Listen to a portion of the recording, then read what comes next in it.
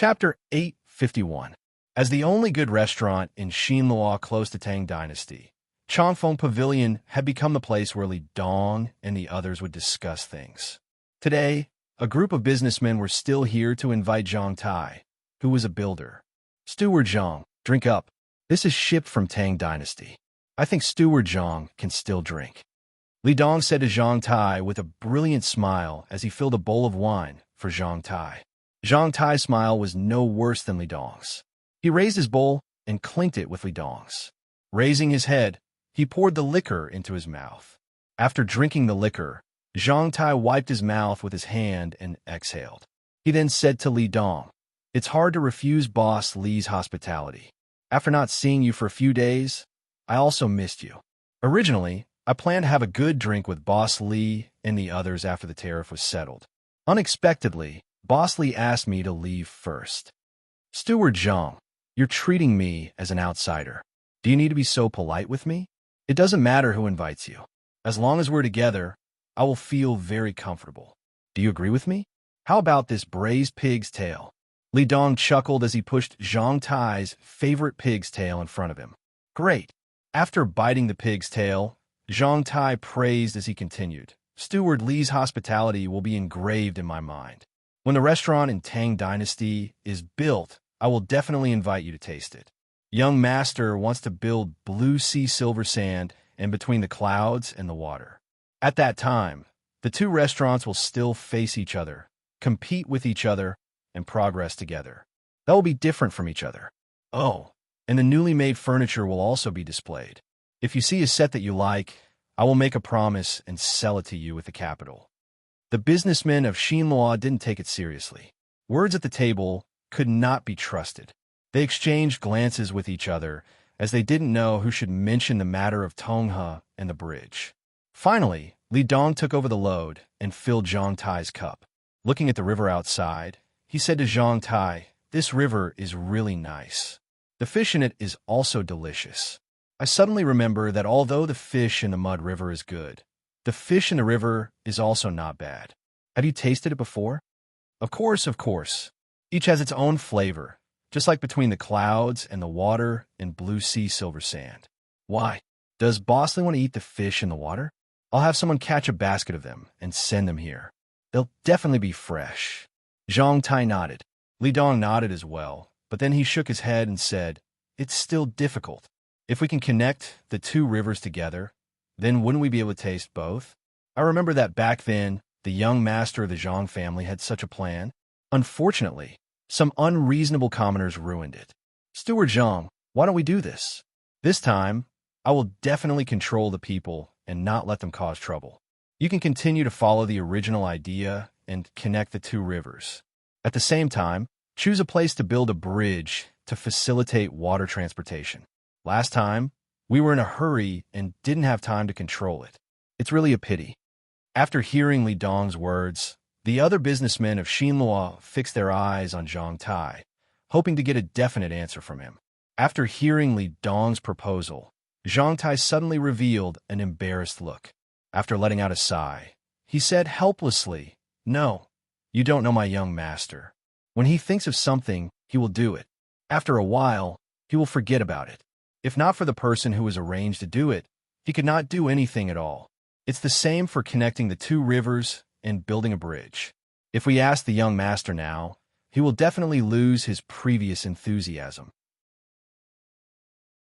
Actually, it doesn't matter if we don't build it.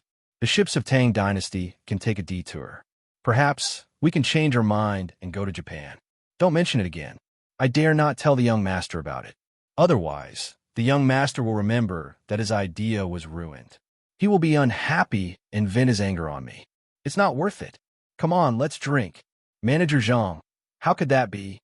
How about this? Manager Zhang, let us meet the young master of the Zhang family and make it clear to him face to face. I think the young master will agree." Li Dong drank another bowl of wine, as he still didn't want to give up this hope. Wei Wei shook her head. After thinking for a while, she looked at Li Dong and said, "Actually, if you want to connect the two rivers, you can also build a bridge. However, you can't ask the young master for help.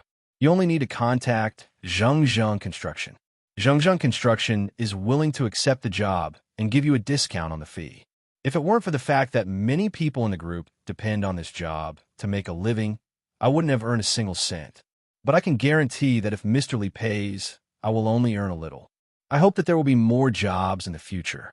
Mr. Li, please think more about our Zhangzheng Construction. We pay for it. But back then, it was your family's little young master who paid for it, and he paid quite a bit. Many of the commoners have been spoiled. For example, during the construction of the roads, if it wasn't for the fact that your family's little young master paid an exorbitant price at the beginning, they wouldn't have paid so much for the construction of the roads. They can eat for 5 days if they work for 1 day. What's more, they use the goods from Tang Dynasty. You have also made a lot of money, right? If you still want us to pay for the bridge, we really can't afford it. Why don't we discuss it again? I'll ask the people who build the bridge to ask for less money and make it clear to them. Li Dong had already felt that it was shameful for him to agree to it now. In order to receive enough tariffs, he had accepted his fate. However, he had not expected that he would have to pay for it. It was not just a matter of shameful or not. That kind of burden was too great. Zhang Tai nodded. I know. It's too expensive. Therefore, you'd better not build the bridge. If you really want to meet the young master, you can. However, you can't meet the young master with Li Dong. Our young master is an official of Tang Dynasty, a provincial governor. If any businessman could meet him, wouldn't it be too troublesome? You can find a member of the imperial clan of Xinluo. You must have a high status. You can accompany him. Well, I'll try my best to find someone from the imperial clan. However, I might not succeed. Please put in a good word for us in front of the young master. Someone, bring the things for Steward Zhang. Li Dong had no other choice. He shouted toward the outside. After a short while, someone came in with a tray and gently put it on the table. Li Dong lifted the silk cloth and revealed the things that he wanted to give to Zhang Tai. Zhang Tai glanced at them and then looked at Li Dong. Under Li Dong's expectation, Wei Wei smiled and said, "What a great gift.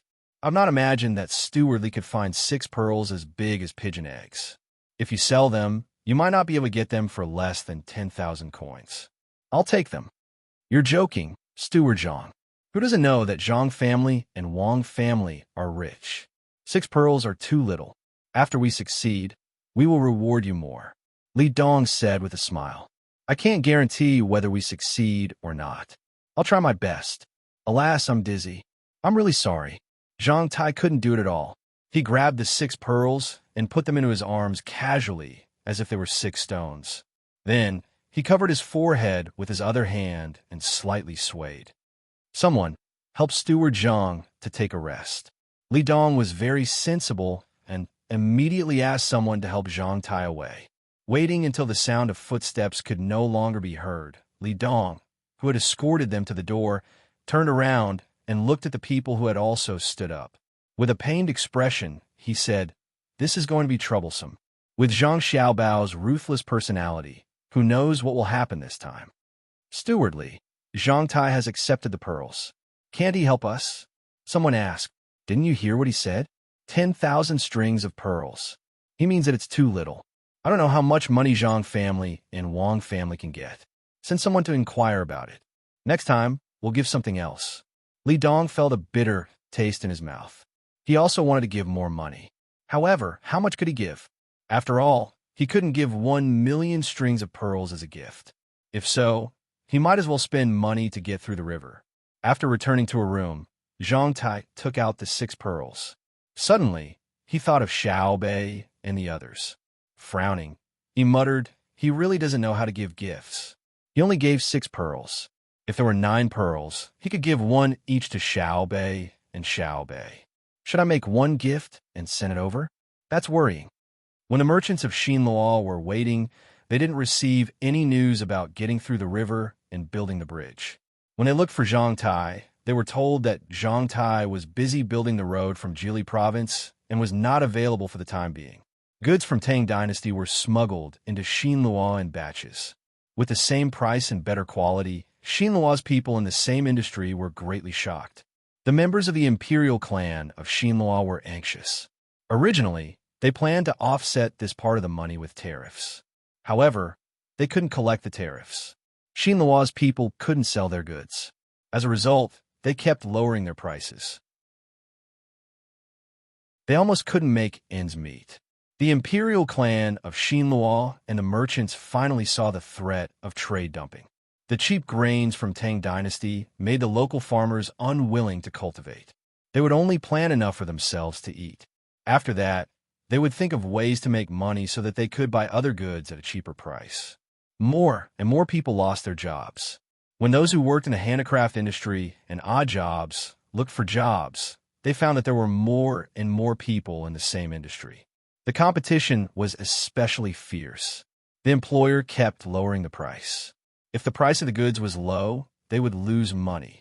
If the price was high, they couldn't sell it. The Xinluo people who felt the man-made economic crisis for the first time were completely dumbfounded. They didn't know how to deal with it. In the end, they could only attribute it to tariffs. The imperial clan found Li Dong and the others once again and put a lot of pressure on them. Li Dong's hair almost turned white. He figured out why things had developed to this stage. How could a seemingly simple trade turn out to be so serious? Zhang Xiaobao, the existence outside the top-ranking list. Is he really that powerful? How does he work? What is the theoretical basis that the Tang people often talk about? Is tariffs really just a matter of tariffs? If you want tariffs, you have to control smuggling, build bridges, and force people to their deaths. At night, Li Dong stayed alone in the small dark room, thinking hard. He wanted to find a key point in Zhang Xiaobao's series of actions, but no matter what, he had to find a way to enter the door. Zhang Xiaobao and Wang Wan were happy when they received the news. Wang Wan looked to the south and felt sorry for Xinluo. If they hadn't cooperated with the Japanese and the Turks to make trouble for Zhang Xiaobao, how could they be in this situation today? Xinluo is finished. If we just attribute the problem to tariffs, even if we receive tariffs, we still won't be able to withstand Xiaobao's next move. Even big countries are very cautious in this regard, let alone small countries. Wang Wan muttered softly and looked at Zhang Xiaobao, who was not far away with his head lowered to make a plan. She smiled at Wei Wei and asked, Xiaobao, how far do you want to push Xinluo? Make them all lose their jobs? Create a limited situation where supply exceeds demand? How can that be? After all, the people of Xinluo don't have it easy. In the spirit of internationalism, I have to help them. Now, I'm letting them buy things more cheaply. After a while, I'll help them find jobs. I'm a kind person. I can't bear to see others have a hard time. Every time I think about how there are still places in the world where people live in poverty, I feel that I haven't done enough. I don't think of myself as great. I just believe in God who benefits his people. Amitabha, may God's light illuminate the earth. God said that there should be light, so there was light. I said that I wanted to find them a job, so they had a job. Zhang Xiaobao had a pious look on his face. He placed one hand in front of his chest and began to draw a cross from bottom to top with his other hand. Xiaobao, I think you're only missing 2 horns on your head. Otherwise, you would be even more perfect. Why are you looking for a job? Wang Wan shook her head helplessly when she saw Zhang Xiaobao begin to criticize other people's religion again. Putting down his hand, Zhang Xiaobao scratched his head and said slowly, it's a job. The main way to solve the current problem is to increase domestic demand and transfer internal conflicts. It's best if we can sell the produced goods abroad. There's no need for domestic demand, because the goods of Tang Empire are enough for them. The way to transfer internal conflicts is war. If they really dare to do it, then you'll take action and eliminate evil in the world. If we export goods, the price should be lower. We'll charge tariffs and increase the quality of goods. In this way, Xinluo still seems to be in a difficult position. Therefore, I used my smart brain and came up with a good idea. That is to adjust the industrial structure of Xinluo and turn the original farming and handicrafts into mining and processing industries. Xinluo also has a lot of mines, gold mines, silver mines, and copper mines. I'm willing to pay to buy the mines and hire the local people to work. At the same time, I'll smelt in their local area. This requires workers. Many jobs are left for them. I can even transport some of our raw materials to Xinluo for processing, such as the match manufacturing industry and the aluminum factory in the future. This way, they can also come into contact with some technology. Alas, I don't have the halo of God, but I have a heart that loves the world. I'm willing to work hard for the happiness of the world's people and pay everything for it. Zhang Xiaobao looked dignified and solemn, while Wang Wan was both angry and amused. Xiaobao, you're really shameless. You're full of evil tricks. Come here, let me take a good look at you. I'll punish you on behalf of the moon. As Wang Wan spoke, she moved closer to Zhang Xiaobao and reached out to pinch his face. She tugged and tugged at his face. Fine, I'll let you punish me in the evening. Rogue, you're not allowed to touch me. You're the one who's touching me now. That's also because you're a rogue. Li Dong finally couldn't bear the pressure from the imperial clan. He had someone bring a message to Zhang Tai again, saying that he had agreed. The businessmen of Xinluo would pay to connect the two rivers and build a bridge. He hoped that Zhongzheng Construction could help to speed up the project.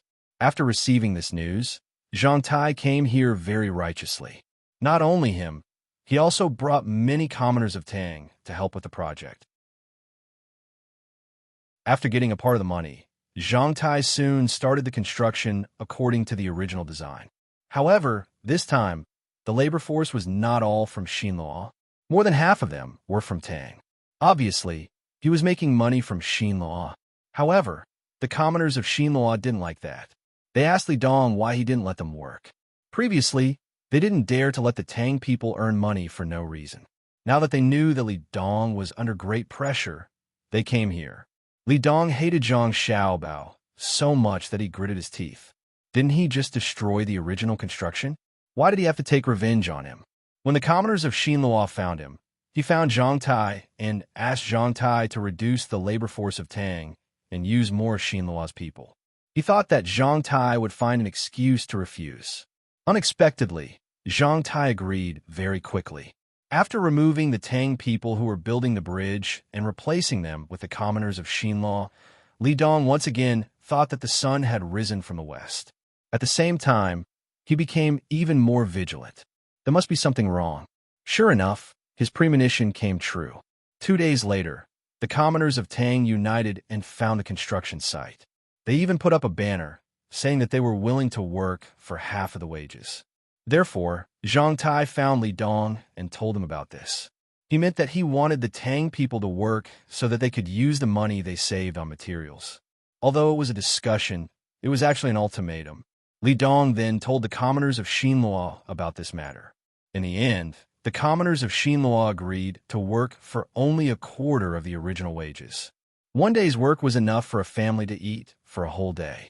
There was still some surplus, which was much better than not being able to find work.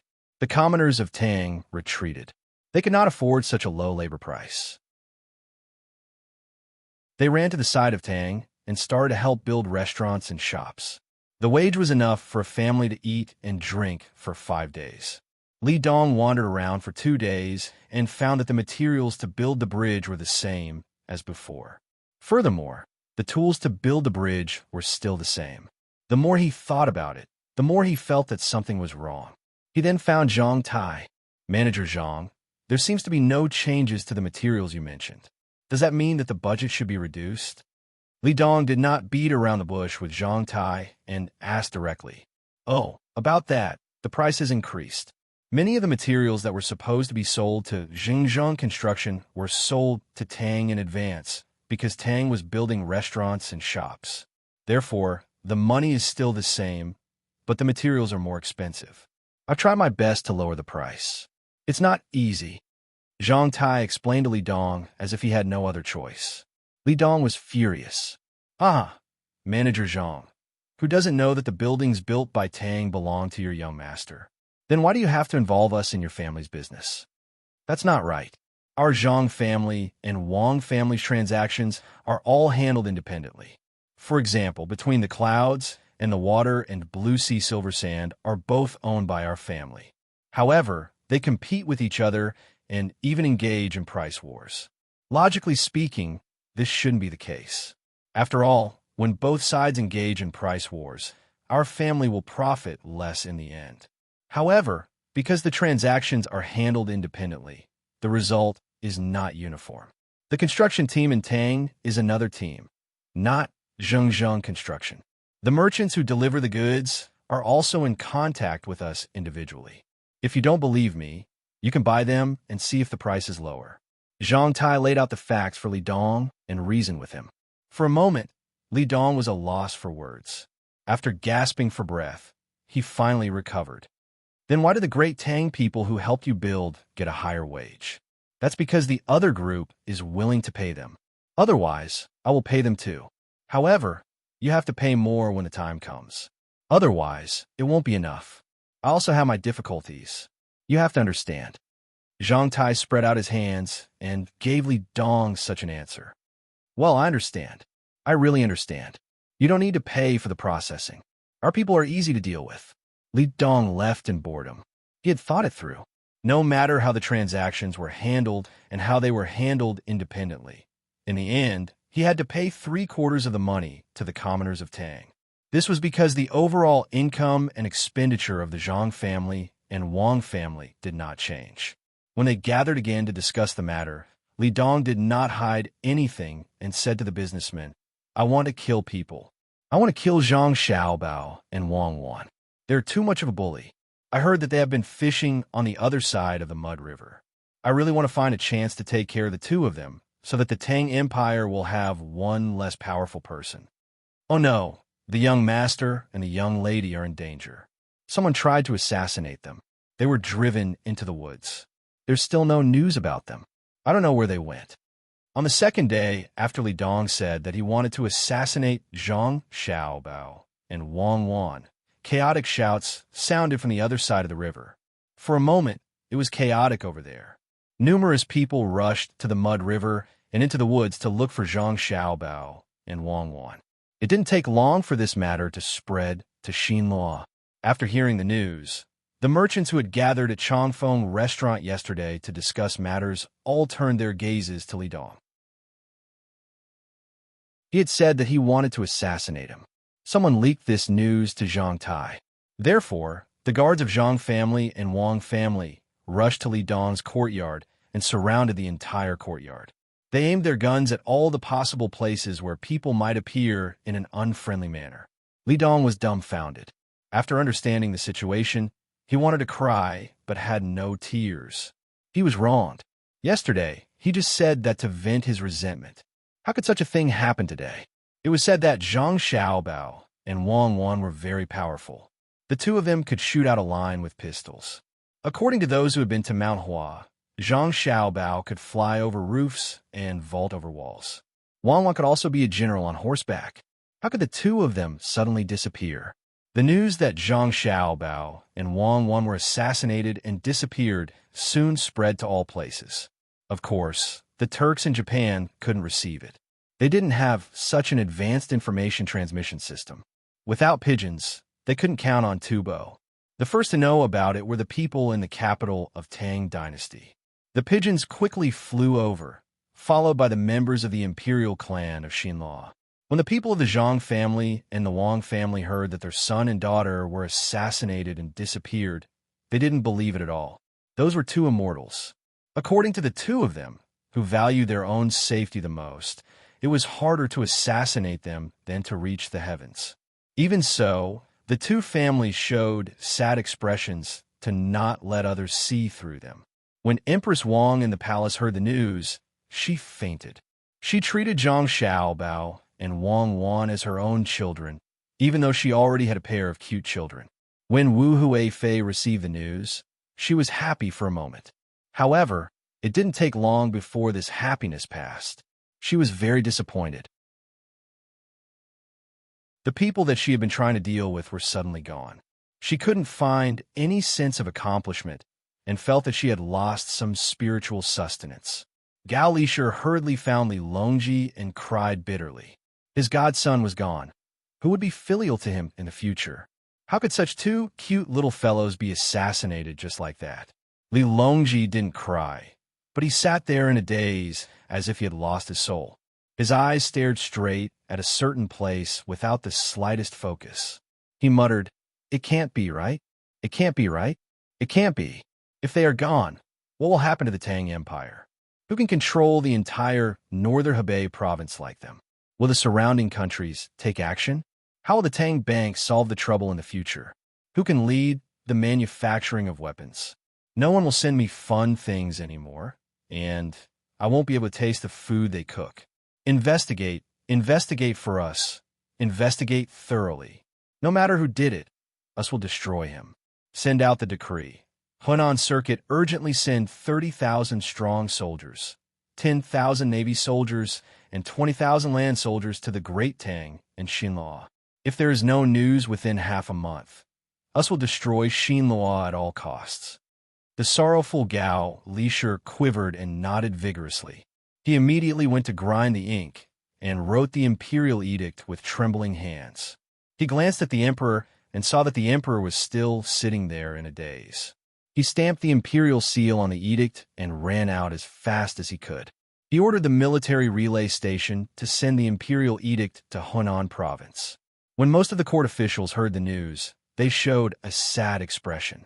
They were looking forward to the safe return of Xiao Bao and Cuckoo. With the two of them, they would feel at ease.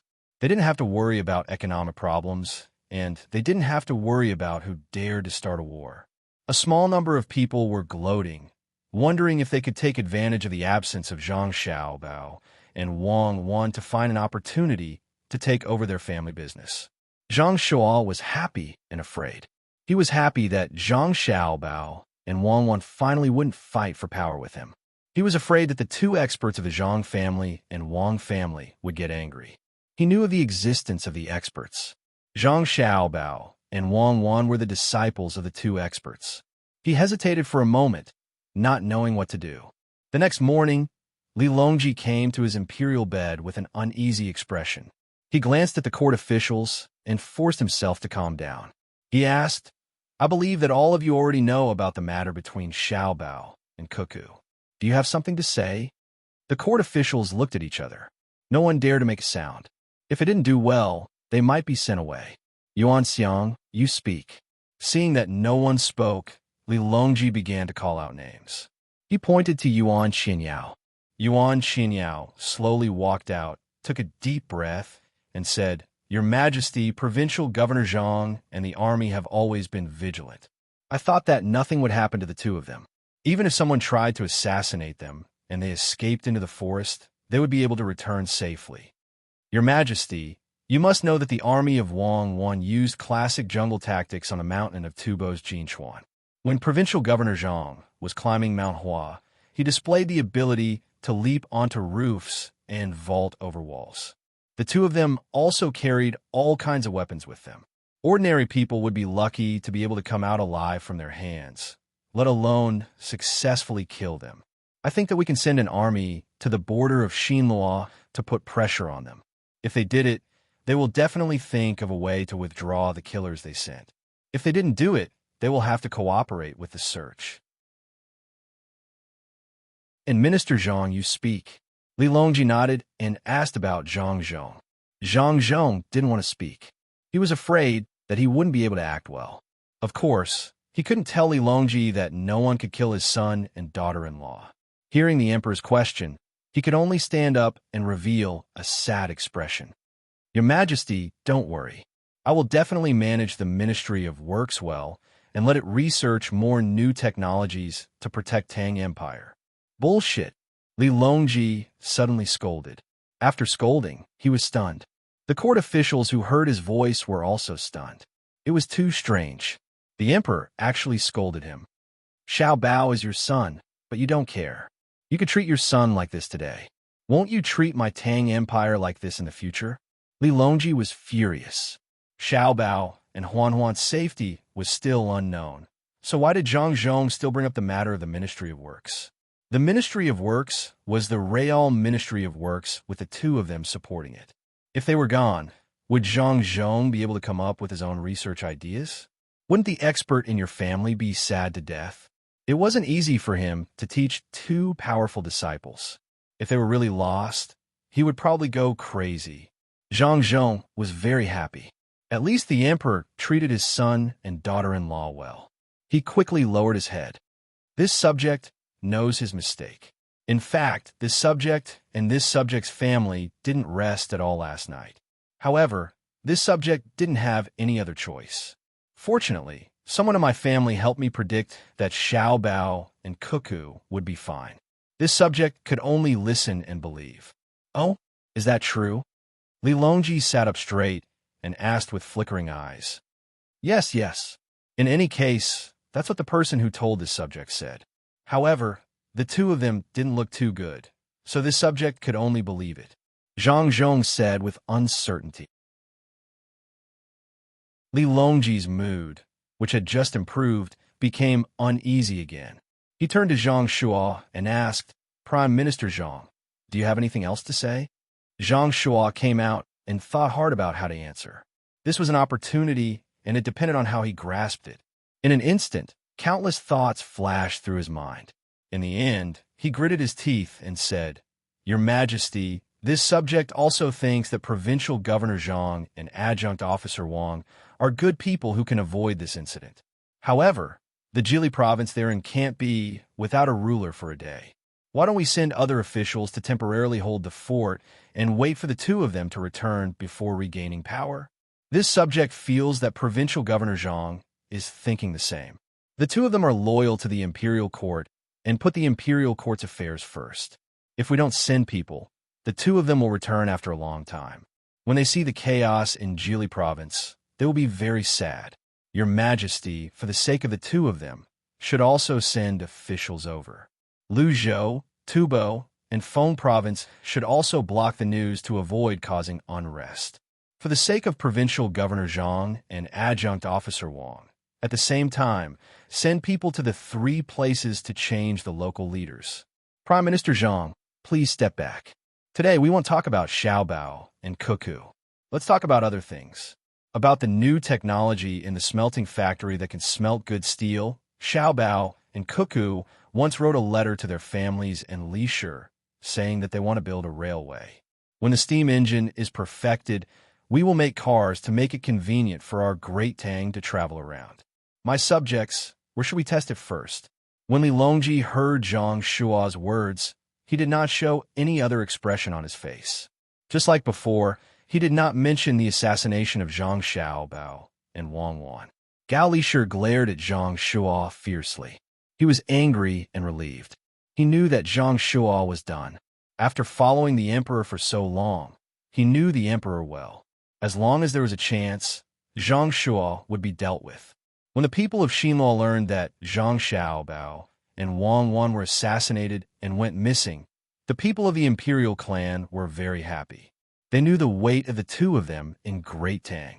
The sword meet on Mount Hua was organized by the two of them. It'd be best if they died. That would cut off one of Li Longji's arms. The only thing they were worried about was that Great Tang would push the responsibility to them. Although they did not send anyone to assassinate them, they did have the idea, but they did not dare. Who was the one who helped them vent their anger? Li Dong was not a member of the imperial clan. He kept saying that he wanted to assassinate Zhang Xiaobao and Wang Wan. Now that he had received the information, he was afraid. Not to mention the armed men outside, even the money invested. If something happened to the two of them and the money was not returned, who could he complain to? I've already been questioned 3 times. I'll probably have to continue. It's troublesome. If the two of them really die, the guards they brought will also kill themselves to vent their anger. I don't think the people of the imperial clan will care. Li Dong, who had been asked 3 times, returned home and saw that the people at home were not allowed to leave. He walked in the house and stood by the window as he muttered to himself. Another 2 days passed. This time, it was the protection team that came from Jili province on a fast boat. There were a total of 600 people, and they were fully armed. As soon as they entered the territory of Xinluo, they did not explain to anyone at all and directly scattered. Every 5 people were in a group. They changed to horses and galloped in Xinluo. When they encountered a large number of troops from Xinluo, they only said that they suspected that Xinluo had sent people to assassinate them and came to look for them. If they were found in Xinluo's territory, Xinluo would be waiting for revenge. Xinluo's troops were much more numerous than the 600 protection team, but none of the soldiers dared to find trouble. They could only watch as groups of people rode their horses in all directions. Then, they would stop from time to time to look through binoculars and spread out a piece of paper to draw a map. There were soldiers who had seen the map by chance. No matter how they looked at it, they felt that the map looked like a map. They did not know if the people from a Zhang family and Wang family came to look for people or to draw a map. They told the officers, and the officers went to ask. The answer they got was that they had a map so that they could estimate the location of the evil people. The imperial clan of Xinluo knew that there were 600 people who had rushed in, but they did not intend to care. After all, Zhang Xiaobao and Wang Wan had been assassinated and disappeared. What if they said too much and let the Tang Empire vent their anger on them? Let alone the Great Tang, even the Zhang and Wang clans, with their wealth, could crush Silla with money regardless of the cost. With the arrival of the 600 people protecting the Miao, the 30,000 soldiers of the Hunan Circuit of the Great Tang did not take too long to arrive at the border in two groups. 20,000 land troops and 10,000 navy troops were on standby at any time, ready for a strong attack. In the past, Xinluo had fought with the Tang Empire many times. They had fought in the Sui Dynasty and later in the Tang Dynasty. However, they had never been as timid as they were now. Not to mention sending troops to the border and asking Li Longji what he wanted to do, they did not even dare to mobilize their own troops easily. They were afraid that the Tang Empire would misunderstand. If they really touched the taut string, it would not be just 30,000 soldiers who would fight. Lu Zhou's gunships were gathering. They could attack along the way from the Blackwater Commander-in-Chief's mansion.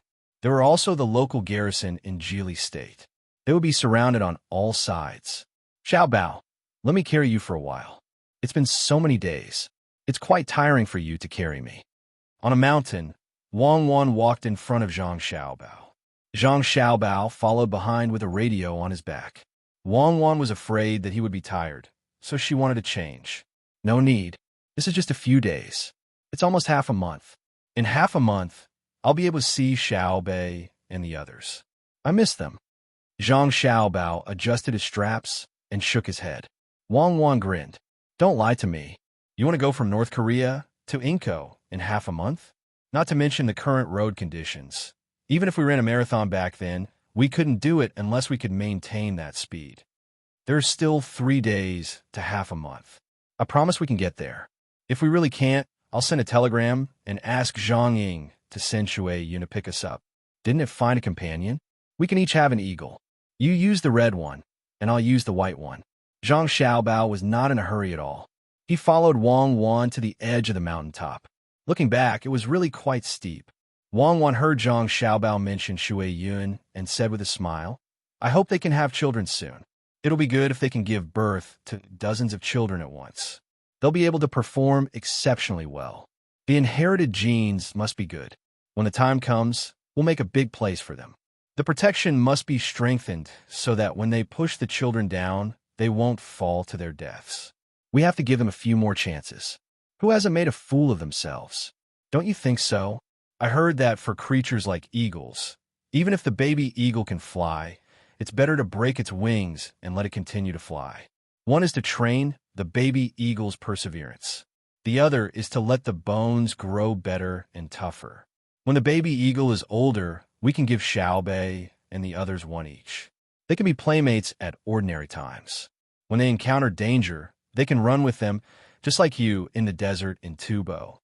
Zhang Xiaobao recalled what it was like at that time and smiled. The two of them took a short rest and then rushed in the direction of Jinan. Uncles, aunts, brothers, and sisters, listen to me. A few days ago, we watered the fields that had been planted and made a water wheel. My brother said that the winter here is so cold, even colder than Jili province. It can freeze people to death. Then we can't continue to plant things like before, right? Xiao Bei, the county magistrate, gathered more than 100 people under her rule today and said in a sweet voice. The people did not regard Xiao Bei as a county magistrate at all. They just felt that Xiao Bei was cute. They often saw her and were happy to talk to her. Of course, no one would look down on her. To be precise, they looked down on her identity. After all, she was a member of the Zhang family in Sanshui County. The reason why there were so few people in Jinan was that Zhang Xiaobao was recruiting people in Jili province and the various preferential policies given by the Tang Empire. With such an identity, no one would doubt that Xiaobei could make people live a good life. Even if she could not lead them to build the county well, she could transfer enough materials from other places. Some time ago, they had been following her to weed the fields and made a water wheel according to the method of the little guys. This year's harvest would not be bad and would be enough to eat until after next year's autumn harvest. Now that they heard Xiaobei talking, they did not know what she wanted to do. Xiaobei felt that she had done a good job. At least, she did not make them feel disgusted. Seeing that everyone was listening, she continued, "In order to make everyone live a better life this year, I will teach you a way. That is to make a greenhouse. There should be glass, but I don't have it yet. Let Sister Xiaozhu tell you what the first greenhouse in Sanshui County looks like. What do you think?" Okay. The ones who answered were the children who had eaten the candy she gave. What do uncles, aunts, grandparents, what do you think? Xiaobei felt that they were not enthusiastic enough, so she asked again. Old Man Sure was the first to express his opinion. Okay, whatever our Xiaobei says is good. Xiaobei is a good official, the kind that is upright. Xiaobei was satisfied. Her small face smiled like a flower. She reached out and pulled Xiaozhu. Sister Xiaozhu, it's your turn. I can't remember what the greenhouse looks like. Xiaozhu stood out a little nervously. Her ability to organize her words was far worse than Xiaobei's. It was not easy for her to express her meaning clearly, but she could not say the steps of building a greenhouse. In the past, she had seen her brother and sister show them how to build a greenhouse. So, she could only take out a pen and paper and let the others gather around to watch. She would draw for them so that they could understand. The people here really did not know how to build a greenhouse. They only heard that with a greenhouse, they could also plant in the winter. It was not like in the past, where they had to dry the vegetables in the sun or in the shade before winter. When there was nothing to eat, they could take them out and soak them in water. Then they could eat them. At this time, the season had just entered autumn. There was no frost yet. The leaves on the trees were still green and did not turn yellow. They swirled and fell. The common people remembered the steps of building a greenhouse. Li Bai also watched from the side. Ever since he came here, he had not played any role. Although the 9 little guys were small, they really supported the Yaman's work. Xiao Yuan remembered everyone's name, including the relationship between them. The Yaman's accounts were memorized by Xiao Hai.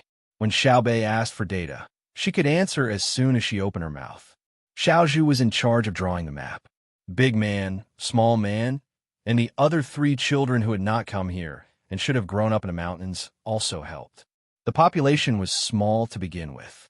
The 9 children worked hard together with 100 small guards to tear down and repair the houses here in preparation for winter snow.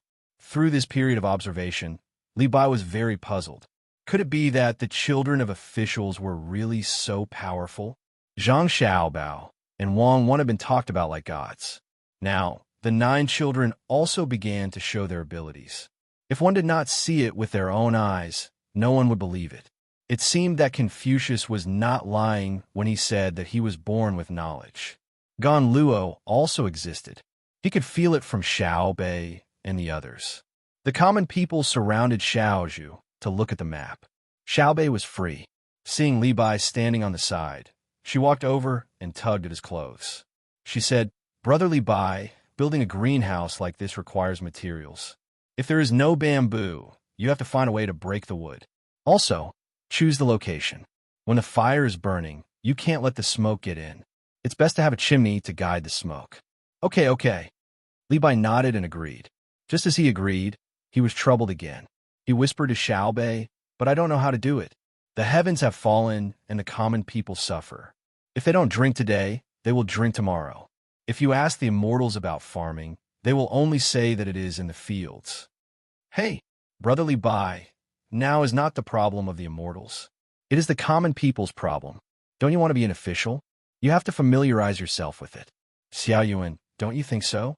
Xiaobei was a little angry. Li Bai was always reciting poems.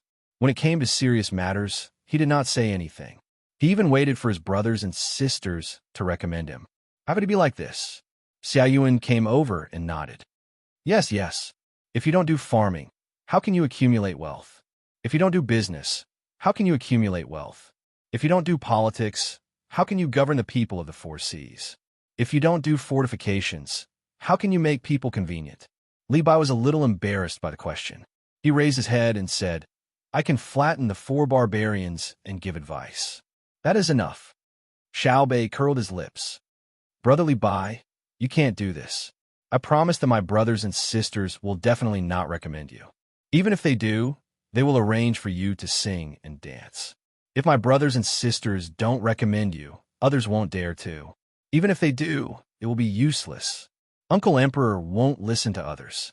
I also promise myself that even if you are recommended by a prince, I will join forces with others to impeach you. If you don't do practical things, isn't that cheating people? You say that you want to come up with a plan. Well, you can come up with one now and wait for me to send it to my brothers and sisters. Xiao Bei was threatening him. Li Bai's expression did not look good. He believed in Xiao Bei's ability. He had already learned that Xiao Bei had 9 people to impeach 2 officials. There was also a corruption official who was originally caught. Because of the 9 people protecting Xiao Bei, nothing happened to him at all. Instead, he was promoted. It was too unfair for 9 children to have so much power. He really couldn't do anything about it.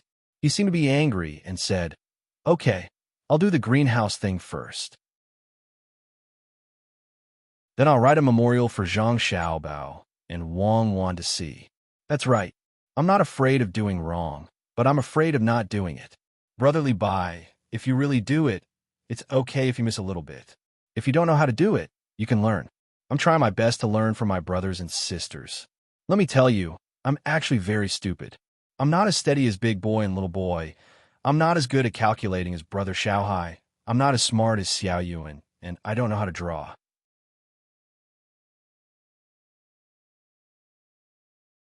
Chapter 852. Bang! A gunshot rang out in the forest, echoing in the air.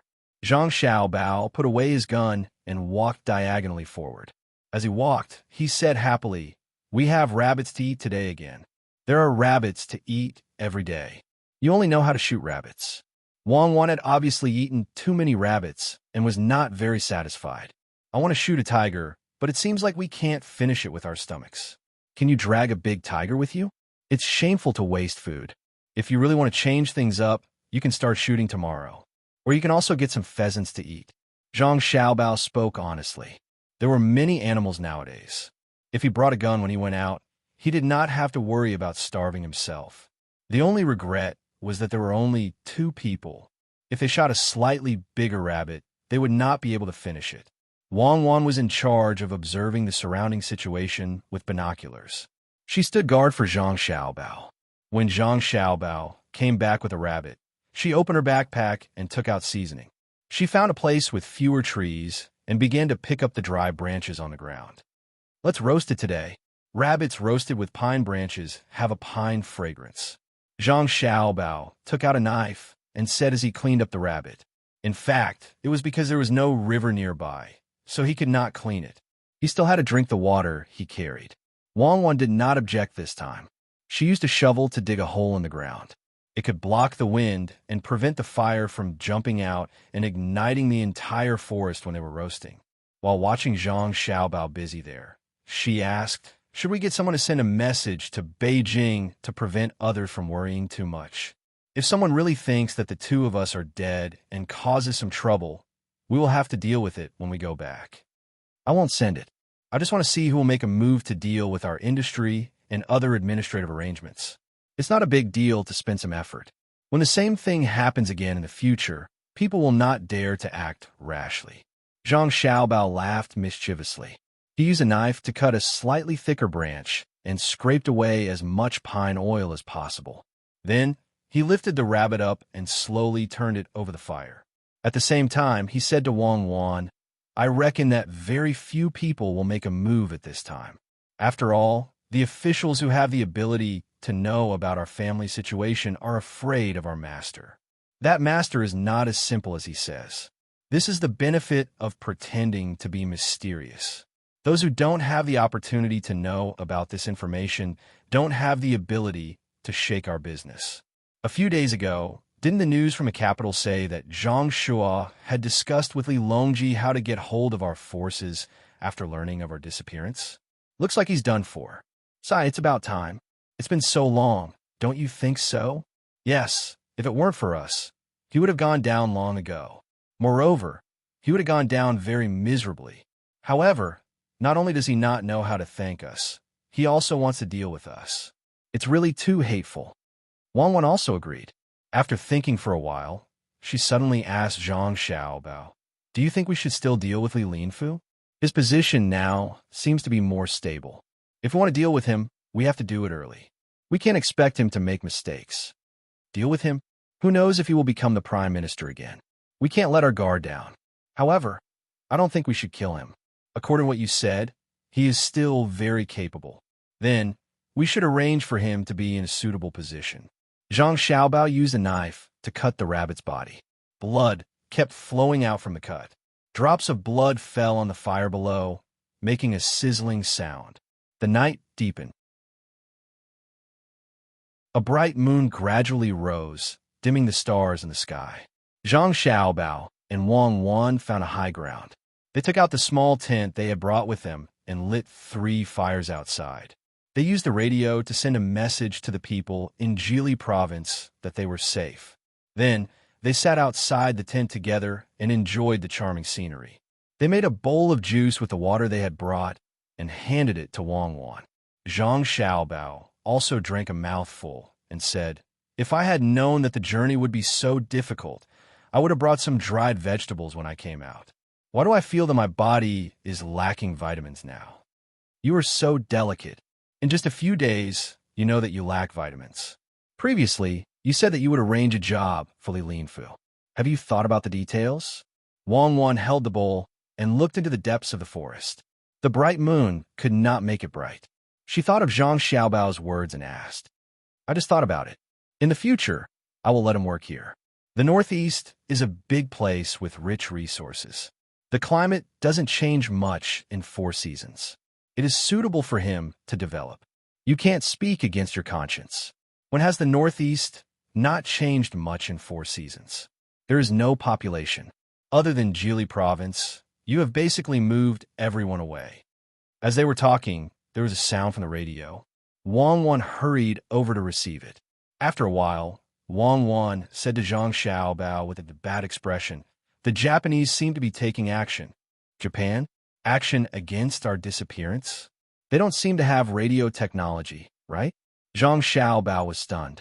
"It's not the Japanese island. It's from Huainan province. They are in the 4 Seas Academy and want to join forces with the students of Xinhua. They want to form an alliance between the 2 places." Wang Wan explained, "That's not slow. It seems that they really care about us. Something just happened, and they reacted. How are the details? I'm still investigating. It hasn't arrived yet. Do you think we should speed up the development of radio? What's going on now? We have to run with the radio on our backs. Every once in a while, our people will follow us. The distance of the signal transmission is too short." Wang Wan suddenly thought of a key problem. Although she and Zhang Xiaobao came out in name, in fact, many people were arranged to carry the radio on their backs. It was like a transit station. They had to transfer many times in the middle to send and receive a message. Zhang Xiaobao nodded. "Okay, we'll launch a satellite tomorrow. Let's get one up first and cover the place where we are. What do you think? Okay, you can carry the satellite up. Comrade Wang Wan, don't bite off more than you can chew. It's already not bad. This time, we came out just in time to let the team practice the problem of information conversion. The Japanese moved quickly. Maybe they were the ones who started the alliance with Xinhua and the Turks. I knew that place was a wolf that couldn't be raised well, so I never planned to raise it. After I finish off Xinhua, I'll take the time to deal with them. Were we just now? Li Linfu came to the northeast to develop, right?" As Zhang Xiaobao spoke, he threw a few pieces of pine wood into the fire beside him. As he listened to the crackling sound and looked at the red, yellow, and blue colors, he was a little lost in thought. Wang Wan entered the tent and took out 2 pieces of clothes. She put one on each of them and said, "Yes, how are we going to develop in the Northeast? Without people, we can't do anything. Let Li Linfu come over to protect the resources, especially the places with minerals. Draw out an area and turn it into an animal sanctuary. We can't say that in order to protect the environment, we won't develop the entire Northeast region. We have to draw out an ecological area. We have to circle the largest mineral resources, such as oil and metal mines. Then we won't develop it?" Wang Wan asked. "Develop it. Leave it for a few thousand years later. When the resources in other places on Earth are almost used up, we'll develop it. If we use it now, we can go to other places to get it. We're not afraid of the distance. At that time, we'll leave a rule to tell future generations that it's not that your ancestors can't find the mineral resources, but that your ancestors have the ability to rob others. The mineral resources will be left for you. When you feel that you don't have the ability to rob others, you could take it out and use it." The night wind was cold. Zhang Xiaobao tightened his clothes. Wang Wan leaned on Zhang Xiaobao and said, "You still care about future generations? Just take care of yourself. It's okay to take care of yourself. Let Li Linfu come over to build roads and railways all the way to Russia in our time. From there, we'll transport oil out. At the same time, we'll find all the places in the Tang Empire with oil and natural gas and draw them into protected areas. When it's easier for the fleet to travel to and from other continents, we'll send them out to mine, smelt locally, and transport the metal back. We'll dig a hole in the Tang Empire and bury it for preservation. It's not good to bury the metal directly, right? Then we'll transport the ore back and bury it." Zhang Xiaobao started to become enthusiastic about this matter. He really had such a plan. While others weren't developing it, he would snatch back as much as he could. After saying this, he nudged Wang Wan. "Go to sleep first. I'll wake you up to keep watch when I'm sleepy. We'll be able to reach Xiaobei's place before winter. Why don't you say before summer? In a while, if you ask others to transport the ore back, will they really transport it? They can't even smelt it when they transport it back. Are they that patriotic? Or are you planning to pay for it?" Wang Wan leaned on Zhang Xiaobao and narrowed her eyes. "Tax deduction. In the future, all goods that are directly transported back from the outside will be heavily taxed. If you don't want to take so much money, transport the ore and oil back to Xinhua in Japan. They can smelt it there and solve the problem of unemployment in the two places." "I'm too kind." "Okay, then you're so kind. I'm going to sleep. You can keep watch until tomorrow morning." Wang Wan stood up and went into the tent. "Well, when we go back, let's get married. We're not young anymore." Zhang Xiaobao turned his head and shouted, "Okay, do as you see fit. After the engagement, we'll live separately. I'll wait for you to marry me in my boudoir. Then forget it. I'll persevere for a few more years." August, the harvest season in various places. The people who had worked for a year began to enjoy the fruits of autumn. The officials, on the other hand, were busy. They needed to allocate all kinds of resources. The busiest person was Zhang Shua. It wasn't that the head of the secretariat was busy. He had nothing to do with the head of the secretariat. Compared to the historical events that Wang Wan and Zhang Xiaobao had told him, Zhang Shua was undoubtedly much luckier. He was not imprisoned. As he always thought about Zhang Xiaobao and Wang Wan's Jili province and occasionally mentioned it, Li Longji fulfilled his wish and arranged for him to be in a place not too far away from Jili province. Fanyang Jidushi was an official position with real power. It governed many provinces, and it was the kind of place where Wang Wan's family lived. This position had more power than Zhang Xiaobao and Wang Wan combined. It was also not far from Shanhai Pass. It could be said that it took care of each other with the place where Zhang Xiaobao had dug coal. He and Zhang Xiaobao were both important figures. It could be said that they allowed Shanhai Pass to sit in the key position of the unparalleled lock of the two capitals, the first pass of the Great Wall of China. As a result, the court was harmonious. Those who had supported Zhang Shu also began to do practical things and no longer continue to speak. Li Longji wanted Minister Zhang from the Ministry of Works to be the Prime Minister, which was also a position under the Hall of Secretaries. However, Minister Zhang refused because he was too inexperienced. Then, Li Longji scolded Minister Zhang, mainly scolding Minister Zhang's son and daughter-in-law. His reason was that why they didn't say anything earlier when they were still breathing. They caused him to not eat or sleep well for a long time. Zhang Shangshu tactfully explained that he had mentioned it before. Someone had calculated and said that his son and daughter-in-law were fine. But this did not make Li Longji's anger disappear. In a fit of anger, he removed Zhang Shangshu's son and daughter-in-law from their positions as provincial governor and military officer. He set up a new position of Bohai Jidushi, making the two of them the head and the deputy head. They had control over more than 10 governor manors and protectorate manors. The two of them had no time to continue playing games as a punishment.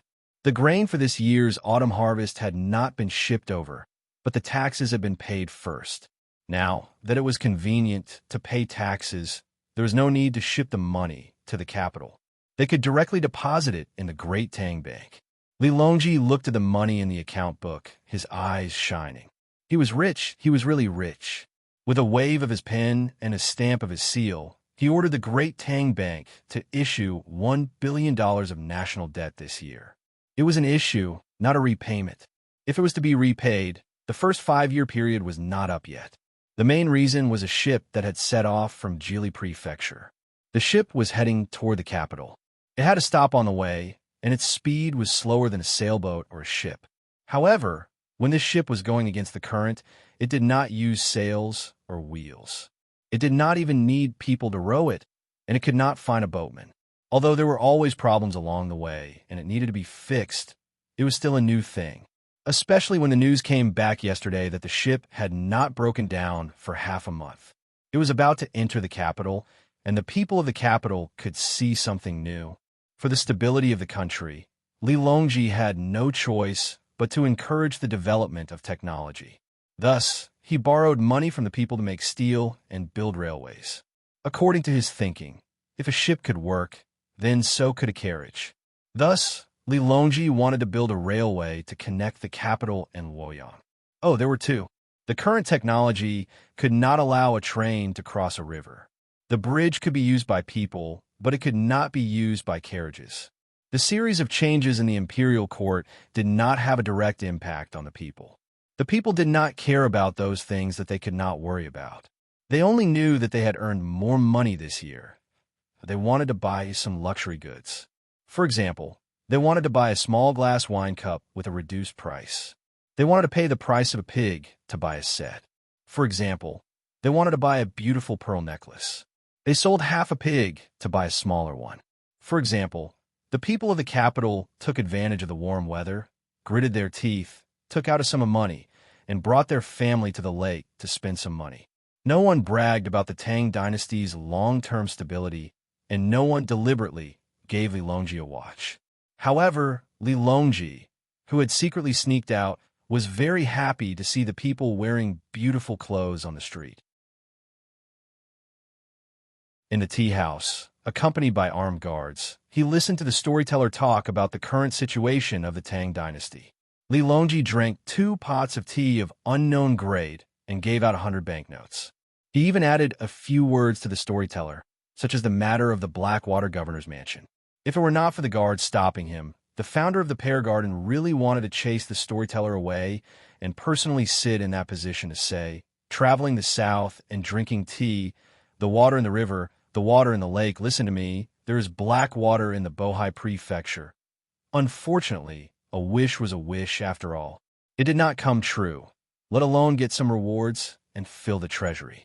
Compared to the imperial court officials and the people of the Tang dynasty who enjoyed a wealthy life, the members of the Xinhua imperial family and the people were at a critical moment of hard work. Driven by the dream of making a fortune, the members of the Xinhua imperial family supported the people to quickly build the 2 rivers. Now, only a few months had passed, and a miracle had really happened. With an explosion, the river was connected. The bridge that had been built first was also suspended in the air at this moment. It was placed on a wooden board and became the land road that the Tang dynasty and Xinhua had to take. Xiaobao, the news has come. The river and the bridge have been connected. Can we not wander around anymore and arrive at Jinan earlier? You're not really planning to arrive before the end of next year, are you? In the mountains, Wang Wan received a new telegram and said to Zhang Xiaobao, who was mending his clothes beside her. Zhang Xiaobao stopped. Ah, it's connected? It's good that it's connected. This is not only convenient for transportation. Once the two rivers are connected, it will become a natural border in the future. Even if we can't directly annex Xinluo, as long as our descendants aren't so stupid, it's impossible for them to give up that position. It's more stable than the 38th parallel. Then when we go into Jianan, we've only been going around in circles with you in the mountains. You're not planning to let us wear animal skins to meet Xiao Bei and the others, are you? Wang Wan looked at her clothes that were about to tear up and complained.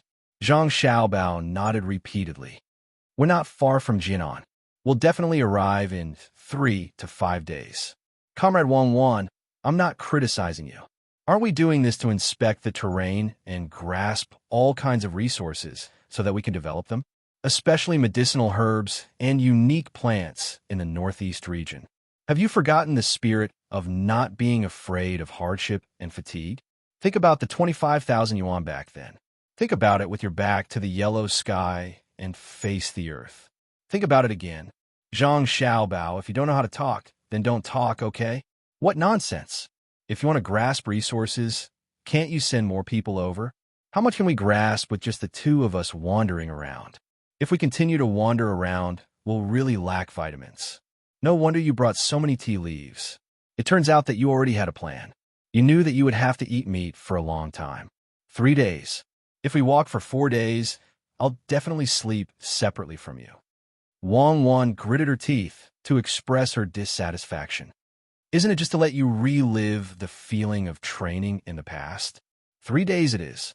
Zhang Xiaobao continued to patch the clothes. No need. I've already graduated.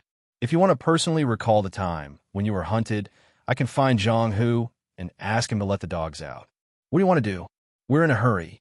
Otherwise, it'll be too late. Actually, I just want to take you out on a trip. In this Tang Dynasty, I've never felt a sense of belonging. Only when I see you do I feel that it's real. Otherwise, I'll always feel like I'm in a dream. People say that only when you become a real man can you have a sense of responsibility. Let's hurry up and get married.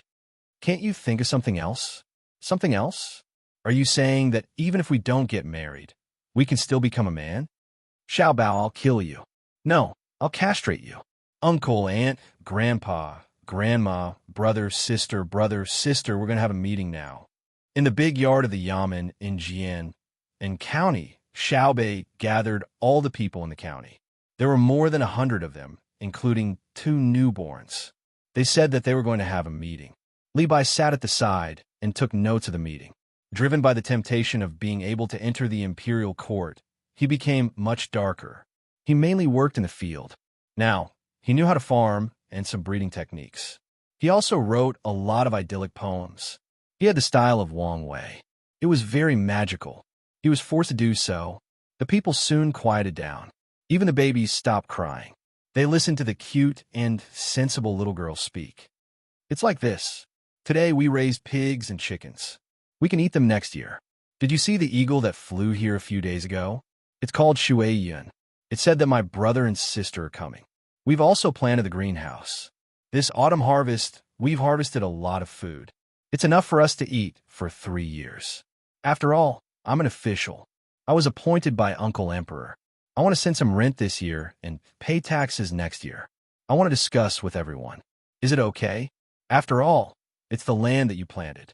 There are also tributes such as bear gall, ginseng, and deer antler. Xiao Bei discussed with everyone. She seemed very embarrassed. If she didn't come, they naturally wouldn't hand over anything.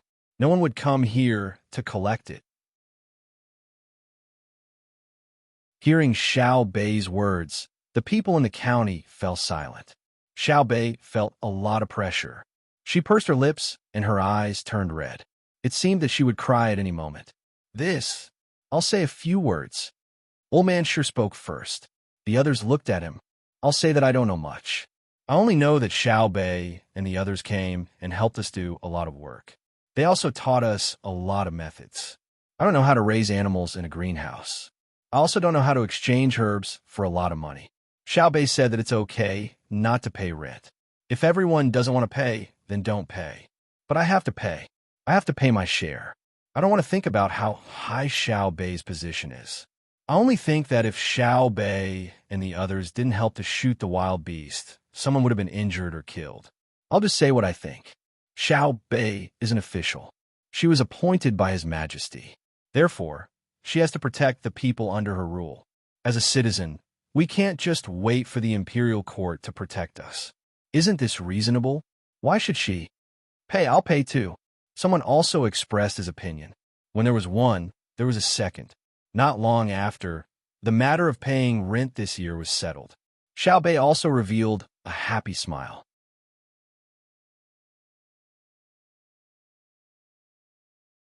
Chapter 853. Xiao Bei and the rest are still very hardworking. Wang Wan looked at Xiao Bei, who was making a lot of noise in front of everyone, and praised him. This is the benefit of having a good family background. Other than the children of the imperial family, the other children don't have a chance to learn about the big world. Perhaps the children of ordinary families are also promising, but the ratio is definitely not as good as the children of the imperial family. Zhang Xiaobao looked at Xiao Bei, who had become slightly tanned, and was also very happy. He knew that this was the power of an example. What his younger siblings did was not really to be qualified officials, but to treat doing things as a game. Other children played house, but Xiao Bei and the rest were more practical and would work hard to make the game good. Wang Wan used her hand to push back the hair that was hanging down on her face. Seeing the people of more than 100 counties below discussing how to transport this year's rent to the capital, Wei Wei shook her head. Xiao Bao, now that we are provincial commanders, we can control the local taxes. Should we exempt the taxes in Jian County? Otherwise, with their ability, not to mention transporting the rent to the capital, even if they transport it to Jili province, the amount of food they eat along the way will be several times more than the rent. It's inevitable. Paying rent is an obligation. We can directly transfer the rent that they pay to the Yamen of Jian County. I have decided to move the Bohai provincial commander's residence here. It's just beside Jian County, near the sea. At that time, we will vigorously develop the marine aquaculture industry. This is a long process, but it has to be carried out. We can't always let the northeastern region lack people. If others don't take the initiative to come over, we will attract them over. When the people from North America return, we will plant all kinds of seeds in the entire northeastern region. At that time, whoever wants to taste the freshness can transport themselves. When a sea route is developed, the land route naturally needs to be developed as well. Now that the medical conditions are better, there are also fewer deaths. In another 10 years, there will suddenly be a blowout explosion. As Zhang Xiaobao talked about the rent, he casually talked about the direction of future development. At the same time, he was worried about why the people he sent out had not returned. Too much time had passed. After the new year, it would be 2 years. Wang Wan frowned. After some thought, she asked, "Aren't we going to promote new crops throughout the Great Tang? There's no hurry. If we promote it directly, others may not be willing to plant it. I'm afraid that if there's a problem, it will affect their original income. We have to set an example for them. I'll send a telegram later and ask Jili province to ship pottery and other daily necessities here."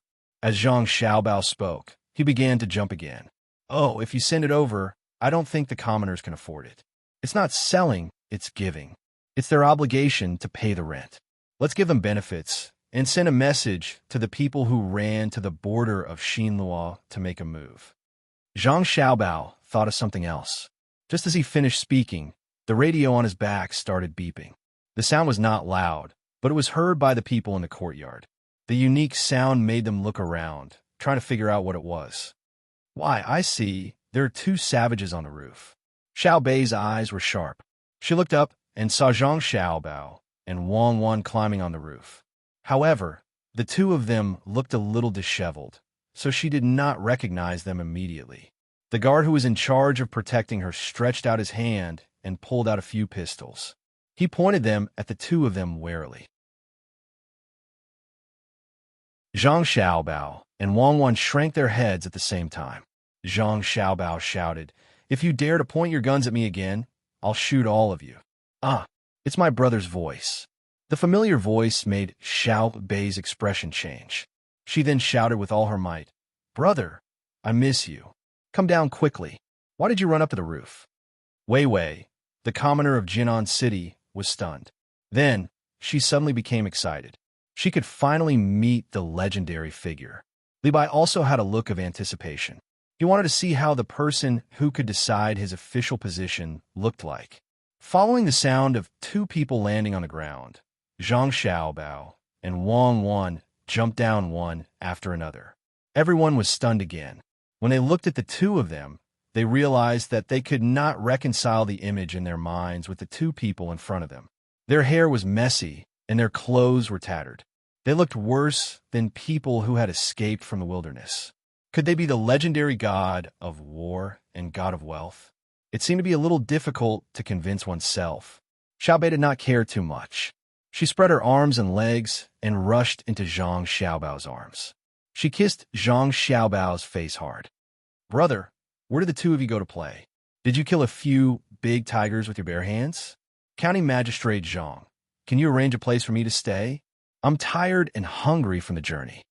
Zhang Xiaobao also kissed his sister hard. Then he put on a straight face and started talking about how he was doing. "Ha ha ha. I didn't know that Lord Zhang is here. Please forgive me. Guards, can't you see that Lord Zhang and Lord Wang are travel-worn? They fought tigers along the way and suffered a lot. Hurry up and arrange it. Lord Zhang, Lord Wang, this way please." Lord Zhang, what are you carrying?" Xiao Bei laughed happily. She hugged her brother's neck with one hand and led the way to the house with the other. She was very curious about the thing her brother was carrying. As Zhang Xiaobao carried his sister and walked, he said, "This is a treasure. In the future, if you want to communicate with your grandparents and parents in the capital, you can use this thing to send messages quickly." "Let me see. Xiao Bei, why did you become tanned?" "Brother, I helped them make a greenhouse. When are we going back with you? It's not fun at all. We can't hear stories. I don't want to be a county magistrate. I want to go back and be another official. I want to follow my brother and sister." Xiao Bei felt a little regretful and complained to her brother. "Okay, we don't want to be a county magistrate. We want to be an official with a higher position. I'll accompany you. Go and do your work first. I'll tell you stories when we rest." Zhang Xiaobao was indeed tired. He kissed his brothers and sisters one by one and took a hot bath with Wang Wan. After hurriedly eating, he lay on the Kong and fell asleep.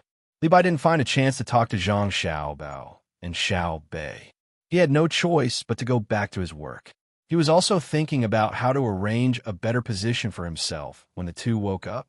Compared to Zhang Xiaobao and Wang Wan's happiness after a long journey to meet up with their brothers and sisters, Fanyang Jidushi Zhang had a very bad time. The family followed him to a remote place and could no longer see the prosperity of the capital. In the capital, he was busy as the head of the secretariat. Here, he also couldn't relax. There were many trivial matters waiting for him to take care of. The most annoying thing was that the ability of the officials under his rule was far worse than that of the officials in the capital. In the capital, he didn't have to speak too clearly.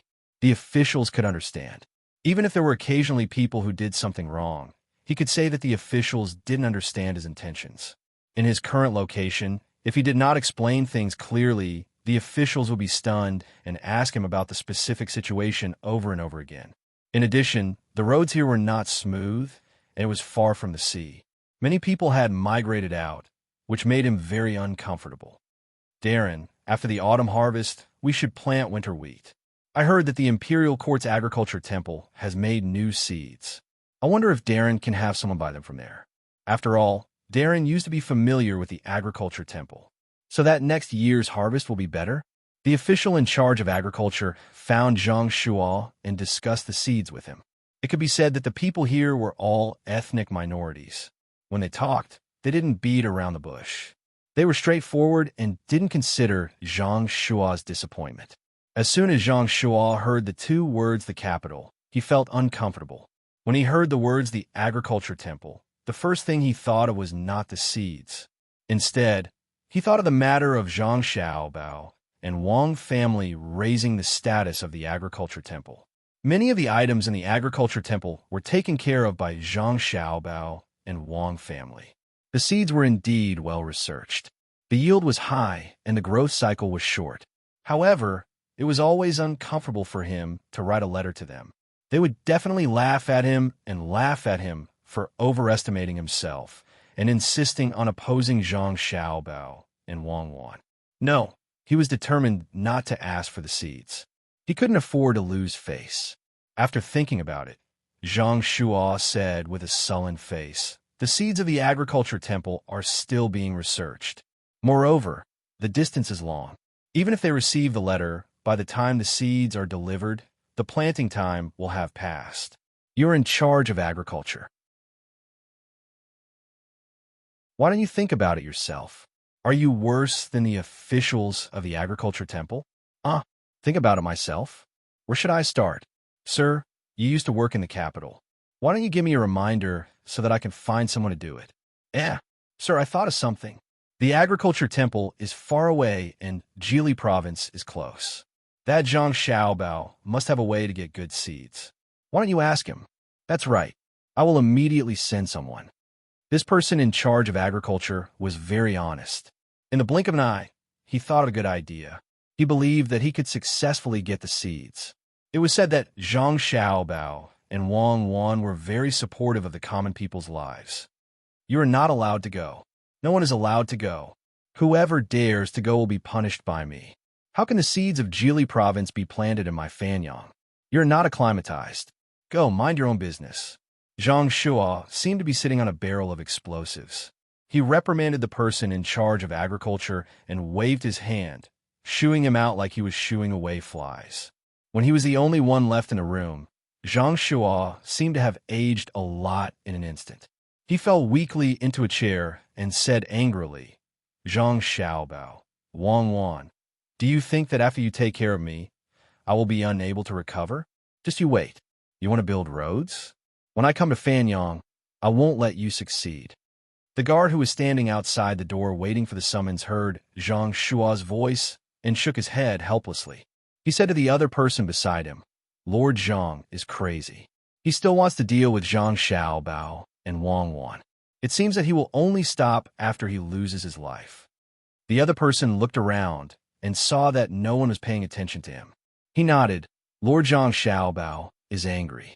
The idea that Zhang Shuo came up with is inferior. Zhang Xiaobao and Wang Wan don't have the time to care about him. He wants to obstruct the construction of roads. I heard that it will cost a lot of money to build a railway. If Lord Zhang Shuo really stops him, I think His Majesty will chop off his head. Sigh. That's right. It's better to think of a way to leave as soon as possible. We can't be with him. Otherwise, we won't even know when we will lose our lives. If you don't believe me, you can look at Xinluo. They also didn't allow the construction of the river back then. Now that they have taken out the money, I don't think there's any hope for the road. The guard who spoke previously lowered his voice, trying to find a new way out. Like what he said, the road from Jili province to Daxing City was still being repaired. He had recruited many people to work together.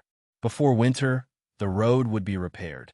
However, except for this section, the road from Jili province to other places in Xinluo had not been repaired at all.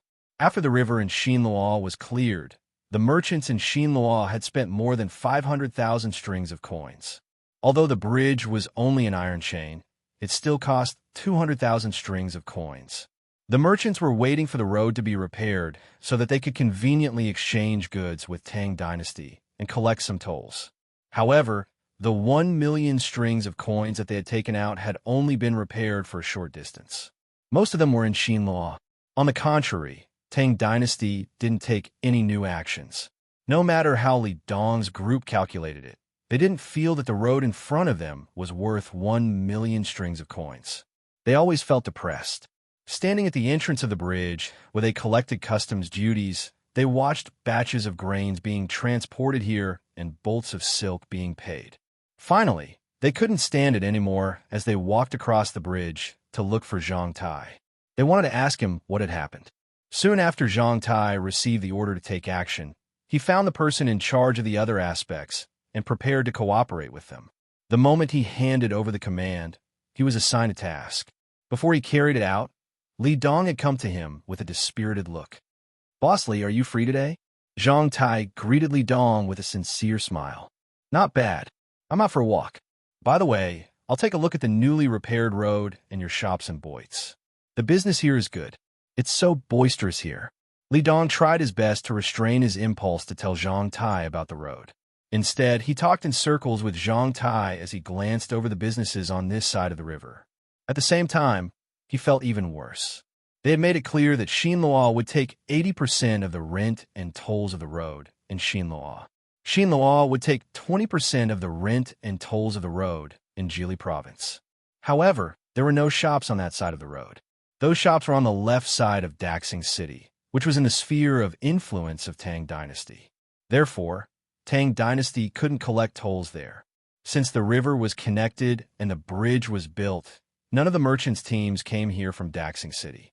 The current situation was that the merchants from other places would directly take the boats from Jili province or Boarding province and pay some tolls to the new wharf at Sashui River. After that, they would unload their goods at the wharf and take another land route to the bridge. They would only pay 20% of the tariff instead of tolls. When they rested, they didn't cross the river. Instead, they rested in the boits and inns of Tang Dynasty. These shops didn't belong to the share of profits, as stipulated in the contract. Li Dong then realized that he had spent all the money that he should have spent. He didn't earn any money that he should have earned. The transportation fee was earned by the shipping companies of Zhang family and Wang family, while the consumption income was earned by the shops here. Therefore, he had an impulse to swear as he felt that he had been cheated by Zhang Xiaobao. What a liar, what a big liar. He cheated Tufan and Nippon before coming to Xinlua. Li Dong scolded inside. Someone is thinking about me. I'm afraid that it's Xinlua. They reacted too fast just now. Zhang Xiaobao, who was telling stories on the mountaintop with his younger brother and sister, sneezed as he said. Wang Wan pursed her lips into a smile. I'm afraid that they're praising you. They're praising that you, an international swindler, are finally useful. Sister, is an international swindler very powerful? Xiaobei raised her head and blinked her big eyes as she asked. That's quite powerful. Wang Wan was certain. Li Dong didn't know that Zhang Xiaobao was such a professional. If he could cheat, he would cheat. If he couldn't, he would think of ways to cheat. Otherwise, his reputation would be damaged. What he was thinking about now was how to get his money back. He would get as much as he could. He didn't expect the road to continue to be repaired. Therefore, he tried to find a topic to talk about and said, Steward Zhang, I see that your fleet comes and goes frequently. You even transported a lot of food and cloth. This year's harvest seems to be quite good. Well, it's okay. Speaking of which, I'm not very sure either. I'm only in charge of construction and know nothing about farming. Since Mr. Li is free, why don't you go to Shuiyun room for a drink? You can help me with the reception fee. It's almost winter. If I don't spend this year's money, I won't be able to save it next year. Zhang Tai enthusiastically pulled Li Dong towards a restaurant between the clouds and the water not far away. On the way, he said to Li Dong, I gave you a lot of vouchers last time. You can't use them after the new year. Use them when you need to. Li Dong thought that it was indeed inappropriate to talk about things outside, so he followed Zhang Tai. After hearing Zhang Tai's words, he looked like he agreed. However, he was cursing in his heart. Zhang family and Wang family were so poor that they wanted to make people spend money. The vouchers couldn't be used as money directly. For every 1,000 yuan used, they had to spend 9,000 yuan. The price of food and drinks here was 5 times that of Changfeng Pavilion. Only idiots would eat at the restaurant between the clouds and the water and blue sea silver sand. After walking for a few steps, the two people soon entered the restaurant between the clouds and the water. The first 3 floors of the restaurant were relatively solid. They chose a room where they could see the river and told the waiter to warm the wine. After that, they casually chose 2 signature dishes. The waiter served the cold plates first so that they could enjoy the wine. Zhang Tai spread out a piece of dried tofu. He brushed some sauce on it and sprinkled some chopped green onions on it. Then, he rolled it up and took a big bite. After chewing it forcefully, he swallowed it. After letting out a long sigh, he said, "Mr. Li, try this. It looks simple, but it's refreshing." Obviously, Li Dong didn't want to smell the green onions. He responded with a smile. However, he picked up a garlic eggplant and tasted it. He had to admit that the food and drinks between the clouds and the water were worth that price. Although they were made with the same ingredients, they were much more delicious than those made in Changfeng Pavilion. Steward Zhang, when the weather turns cold and the ground freezes, will the road not be able to be repaired? Li Dong looked at the river and asked Zhang Tai. Zhang Tai looked very serious as he explained to Li Dong, "If Mr. Li is willing to pay more, the road can be repaired in winter. You don't have to be afraid of snow. The ground can be melted by sprinkling salt. If the ground freezes, you can roast it with fire. However, it will cost a lot. It's not worth it. How about repairing it next spring?" "You're right, Steward Zhang. It's not worth it." "Steward Zhang, I've seen fewer businessmen coming here by land these days. Is it because the road is not easy to travel and it's hard to repair it?" Of course, Li Dong didn't want to continue investing money. Against his will, he said that there were fewer businessmen coming here. Actually, there were no businessmen coming here at all. They were all transported by ship. Zhang Tai revealed an embarrassed look. "To tell you the truth, it's not hard to repair the road. The main problem is that there's a small problem with the raw materials. The price of the explosives used to blow up the stones has increased by 3 times. On the other hand, the commoners are living a better life. If we still pay them the same wages as before, no one is willing to do it. If we don't solve these 2 problems, we won't be able to repair the road with 11 million strings of cash. It's estimated that we won't even be able to repair 1/3 of the road. Why don't we wait a little longer?" When we signed the contract, Mr. Li wasn't in a hurry. Therefore, we didn't specify a completion date on the contract. Next year, I heard that the explosives will be mass-produced. By then, all the difficulties will be solved. The road can be repaired. There are difficulties, but I believe that we can overcome them. Seeing Zhang Tai's honest look, Li Dong really wanted to slap all the sauce on his face. He was obviously looking for an excuse, yet he still said it in such a dignified manner. How shameless was he? Li Dong understood that the key point was that he didn't specify the completion date on the contract. It was reasonable for him to say that it would take 8 to 10 years. "Steward Zhang, yesterday, someone else told me that they wanted to repair the road behind our shop. It's just that we've been spending too much recently and can't spare any money. I see that we haven't spent the 1 million strings of cash on the road from Jili Province to Xinhua. I wonder if you could take it out for us to use first?" "I can't do that. If the money is in my hands, I might lend it to you if you want to borrow it. But I'm only responsible for the construction chores. I'm more in charge of business. I'm not in charge of the specific accounts. Even if I promise you, I can't take out the money. Haven't a lot of materials been transported to your shop recently? You've already collected a lot of customs duties. Why don't you use that money to do it?" Zhang Tai revealed a helpless look as he changed the topic to customs duties. Li Dong pointed at the place where money was collected with his chopsticks. "Where's the cash?" Back then, it was said that if we couldn't pay for the customs duties, we could use goods to pay for them. Isn't that what we've done? Piles of silk, mountains of grain, we can't sell them. It's not just us who are anxious. Even the people of the imperial clan are anxious. Oh, let's wait a little longer. To be honest, our Tang Dynasty didn't collect customs duties for a few times. You've taken all the advantages. Young master is really worried. If this goes on, won't he keep losing money? Zhang Tai started to complain. He wanted Xinhua to supply more goods. Li Dong also admitted that he had taken advantage of Zhang Tai in this aspect.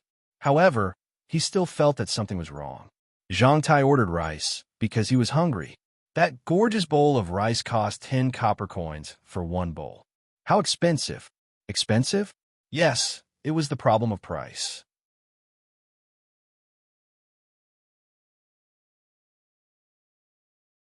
Chapter 854. With the arrival of early winter, the southern region was still warm. Occasionally, it would drizzle, which made people put on extra clothes. In the north, it began to snow lightly. The county magistrate of Jian and county Zhang Xiaobei had already led the children's regiment to prepare all the tools. They were waiting for the snow that was bigger than goose feathers to build the White Great Wall. There were also snowmen standing guard behind the battlements. The tinkling of bells spread along the Vermilion Bird Avenue. Coupled with the pace of the horses, it was very rhythmic. It didn't stop until it reached the gate of the Imperial Palace. The soldiers guarding in front of the Imperial Palace saw the flag raised on the carriage. They hesitated for a moment, but still gritted their teeth and approached to check. The carriage was full of food, which was rented from Jian and County. There was also a large box containing local specialties such as ginseng, deer antler, bear gall, and so on. The newly selected guards who had been here for less than a year also approached the carriage. When they saw the nondescript things in the carriage, they obviously didn't look good. They felt provoked. Just as they were about to reprimand them, they were stopped by the leader beside them. The leader could understand what the 9 little people painted on the flag represented, but he couldn't judge whether someone was faking it, so he asked implicitly. The coachman didn't make it difficult for them. He took out a pile of documents from his arms. There were the seals of the 9 people from various departments in Jian and County, the official documents of the Bohai Jadushi, his own identity document, and the inspection record of the senior officer guarding the gate before entering the city. The anti-forgery mark on it was clear. There was also a sealed letter for people to send to the Imperial Palace for inspection. Stay here. Don't ask, don't move, and don't leave. The leader ordered a few of his subordinates, picked up the letter with the seal, and hurried inside. Not long after, the Imperial Palace opened a corner door. The loyal little eunuch Luo Bin came out to welcome them. He ordered people to arrange the coachman to rest elsewhere. After checking the carriage again and making sure there were no hidden compartments, he sat in the driver's seat and waved the whip to drive the carriage into the Imperial Palace. Brother Qin, how can the carriage? The guard who wanted to reprimand the coachman just now saw the carriage being driven into the Imperial Palace. He pointed at the leader beside him and asked, "How can we go in?" Xiaobei sent the rent and tribute to His Majesty, so he naturally has to go in. Don't you think so? The leader said matter-of-factly. Yes, oh no. Who's Xiaobei? The newcomer obviously didn't know. The county magistrate of Jian and County. Then it can be sent to the palace? If you want to know the details, I'll tell you in detail at Old Zhang's braised food shop on the next street after your shift. Okay, it's my treat. It was the autumn harvest, and the amount of grain harvested from various places had been reported to the capital. Li Longji looked at the data and felt that the gloomy sky was so clear. He could even see the beauty of nature in the leaves that were blown away by the wind. Gao Lisher rushed over with Luo Bin and the carriage. He knew that only the local specialties in the carriage were really sent from Jian and County, and it was the Shui Yungang's help. The rest of the grain was distributed from Jili province under the name of Jian. No one would be stupid enough to send a carriage of grain from Jian. When Gao Lisher found the emperor, Li Longji was fiddling with the train. He connected pieces of wood to the rails and fully wound the front of the train. There were 10 carriages behind it. When he loosened his hands, the train started to move on the tracks. When the string was out of strength, he wounded again. He didn't have enough fun. The sound of the bell covered the sound of the train. Li Longji looked up with confusion in his eyes. Lisher is here? This carriage? Your Majesty, this is the rent sent by the county magistrate of Jian and County and other officials. There's also a tribute. The rent can be sent to my Xingqing Palace. Your Majesty, it's Jian and County Magistrate Zhang Xiaobei. Oh, right, I remember. It's Xiaobei and the others. They also have a good harvest? Quick, let me take a look. It's really not easy. Li Longji's unhappiness disappeared. He left the train and walked to the side of the carriage. He carefully looked at the things that were sent over. He praised without tasting them. Good. It smells good. The ginseng is also beautiful. It's even wearing clothes. This year's harvest is not bad. Gao Lisher couldn't see that this carriage of rice was better than the batch specially provided by Sanshui County. However, since the emperor said it was good, it was naturally good. He replied, "Your Majesty is right. The rice was actually sent from Jili province. There are only about 100 people in Jian." Xiao Bao wrote a letter saying that when the cucumbers in the greenhouse are done marinating, he would send someone to send them to your Majesty to try. This year's harvest is almost twice as good as the previous ones. Xiao Bao mobilized a lot of them and sold them to Xinhua. Li Longji took the letter and continued to praise, "Good. The gift from Jili province is also good. It's not easy to have such thoughts. He's much better than the other officials. His handwriting is better, and his writing is smooth and concise. The drop of ink that accidentally dripped looks like a plum blossom. Good." Gao Lishur didn't want to continue this topic. He understood that even if Xiao Bei and the others sent a handful of soil, the emperor would be able to smell the fragrance from it. As if he also felt that his praise was a little too much, Li Longji closed the lid of the tribute again and turned his head to ask, "Xiao Bao has made a move on Xinhua?" "He has already made a move. In the future, the heavily polluted industries will be placed in Xinhua. Now he is suppressing the local agriculture. I reckon that the people of Xinhua won't be able to react in time. Cheap rice hurts the farmers. So what if they react? Once this opening is opened, it won't be easy to block it. The price of rice in the Great Tang can't fall any further. Tomorrow morning, we will discuss with the officials and think of a solution." Li Longji said as he looked to the east, as if he wanted to see Xinhua. The people of Xinhua were indeed, as Gao Lishur had said. They were still happily receiving the 20% tariff. Ships of grain were unloaded in Sashui and transported to Xinhua in carts. Bolts of cloth were sent as if they didn't need money. After paying 20% of the tariff, one could buy a bucket of polished rice for only 5 copper coins. The people of Xinhua who didn't work in agriculture all bought it and stored it. Their faces revealed a happy expression as if they were celebrating the new year. While many people were happy, the farmers were dumbfounded. In the past, a bucket of rice cost more than 20 copper coins. After they sold it, their days weren't so good. Now, the rice that was shipped from other places was only sold for 5 copper coins. Looking at the grain that they wanted to sell, but were reluctant to sell, worry filled their faces. The weavers were also shocked. They worked hard to weave cloth for a month, wanting to sell it for a good price. However, they found that the fine cloth that was shipped from the Great Tang only cost 80 copper coins. At this price, if they sold it, they wouldn't be able to eat until they vomited blood.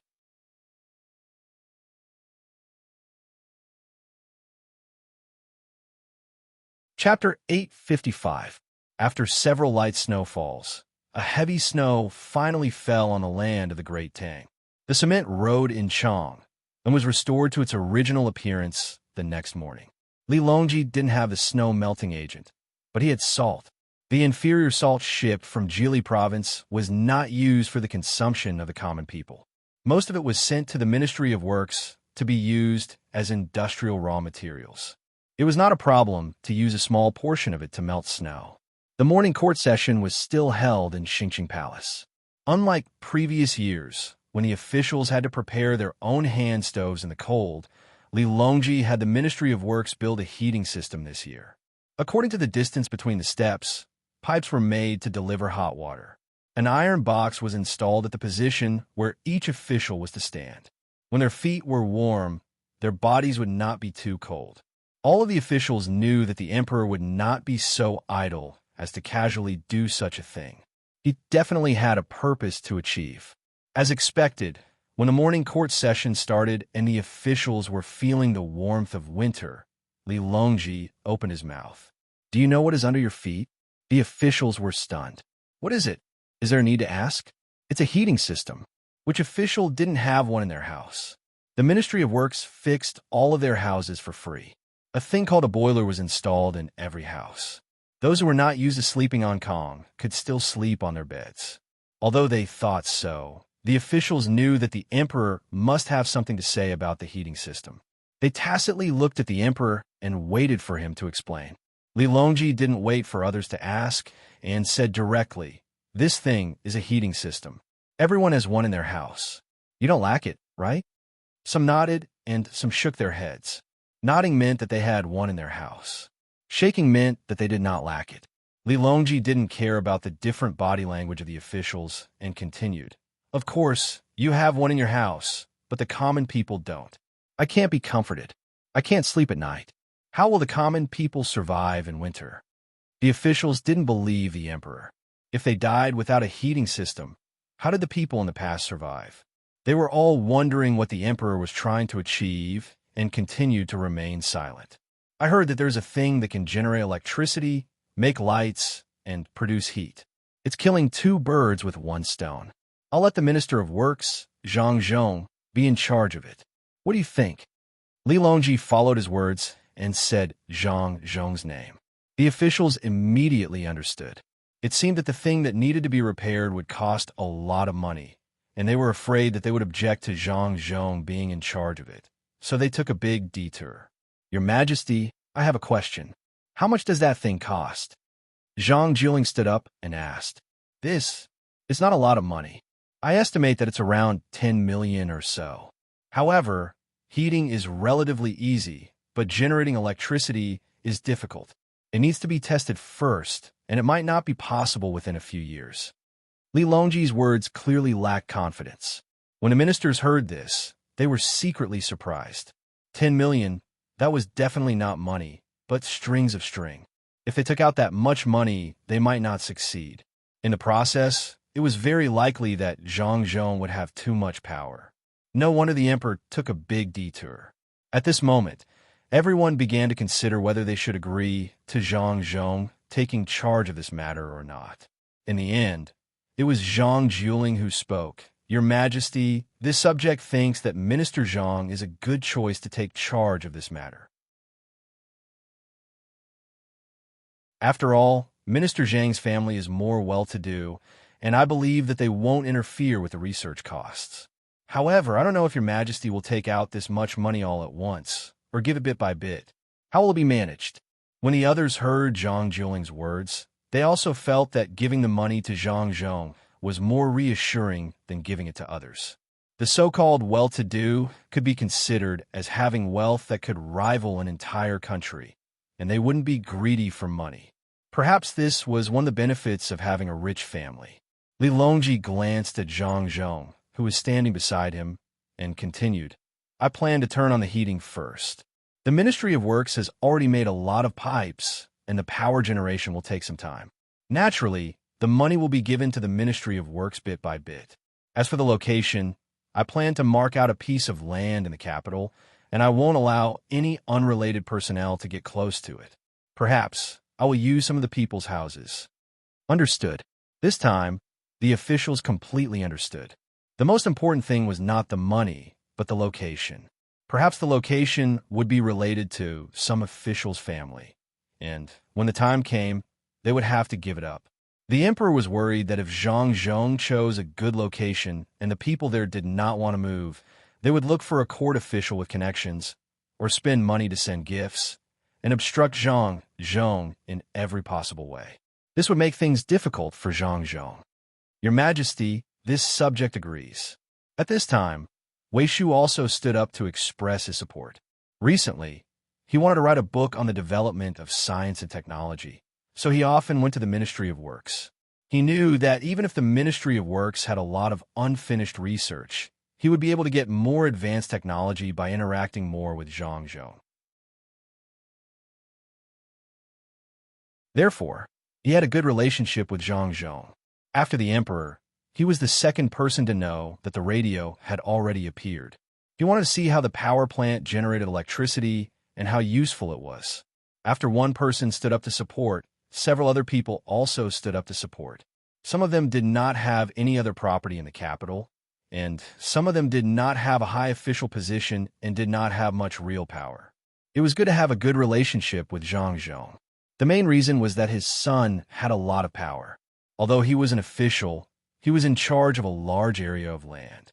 Except for these few people, the others did not make a sound. They wanted to wait for others to express their views. There were very few people who responded to the request for land.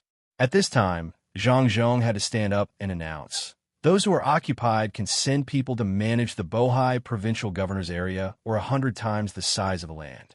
They will definitely have a harvest. They can also directly get money to buy 10 times the size of the land. This subject agrees. You and Rome jumped out. It was good that it was not for free. With money, they could buy a bigger piece of land in other places or go to the northern part of Hebei province and ask for 100 times the size of the land. It was not bad, especially the northern part of Hebei province. Zhang Zhong had just said that there would definitely be a harvest. This credibility could be guaranteed. Although his son, Zhang Xiaobao, always liked to lie, he had never taken the initiative to lie to any of the court officials. If he said that there would be a harvest, then it would definitely not be bad. After Yu and Rong spoke, more and more court officials began to follow suit, expressing their support for the Ministry of Works to occupy the land. Li Longji sat there, looking very unhappy.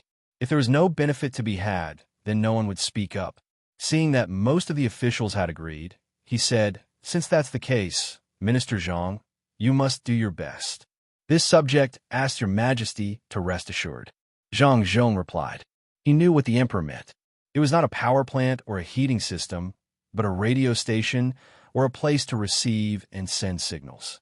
It had to be built in the most secret place, covering at least a radius of 100 miles around the capital. Li Longji and Wei Wei nodded. This was exactly what he meant, because after knowing that Zhang Xiaobao and Wang Wan's so-called assassination was fake, they followed the vine to the melon and found out that the other people used a radio. They were still working hard to make wires, which made them feel very unbalanced. In the end, under the threat of punishing them, they obtained very useful information. At the research site in Jili province, they were making something called a semiconductor, also known as a game box.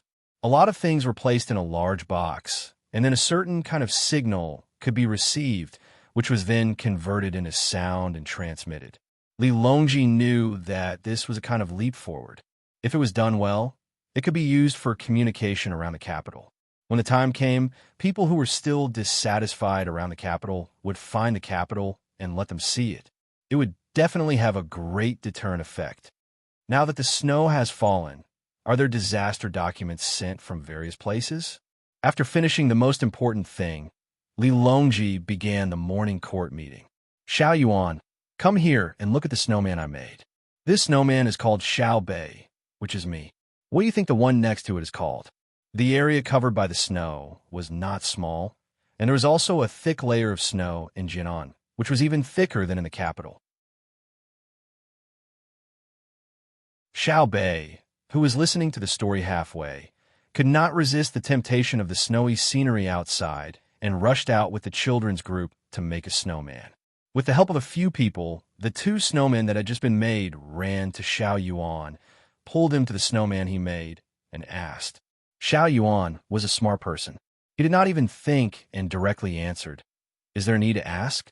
The other snowman is naturally called Xiao Yuan, which is me. Ron, how can it be you? Go and make your own snowman. The other one is called Xiao Bei number 2. Do you know? Xiao Bei has many clones, the very powerful ones. Xiao Bei shook his head and denied Xiao Yuan's guess. Then why did you pull me here? Xiao Yuan was unwilling. Because your snowman is faster than mine.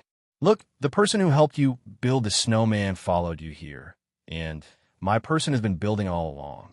Now, he's faster than you. Xiao Bei answered Xiao Yuan's question sincerely. Xiao Yuan looked up at the sky and appeared very helpless. He sighed again and said, Old Kong was right. As expected, it's hard to raise a little person. You dare to scold me?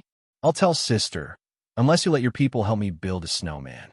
Xiao Bei felt that he had something on Xiao Yuan and threatened him. This time, Xiao Yuan did not compromise.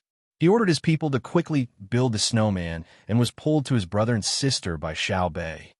Brother, sister, Xiao Yuan scolded me. Xiao Bei was the first to speak. Zhang Xiaobao was discussing with Wang that they would not return to Beijing during the New Year this year, and would instead take Xiao Bei and the others on a trip. When he heard Xiao Bei complain, he asked, How did he scold you? He said that little people and women are hard to raise.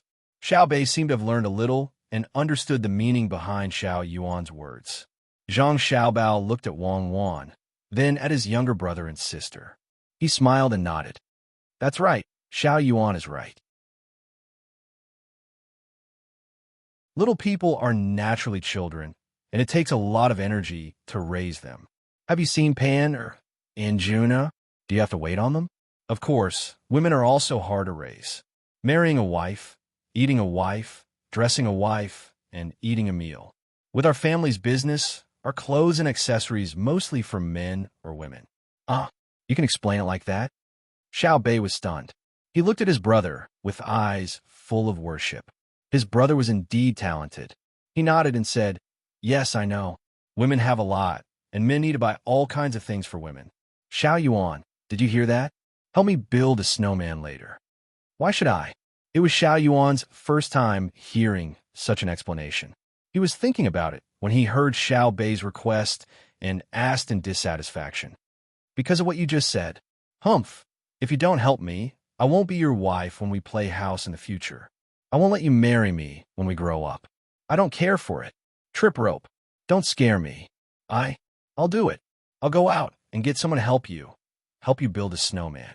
This is called a gentleman does not stand on a collapsing wall. A wise man submits to circumstances. Xiao Yuan had a look of awe-inspiring righteousness.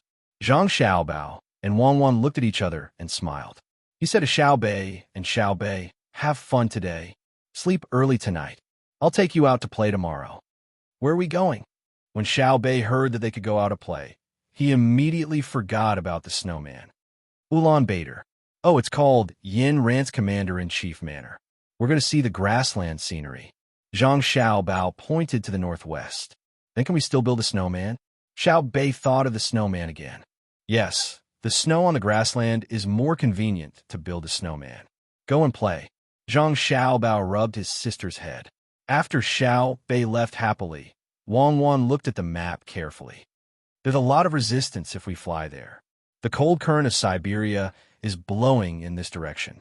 It's too cold to fly. What's there to be afraid of if it's cold? Prepare more warm supplies. There are many mines there and large grasslands. I plan to raise tens of millions of cows and sheep there, the kind that doesn't need artificial chemical feed. If I don't deal with the Turks, I'll always feel like there's a thorn in my heart. Agent K is really too annoying.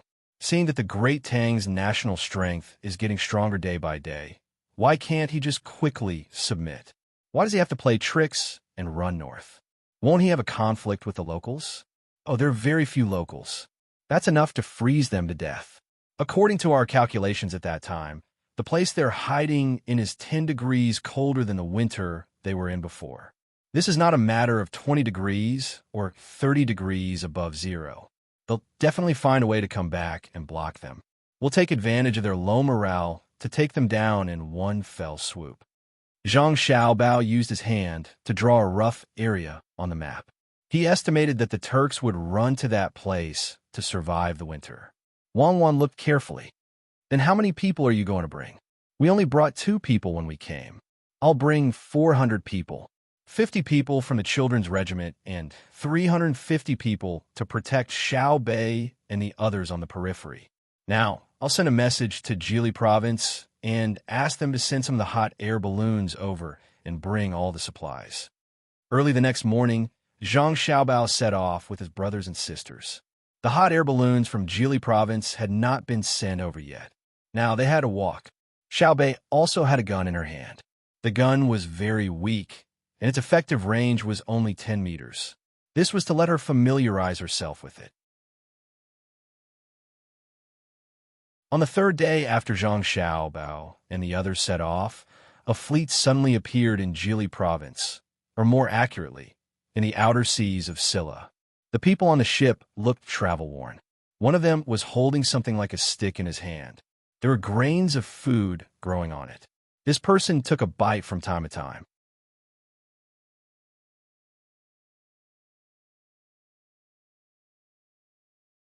Chapter 856.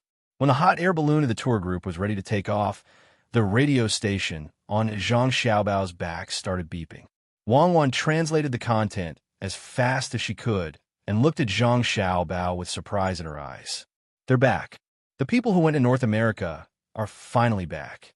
We can eat proper Sichuan-style hot pot in the future. We can also make scrambled eggs with tomatoes for Xiaobei and the others. And my cigarettes, roasted sweet potatoes, and the first thing that came to Zhang Xiaobao's mind was to eat. Wang Wan nodded vigorously. She also knew the value of the things that the team brought back. They would add many kinds of dishes to the tables of the people of Tang, especially potatoes, which could be preserved for a long time, just like cabbage. Chili was not only delicious, but also had certain medicinal properties. Touching Xiaobei's head, Wang Wan said to her, "Xiaobei, it's almost time to eat popcorn. There are also pancakes made of corn flour. Eat salted fish. People who go out will have a variety of dry food." What is corn? Is it more delicious than rice? Xiaobei stuck out her tongue and licked her lips. It's corn. Anyway, there are many names. It can be cooked as snacks. Order, stop the trip, and ask Shui Yun to send some seeds. Wang Wan didn't know how to explain it to Xiaobei. No matter how good it was not as direct as seeing the real thing. So she immediately issued the order. The people who had just returned to Geely State had a good sleep. According to the order, they packed a lot of strange seeds, tied them to Shui Yun's feet, and released them into the sky. While waiting, Zhang Xiaobao thought of Li Bai. Recently, Li Bai had written a lot of poems for Zhang Xiaobao and Wang Wan, hoping to be appreciated by them and get a satisfactory position. But the result was not very good. This time, before Zhang Xiaobao and Wang Wan set off, they arranged for him to be a 6th-rank official in Geely Province. It was not a small position, but compared to his yearning for the capital, he still had many regrets. Now that Zhang Xiaobao knew that a new variety was coming, in order to preserve it well, he did not plan to let Li Bai continue to be in charge of the warehouse. He was afraid that Li Bai would one day drink too much and kill the newly obtained seeds. If that happened, he would have no one to cry to. When he found Li Bai, who was also packing his luggage, Zhang Xiaobao said to him directly, "Young Master Li, there are 2 official positions for you to choose from. One is to be the county magistrate in Jian. I'll give you a mission. You are to lead the people of Jian and to plant a new kind of thing in the greenhouse. This greenhouse is a glass greenhouse. It's no longer simple." Li Bai listened carefully. When he heard Zhang Xiaobao talking about something new, he was a little curious, but he did not want to stay. How could a county with only 100 people be called a county? Even if they grew smallpox, it would be useless. Then he asked, "What about the second one?" "The second one is to enter the capital and become an official. You first go to Geely Province and get some seeds there. When you return to the capital, you take them directly to the Sinong Temple and let people plant them. Your official position is also in the Sinong Temple. Well, you could be a garden supervisor. What should we call it? Oh, let's call it Shirlai Garden. What do you think?" Zhang Xiaobao suddenly thought of a new name and a new department, so he asked Li Bai. Li Bai did a little calculation and knew that the new official position was a 6th-rank official with some real power. He was also an official in the capital. He had not considered whether this official position was what he wanted, but he had a new understanding of Zhang Xiaobao and Wang Wan's abilities. From Zhang Xiaobao's words, he knew that the Sinong Temple did not have a Shirlai Garden yet. Zhang Xiaobao was going to make one. He looked so confident, as if the Sinong Temple would do whatever he said. He could give him a 6th-rank official as he said so. Feeling Zhang Xiaobao's power, Li Bai temporarily believed that Zhang Xiaobao could successfully give him a garden in the Sinong Temple. But after thinking about it, he found that no matter what kind of garden it was, his official position was a little small, and he still had a farm. He could not help but show an expression of embarrassment. Zhang Xiaobao knew what Li Bai was thinking when he saw his expression. He felt very uncomfortable in his heart. He gave him a 6th-rank official, and he was not satisfied. He gave him this because of his reputation as an immortal poet. Which one do you think is more suitable, Child Li? Zhang Xiaobao asked patiently. Can I change to another place? Li Bai was not willing to study farming in his heart. Then you can go to the Ministry of Rights and be a secretary. That's also a 6th-rank official. Zhang Xiaobao thought about it and gave him another official position. Li Bai lowered his head and thought for a while. The expression on his face was still the same as before. It seemed that the Ministry of Rights was not very good either. If the Ministry of Rights is not good enough, you can go to the Ministry of Revenue and be a manager. That's the 7th rank official. Zhang Xiaobao was thinking of new things now. He wanted to get rid of Li Bai as soon as possible. The Ministry of Revenue was in charge of money. It was a very important department. The manager could see the minister, and it was convenient to contact him. It was a good place, but the rank was not good. Li Bai gritted his teeth and asked, "Can I be a doctor? What do you think?" Zhang Xiaobao asked rhetorically. He knew that Li Bai wanted to be the physician of the left and right departments of the ministries, a 5th-level official who could attend the morning court. This was purely a joke. It was not that it could not be arranged, but how could Li Bai want to jump directly to an important 5th-level official position?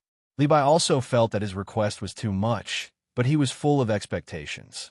After thinking about it, he said, "Then I'd better be a governor." This time, Li Bai was thinking about how to enter the capital and find a way to meet the officials in the capital. After getting familiar with them, he would ask them to recommend him. If they did not agree, he would use Zhang Xiaobao's suggestion and slowly look for an opportunity. Zhang Xiaobao specialized in studying people's psychology. How could he not know what Li Bai was thinking? Li Bai's eyes moved. Zhang Xiaobao knew what he was thinking, but he did not expose him. He would let him try and see who would dare to interfere with the position he arranged. Not to mention the officials of each department. Even if the position was a little bigger, it would not work. Zhang Xiaobao even got the position of the head of the secretariat. Thinking of this, Zhang Xiaobao laughed in his heart. He took Li Bai into the room, spread out the paper, ground the ink, and wrote on it, "Recommend Li Bai Li Tai Bai to be the Minister of Revenue. He will try for a year and wait for the examination next year." Zhang Xiaobao. A few simple words confirmed Li Bai's position. After the examination next year, the new position would be discussed. Li Bai thought that Zhang Xiaobao would praise him and write the reason for the recommendation. He did not expect that Zhang Xiaobao would write it so simply. Looking at the ink that had not yet dried, he asked worriedly, "Is this correct?" "Correct." Zhang Xiaobao put down the pen, picked up his seal, and stamped it. This seal was also made by him. It had long become a habit. Li Longji was very stingy. He only cared about the appointment of officials. As for the other things, such as the clothes, the seal, and so on, he was not responsible for them. Who will I show this to when I arrive in the capital? No matter how Li Bai looked at it, he did not think that this letter could achieve his goal. It was written too simply. Zhang Xiaobao put down the pen and blew on the ink. "You can show it to anyone. As long as you enter the capital, take it out. Anyone who sees it will take you to see the person who arranged your position. The Ministry of Personnel is in charge of officials. If you want to go to the Ministry of Revenue, it will not be a problem. Or you can directly let His Majesty see it and arrange it for you. Go. Don't forget to help me bring some seeds when you pass by Jili Province. I will write a letter to the Agriculture Temple and ask them to set up a special garden. Oh, when you arrive in the capital, you can ask about Wang Wei. He is also good at writing poems." After saying that, Zhang Xiaobao casually folded the new letter and stuffed it into Li Bai's hand. That was it. Li Bai held the letter in his hand and watched Zhang Xiaobao go out. His face was blank. He always felt that Zhang Xiaobao had agreed too easily. He said that he would be an official in the capital, and he came too quickly. Logically speaking, if he wanted to be an official in the capital, he should not be like this. He looked at the letter in his hand again. He took a deep breath and slowly exhaled. He had to treat a dead horse as a live one. Whether it worked or not, he would give it a try after he arrived in the capital. He lowered his head and walked out with infinite sadness. When he looked up, he happened to see Zhang Xiaohai squatting there and writing on the snow. Li Bai found that Xiaohai was silent for a long time in the days they spent together. Compared to his sister Xiaobei, Xiaohai was much more silent. Li Bai curiously went over to see what Xiaohai was writing. When he saw what Xiaohai was writing, Li Bai was confused again. He could not understand at all because Xiaohai wrote, "Let the side length be x, the area be y. 2y equals z. What nonsense is this? What nonsense is this?" Xiaohai did not notice Li Bai's arrival at all. He was still meditating and calculating. If it were Zhang Xiaobao, and Wang Wan, they would definitely shout that Li Bai was a genius. Unfortunately, Li Bai was not. I have to ask my sister how to eliminate Yuan. Xiao Hai calculated for a while and found that he could not calculate. He frowned and muttered. What are you writing? Li Bai asked puzzledly. You won't understand even if I tell you. Did my brother arrange an official position for you? Xiao Hai was very surprised and said a few more words. Li Bai nodded. Then do a good job. Don't think that the position is small. I heard from my brother and sister that my father studied hard for more than 10 years and was the top scorer in the exam. In the end, he was just a small 7th grade official. If you dare to smear my brother's name, I will ask my sister to impeach you. Today, Little Hai spoke a lot, especially to outsiders. Li Bai was obviously in a bad mood. He was threatened by a child. What did he mean? Did he look down on him? Li Bai did not answer and turned to leave. He was really afraid that the 9 children would jointly impeach him. It was not a joke. There had been a precedent, so it was very accurate. Li Bai left with expectation in his heart. Under the protection of the 4 people, he went to the seaside to take a boat. When the time came, he would transfer to Jili province and take the seeds to the capital. Shuiyin also came, but she did not come alone. She also brought a companion, a big red eagle. 1 white and 1 red. Flying in the sky was very conspicuous. It was named Hong Wan. It was considered a fairy bird. In Zhang Ying's eyes, only a fairy bird was worthy of Shuiyin. The 2 eagles brought a package of things. Judging from the marks, they should have stopped to rest on the way. There was snow and ice at the bottom of the package, and there was also some soil and some bloodstains of some animal left behind when the 2 eagles ate. Zhang Xiaobao only looked at the package and didn't rush to open it. Instead, he touched Shui Yun's head and said, Congratulations, you found a good one. I haven't seen a red eagle before. When you have children, you have to give them a heads up so they don't fall to their deaths. Shui Yun seemed to understand Zhang Xiaobao's words. She rubbed her head against Zhang Xiaobao's face. Her sharp mouth was frightening. Xiao Bei asked someone to kill a deer and send it to Shui Yun. She also said, when you have babies, our children's group will catch insect for you. It's best to catch more than 100 of them. You have to work hard. After Shui Yun took Hong Wan to eat, Zhang Xiaobao opened the package. There were sweet potatoes and potatoes that had sprouted. It seemed that they were caused by the high temperature on the boat, so they dug them up and sent them to the greenhouse to be planted. In addition to these 2, there were also coffee beans and cocoa. Send them to Luzhou to be planted. Zhang Xiaobao picked out 2 kinds of things. He could not plant them in Jinan. Next were more than a dozen ears of corn, a lot of chilies, a pack of poorly made tobacco and seeds, half a plate of sunflower seeds, and washed tomato seeds. It seemed that the harvest was not small. As for the wood and other things, they did not send any samples. They were probably afraid that Shui Yun and the others would be tired. Wang Wan also looked at them and said in confusion, I remember that some of the things are from South America. They didn't go there, did they? You remembered wrongly. Come, Xiao Bei, prepare the seasonings for the spicy hot pot. I'll make you a real spicy hot pot. Zhang Xiaobao replied to Wang Wan. Then he picked up the chilies and instructed Xiao Bei, who was looking at him curiously. Xiao Bei smacked his lips and shook his head. Are we going to eat this? Let's keep it for seeds. Zhang Xiaobao pinched some chilies and put them in his mouth to taste. He stuck out his tongue and explained to Xiao Bei, the inside is the seed. The skin outside doesn't count. You can eat it. Oh, it's good to eat. Xiao Bei cheered and hurriedly ran to make the arrangements. Zhang Xiaobao took the opportunity to call the people in the county and the people who stayed behind. He and Wang Wan complimented each other by introducing the planting methods of several crops.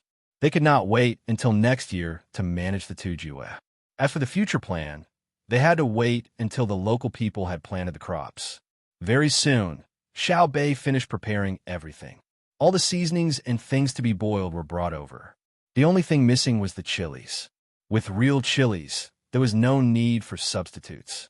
Zhang Xiaobao put a lot of chilies in a lattice and then went to fry chili oil. Together with the pepper oil and sesame paste, he waited for the water to boil before eating.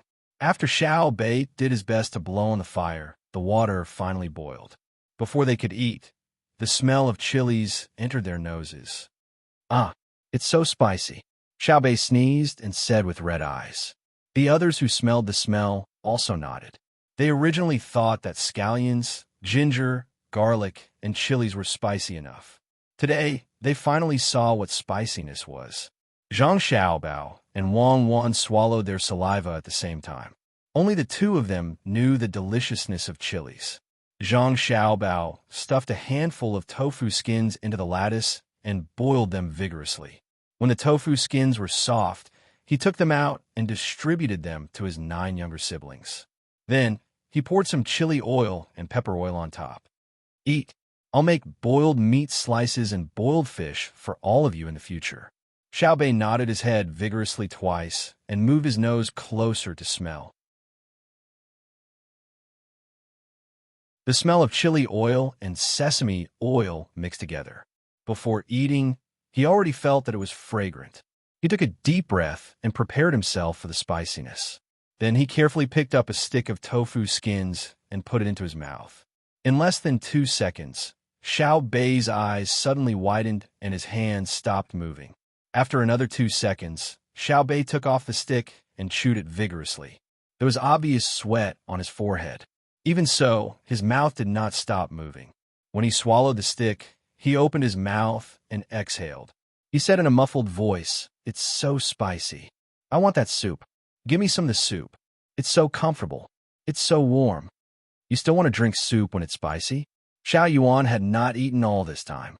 He was obviously frightened by Xiao Bei's reaction. "What do you know? I want to eat it more and more. If you don't cooperate with me in the future, I'll pour chili water on you and let you know what's good for you." Xiao Bei suddenly thought of a good idea. Zhang Xiaobao was stunned. He looked at Wang Wan and said, "It seems that our Xiao Bei is really talented. He knows how to pour chili water. I haven't tried pouring this thing into my nose to see what it feels like." "It can treat colds," Wang Wan said. Xiao Yuan watched Xiao Bei slurp and eat at the same time. He finally could not help but try it. In the end, he became like Xiao Bei. The more spicy it was, the more he wanted to eat it. The others also came to taste it, including the people in the county. All of them felt that this thing was magical. Seeing that they were almost done eating, Zhang Xiaobao stopped his brother and sister and gave each of them a big bowl of mung bean porridge. He was afraid that the spiciness would affect their digestive systems. "It's a pity that we don't have green pepper seeds," Zhang Xiaobao said regretfully. "That was cultivated later. When grafted with tomatoes, it will produce persimmon peppers. When more tomatoes grow, they can be made into ketchup. There will be one more fish and tomato sauce in the can. Pack up and prepare to set off." Seeing that the thing she was looking forward to had arrived, Wang Wan's thoughts returned to the Turks. Zhang Xiaobao nodded. "Okay, I'll arrange it right away. Roast an ear of corn for them to try. The fleet brought back a lot. Next year, we'll release it in our restaurant first and see the effect. Is there a need to see? As long as it's not popularized, new things will definitely become luxury goods. Smoking is harmful to health. You're not allowed to smoke too much even if you have cigarettes." Wang Wan seemed to be very disgusted by other people smoking. "I'm planning to make cigars, not cigarettes or fertilizer." "Oh, there's no such good fertilizer now. I've decided. In order to help the people of Xinlua become rich, not only will I put all kinds of smelting plants in Xinlua, but I'll also plant cigarettes in their fertile land. Before they're dried, they'll look like cabbages. They'll look green and pleasing." Zhang Xiaobao's expression became one of bemoaning the state of the universe and pitying the fate of mankind. It was so sacred that no one could violate it. After Xiao Bei and the others tasted the corn and decided to eat corn all day next year, the tour group finally slowly rose into the sky and headed to a distant place for sightseeing. Before Li Bai arrived at Jili Province, Jili Province had already sent a fast ship to Dangzhou. Large bags of things were sent by Dangzhou on fast horses to the capital. The speed was only slightly slower than the speed of the 800 Li Urgent report. As Zhang Xiaobao's tour group continued to float in the sky, bags of goods were sent to Savant's restaurant. The chefs in Savant's restaurant began to make food according to the method written in the letter that came with the packages. There were actually only two kinds of food that could be made: chili peppers and corn. Some corn was still a little green, and some had already turned golden. It was probably not easy to preserve them. After the morning court session ended the next day, when Li Longji was preparing to have lunch, the people from Savant's restaurant arrived outside the palace. After a series of checks, the food boxes finally appeared on the dining table in front of Li Longji. Li Longji's meals had long changed. There was no need for so many things to look at. More than 10 dishes per meal was already extravagant enough, in his opinion. He would only show the proper extravagance when he ate with the envoys from Japan, Exile Luo, and other countries. Today, the imperial kitchen had yet to serve the food. When Li Longji heard that there was food coming from Savant's restaurant, he immediately ordered the imperial kitchen to stop cooking and ordered someone to open the food boxes. He saw that there were many small yellow steamed buns inside. They looked quite pleasing to the eye and smelled a special fragrance. He did not know what it was. When the other food box was opened, there was a charcoal fire heating it. There were many pieces of cooked meat, bean sprouts, and other supplementary ingredients. When he smelled it again, he almost cried. For the first time, Li Longji felt that he was ignorant and inexperienced. He had never seen such things before. According to the procedure, he first used a silver needle to test if there was any commonly used poison, such as arsenic. He then let the little eunuch taste it again. When the golden steam bun was about to turn cold, the little eunuch was still alive and well. Only then did Gao Lisher pick up a steamed bun, pinch it into small pieces, and put it into his mouth to chew. "Your Majesty, it's delicious. This subject has never eaten anything with such taste." As he spoke, Gao Lisher went to eat the boiled meat slices again. After sticking out his tongue because of the spiciness, he continued to nod at Li Longji. Li Longji couldn't wait any longer. He was already used to the food sent by Savant's restaurant and Joy House. Similarly, every time he watched others go through the procedures, he would think of Zhang Xiaobao and Wang Wan. If the two of them personally came to cook for him, he wouldn't have to wait for the food to turn cold before he could eat it. Seeing Gao Lisher nod, Li Longji couldn't wait to pick up a steamed bun. He didn't care about the dignity that an emperor should have and opened his mouth to take a big bite. When the golden steamed bun entered his mouth, he immediately felt a chewy feeling, followed by a unique fragrance. When he picked up another piece of meat, the spicy taste instantly filled his mouth. He quickly took another bite of the steamed bun and exhaled. He squinted his eyes and praised, "It's delicious. Xiaobao and Cuckoo are so considerate. Does Lisher know what this is?" Gao Lisher shook his head. "This subject doesn't know. I'll write a letter to ask. Go quickly." Li Longji seemed to be very anxious. Gao Lisher put down his chopsticks and went to write the letter. During this time, Li Longji had already opened his mouth and started to eat vigorously. When Gao Lisher finished writing the letter and sent it back to Jili province with a pigeon, he saw that there were only a few bean sprouts and vegetable leaves left in the big bowl with the boiled meat slices. There were only 3 small steamed buns left. The emperor was sitting upright with his stomach puffed out. His head was tilted backwards. Looking at the rise and fall of his chest, it was obvious that he was gasping for air. "Luo Bin, quickly go to the medicinal kitchen and get the dash and cha pill." "Your Majesty, you are Sai." Gao Lisher looked very helpless. Li Longji touched his stomach with his hand. "Lisher, I didn't eat them all. I left some for you."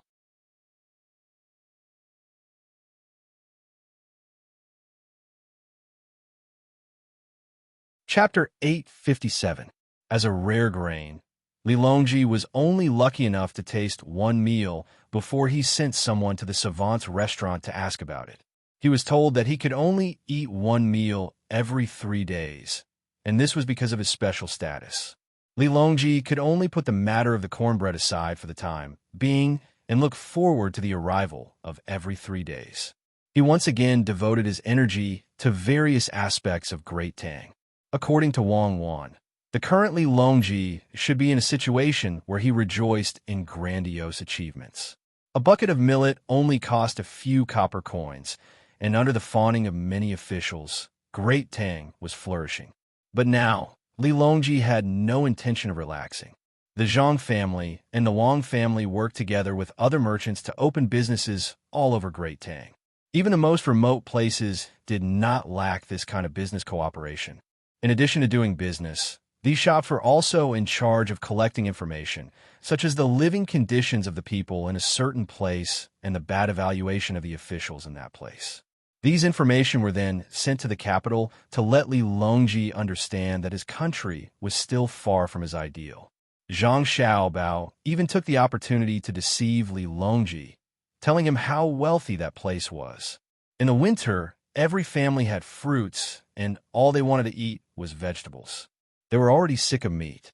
Every family had a type of carriage that was dozens or even hundreds of times faster than a carriage. It only took 2 days to travel from the capital to Luzhou. Moreover, everyone had a very small radio that they could carry in their pocket at any time.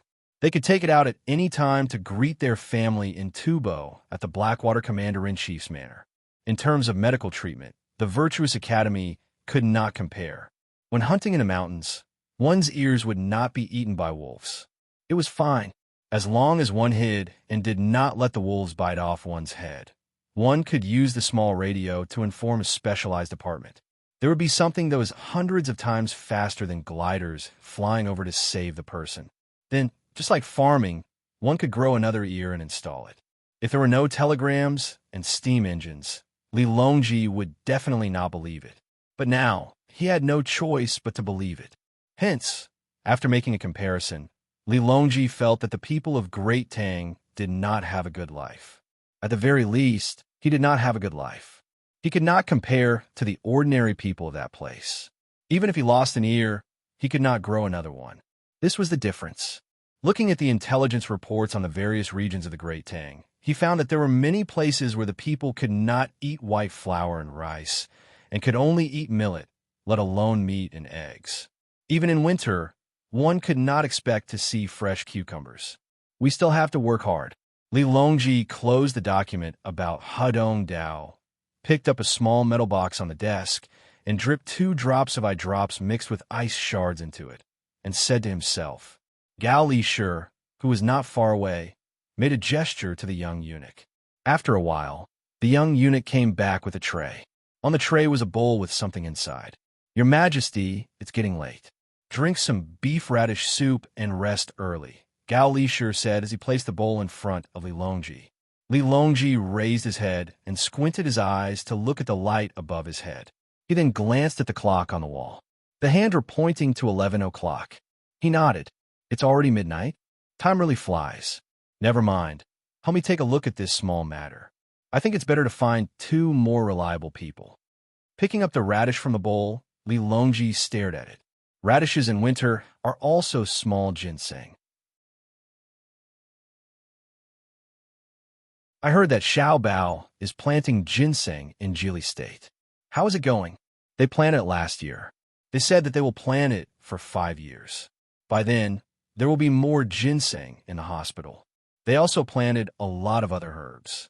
Your Majesty, don't worry. They even planted pearls, not to mention ginseng. Oh, Xiaobao sent a letter saying that Your Majesty had cornbread yesterday. While Gao Li Shi was speaking, he took out a small toy from his sleeve. It was a funnel. He also took out some leaves that came with the cornbread and stuffed them into the funnel. He lit a match and took 2 deep breaths. He seemed to be much more spirited. Li Longji chewed the beef tendon that was deliberately put into the bowl and asked in a muffled voice, What's the matter with the cornbread?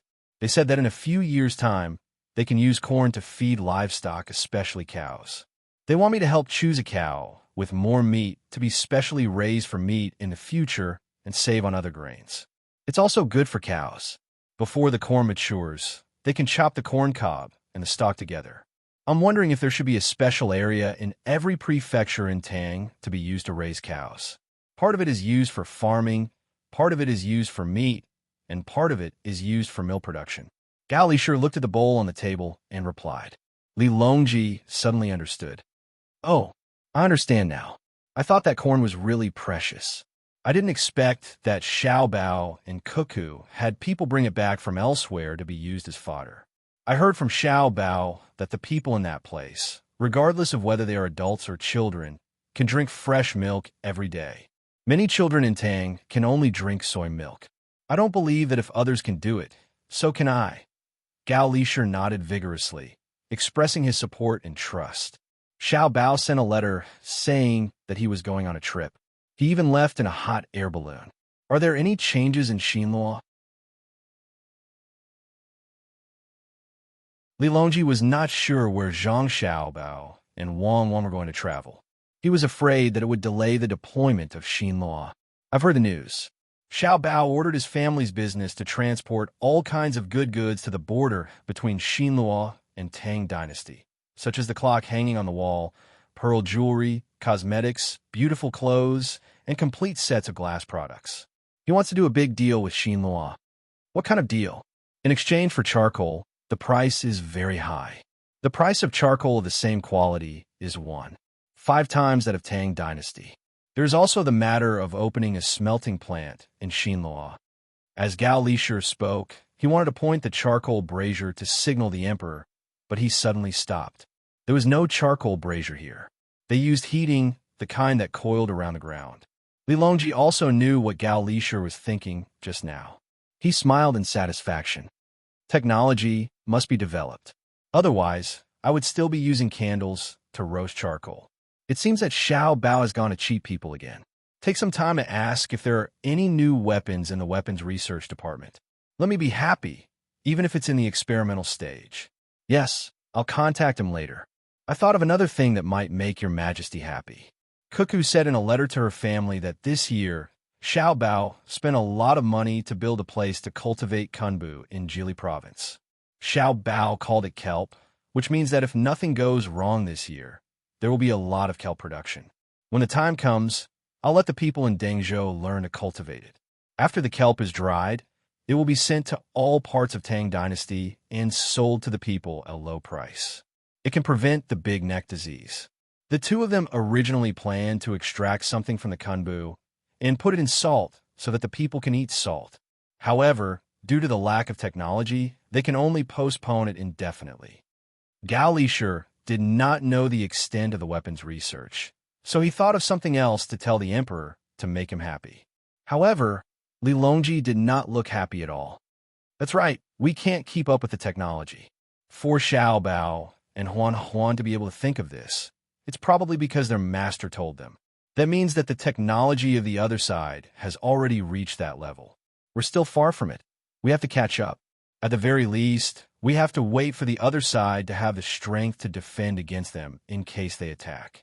Li Longji clenched his fists and ate the food in the bowl as fast as he could. He followed Gao Lisher's instructions to wash up and get ready to sleep. Luzhou, in the forest northwest of the matchwood factory, a group of people was busy. Some were in charge of recording, and some were operating. When everything was ready, a loud noise rang out. The people involved in the experiment smiled. It's done. Send a report to the young master and young miss. The picric acid is successfully developed. The trinitrotoluene is in the process of development. The new cannon is tested. The maximum range is 6 kilometers. The extraction of gasoline and diesel failed. We're working on a new method. The person who spoke was the craftsman who won the first place in the competition in the capital, Zhang Tianyu. After he was selected, he studied with Zhang Xiaobao and Wang Wan for a while. He was the first to read Wang Wan's books. After that, he was sent to Luzhou to be in charge of the scientific and technological research. When the people in charge of the research of the new gunpowder heard his words, they subconsciously puffed out their chests. Although they had lost their freedom from the moment they joined the research team, their family's standard of living was not comparable to ordinary people. If it were not for Jiaru's research team, they might still be ordinary craftsmen who spent the rest of their lives in some county. Now, they could at least wander around Luzhou, and they were escorted by many people. The ticking sound of telegrams rang out, all the way to Jili province. Unfortunately, Zhang Xiaobao and Wang could not receive the news for the time being. At this time, Lu Zhou did not stop working at the sea with the arrival of winter. The number of ships coming in and out every day was still the same. Before Xinyuan Island was fully occupied and explored, the profit-seeking merchants began to move further away. For example, there was a group of small islands beside Xinyuan Island, as well as an island that was not smaller than Xinyuan Island that was connected to Xinyuan Island on the other side. Ordinary merchants would go there to scout for resources and find a way to get them on board. Then, they would bring them back to Luzhou, pay a part of the taxes, and wait to make a fortune. Sun Miao was also the captain of a fleet in Jiangnan. His family was quite well-to-do, and he was a high scholar. Unfortunately, he had failed several imperial examinations in a row. After the new year, he gave up on the idea of continuing to work in the capital and was ready to find another way to develop. When he was on Yugate Island, he participated in the first advance party formed by merchants and made a lot of money. He also met the owner of another merchant and was attracted to the owner's daughter. After a few contacts, he gradually became close. In the end, he secretly married her and made her his co-wife. He had 2 wives and 3 concubines at home, and his son and daughter were running around everywhere. His older son and daughter had already gone to school and were doing well in their studies. Logically speaking, he should be content with what he had. However, his neighbor's 22-year-old son came to the capital this spring to take the imperial examinations and stayed in the capital to become an official. As a result, his neighbor's status was obviously much higher than his own. In May, he renovated his house according to the standards of a 6th-grade official. His father complained more than once in his letter that they were inferior to each other. Sun Miao also felt sullen. When he was a high scholar, his status was higher than his neighbor's. Now that he had no chance, he could only pin his hopes on his son. However, his son was too young. How could he take the imperial examinations at the age of 12? He didn't even have the status of a high scholar. Unless his son suddenly became Zhang Xiaobao and his daughter became Wang Wan. Even if everything went well, he would have to wait for 10 years. He couldn't let his neighbor suppress him for 10 years. Who knew if his son would become a 3rd-grade official after 10 years? Sun Miao was very worried about this. Just as he was looking for an opportunity, it suddenly appeared in front of him. There were quite a few tribes on another large island not far from Xinyuan Island. The last time he went there, he saw a leader of a large tribe, or rather, a tribal chief. Anyway, he was just a person. He had diligently learned the language of the Tang Empire and was able to carry out simple conversations. When they were talking about the exchange of goods, the leader mentioned that he wanted to meet the Emperor of Tang. It was not an ordinary worship. Perhaps, the leader could not imagine how majestic the Emperor of Tang was. The speaker had a heart, and the listener had a heart. Sun Miao's heart came to him. Since he could not pass the imperial examinations, he could become an official through other means. No one in his family could be an official, so why couldn't he make a great contribution? With this idea in mind, Sun Miao, who came back, began to contact people. He did not foolishly go to Lu Zhou's provincial governor, nor did he write a letter to the capital. Although he was qualified to send a letter to the capital as a high scholar, he knew it was useless. The emperor could not see it at all. After thinking for 2 days, he found Lu Zhou's trade alliance. First, the alliance was controlled by the Zhang family and the Wang family. If he wanted to let the emperor know, the emperor would definitely know. Second, the Zhang family and the Wang family would not steal his credit. The 2 families were so famous that they did not care about the merit of a tribe leader on an island. Most importantly, the Zhang family and the Wang family were very amiable. Sun Miao's contact was successful. The person in charge of Lu Zhou's affairs agreed immediately. As long as Sun Miao was confident that he could get the leader of the tribe to the capital and bring a lot of local specialties as tribute, Lu Zhou's people would be responsible for the protection, work along the way, and contact matters after the arrival. Before winter came, Sun Miao brought the people arranged by Lu Zhou to the island and found the leader of the tribe, Shantu Shi. This name was given by the leader himself. At first, he said that he wanted to follow the emperor's surname, Li. Later, he was dissuaded. If the surname was not passed down by the ancestors, it could not be taken casually. It had to be given by the emperor, especially by people who did not belong to Tang. When Shan Tushar learned that he could meet the emperor of Tang, he was very excited. He asked people to prepare many things that he thought were good and wanted to go with Sun Miao.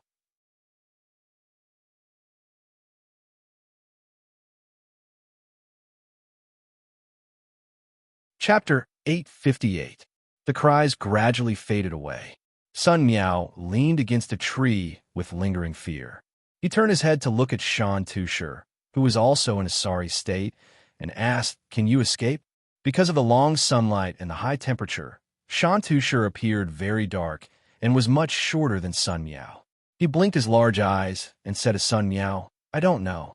I wasn't prepared. They suddenly attacked." Sun Miao didn't have time to be surprised by Shan Tushar's ability to learn languages. He hesitantly reached into his clothes and asked, "Why were you chased?" They were afraid that in the future, the good things of the Tang Empire will only be exchanged with my territory. If they kill me, it won't happen. At least, that's what they think.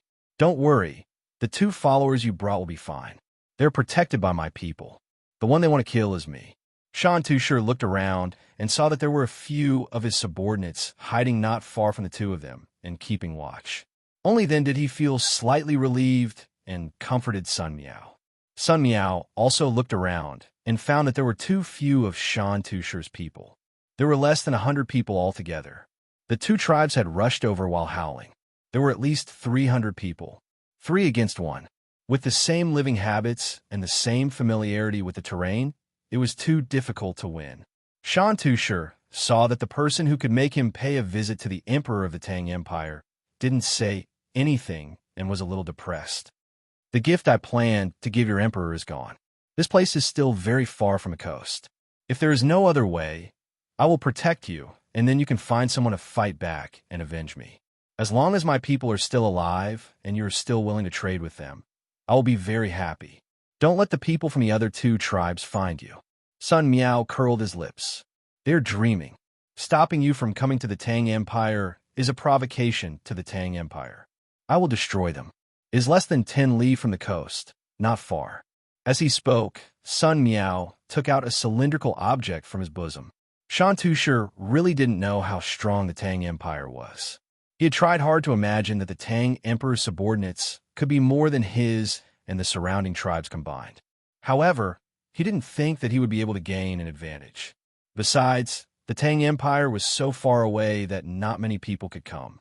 At this moment, seeing the thing that Sun Miao took out, he curiously moved his face closer. "This thing can kill people? This thing can find people." Sun Miao took out another box of matches and looked up at the sky, searching for a place where the leaves were sparse. "Who are you?" "Naturally, it's to protect the lives of the great Tang's merchants. Didn't I pay such a high tax precisely for this day?" Just as he finished speaking, Sun Miao struck the match in his hand and dug the bottom of the cylindrical object into the ground. He carefully ignited the twists on the top and pulled up the rocks to hide behind him. His heart was beating like a drum. Although the Luzhou's Chamber of Commerce had indicated on the map that there were rescuers on the new island, they did not provide the exact number of rescuers, nor did they mention the equipment of these rescuers. If the signal was sent out and the rescuers were still foolishly armed with ordinary knives and arrows, not only would they not be able to escape, but they would also bring harm to Luzhou's elite hurricane battalion. "I hope they are armed with pistols." While Sun Miao was lost in his thoughts, the signal fireworks exploded in the sky with a loud bang. The loud noise startled Shan Tushar and his men. They lay on the ground and did not dare to move. After a while, Shan Tushar raised his head and asked in surprise, "Are there any more powerful weapons? I'm sure they won't be weak." Sun Miao shook his head and stood up, looking around vigilantly. The noise just now was not small, and the fireworks were high enough. He was afraid that the people from the 2 tribes would discover their location and rush over. "Yeah, I don't think so. Things that can make such a loud noise are very rare." Shan Tushar helped Sun Miao to figure out the problem. After a few breaths of regret, he also remembered what Sun Miao was worried about just now. He shouted a few words to his men that Sun Miao did not understand. The surrounding people who were protecting them gathered around and bent their backs, ready to fight at any time. Sure enough, it did not take long before the people from the two tribes who were lured away by Sun Miao and his men arrived. After a few of them were shot by Shan Tusher's men with simple bows and arrows, they cried out in pain. "Let's go, they're coming." Shan Tusher grabbed Sun Miao's arm and ran in another direction. Sun Miao looked hesitant. He wanted to run, but he was worried that the people from the hurricane camp would not be able to find him. If he did not run, he was afraid that they would find his corpse. Being pulled by Shan Tusher, the team moved towards the seaside. Gradually, more and more howling sounds came from the surroundings. It seemed that the people from the two tribes were gathering and surrounding this place. Seeing the situation, Shan Tusher said to Sun Miao in a very loyal manner, "You run. I will take people to stop them. Remember to take revenge for me." "Oh no, how come there's another group of people from the Hulu tribe? They have allied with another tribe." As soon as Shan Tusher finished speaking, Sun Miao saw that the people chasing after him were more energetic than the ones before. Perhaps it was because they were more energetic. The people who were in charge of stopping the people behind him screamed from time to time. Sun Miao saw with his own eyes that a person who was less than 5 feet away from him was shot in the neck by a wooden arrow. The person who did not die immediately covered the place where he was shot with both hands and made a sound at his throat. With a swoosh, an arrow flew past Sun Miao's face. He could feel the wind as the arrow flew past him and pierced into Shan Tusher's thigh. "Run! Take revenge for me." The injured Shan Tusher seemed to know that he was going to die, so he could not keep running. He stared at Sun Miao and shouted. The screams of countless people were still echoing in Sun Miao's ears. Sun Miao trembled from head to toe. He did not know whether it was because of fear or excitement. He looked around blankly. Suddenly, he realized that everything around him had slowed down. He did not know where he got the strength, but he lowered his body, picked up Shan Tusher, and started running. As he ran, he cut his calf on the stubble of a plant. A cut immediately appeared on his skin, but he did not feel any pain. He only felt a chill and an itch there. The people in charge of protecting him finally made contact with the enemies. All kinds of shouts entered Sun Miao's ears. He had no time to distinguish which side was making the shouts. Shan Tusher, who was being carried by Sun Miao, saw the people of the Hulu tribe gradually approaching from behind. A look of despair appeared on his face. The person closest to him was less than 5 steps away. He had already raised the big stick in his hand and was about to smash Sun Miao in the next moment. Thud! A sound suddenly rang out from nowhere. Shan Tusher could only watch as a hole suddenly appeared in the head of the person chasing after him. His head was tilted back, but his body was still moving forward. With a thump, he landed right in front of Shan Tusher. The club in his hand flew out diagonally, and he could no longer hit his own head. Shan Tusher had no idea what was going on. While he was still in a daze, he found himself being thrown to the ground by Aeon. The pain made him shiver. He turned his head to look at Aeon. Just as he was about to ask if Aeon had run out of strength, he heard the same noise he had heard earlier. Thud, thud, thud, thud, thud, thud, thud, thud. Hearing this sound, Sun Miao chuckled and gasped for breath. He lay there and looked up at the sky. Oh my God, they're finally here. Tusher, we can live. Who's here? Shan Tusher sat up and found a strange scene in front of him. The people of the Hulu tribe were falling one after another. He did not know who killed them, and he did not know what weapon was so powerful. However, he could guess that it had something to do with Sun Miao. Sun Miao sat up as well. He squeezed the wound on his calf with his hand and snorted. Naturally, it's the Great Tang's Hurricane Battalion. How dare they attack the people of Great Tang? Let's see how many people they have to kill. Hurricane Battalion? Where else? Wherever the sound comes from. I didn't pay my taxes in vain. As long as it's a place marked on Lu Zhou's map and is protected by military forces, rescue will arrive in half an hour at most. Sun Miao, who knew he was safe, said with satisfaction. At the same time, he felt a sense of fatigue. Shan Tusher looked left and right, searching according to the sounds. Suddenly, he shouted excitedly, "I see it! I see it! On the trees, 1, 2, 3, 4. There are 4 people. 4? Sun Miao only has 4 people." Sun Miao was taken aback. He looked up and found that there were 4 people shooting on 4 trees. The little hope that had just risen in his heart was extinguished again. How many bullets could 4 people carry? There were at least 500 people in the 3 tribes. What should he do when he ran out of bullets? Before he could figure it out, the howling around him gradually faded away. Judging from the sounds, it seemed that they were retreating. After waiting for a while, he heard no more sounds. Sun Miao struggled to his feet, cupped his fist at the 4 people who had just climbed down from the trees, and said, "Thank you. I'm Sun Miao, the independent merchant of Lu Zhou's Ocean. I'll reward you handsomely when I get back. Gentlemen, what should we do now?" 2nd Battalion, 3rd Platoon, 1st Squad, 2nd Squad, 2nd Squad, retreat with us to the seaside. A man with a big bag on his back stepped forward and saluted Sun Miao. His voice was short and strong, giving people a sense of security. All right. Sorry to trouble you. Tusher, can you still walk? Hurry up, don't be surrounded again. Otherwise, we'll be finished." Sun Miao didn't have much time to exchange pleasantries. He pulled Shan Tusher, and under the protection of 4 people, they tried their best to evacuate towards the seaside. Shan Tusher called out to his frightened subordinates. Those who could still move carried the wounded and followed along.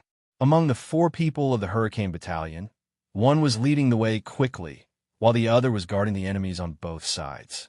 Gunshots kept ringing out.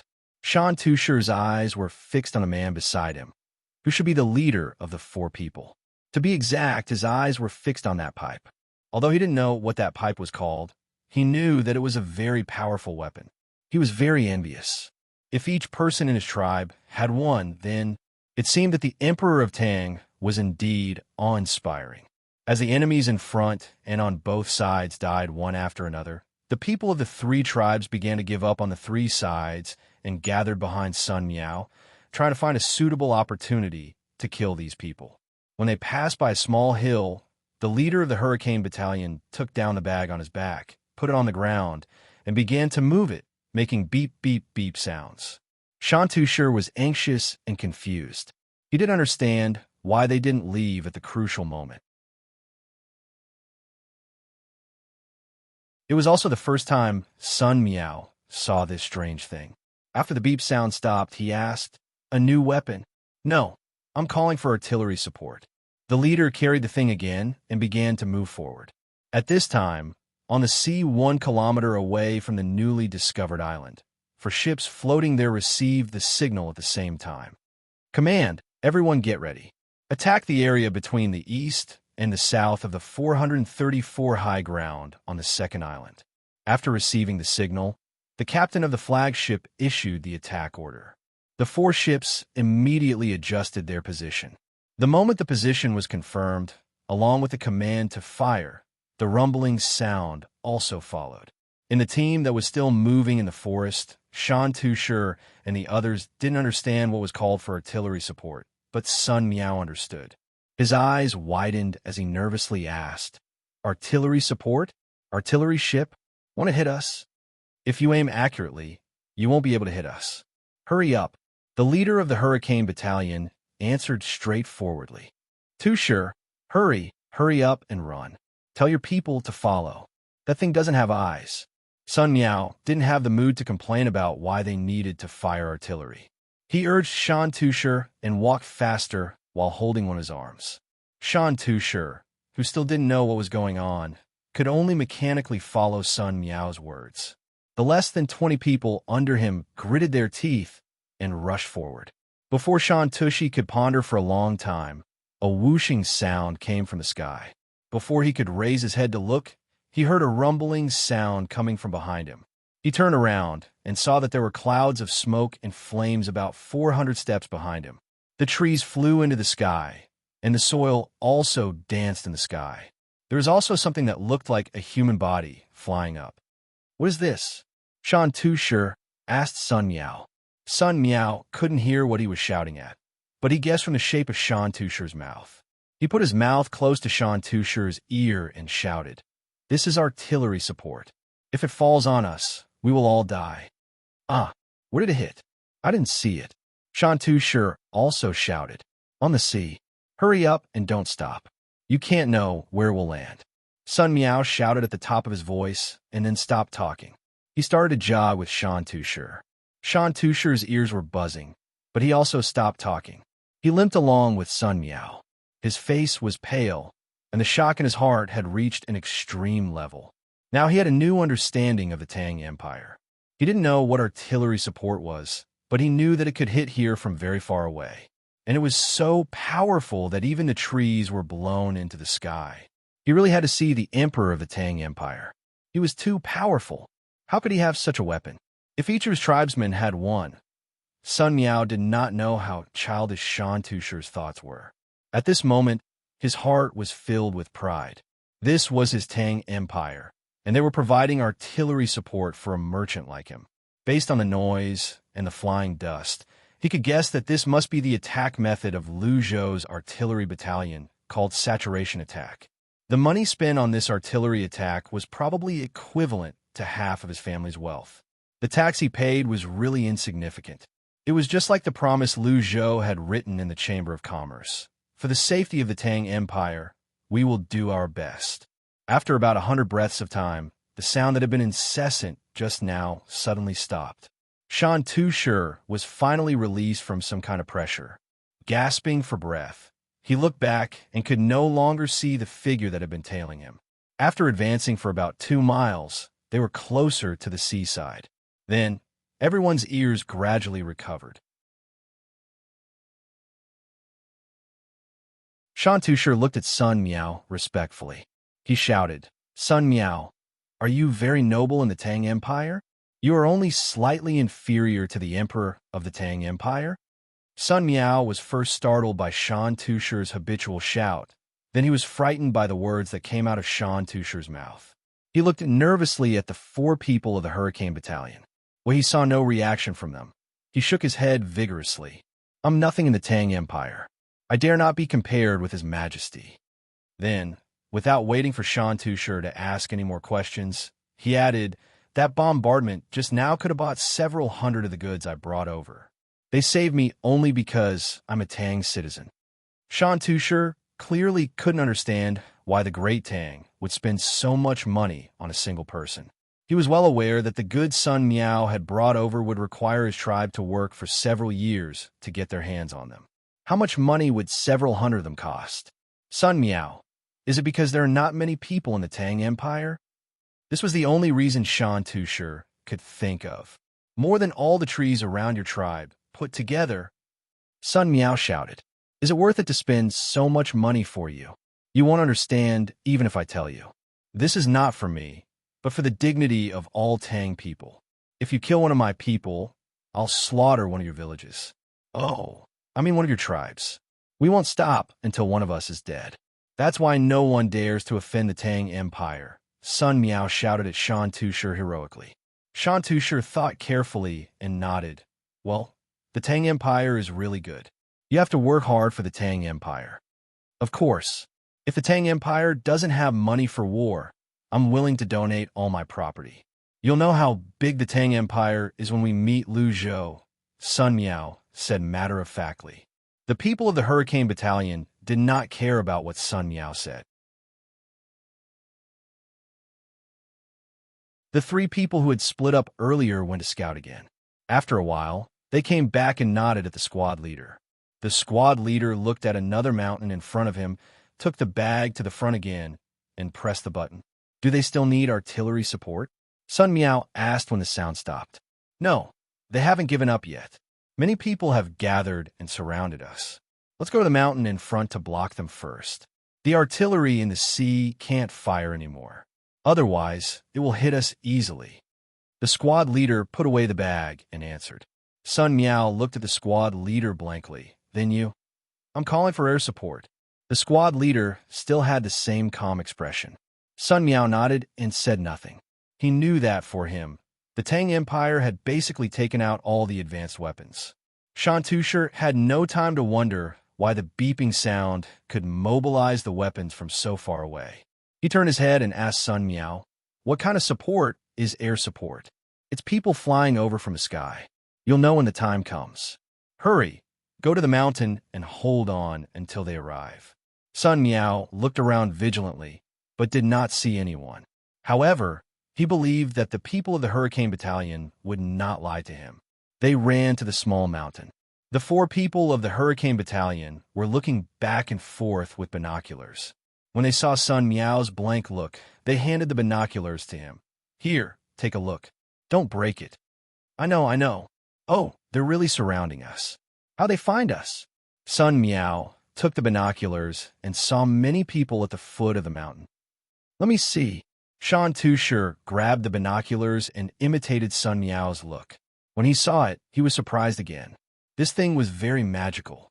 It could actually make the distant scenery closer. At the same time, he also saw people from other tribes who were not willing to give up. Seeing those people gradually approaching, when the 4 people of the Hurricane Battalion aimed at them and were ready to shoot at a certain distance, those people suddenly stopped. They seemed to be afraid, but also seemed to be waiting. If they did not come, the people of the Hurricane Battalion would not easily waste their bullets. The 2 sides confronted each other at the top and the foot of the mountain. Squad leader, are they waiting for their people to come up from other places and then rush in?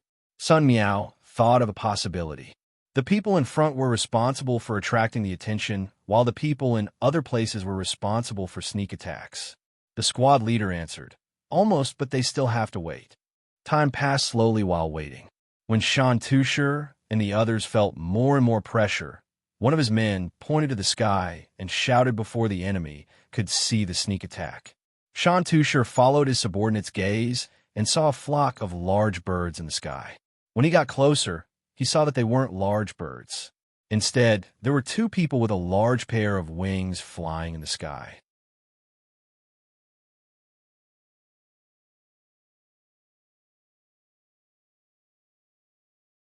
Chapter 859. If it wasn't for the pain in his leg, Shantusher would have thought that he was dreaming. Before he met the Tang people, he thought that he was the leader of a tribe and should be a knowledgeable person. Anything that the people in the tribe found should be sent to him first. But after he met Sun Miao, he realized that he was the toad in the well that Sun Miao was talking about. He was very pitiful. If it wasn't for the danger today, he believed that Sun Miao would never light up that life-saving thing. He also wouldn't know that there were many things that he had never heard of before. "Sun Miao, how do you fly up?" Shantusher touched Sun Miao and asked in a low voice. "Jump down from the mast or the lookout tower?" 2 people use gliders. One person is in charge of adjusting the direction, while the other is in charge of attacking. You need to have experience. Sun Miao explained. He was about to say that it required wind, but he was afraid that he would reveal the secret, so he quickly changed his words. He knew that gliders were very important on the sea. The wind was strong on the sea. When attacking in the air, the enemy's ships were like decorations. Not to mention the ability to fight back. They couldn't even find the ability to defend. Shantusher didn't understand, so he just listened to Sun Miao. He had seen mast and lookout towers before. There were the places where the sails of ships were raised and the place where one could observe from a high place. He looked at the trees on the mountain and asked with longing, "Can I learn?" "I don't care. I'm only in charge of doing business. I don't dare to interfere in fighting." Sun Miao knew that Shantusher thought too highly of him. In fact, his status was very low. He was only a Jiren. At this time, the reinforcements from the air had already begun to hover in the sky with their gliders. There were not many of them. A total of 80 gliders were sent out from the 4 ships that were docked at sea. The person in charge of attacking was equipped with a rifle that could fire continuously and a few grenades. After circling in the sky twice to determine which side needed protection and which side needed to be attacked, they immediately launched the attack.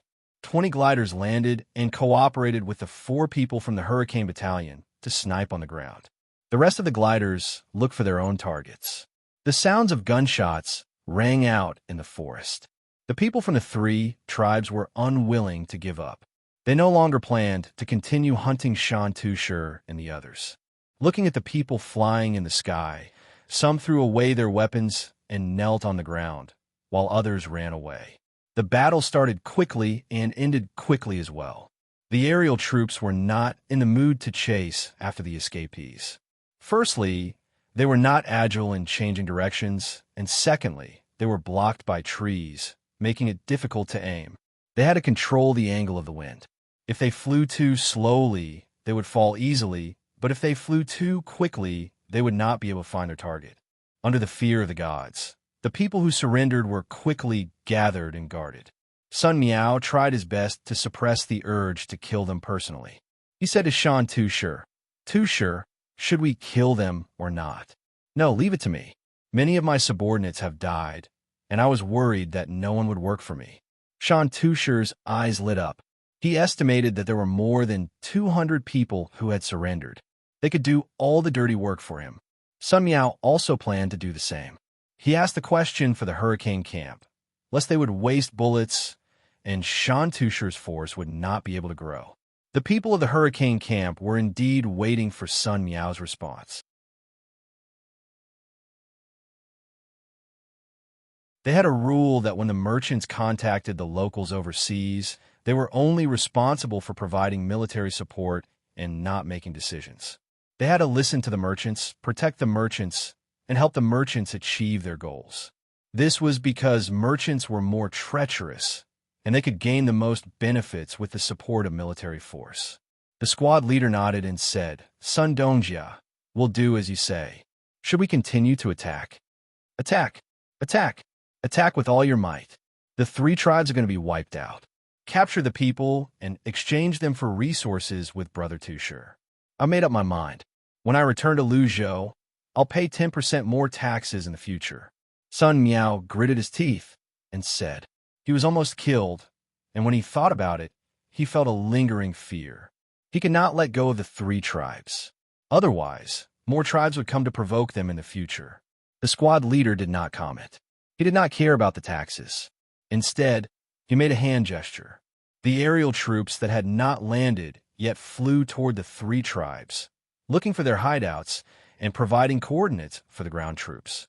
Compared to the glider wings that flew fast with the help of the sea breeze, the speed of Zhang Xiaobao and the others could not be faster.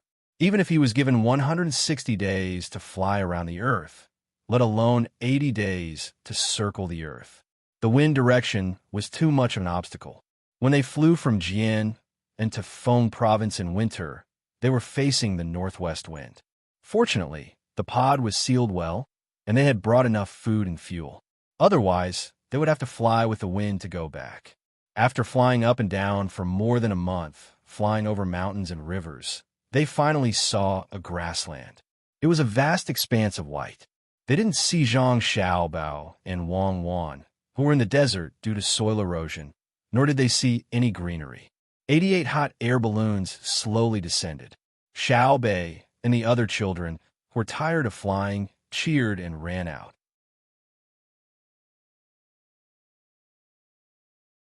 They kicked the snow with their feet, trying to see the covered grass below. Some people arranged to set up camp, and some people formed teams to patrol the surroundings. Zhang Xiaobao and Wang Wan shivered from the cold wind that blew in their faces. They ran to the back of the pod to hide, and at the same time, they discussed how to incorporate the Turks into their forces. It seems that the Turks won't have an easy time this winter. It's really cold. When night comes, the people outside will probably be frozen into popsicles. Zhang Xiaobao sighed into his hands, looked up at the gloomy sky, and said, "You don't need to say that. They insist on running north. This year, it might not be negative 40 degrees, maybe even 50 degrees. I want to know where they are now. When the time comes, I want to control their leader, tell them how good the great Tang is, and bring them back to live a happy life." Wang Wan had already thought of a way to deal with this. She couldn't rely on the addition of 50 children to form an army of 400 people to directly defeat hundreds of thousands of Turks. Zhang Xiaobao took out a small wine flask, took a sip, and handed it to Wang Wan. As he walked away, he said, "Let's go and look around. Let's see if we can find some frozen snakes to cook porridge. Don't they say that there are many wolves on the steppe? If we can find a group, we can even eat some fresh meat." Wang Wan also drank a mouthful of wine, and her stomach felt better. She asked Zhang Xiaobao, "When the wolves see so many of us, they've already run away in fear. Why would they wait for you to eat? Tell me, if you were the leader of the Turks, what would you do?" "Me?" Zhang Xiaobao pointed at his nose and said, "If it were me, I would lead the Turks to the west. I wouldn't run north. That would be fatal. With so many people under my command, I can probably fight all the way to the Mediterranean. I would make weapons along the way." "I'm not asking you that. I'm asking you where you've run to now that you've already gone north. You can't always stay in a place where people freeze to death, right?" "Oh, you're talking about now? I don't want to be the leader of the Turks right now. I just want to know where we are. Where do you think we are? Have we reached Ho-Hot? How do we find the vast desert? I'm a bit regretful. I've decided to run to Hainan in the future. I won't be punished like this." Zhang Xiaobao rubbed his face. In just a short while, the wind had made it seem like his face was about to split open. There was clearly a layer of frost on his eyelashes. It would be a lie to say that he wasn't cold. Wang Wan was also worried. Without a map of this place, she had thought that she would be able to meet people and ask them. In the end, after flying for 2 days, she hadn't even seen a single living thing. The snow where they had landed was not thick, just reaching their ankles. If they were to go somewhere else, there would be snow more than a meter deep. If they were to throw Xiao Bei in, his head wouldn't even be able to stick out. Pinching her forehead, Wang Wan helplessly said, "Let's just continue flying. We should have enough fuel after another half a month. If it really doesn't work, we'll just treat it as bringing Xiao Bei out for a vacation. That's the only thing we can do." Secret Service Officer K is really unreasonable. He was respectful to the Great Tang before, but when he saw that the Great Tang had advanced weapons, he didn't immediately take the initiative to join them. Instead, he took them and ran away, hindering the integration of the people. Zhang Xiaobao also couldn't think of a good idea. If it were summer, it would have been fine to ride a horse. Now, he could only complain about Secret Service Officer Quebec Wang. Wang looked at Xiao Bei and the others who were still working hard to dig for grass and said, "In the past, Secret Service Officer K was honest because the internal situation was not stable. Then there was trade, and he obtained many benefits. He was prepared to become stronger one day. It was written in the book that he didn't get that opportunity. Our current plan is to directly swallow up the hundreds of thousands of people in the Turkic Khaganate and divide them through immigration. As Prince Yin of the left, who doesn't have soldiers under his command, how could he be willing? For ambitious people, the right to speak is the most important. We'll stay for the night and fly tomorrow morning. I don't believe that we won't be able to find traces of hundreds of thousands of people." Night came quickly.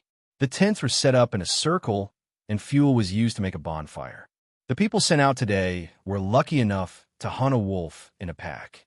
They skinned and deboned it with snow water and boiled it into soup for the more than 400 people. Although it was called a pack of wolves, there were actually only 12 wolves.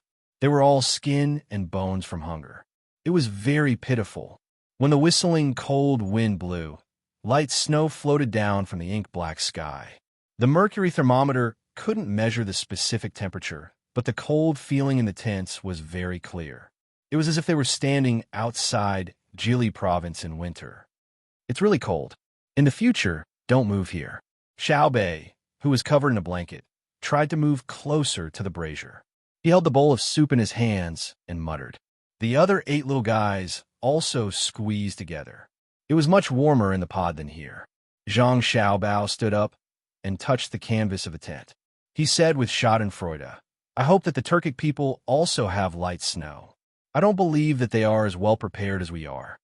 They are not fools. The felt made of fur can withstand the wind better than our tent. Okay, hurry up and drink the soup. It's time to tell the story."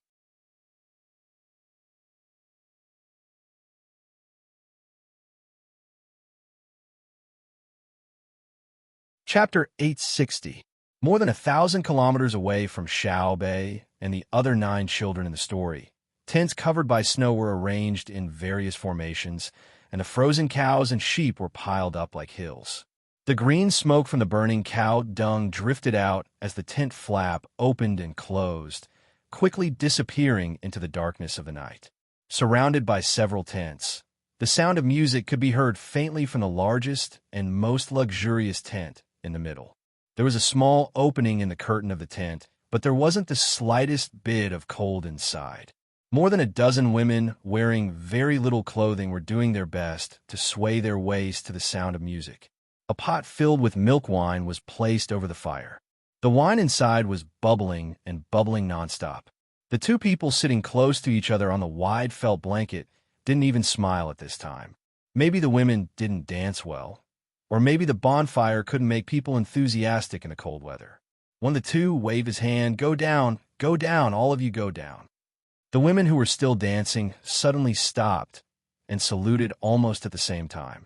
They turned around and left with the smallest steps, afraid that they would disturb the two people if they were too loud. It's cold again. The man who waved his hand waited for all the women in the tent to leave. He stared at the swaying flame of Weiwei and said 3 words that seemed to have no meaning. Many cows, sheep, and horses also froze to death. If the snow continues to fall until tomorrow morning, it is estimated that many people will die. It will be cold when the snow is light, and it will be heavy when the snow is heavy. It will be colder in 2 days, and it will be hard to walk on the road. The man next to him seemed to understand the meaning of the previous speaker. His face, which was caressed by the cold wind, showed a deep helplessness. The man who spoke earlier lowered his head. After a while, the firewood in the bonfire suddenly made a crackling sound. He raised his head again and looked in front of him, which was facing the south. He said, "The north of the Tang Dynasty must have a lot of snow, and the north of Hebei Province and Jili Province may be covered in thick ice. So what? The closest place to us was Feng Province. If it had been more than 10 years ago, perhaps a snowfall could have killed many people and livestock and cut off the connection with the outside world. But now, we didn't expect too much trouble to happen to them. Disaster relief in the Tang Empire had always been carried out by the army first. The army in Feng Province was nominally under the control of the local government, but in reality, it was clear who had the final say. The ability of the Zhang family and the Wang family to provide goods, they called it logistics, did not need to be tested. The year before last, I remember that there was also a heavy snowfall. Almost all of it fell on Fengzhou. What was the result? After half a month, the supermarkets in Fengzhou City not only had enough food, but also fresh cucumbers and watermelons. This is a provocation to longevity heaven. Normally, when the road is clear, it would take at least a month for supplies to be delivered, but now that the road is sealed off by snow, it takes at least half a month for the goods to be delivered. In truth, I understand. They are telling us that no matter when, as long as the Great Tang moves against the Turks, they have the ability to deliver supplies with unimaginable speed. Just like the logistics camp in Yingzhou, before the soldiers have even moved, the provisions have already arrived. The person who said this was very unwilling to admit the speed of the Zhang family and the Wang family's logistics, but he had to admit it. There was admiration in his voice, but more than that, there was helplessness. The person who spoke first pursed his lips and sighed again. Yes, the logistics camp in Yingzhou is the first to provide supplies. As long as they're still there, no one dares to take advantage of them and deliver supplies in half a month. Damn it, who would have thought that they use dogs? If dogs can carry goods, they can also carry people. If they find our location now and transport 10,000 soldiers here, with the speed of dogs on the snow, we can't run away even if we want to, and the cavalry can't even lift their hooves. Since there's no need to expect any losses in Jili Province. The Zhang family and the Wang family have long been used to facing all kinds of difficulties. According to the saying passed down, they are kites that fly in adversity and become stronger when they meet strong opponents. Secret Service K, if there is no other way, let's go back and apologize. Lilongji won't kill people. The person called Secret Service K couldn't help but tremble. He closed his eyes and sighed again. Emotion, are you afraid? Go back. Will there be any Turkic people if we go back? It's not like you don't know what that damn child Zhang Xiaobao is planning to do. He'll have Li Longji separate us Turks and place us in the various provinces of the Great Tang. Tubo is already doing that. Moji did not answer immediately. He scooped a bowl of wine from the pot, smelled the familiar smell, raised his head and drank it all. He burped and cut a piece of slightly burnt mutton from the rack of another bonfire with a knife. He put it in his mouth and smacked it twice, feeling that it did not taste good. He then said, "You're right. I'm afraid that Zhang Xiaobao and Wang will be free in the north of Hebei province and run here with their soldiers. At that time, it won't be a question of whether we go back or not, but how many lives we have to pay to go back. I don't think they will be afraid of seeing blood when they kill people, so they won't do it. There's no salt in the meat, and we're also out of tea." In a few more days, we'll probably run out of wine and things to burn a fire. Do you dare to plunder like before? They're probably waiting for us. You haven't seen the power of the cannons, but I saw it with my own eyes. After the thunderous boom, the ground was littered with broken limbs. The people flying in the sky casually threw a torch at the provisions. Should we save them or not? Our generals can't run all over the place and continue to give orders while avoiding aerial attacks, right? Emotion had just finished speaking when footsteps came from outside the tent, followed by a report. Reporting, in the various circles of the headquarters, another 623 sheep have been frozen to death. "I know," Emotion replied, and then turned to Secret Service. Quebec's Secret Service K aged a lot in an instant, and turbid tears flowed from the corners of his eyes. He pursed his lips for a while and let out a sobbing sound. He nodded twice and said, "When dawn comes, summon the leaders of the various tribes to discuss the matter of returning.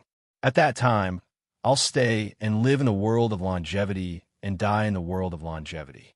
No, if you stay, Li Longji will definitely be angry and think that you're competing with him. At that time, he'll kill the Turks." He hurriedly persuaded.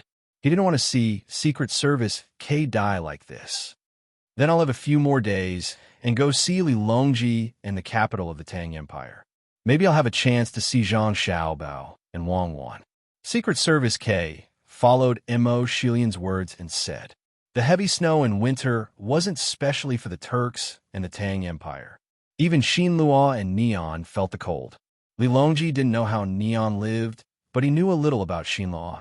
While soaking in the hot spring and experiencing this comfort, there was no trace of happiness on his face.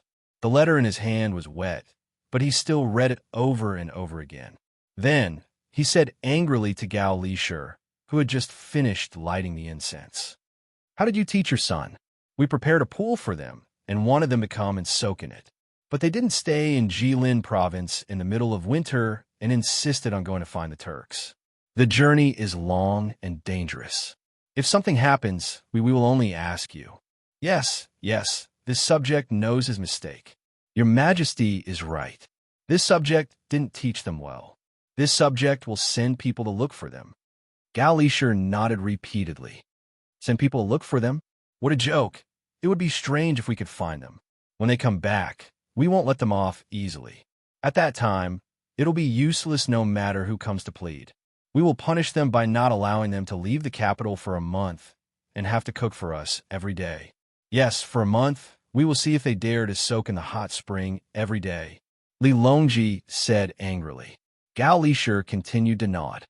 Yes, we have to punish them. They won't dare. This subject reckons that they won't dare, especially soaking in the hot spring. It's good that they won't dare. We heard that the people of Xinlua are doing well this year. Is there any new news? Tell us. Li Longji's face was back, and he no longer bothered with this question.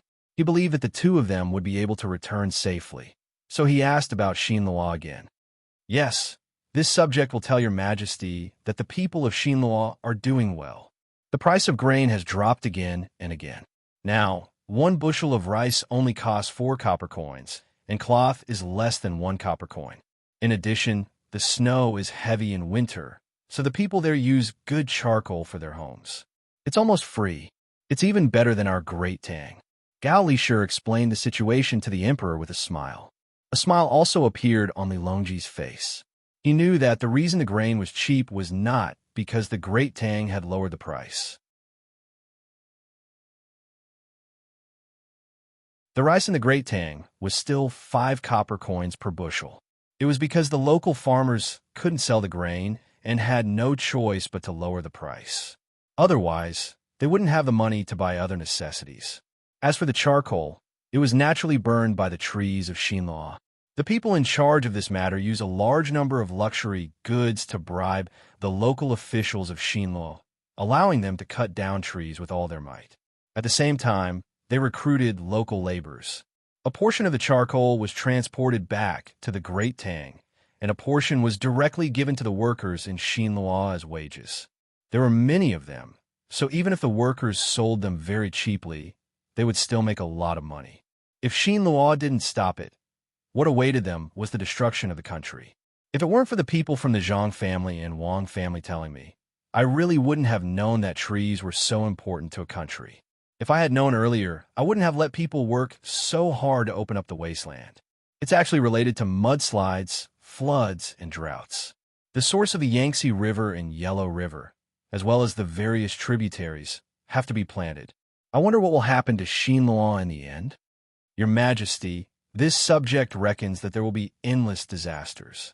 At that time, we can't wait to force them to fight. We need to first get their people to the Great Tang through various excuses. Xiao Bao should have arrangements for this.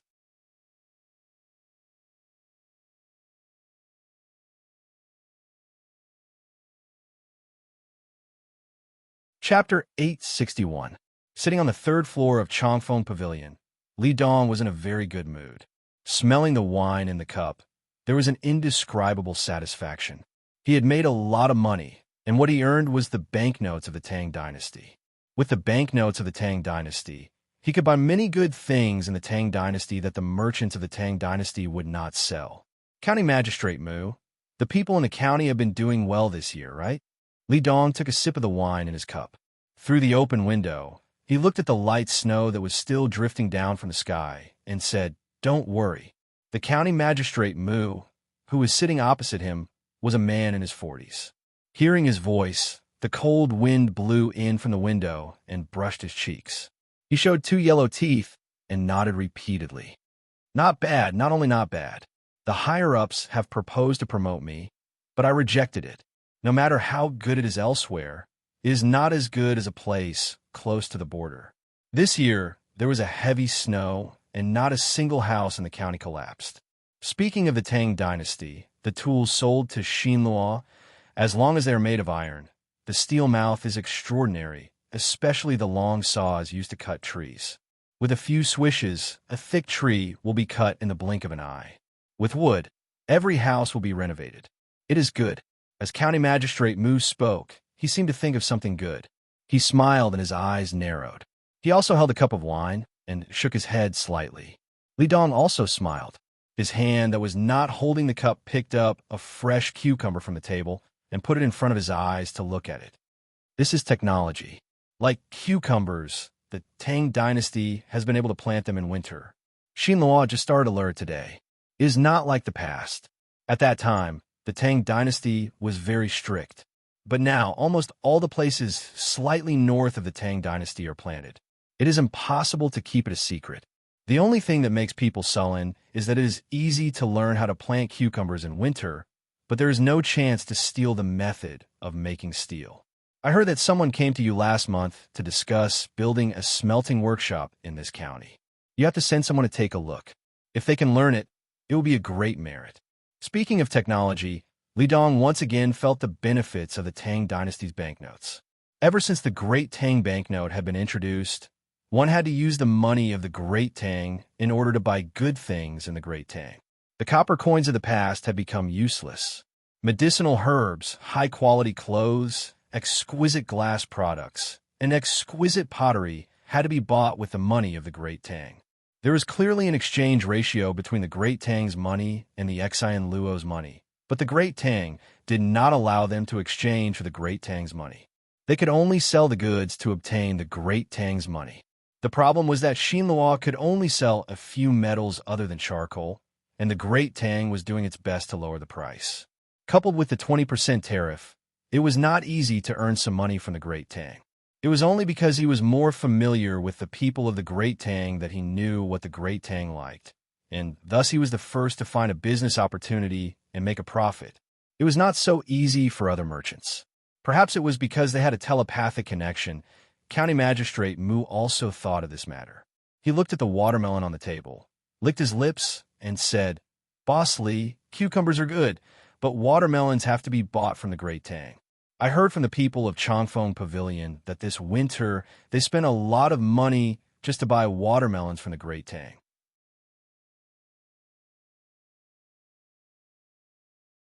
We have to think of a way to get glass, preferably the manufacturing technology of glass.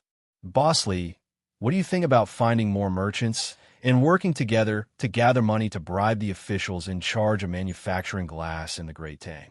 I don't believe that there is nothing that money can't buy. Li Dong fell in a deep thought for a moment. Without waiting for him to speak, County Magistrate Mu continued. The Great Tang is indeed good to our Xinlua. They sell food at a cheaper price than the local Great Tang. This is the etiquette of the Great Tang.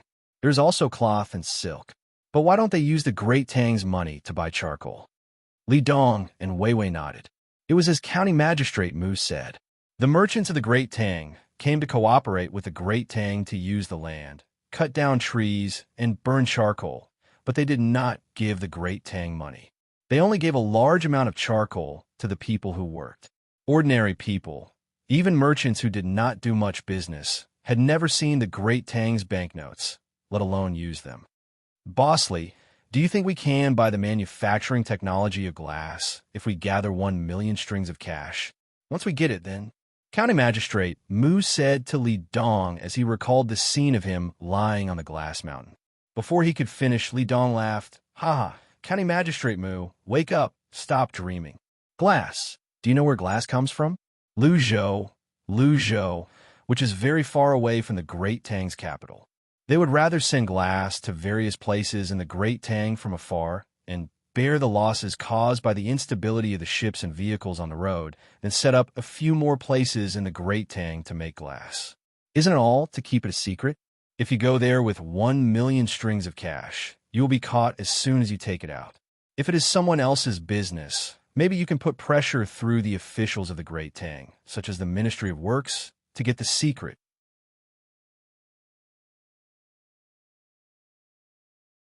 But who dares to go to the Zhang family and Wang family's business? Even if you're not a spy, you will be interrogated as a spy. Besides, the current head of the Ministry of Works is Zhang Zhong, the head of the Zhang family. Then what should we do? County Magistrate Mu's hot water cooled down and asked in frustration. Endure and pretend. Look at Japan. They know how to endure and pretend. They are obviously farther away from the Great Tang than we are from Xinlua, but they can pretend to be subservient and deliberately curry favor with the Great Tang. Isn't it to make the Great Tang lower its guard and think that they're not a threat and easy to cheat of the technology? Li Dong also considered this problem. If he wanted to get good technology, he could only wait for the Great Tang to give him. He couldn't show any ambition. County Magistrate Mu exhaled hot air through his nose, gritted his teeth, and said, "I understand. When spring comes next year, several factories of the Great Tang will be built in this county. I will choose clever people to work there. See more, listen more, think more, and ask less. Let the Great Tang people think that we are stupid and let their guard down. Well, that's good. Eat. In the future, go to between the clouds and the water or blue sea silver, sand to eat more. There are many merchants of the Great Tang there. Maybe you can get some useful information." After saying that, Li Dong no longer mentioned this matter and lowered his head to eat and drink. Just as the two of them had said, the houses of the people of Xinlua were well built. Countless firewood had been cut down. When the weather was cold, they didn't have to worry about freezing. However, when the farmers lived in good houses, they were not in a good mood. This year's grain was sold, and the money they earned was less than half of last year's. If not for the Great Tang people coming to recruit workers, they probably wouldn't have been able to survive the new year. When the work was done, Would all the farmers starve to death, except for those whose land was requisitioned? Under the support of such thoughts, the farmers felt that this winter was even colder. It was cold from the inside out. They didn't know what would happen next year. A few days passed quietly. When some people were happy and some were sad, Zhang Tai brought a person to find Li Dong and set up a banquet at the Blue Sea Silver Sand restaurant. In order to let Li Dong eat well, he deliberately made a double pot. One side was clear soup, and the other side was spicy. Some of the few chilies were taken out. Of course, they were all chilies without seeds. The seeds had to be planted. At the sight of the red stuff, Li Dong was amazed. He had eaten the double pot before. It was made from a kind of material on the mountain. After more than 10 processes, it could be made spicy enough. However, he had not seen red once. Li Dong raised his chopsticks and wanted to taste it. However, he didn't have the courage to do so. Therefore, he asked Zhang Tai with a dubious look. Zhang Tai answered Li Dong with practical actions. He picked up a thin roll of mutton and lightly dipped it in the spicy pot. After a few seconds, he dipped it in the seasoning on the plate and put it into his mouth and started to chew it. Nice, Mr. Li, try it. This is a new dish made by the Sanongxi Temple of Tang Dynasty. It's very delicious. However, it's rare like ginseng. It's really rare. Zhang Tai looked sincere, as if it was really made by the Sanongxi Temple. Seeing someone testing the poison and finding that it tasted good, Li Dong also picked up a roll of mutton and dipped it in the pot. After that, he directly stuffed it into his mouth without dipping it in the seasoning. Hissu. Cough, cough, cough. It's so spicy. Li Dong had never eaten chili before. The moment he swallowed it, he accidentally choked on it and burst into tears. Although he complained, his hands didn't stop moving. He used his chopsticks to pick up 3 rolls of mutton and dip them in the pot. He couldn't wait to eat it. While slurping the mutton, he treated it as an enemy and bit it as hard as he could. Is it okay? Zhang Tai asked with concern. Yes, it's indeed more delicious than ginseng. Do you have any seeds? Li Dong was conquered by the chili. The more spicy it was, the more he wanted to eat it. He couldn't wait to pour the soup into his mouth. No, Zhang Tai answered straightforwardly. Seeing Li Dong's regretful look, he hurriedly changed the topic and introduced the person he had brought here. Boss Li, this is Huainan Cloth Company's boss Song. He specializes in the cloth business, and his family is rich. His goods are sold all the way to Huainan, and there are even people who travel thousands of miles to buy them. His reputation is spread far and wide, and even a 3-year-old child knows that he is a great philanthropist. Nice to meet you. Nice to meet you. So it's the great Mr. Song. Li Dong had to stop eating and show proper etiquette. Mr. Song, who was introduced by Zhang Tai, was a bit fat. He had a round face and always wore a smile. It seemed that he would smile even if he didn't smile. Like the Methriel Buddha, he had a benevolent look. Before he spoke, the flesh on his face first moved, followed by his voice. Mr. Li, I've heard a lot about you. Seeing you today, I know that your reputation is not as good as your reputation. You flatter me. You flatter me. I wonder if Mr. Song is here. Li Dong was not that naive to judge the truth from others' appearance.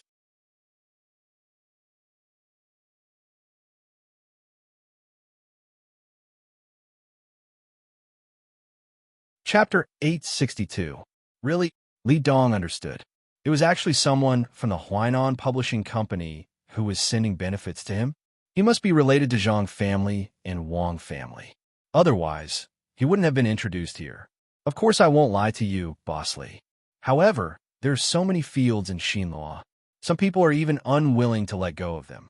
If a field is used for baidizi and there are suddenly several rice paddies in the middle, wouldn't all the water be drained into baidizi's fields? Song Dongjia still had that simple and honest appearance, but there was even more worry between his eyebrows. He lowered his head and looked at the wine cup. When he raised his head again, he asked Li Dong with a look of seeking advice. I've often heard that Dongjia Li has quite a lot of methods. I wonder if he can help think of a foolproof plan? When Li Dong heard that Song Dongjia would give him 3 times the normal salary, he had already wanted to agree. However, when he heard Song Dongjia's hesitation, he started to think. Song Dongjia, I'll definitely spare no effort to help you, but sigh. Song Dongjia, you can ask Steward Zhang. Xinluo doesn't have the final say. I can't help you if you're too far away. As for Niha County, I can help you build a bridge. However, the county magistrate's surname is Mu. He's a greedy person. You can contact County Magistrate Mu. Aya, Brotherly, I have to thank you. Brotherly, don't call me Song Dongjia. Just call me Song Qian. Thank you for your help. Oh, please wait a moment.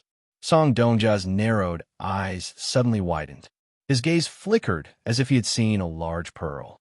His voice paused, and he hurriedly ran to the door. He gave a few instructions to the people outside, and then sat back down. After a short while, someone knocked on the door and entered, handing Song Qian a box. Brotherly, take a look. Song Qian pushed the box in front of Li Dong and said with a smile. Li Dong was also impatient. He knew that Song Dongjia was going to give him a benefit. However, he didn't know what it was.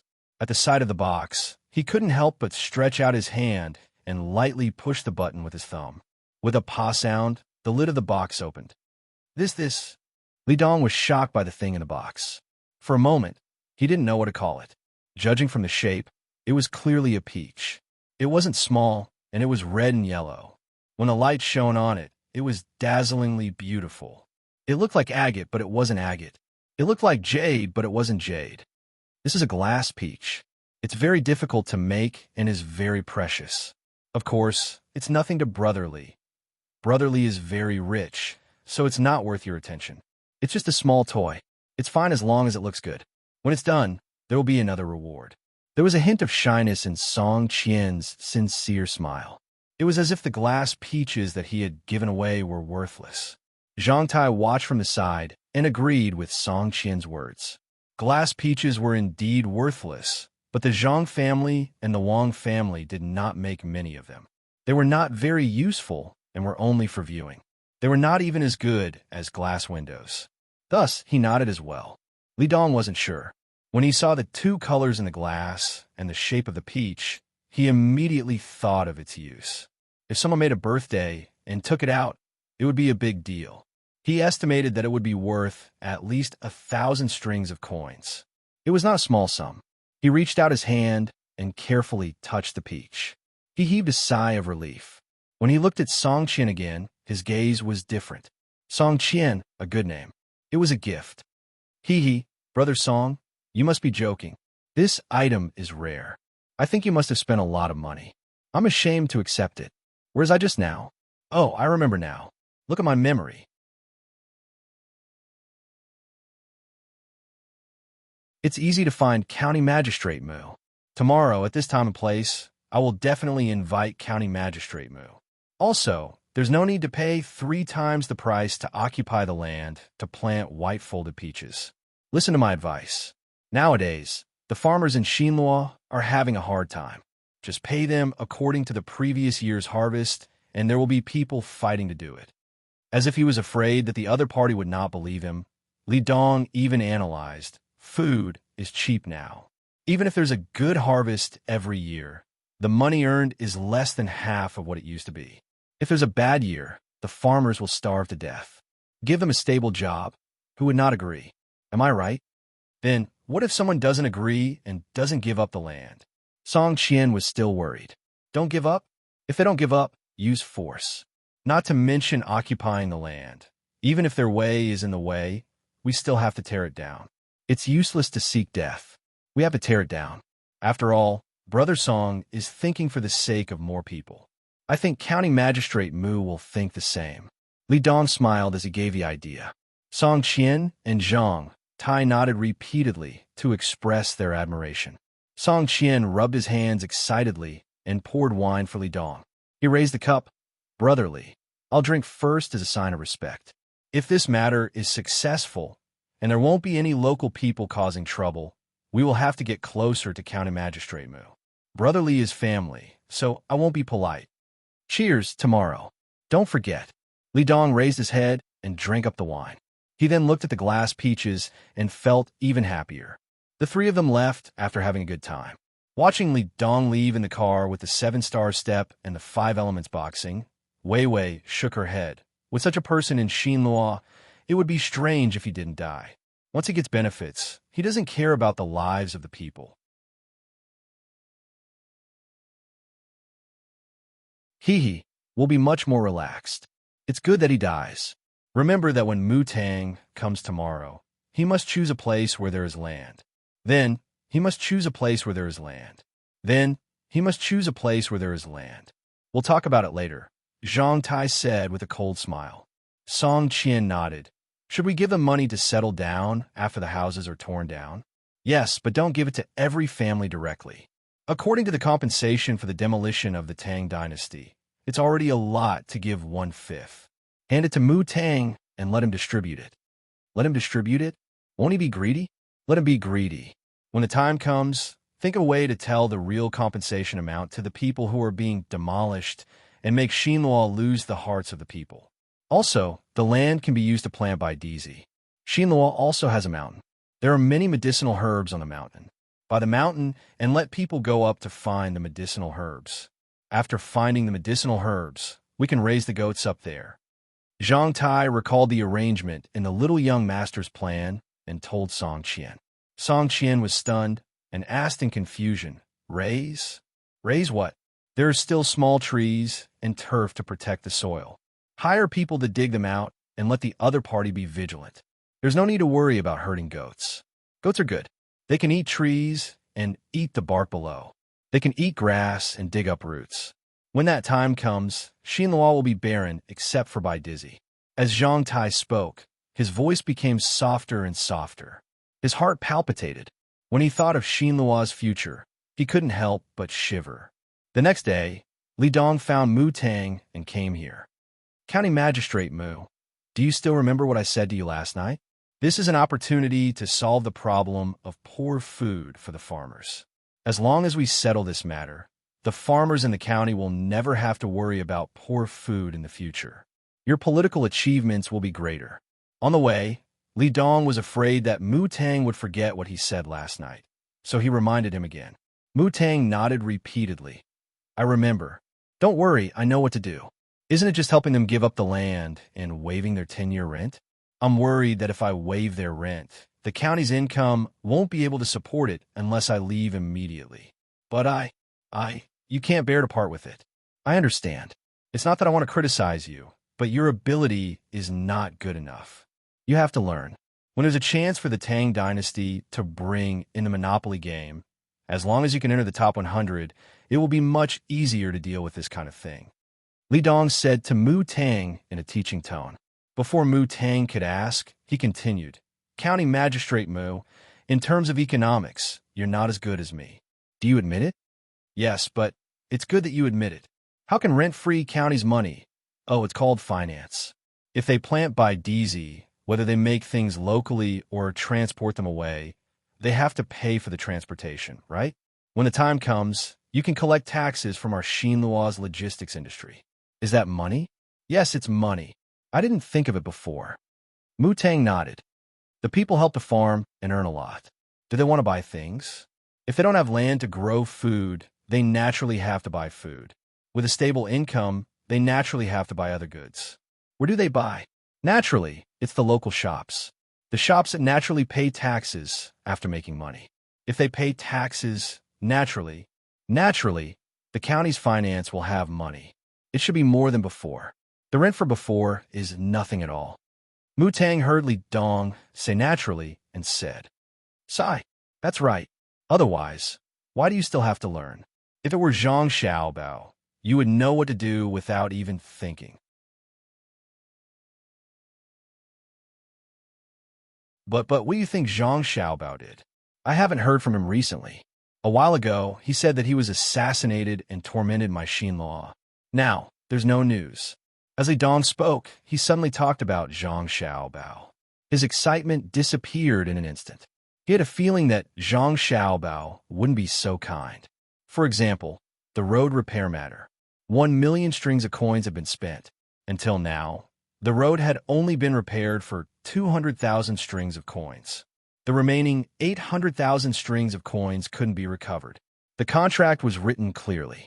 There was also the 500,000 strings of coins that were taken out later. When the river was connected, The people from the imperial clan finally explained the matter clearly. When the Tang Empire collected taxes, the Tang Empire didn't pay a single copper coin to connect the river. Originally, the Tang Empire wanted to pay. If they hadn't stopped it back then, wouldn't they have saved a lot of money? Would Zhang Xiaobao be so kind as to help my Xinluo? He sent that money giver to plant by Dizi. Do you think there's a conspiracy? As he thought about it, Li Dong began to mutter. It seemed that he was talking to Mu Tang. County Magistrate Mu shivered. He was very unwilling to hear that name. He had complained more than once in his heart. He complained about why Li Longji of the Tang Empire sent Zhang Xiaobao and Wang Wan to Jili Province. It was really terrible. Since the arrival of the two of them, he had to be on guard at all times. Especially after the sword meet on Mount Hua, he had stationed 30,000 soldiers at the border. Even so, he couldn't be at ease. When there were more soldiers, there were more troublemakers. It was difficult to control them. There were 5,000 soldiers stationed in the county. Usually, he had to curry favor with other people's generals and control his subordinates.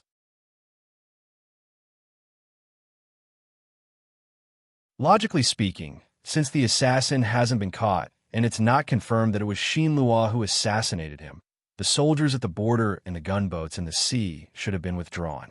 Why are they still there? Li Dong muttered again. County Magistrate Mu swallowed his saliva and said nervously, Don't tell me you want to attack my Xinluo. Have you ever seen someone send provisions to others before attacking them? I guess it's Japan. Maybe the two of them want to attack Japan. It's because Japan is too far away and difficult to control. Or maybe Li Longji is worried about the two of them and sent soldiers here. They don't want to compromise, so the gunboats are also placed along the coast. Yes, I guess so. When we get there, we'll ask them secretly. Li Dong thought of a reason. Mu Tang nodded again. When it was close to noon, the two sides met. Song Qian was very enthusiastic. As soon as the banquet started, he asked someone to bring a few beautiful glass products. Then, he gave Li Dong and Mu Tang a reception voucher of 1,000 strings of coins each, which could be used between the clouds and the water and blue sea silver sand. This was not the kind of money that could be spent to replace the proportion, but it could be directly used as money and paid in full. During the banquet, he had many flattering words for County Magistrate Mu. He introduced the future of Niha County and explained the matter of the demolition. He also mentioned the joint development of Niha County's agriculture and animal husbandry, as well as the prospects of charcoal export. County Magistrate Mu's eyes lit up, especially when he knew that the money for the demolition would be distributed by him. His eyes were filled with the image of the Tang banknotes. He also asked about the relationship between the Wang and Zhang family and the Tang Emperor. Zhang Tai and Song Qian kept it in mind and felt that they could tell the young master and do something about it. Therefore, they started to answer vaguely, neither confirming nor denying. Their attitude was very ambiguous. The banquet was very enjoyable. Before leaving, Mu Tang stood at the door and asked Song Qian, who saw them out, Brother Song, when is the best time to demolish the house? I'll go back. See you later. Arrange it. No hurry, it's still early. Just vacate the land before the spring. Just like the spring plowing in the past, a little earlier. Song Qian looked very easygoing. Okay, I'll arrange it. Mu Tang agreed. Waiting for the two drunk people to leave, Song Qian smiled and said to Zhang Tai, Move before the spring. It'll be cold then. You can't plant the white fold seeds so early. I don't know when a young master and the others will come back. It's almost the new year. They probably won't come back before the new year, Zhang Tai said with uncertainty. As the new year approached, the weather in the northern regions of the Great Tang suddenly became clear and sunny. Even the Turkic lands were covered in drifting clouds. Although the wind was still cold, there was no sign of haze in the sky. The fisherman's wife felt that it wasn't good enough to live in the palace, so she asked the fisherman to find that talking fish. She wanted to be the emperor of a country. The fisherman came to the seaside again and shouted to the sea. In the end, they returned to that small shabby house. High in the sky, there was a group of hot air balloons. Zhang Xiaobao was telling a story to his younger brother and sister in one of them. The more Xiao Yuan listened, the angrier she got. When her brother finished, she slapped her thigh and said, Aya, that silly woman is so greedy. She's so silly. Xiao Bei, don't be so silly in the future. You're the silly one. What do you think I'm doing? But that woman is really silly. If it were me, I wouldn't want so many things. Xiao Bei was very dissatisfied with Xiao Yuan and then expressed his thoughts.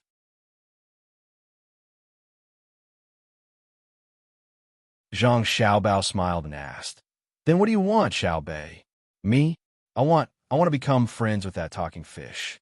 I want her to take me to places I've never been before to play. When I see something good that doesn't have an owner, I'll pick it up and go home to find someone to sell it. If you want a good house, you can have a palace. If you want someone to covet me, my friends will help me teach them a lesson. Xiao Bei said very seriously, You're even more greedy. Xiao Yuan began to criticize Xiao Bei. What do you mean by greedy? Becoming friends is being greedy? I can also give her benefits. For example, I can tell her stories. For example, I can cook good food for her. I can even find someone to hold a party for her every day by the sea. A powerful fish like her must be very lonely, the kind that can't stand the cold at the top. I get material enjoyment while she gets spiritual. Xiao Bei retorted righteously. Zhang Xiaobao and Wang Wan looked at each other. Zhang Xiaobao whispered to Wang Wan, Looks like there's no need to tell Xiao Bei the story of getting something and making 3 wishes. She'll definitely say that the first wish is to obtain countless wishes. I think so too. Our Xiao Bei is still the smartest. Wang Wan agreed. Brother, do you think I'm right? Xiao Bei looked for his brother at this time to judge. Yes, you're absolutely right. That's how it should be. This is called sustainable development. Zhang Xiaobao nodded helplessly. Just as they were talking, another compartment door opened and a head popped out. It said to Zhang Xiaobao and Wang Wan, Young master, young lady, good news. We've already made contact with Fengzhou. The connection has just been successful. Oh, the connection has been made? Ask them if they found any traces of the Turks. Zhang Xiaobao had been waiting for this moment for a long time. Yes. The person answered and retracted his head to ask. Before he could finish asking, there was suddenly a sound from above. Zhang Xiaobao opened the lid. Before he could ask, the person who appeared above reported, Young master, the boat at the head of the ship has discovered a Turk tribe moving south about 10 kilometers ahead. Go up and take a look. Xiao Bei, you guys stay here and don't move. Zhang Xiaobao didn't expect to receive 2 pieces of good news at once. He and Wang Wan went outside and were blown by the wind. They picked up the binoculars and looked down. Sure enough, in front of them, there was a dark mass of small dots moving like ants. What did they want to do? Zhang Xiaobao asked, puzzled. When Zhang Xiaobao's party discovered the Turks who were born with telescopic vision also saw a group of things gradually approaching in the sky. They immediately shouted and ran toward the big carriage. Mo Julian and Special Agent K were in the carriage discussing how to contact the Tang people and let them know that they were not hostile. They were shocked by the news.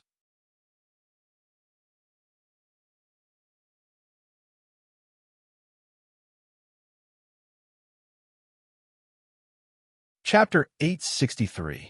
On the snowy ground, there was a sea of people. In the sky, there were colorful flags. As Zhang Xiaobao and Wang Wan's hot air balloon team gradually lowered its altitude, the Turks below could see so many flying birds that seemed to be flying towards them. Tens of thousands of Turks looked up. The Turks further away had no choice but to ask the people around them, hoping that one by one they could pass on the news of what was in the sky. A servant serving Mo Jilian also saw the thing in the sky through the open roof of the carriage. He felt his master's body tremble as he massaged Mo Jilian. He couldn't help but worry. He mustered up his courage and asked, Monarch, what is that? Something deadly. Mo Jilian said blankly.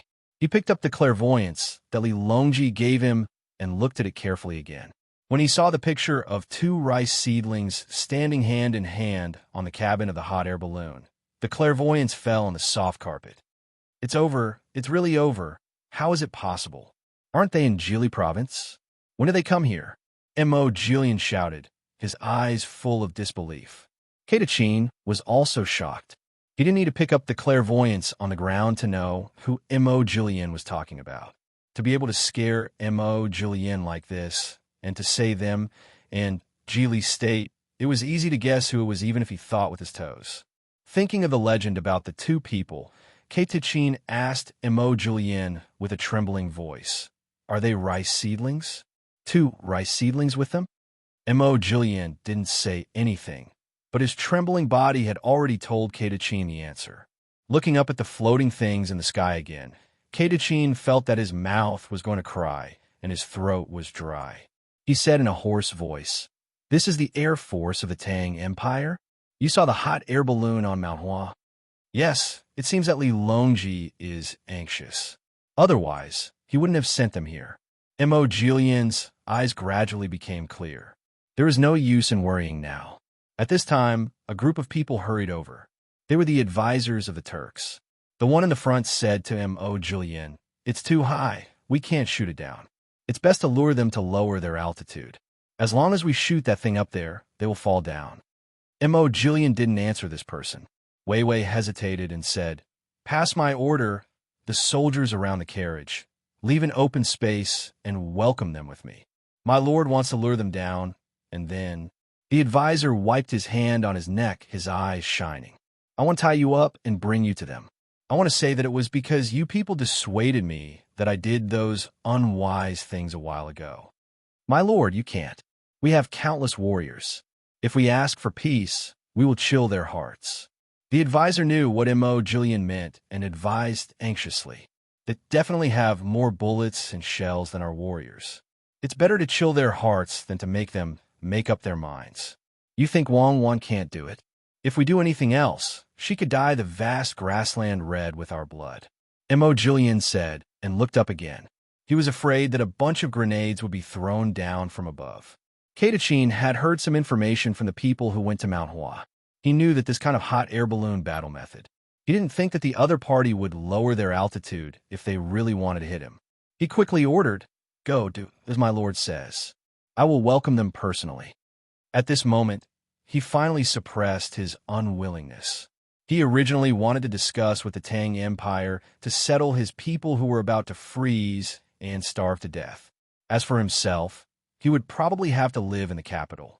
What he didn't expect was that before he took the initiative to contact the Tang Empire, Zhang Xiaobao and Wang Wan actually came personally.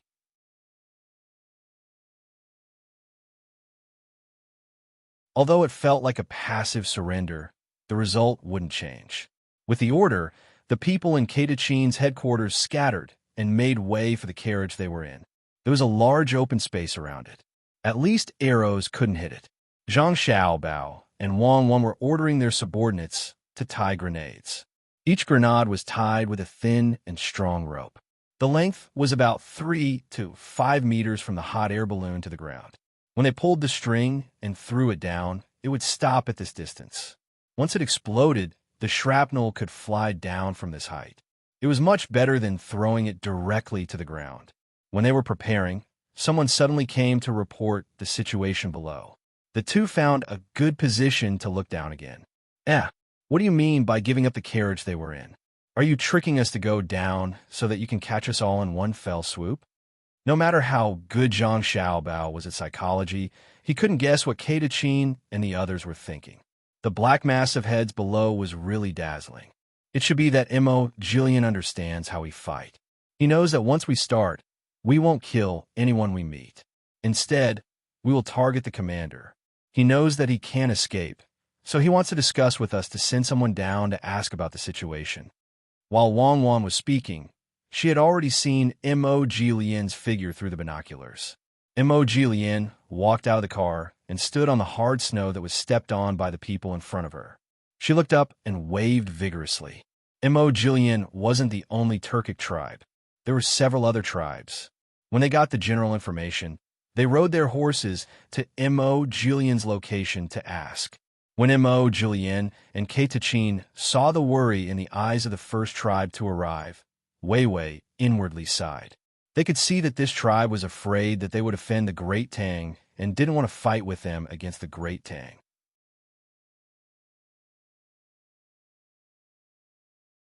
Along the way, many people had come to complain more than once, saying that they sincerely wanted to submit to the Great Tang.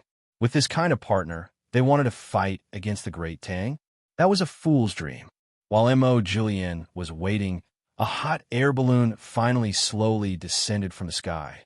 The hatch opened, and 4 people came out. Ignoring the gazes around them, they strode over, creaking as they approached M.O. Julian. Their eyes landed on M.O. Julian's face as they questioned. "My family's young master and young lady want to ask what your Turkic tribe means. His Majesty has ordered you to submit to our dynasty, but you insist on running so far away. Are you looking for a chance to make a comeback?" M.O. Julian was taken aback. He hadn't expected the other side to be so direct, not giving him the slightest bit of face. The advisors standing beside him glared at him, their faces flushed red, as though they were trying their best to suppress the anger in their hearts. Finally, the advisor who had the backbone to persuade M.O. Julian couldn't hold it in anymore. He stepped forward angrily, pointing at Zhang Xiaobao and Wang Wan's subordinate, and scolded, "Who are you to dare speak to my sovereign like this? My people have countless warriors. Does your Great Tang want to meet my people with weapons?" Clap. The person sent by Zhang Xiaobao raised his spear. The advisor's head was thrown back, and then he plopped to the ground, his eyes still wide with unwillingness. "So noisy." M.O. Julian, reply. The person turned to M.O. Julian. M.O. Julian's face burned as if he had been slapped countless times. His people were still watching. He had been bullied to this extent. If he didn't toughen up in the future, why did the hot air balloon in the sky have a reflection, and a single one at that? Didn't the Great Tang's clairvoyance already have 2 lenses? "Esteemed envoy, my clan went to the north a few days ago because we heard that there were precious furs and herbs in the north and wanted to gather them to offer to His Majesty. We've already gathered quite a bit, so we're moving toward Feng Province. For these furs and herbs, my clan has already suffered countless casualties." M.O. Julian had determined that the reflection was the scope of the spear used by Zhang Xiaobao and Wang Wan's personal guards, and he finally knew what to choose. The other party wasn't just trying to scare him. Perhaps it had taken them many days to search for him, so they were fed up. If his answer didn't satisfy the other party, they would begin to kill all the commanders of his clan. The person sent down had not expected M.O. Julian to be so straightforward. Looking at the hot air balloon where the young master and young lady were, he hurriedly sent a telegram to ask what to do next. After receiving the message, Zhang Xiaobao and Wang Wan glanced at each other.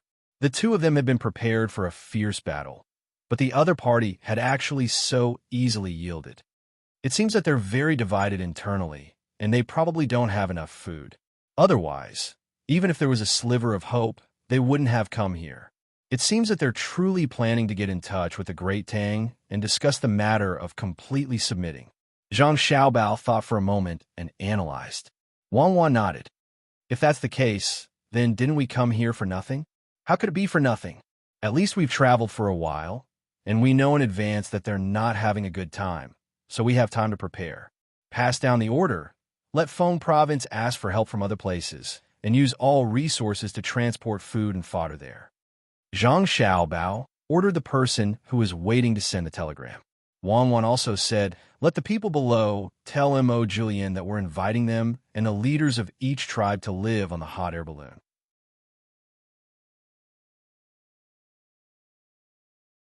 The commanders of each tribe should also gather together and follow the designated hot air balloon. The team will be commanded by the deputy.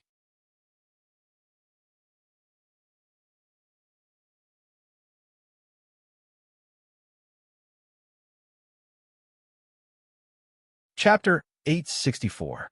M.O. Julian and Katachin sat opposite each other. It was Katachin's first time writing this kind of thing, so he was a bit nervous. He was afraid that he would fall and feel uncomfortable being blown around by the wind. If he had to describe it, it would be the feeling of riding a boat. Compared to Katachin, M.O. Julian was more experienced. He had ridden in the sword meat of Huam Mountain before. The only difference was that it wasn't as big and luxurious as this one. Zhang Xiaobao and Wang Wan accompanied him. The younger brother and sister had already moved to another cabin. To be precise, the two of them had moved out. After a while, someone brought food from another compartment. There were 2.5 bowls of porridge, 2 large pancakes, green onions, and a small dish of sauce. It's cold, and there's nothing else to serve you. Please. Zhang Xiaobao broke the silence and put the food on the small table between Mo Jillian and Katachin. Mo Jillian and Katachin finally relaxed a little. They felt like they were captives and didn't dare to make a sound. Now that the food was placed in front of them, they realized that they were indeed hungry.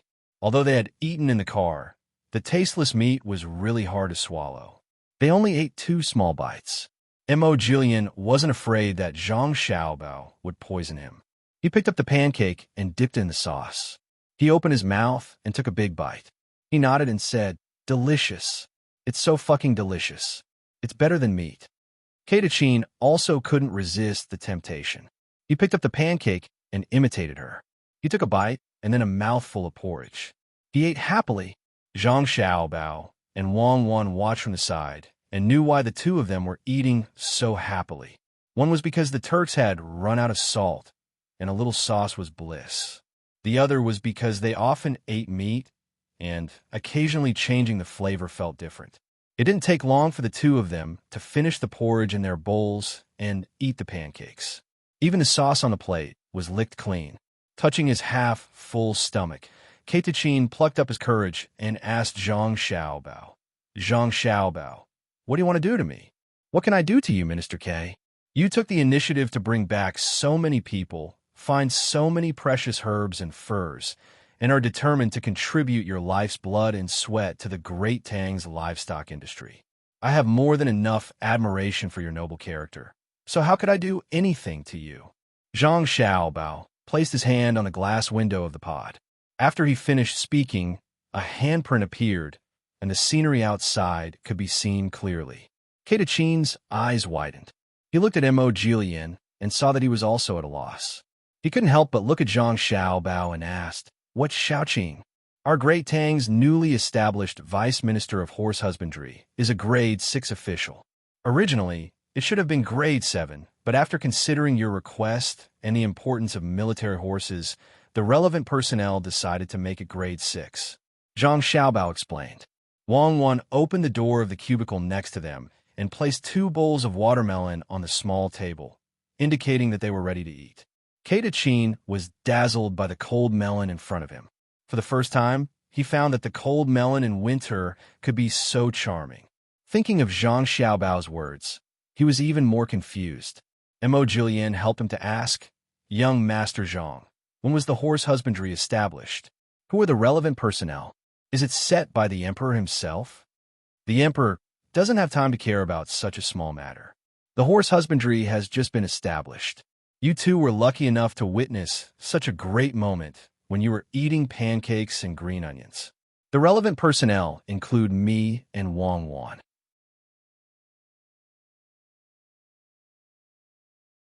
Eat, and in the future, the Turks will be able to eat cold melon in winter and live a happy life. Zhang Xiaobao introduced with a tired face. It was obvious that the related personnel were tired from discussing the matter. "Young Master Zhang, have you decided on such a big matter?" Mo Jillian asked. "What do you think?" Zhang Xiaobao asked. At this moment, several thoughts flashed through Katachin's mind. If he captured Zhang Xiaobao and Wang Wan and took them as hostages, would his tribe have a new life? If he killed them on the spot, would the Great Tang return to the status of trading with his tribe? He looked at Zhang Xiaobao and Wang Wan. Zhang Xiaobao was looking at Mo Jillian, while Wang Wan was looking out of the window with a blank expression. This was an opportunity. With his own ability, he could go forward and grab their necks. Then, "Young Master Zhang, it's great that you can decide. Last time at the sword meet of Mount Hua, I opened my eyes. I thought that young Master Zhang was only good at economic calculation. Who would have thought that you could also leap onto roofs and vault over walls?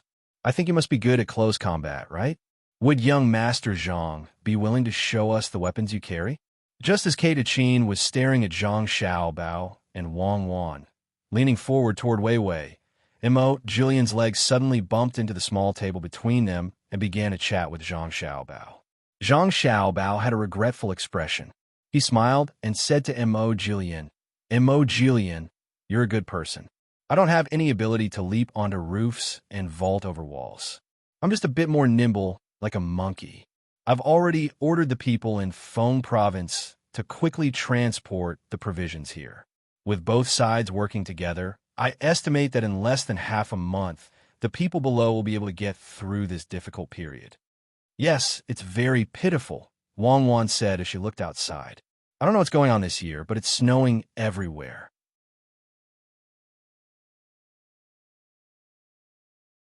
In the grassland, in the capital, in my Bohai Commander-in-Chief's office, it's snowing too. It's also snowing in Xinhua. It's estimated that there won't be a drought at the beginning of spring next year. It seems that we have to spend the new year outside. Mo Jillian and Katachin didn't understand why Wang Wan suddenly brought this up. It was normal for it to snow. Could it be that it didn't snow in Tungri heaven? Wang Wan continued. "That cow can't take it anymore. It's already skinny from hunger, and it's in a hurry. It probably won't be able to last until the provisions arrive. It's better to shoot it and give a quick death." As soon as she finished speaking, Wang Wan suddenly had something in her hand. She looked down through the window and made a pa sound. Katachin's sweat oozed from his forehead in an instant. He looked at Mo Jillian with lingering fear to express his gratitude. He recognized the thing in Wang Wan's hand. He once had a gun, which was given to Mo Jillian by Li Longji. Later, it was taken apart for research and found that bullets couldn't be made, so it was abandoned. "I didn't expect Miss Wang to carry a gun with her." Katachin laughed dryly. "Shooting birds for fun. I wonder if the position of Shaoqing is good?" Wang Wan turned her hand, and the gun was gone again. She asked Katachin,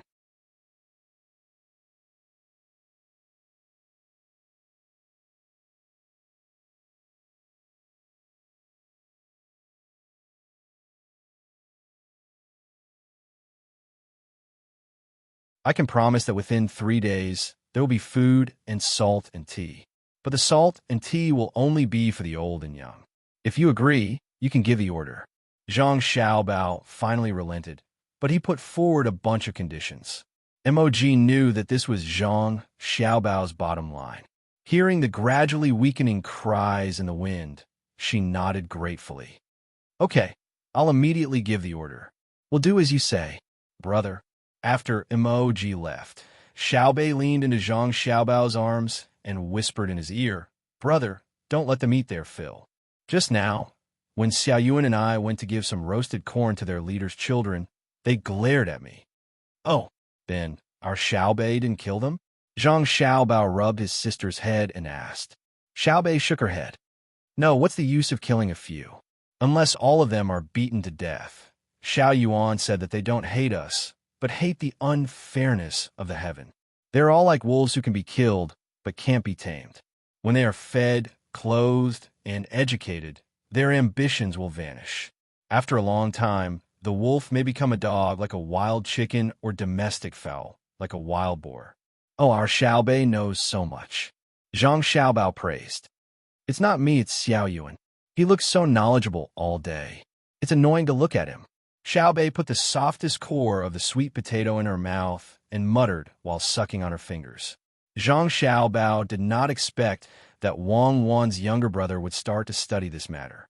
He smiled and wiped his sister's finger that was stained with saliva, and then asked, "Then the people of the Tang Empire will not be hot-blooded, right? Not even as ambitious as the Turks?" "That's not the same." Xiao Yuan said that the foreigner's ambition is to seize, while the Tang Empire's ambition is to create. That is to say, when the people around them see that our Tang Empire has good things, they want to snatch them.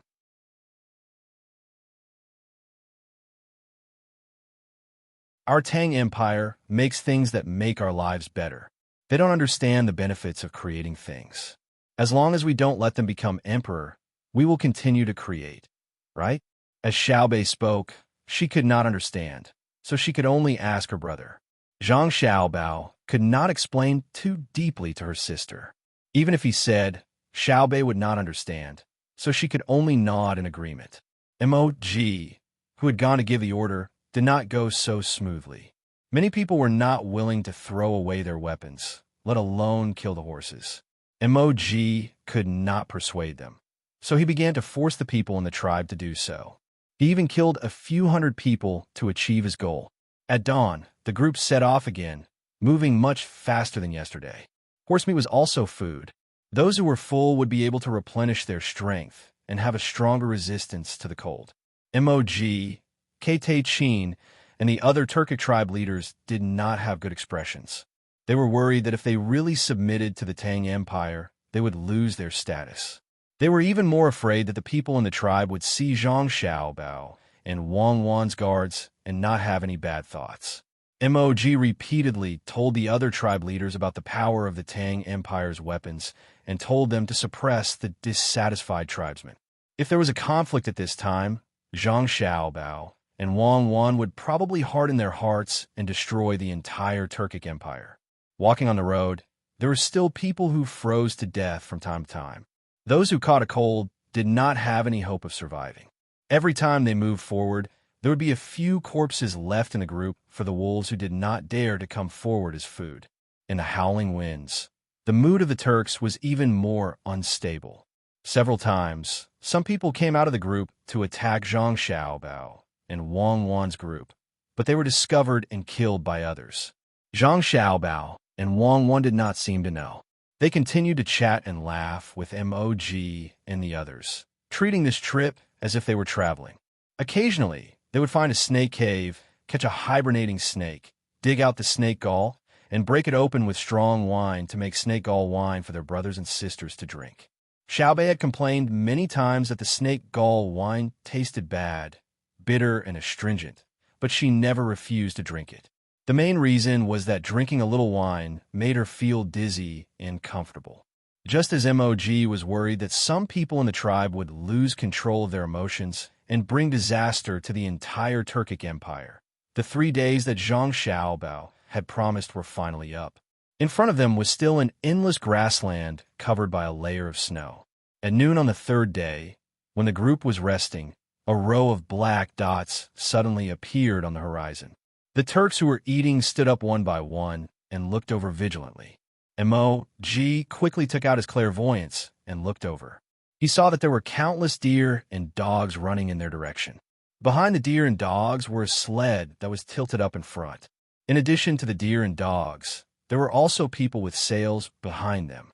They were moving with the wind like snakes. There were also many people wearing white clothes and capes, stepping on 2 bamboo poles. They were moving forward with a pole in each hand. If the other party did not move and did not look carefully, they would not be discovered. This is the group that delivered goods to the supermarket in Fengzhou, right? Chin looked at Mog curiously and asked. Moji shook his head slightly. I don't think they're just here to deliver food. There's also an army here to suppress us. The ones in white. In order to maintain the same speed, the deer and the dog didn't use their full strength when running.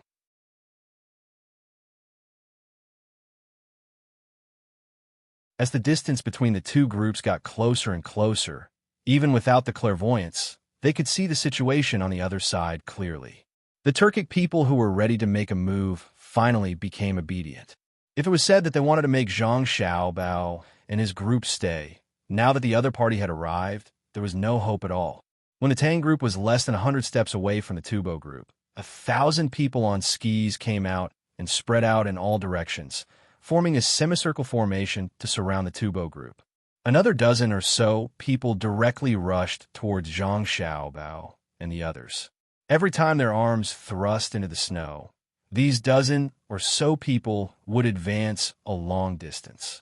Their speed was much slower than a galloping horse on the grassland, but it was also many times faster than a person traversing the snow. Reporting, Little Young Master, Little Miss, the Snow War Camp of Fengzhou is here to report. 1050 people are here, but 1049 people are here. One person sprained his ankle when he just set off. End of report. The dozen people came to Zhang Xiaobao and Wang Wan, and the person in the middle stood out to report. Mog and his group were puzzled when they saw the appearance of these people, because they did not know what they looked like. They were wrapped up from head to toe, and even wore something for their eyes. They were probably afraid of the wind and had a problem of crying in the wind. Zhang Xiaobao knew that it was called goggles. It was specially made for the snow war camp to block the wind and not worry about snow blindness. When he heard the report, he took a step back and let Wang Wan in front. He said he would not care about the army, so he did. Wang Wan returned the salute and nodded. Very good. Take care of the one who sprained his ankle. Go back and strengthen the basic training. Come back to the team. Yes, the person answered. He did not stand at attention for Wang Wan.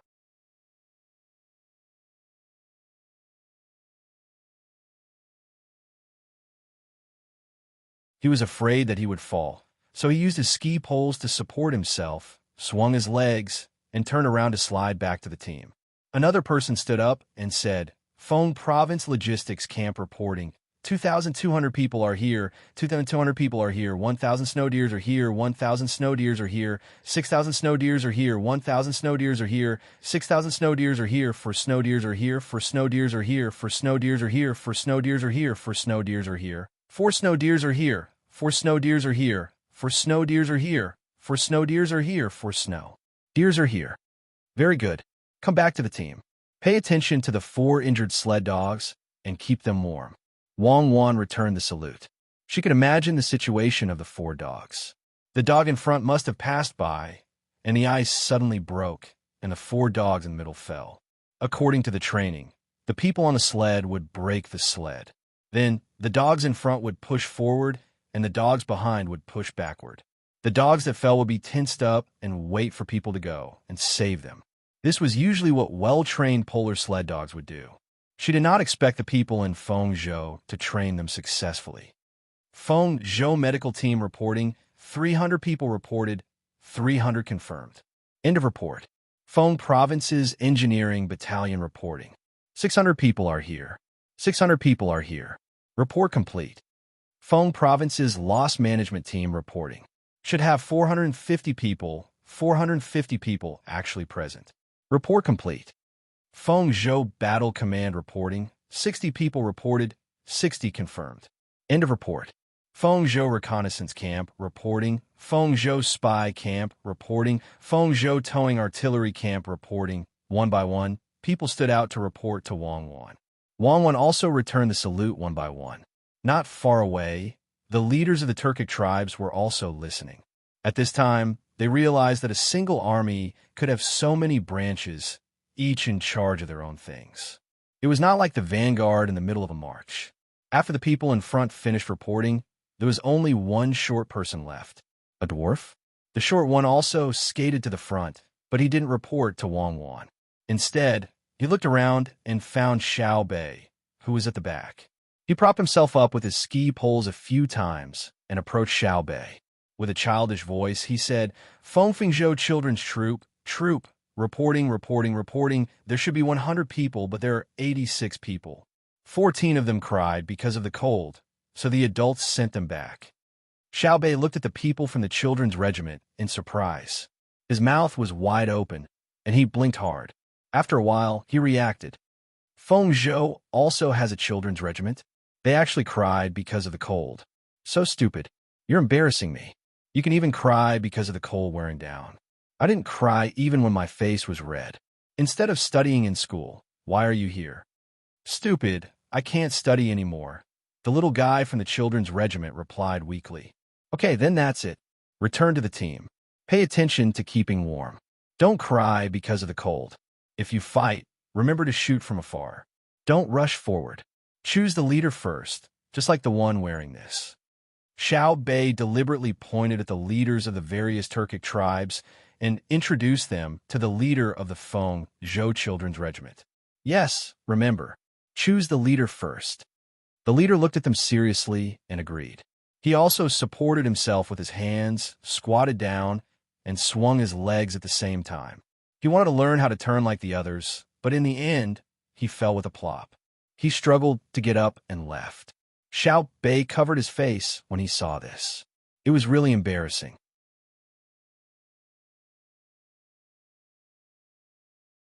Zhang Xiaobao was amused when he saw this.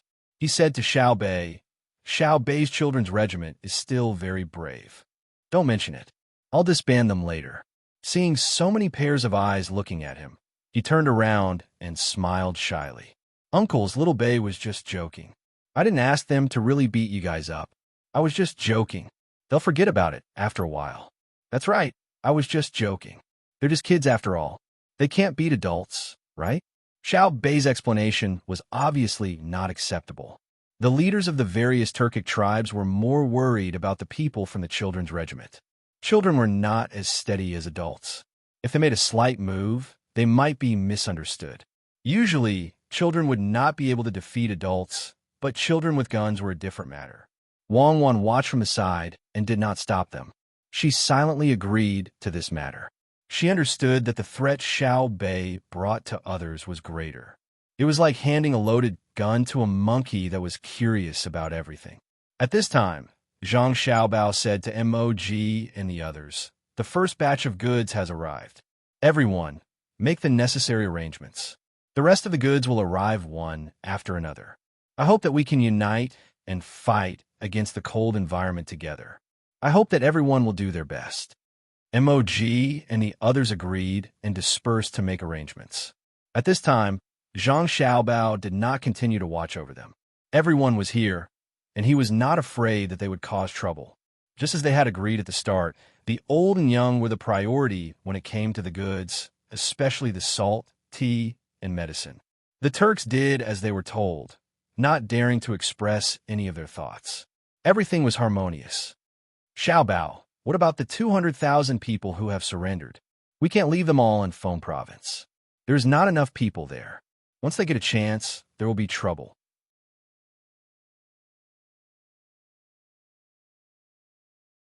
When the group moved again, Wang Wan began to worry about the personnel arrangements and asked Zhang Xiaobao.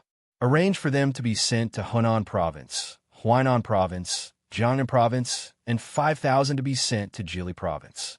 We need to disperse them and not let them form an advantage. Arrange for people to explain the laws of the Tang Empire to them. They will be treated the same as the other people of the Tang Empire. There will be no preferential treatment. I don't need to be soft to them.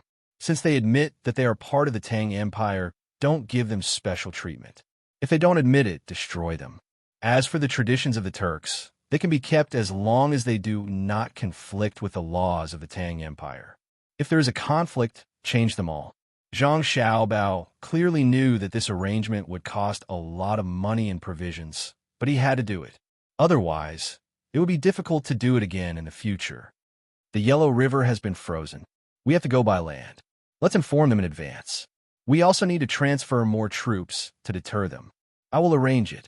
Wang Wan agreed with Zhang Xiaobao's idea and began to do it. When the Turks were no longer a threat, the lives of the people of Xinlua began to become difficult. County Magistrate Mu received benefits and began to write a letter to the imperial family of Xinlua with Li Dong. They also used the demolition fee given by Song Qian to carry out the demolition. It was now the end of the year, and the new year had not passed yet. Most of the people were focused on the new year. When they heard that County Magistrate Mu was going to demolish, their first thought was that County Magistrate Mu did not intend to let them have a good new year. Those who did not want to be demolished before the new year and were more courageous joined forces with their neighbors and came to the county yamen to discuss with the county magistrate. They hoped that the county magistrate could make an exception and wait until after the new year. In the end, they did not see County Magistrate Mu. What they saw was a black-faced yamen runner. After a few words of dispute, they were beaten up. They could not find a place to reason and could only suppress their anger. County Magistrate Mu was not afraid of the people causing trouble. Those who dared to cause trouble were all arrested and sent to prison. At this moment, he was secretly happy. Song Qian gave him the money according to the number of people in the household register. It was not calculated according to the size of each house. It was impossible to calculate. Other than the corresponding officials, no one registered the houses. Usually, what was registered was the number of fields. There was no difference between building 10 houses and building one house. The price Song Qian gave was 500 copper coins per head. The money given was the Tang Dynasty's banknotes. One could directly buy good things from the Tang Dynasty. County Magistrate Mu's mind became active. He was prepared to divide the people in the county according to men and women, old and young. An adult man would be given 300 copper coins. An adult woman would be given 200 copper coins. An elderly person would be given 100 copper coins, and a child would be given 50 copper coins. Moreover, the money given was not the Tang Dynasty's banknotes, but the Xinluo's banknotes. He kept the banknotes for himself. Part of it was used to spend, and the other part was used to give gifts to the people above. Under the threat of force, the people in the county had no choice but to pack up their belongings. They reluctantly left the house they had lived in for a long time and thought of ways to find a new place to settle down. County Magistrate Mu also urged people to hurry up. It would be best if they could complete the demolition work during the new year.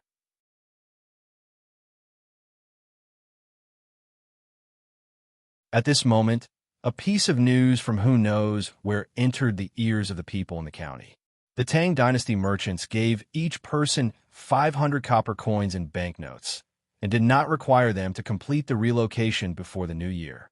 This matter became more and more real and spread more and more. It did not take long for the people in the county to know. Looking at the money they received and comparing it with the money in the rumors, the people immediately knew that the money was embezzled by the people in the county. The bold people once again organized people to find the yamen. Wicked people, all wicked people. Beat them, catch them. Seeing more and more people gathering outside the yamen, County Magistrate Mu was a little worried, but more than that, he was angry. Orders were passed down one after another. Very soon, the yamen runners had work to do. They beat and caught, causing the county to be in chaos. The people did not fight with the officials. Under the deterrence of the powerful force and status, the people in the county became obedient. One by one, they began to restrain themselves. According to County Magistrate Mu's arrangements, they came to a new place to think of a way to rebuild their houses. The resentment in their hearts grew, but they could not do anything at the moment.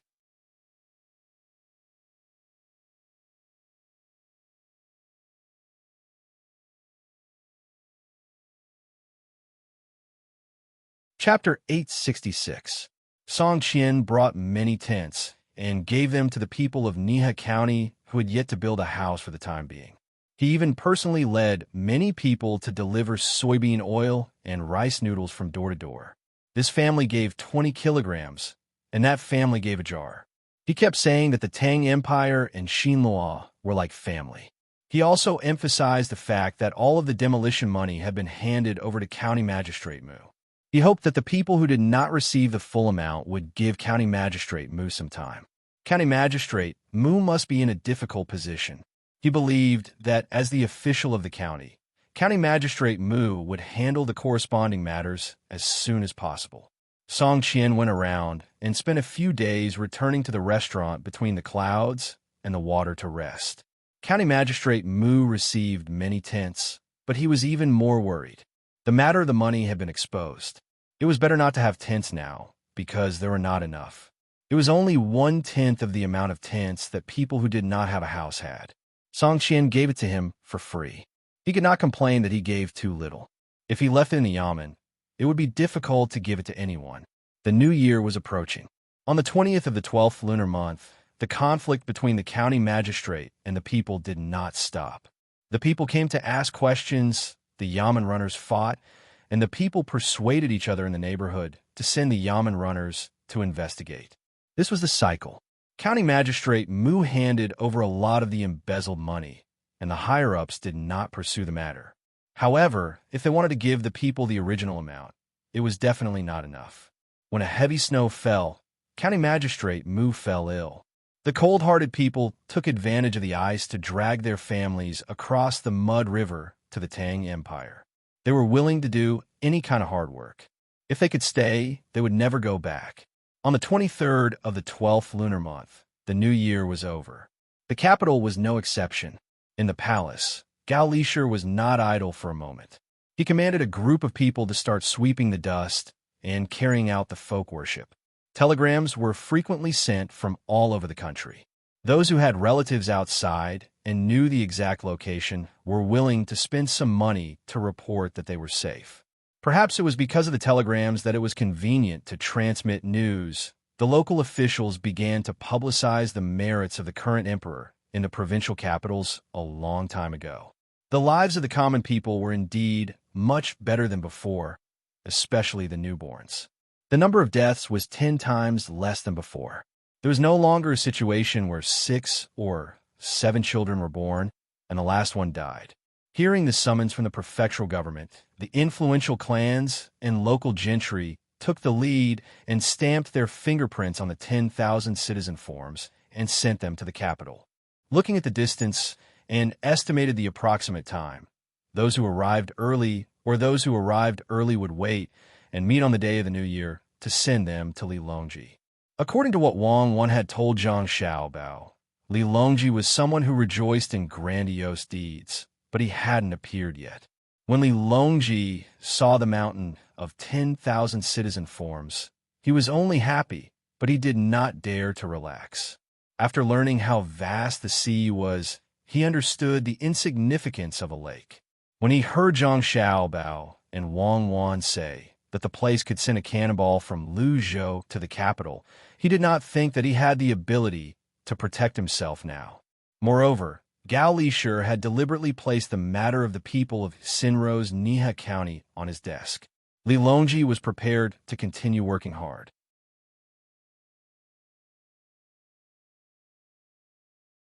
When the Great Tang's technology reached a level where it could find another powerful country and send a cannonball from the capital to the other country, he would think about it again. Summon Li Longji for me. Li Longji emerged from the pile of 10,000 citizen forms. He suddenly had an idea in his mind, and he ordered someone to look for Gao Lishur. A short while later, Gao Lishur, who was dressed in gray, hurried over. "Your Majesty, you've summoned me?" "Yes, you." Li Longji asked in surprise when he saw Gao Lishur's battered appearance. "Your Majesty, it's difficult to clear the ashes from the stove in the imperial kitchen, so I helped carry 2 baskets of ash." Zhang Xiaobao said in his letter that there will be gas, liquefied gas, and other things to replace firewood and coal in the future, but I don't know when I can see it. "Your Majesty, is there something urgent?" Gao Lishur did not dare to brush off the dust in front of the emperor, so he just stood a little further away from the emperor and spoke. Li Longji basically wanted to remind the Great Tang about the 10,000 citizen forms and the people of Sinro. However, when he heard Gao Lishur mention Zhang Xiaobao, he forgot about it for a moment. He glared and said angrily, "I want to punish Zhang Xiaobao and Wang Wan." The 2 of them did not do their duty as the solution emissary and ignored tens of millions of people, but ran to the Turks. Where do they put the imperial court's law? "Yes, your Majesty is right." The telegram said that the 2 of them are near Feng province and will arrive in a few days. Should we summon the 2 of them back to the capital quickly and hold the Ministry of Justice, censorate, and Marble accountable for the same case? Gao Lishur followed the emperor's words and said, as if he would not give up until Zhang Xiaobao and Wang Wan were arrested and brought to justice. This is not necessary, but it can't be avoided. I want to punish them with a year's salary."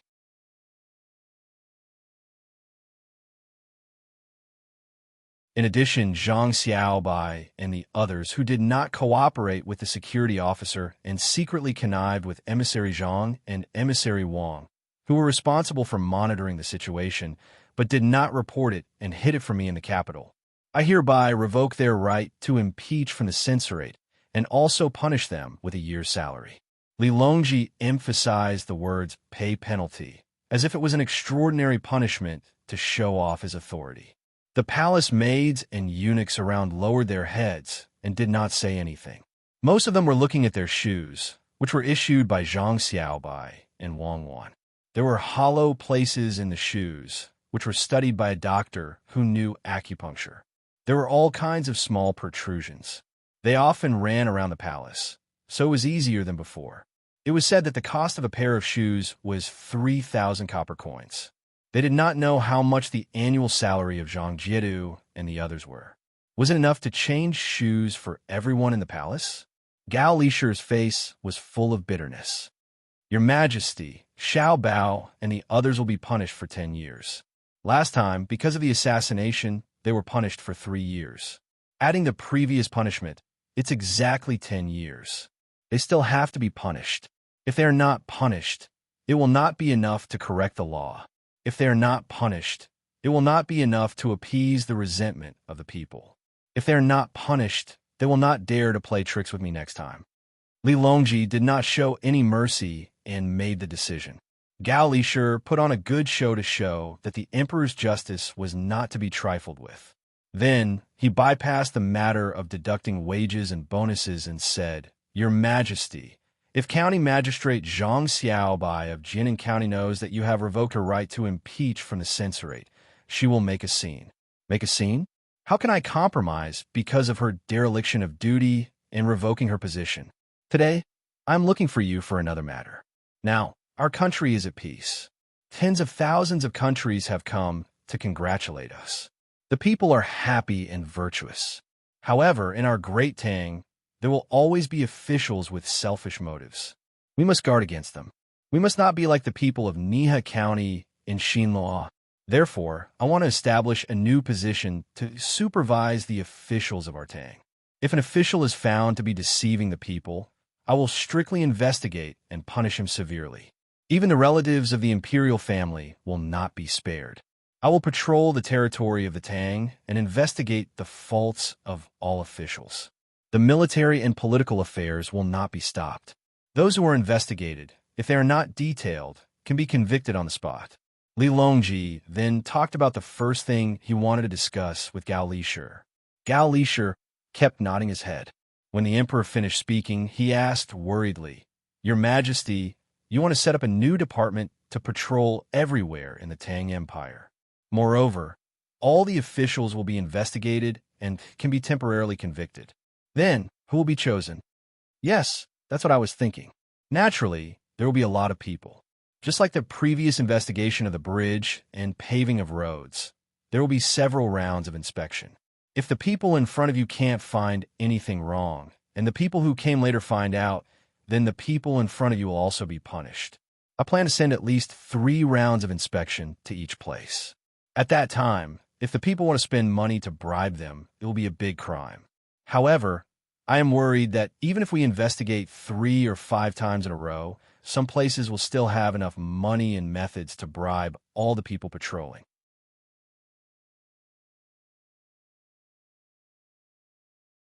Coupled with the relationship between the imperial family and other clans, many people will not dare to investigate further. Therefore, I let Xiao Bei and the others be the head of this matter. I don't believe that there will be people who have enough money to bribe them, and I don't need to worry that they will be afraid of the imperial family and other clans. There are restaurants and shops all over the Tang Empire. I think that their intelligence work will be better than mine, the emperor. With them in charge, I want to see who will dare to not do their best. Li Longji thought that he had solved a very difficult problem. He was so happy that he didn't call himself Your Majesty. When he thought of the helplessness of the people being investigated and prepared to bribe Xiao Bei and the others, he felt that it was funny. "Ha ha ha, what do you think?" Li Longji finally couldn't hold back. After laughing for a while, he asked Gao Lishur. Gao Lishur understood. No wonder Xiao Bei's position had been removed so quickly. It turned out that he had an even bigger position to give to Xiao Bei and the others. Of course, he also didn't believe that the emperor really wanted Xiao Bei to manage this matter. In the end, it would fall into the hands of Xiao Bao and Cuckoo. It was just that it wasn't good to directly give Jiedu so much power, so he made an exception. Your Majesty's words are extremely correct. This subject can guarantee that Xiao Bei and the others will not be successfully bribed, and no one can afford to bribe them. However, this matter is of great importance and needs to be discussed in the imperial court after the new year. This subject is afraid that it will not pass. Whoever opposes this matter has a guilty conscience. We will investigate this matter first. Go, send a letter to Xiao Bao and the others. Tell them to pay attention to their safety. If someone has an unstable mind, then kill them. Li Longji waved his hand, indicating that Gao Lishur should go and deliver the message. He himself continued to admire the Wanmin Biao.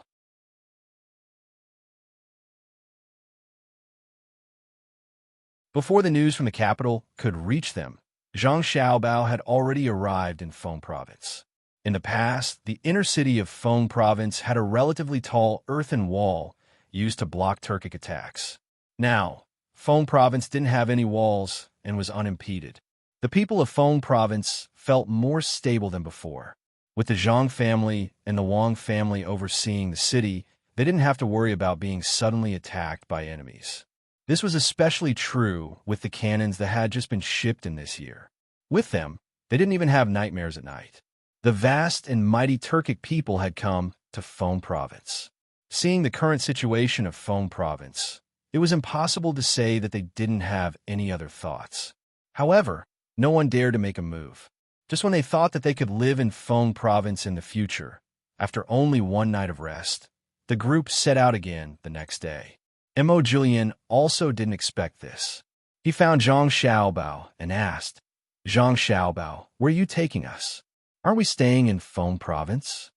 "Staying in Feng Province so that you can rebel at any time? Let's go. This year, I'll spend the new year with you outside. I'll arrange a good place for all of you. For example, the leaders of your tribes will become officials in the capital. As for the rest of you, spread out and settle in the prosperous areas of the Great Tang. My Jili province will also take a portion." Zhang Xiaobao didn't hide his wariness toward the Turks and spoke the truth. Mo Jilian couldn't refute this. If it were him, he also wouldn't have left them in Feng Province. He worriedly asked, "Then can you guarantee that they will all have good lives?" "I can guarantee that they will all be treated equally. As long as they work hard, they will be treated like the other people of the Great Tang. Early on, someone will tell them what to do and what not to do. Someone will also teach them how to farm. If they can't learn in the first 2 years and their families can't live well, they will be given subsidies. Then will they be treated like the people of the Great Tang. There is no distinction between you and me. Those who enter my Great Tang are all subjects of the Great Tang. Can the children go to school and take the imperial examinations? Yes. If there is a disaster, will there be a reduction in taxes? Not only will there be a reduction, but if the disaster is serious, there will also be food and money. Some people are bullied when they go to other small countries to do business, but there are also people who will fight for them for thousands of li, let alone thousands of li, even thousands of li. There will be people responsible for taking back their dignity. Then what are you aiming for? Aiming for the stability of the Turks in the future, to carry out strategic deployments so that we can continue to expand and plunder more good things from farther places. We will work for the peace of the world." Mo Julian had nothing to ask this time, but he still couldn't understand how attacking and plundering other people had anything to do with peace. At this time, the Yellow River was sealed in ice, and there was no war, so it was naturally impossible to spend a large amount of money to buy cannonballs to blow up the river. Thus, Zhang Xiaobao divided the Turks into small groups. Some walked on the ice, some walked on the banks, and some were escorted toward the capital.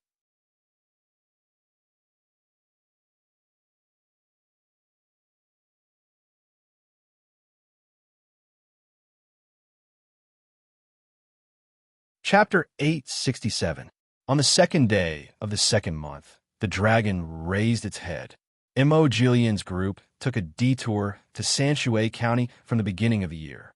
They were worried about their own people, worried about the future, and in the process of learning more about the Tang Empire, they finally arrived at Sanshui County.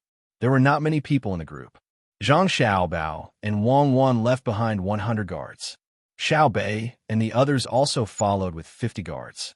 Then there were the leaders or important figures of the Turkic tribes, like Mo Jilian. In total, there were about 70 people. As for their families, there were other arrangements. Because the Yellow River had just opened up, the surging water was filled with countless ice cubes. Therefore, no boats could be seen on the river, and no one continued to walk on the ice. This year, the several section was not like usual. The people were afraid that the ice was too thick and would drown. They happily prepared for spring plowing. This was because an artillery battalion had been pulled over before the beginning of spring, ready to explode the ice at any time.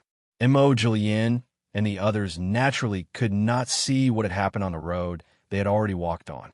All they could see was the lively scene in Sanshue County. As soon as he entered the territory of Sanshue County, Keitachin was infected by the enthusiasm of the people. The sound of firecrackers, gongs, and drums shook the sky. Flags fluttered and ribbons fluttered. A big dragon held up by people meandered in the direction of the county. It's a good time. The second day of the second month, the dragon dance. As the local master, Zhang Xiaobao's face was also brimming with a happy smile. He introduced to Keitachin and the others. Mo Julian watched the bustle and said regretfully, "I thought that Zhang Xiaobao had told us in advance to welcome us." Zhang Xiaobao smiled and did not reply. When they came, they were disguised as merchants and did not raise a flag to symbolize their identity. That was why the people of Sanshue County did not personally welcome them. This was the rule of Sanshue County. When foreign merchants came and wanted to do business, they could only enjoy the same treatment as the local merchants of Sanshue County. Perhaps thinking of this, MOG sighed and said, "This trip, I have seen Zhang Xiaobao's ability to do business. Those who know will understand that you want to play along, but those who don't will think that you're so poor that you can't even pay for the reception. After deducting the expenses, you have earned about 20,000 coins, right?" Thank you. I made a small profit," Zhang Xiaobao said modestly and continued to move forward. MOG was a few steps behind. He glanced at the silent Secret Service officer K and asked, "Left Virtuous Prince, how is it?" Secret Service officer K squeezed out a smile and said, "I admire you. We have more than 200 people." Starting from Fengzhou, Zhang Xiaobao spent 10,000 coins to buy a lot of dry food and other goods. At that time, we thought that he wanted to bring back to the capital.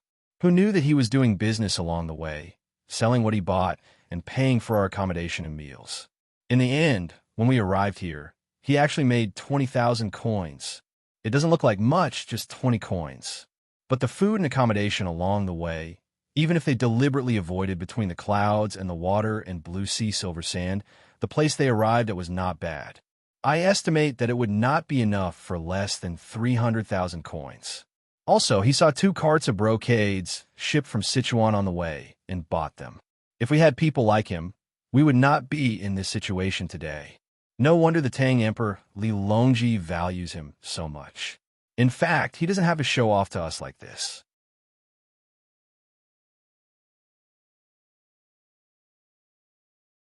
He's not showing off to us. He's teaching his little sister how to do business. When those little guys grow up, they'll be extraordinary too. Our clan will be gone from now on. MOG couldn't help but show a pained expression when he thought of his clan being scattered to different places.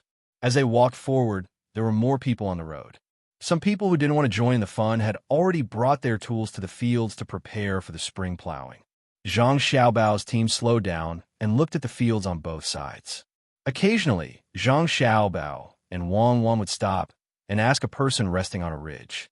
After traveling for a few li, a few cars appeared by the side of the road ahead. There were also many people stopping in the fields. Zhang Xiaobao had the team stop as well. He leaned to the side and took out his clairvoyance to observe the people there. He saw an old man arguing with a middle-aged man. He looked very angry.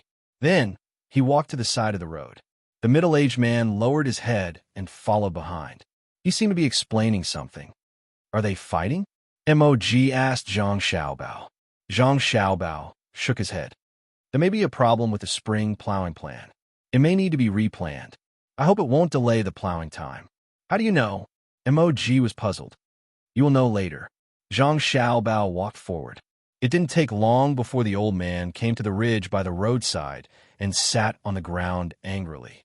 The middle-aged man who followed him quickly took off his coat and asked the old man to stand up and spread the coat on the ground. Then he stood to the side and explained, "Uncle Wang, the land here is fertile. If we plant beans, there will definitely be a lot of yield. That's why when the county was first planned, this area was planned as a soybean field. Please calm down. I'll immediately find someone to discuss and see if we can think of a way to satisfy both sides. Is that okay?"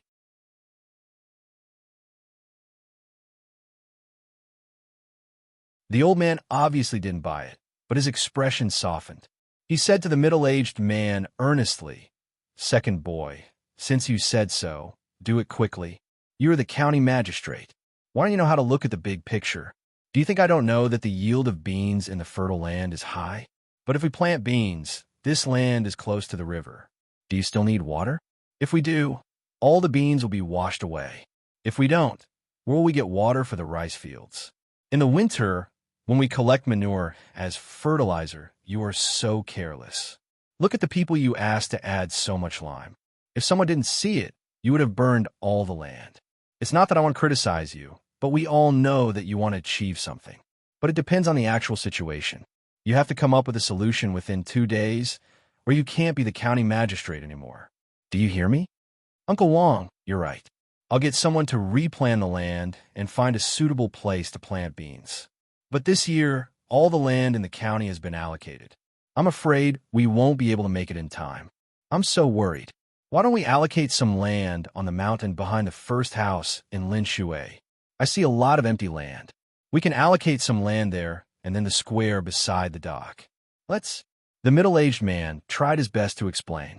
Before he finished, he was interrupted by the old man again. No one can touch the mountain behind the first house by the river. Are you waiting for someone to steal the things you planted at the square of the wharf? The people in the county won't touch it. There's so many people coming and going. Are you waiting to catch someone to show off your achievements? That mountain is useless. People who go to the mountain will see the beans. Want to be another scenery? The middle-aged man continued to argue. Nonsense. That mountain was bought by Zhang Zhuangzi. At that time, the Zhang family became famous there. Then the people in the county lived a good life. If you change that place, do you want to change the feng shui of the county? Then hand in the seal today. We don't need you to be the county magistrate. Wrong, Uncle Wong. I know I am wrong. I won't do anything to that place. Can you help me think of a suitable place to plant beans? The middle-aged man's waist was almost touching the ground as he begged. MOG and the others understood this time. The middle-aged man standing was the county magistrate of Sanshui County. The angry man sitting in the middle-aged man's clothes was a farmer in Sanshui County. The county magistrate was scolded because he made a mistake in his decision. Zhang Xiaobao, the county magistrate of Sanshui County, doesn't have any authority? Is he scolding like a grandson? MOG felt sorry for the county magistrate. He was an official, but he didn't have any temper. Before Zhang Xiaobao could speak, Xiaobei sneered, "What authority? He should admit his mistakes. Sanshui County doesn't need to be so thick-skinned. An official who knows what he did wrong and continues to quibble is not a fool. No matter how much he quibbles, everyone knows the truth." What if he quibbles? MOG asked Xiaobei deliberately. He was also a little confused by Xiaobei's cute appearance. Xiaobei stared at him and said even more cutely, "Quibbling and escaping will result in dismissal. Any official who is dismissed from Sanshui County can forget about being an official in Tang. Am I right? Look at me. I'm talking to you too." Xiaobei's voice was loud, and the middle-aged man heard it. When he looked over, Xiaobei saw him and questioned him. Yes, admit your mistakes. I am not thick-skinned." The middle-aged man nodded. At this time, the old man also turned his head and looked at Xiaobei.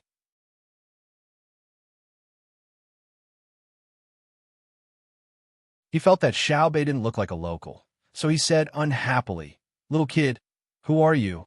You don't need to talk about my Sanshui County's officials. County Magistrate Liu, don't worry about outsiders. I will find someone to discuss this matter. County Magistrate Liu, don't think too much. You have to do what you have to do. Who doesn't make a mistake in their life?" This time, not only was MOG surprised, but the other Tibetans were also curious. What kind of place was Sanshui County? The farmer had reprimanded a county magistrate as if he was his grandson, but in the blink of an eye, he was defending him. It was really confusing. Xiaobei didn't get angry. He turned his head and said to MOG, "See, this is Sanshui County. Family matters are solved by family members and outsiders are not allowed to interfere. Old Grandpa, I'm also from Sanshui County. Do you want me to think of a good idea for you? Little kid, who are you? Why are you with a group of outsiders?" The old man stood up and shook the clothes that he was sitting on. He put the back on the middle-aged man and asked Xiao Bei. Xiao Bei smiled and showed two dimples. How am I an outsider? They will be one of us in the future. My brother and sister will bring them back, and they will become citizens of Tang. Who am I? I am the cutest and smartest little princess of Zhangjia Zhuangzi in Tuqiao village of Sanshui County, Zhang Xiaobei. This is the stupidest Wang Xiaoyuan. Do you see? Don't mention me. You can't elevate yourself by belittling me. Who are you? Just now you said you would think of a way. Think of a way. Xiaoyuan, who had been silent, was not satisfied. When the old man heard Xiao Bei's self-introduction, he was suddenly shocked. He looked at Zhang Xiaobao and Wang Wan who were standing behind Xiao Bei. His eyes opened wider and wider. He looked carefully and asked tentatively, Xiao Bao Cuckoo? Hello, Grandpa Wang. Zhang Xiaobao and Wang Wan saluted at the same time. Oh, it really is our cutest little princess, Xiao Bei. Come and let Grandpa give you a hug.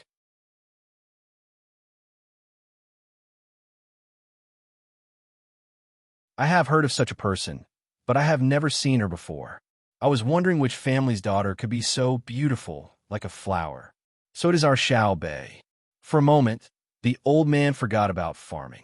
His stern face turned into a flower as he picked up the already heavy Xiao Bei. He was extremely happy. The county magistrate next to him was nervous and did not know what to do. He wanted to go up and greet them, but he did not dare. He wanted to pretend that nothing had happened, but he did not dare. Not to mention Zhang Xiaobao and Wang Wan's ranks. Even if they were not officials, the whole county magistrate would tremble when they stamped their feet in Sanshui County. That. For a moment, the county magistrate did not know how to express himself. He rubbed his hands anxiously, but could not say a complete sentence. You are County Magistrate Liu, right? Zhang Xiaobao turned to the county magistrate and asked. Yes, it is this official, Lord Zhang. Please give me your orders. Just now, this year, County Magistrate Liu did not know what to say. He knew that if they really wanted to remove him from his position, these two legendary figures in front of him did not have to do it personally. As long as Xiao Bei, who was being picked up, said something, not to mention a county magistrate, even a provincial governor would have to be removed. The people of Sanshui County were very active in collecting information on Zhang Wang's family. As long as there was something going on, they would know. At this time, the old man helped to speak up, Xiao Bao, Cuckoo, and our cutest Xiao Bei. County Magistrate Liu is not bad.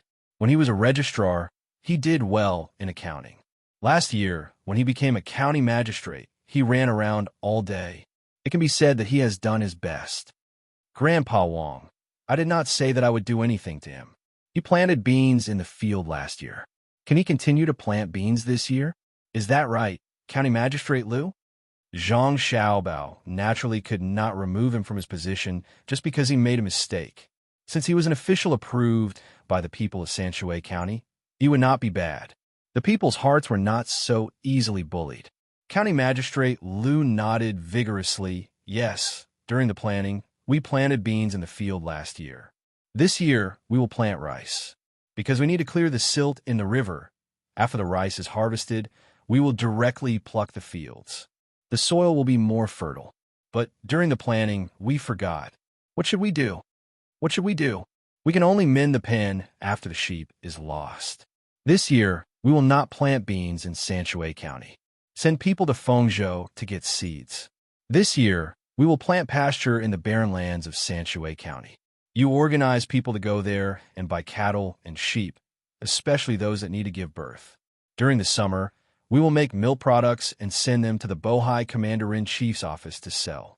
Since Zhang Xiaobao had encountered this, he could not ignore it. County Magistrate Liu knew what was called secret farming. It was like the poppies that were planted in the past. When they were planted, they would be sent to the Dei Medical School.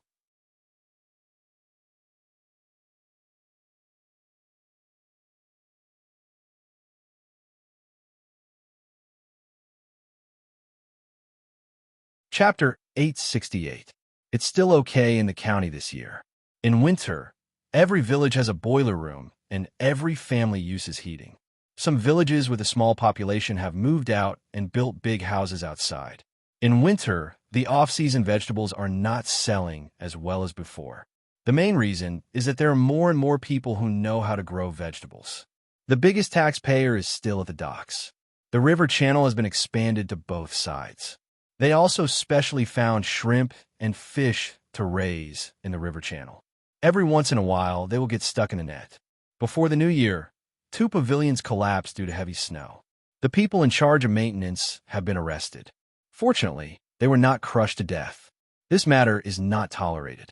Due to the inconvenience of the road, the children in the school drank soy milk continuously for 45 days and only returned to fresh milk 2 days ago. The roast chicken and duck sold in Zhuangzi have become the specialty of the county. Last year, we paid a lot of taxes. Last year's snow was heavy. This year's development will probably be affected. I'm worried that the turn of the river channel will be washed ashore. Decent people have reinforced it. The poultry farm has done a good job of blocking and preventing diseases. There are more than 450,000 chickens and ducks.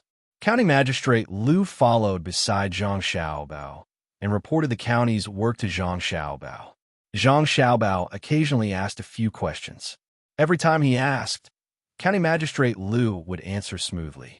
The group of people who came with the Tujua listened and were surprised and envious. Secret Service K had heard Mo Jillian's introduction of Sanshui County. At that time, it was almost unbelievable.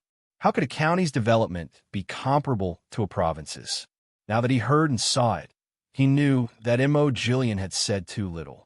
He was even more envious of County Magistrate Liu's detailed introduction of the data.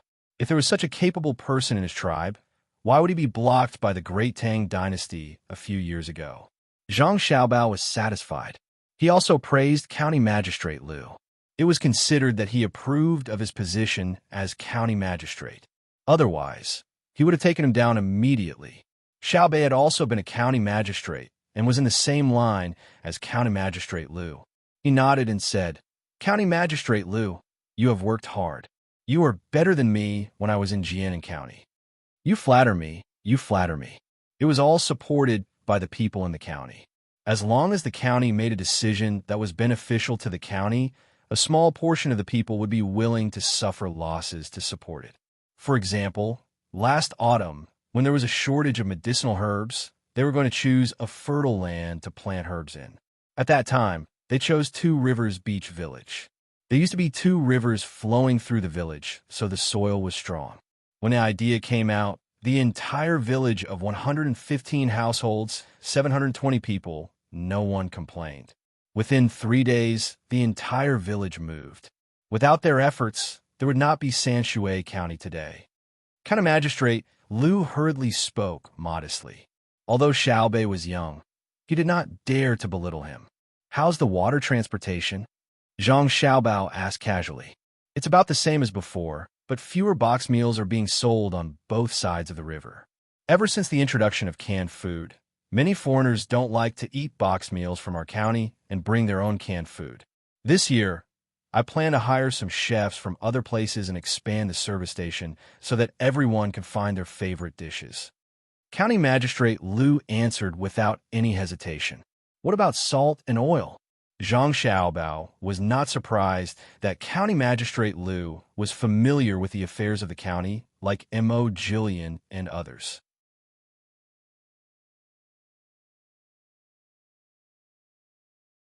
For him, it was normal to know these things. It would be abnormal if he did not know. To be able to be the county magistrate of Sanshui County, he must have the ability. He then asked about the necessities of life.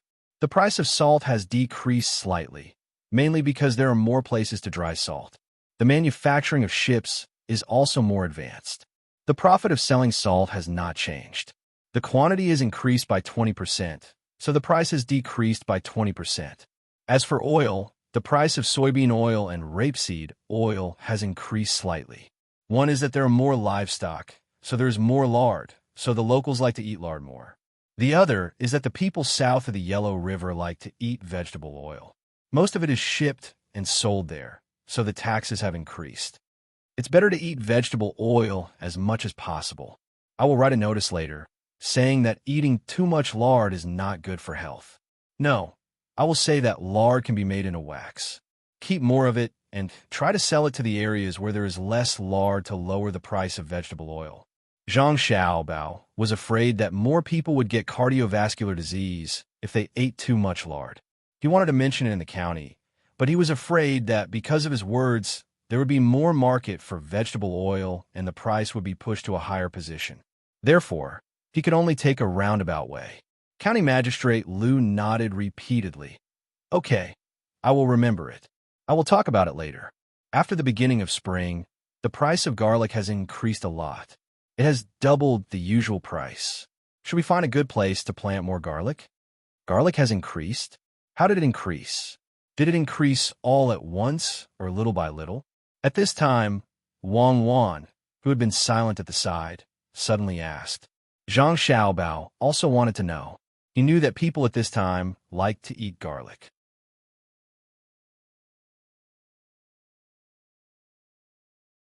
Many people asked if there was any garlic when they went to a restaurant.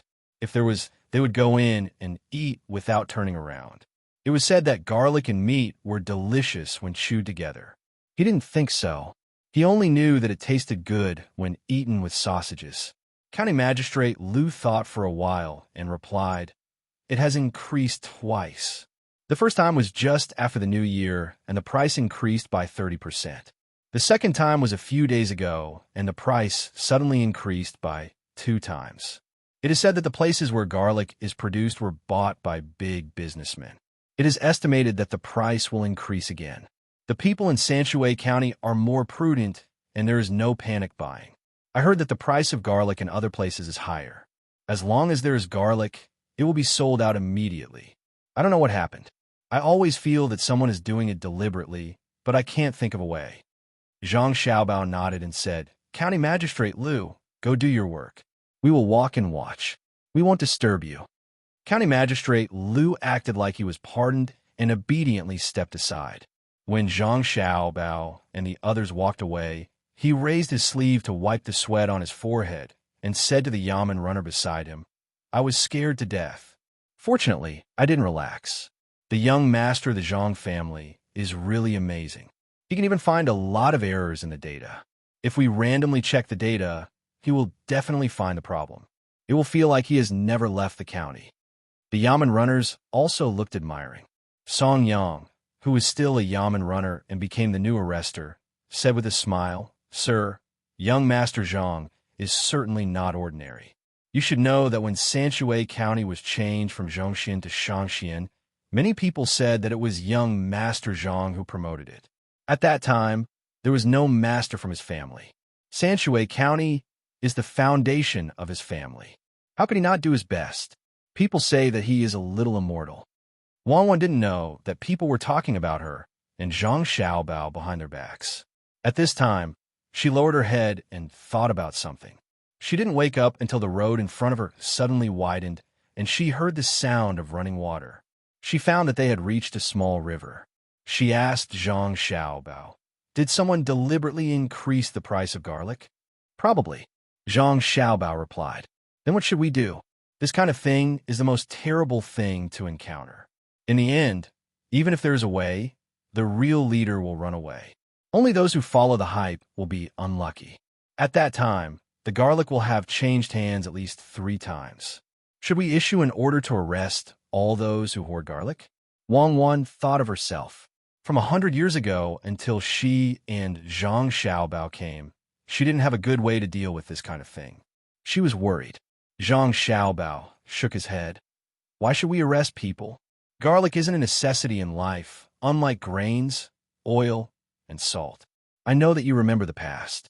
At that time, you knew that the real big fish were all the elders in the capital who were officials or were officials in the past.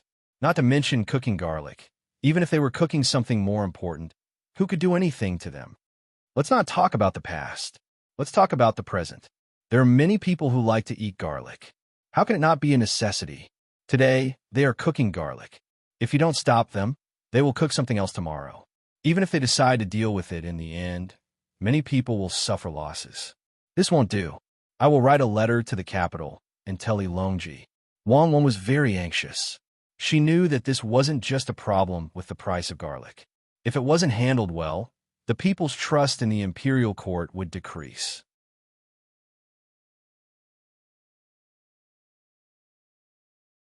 As she spoke, she wanted to enter the carriage to write a letter.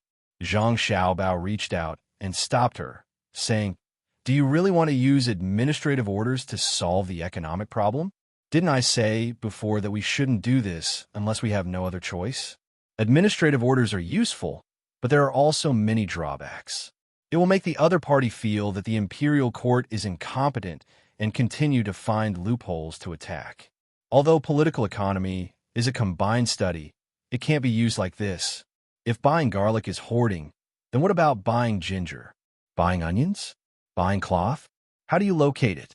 Aren't you afraid that the local officials will take the opportunity to do as you wish? Let me tell you this. If I were a merchant and you gave the order to crack down on garlic hoarding, I would immediately change it to something else. If you directly said to crack down on hoarding, then the local officials might be arrested by the merchants. Merchants will definitely have stock in their inventory when they do business. Does that count as hoarding? Then what about the negotiation? Get them together to discuss it. Scare them and give them benefits so that they won't be so greedy." Wang Wan thought of another method. They want to earn 1,000,000 strings of cash. After you negotiate with them, even if you scare them, they will earn less. They won't say anything and will endure it. When the garlic is harvested next year, they won't accept it and will try their best to lower the price.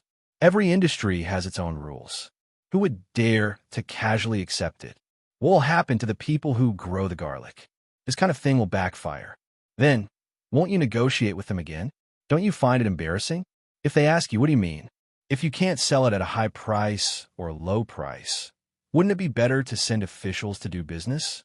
Your imperial court will set whatever price you want.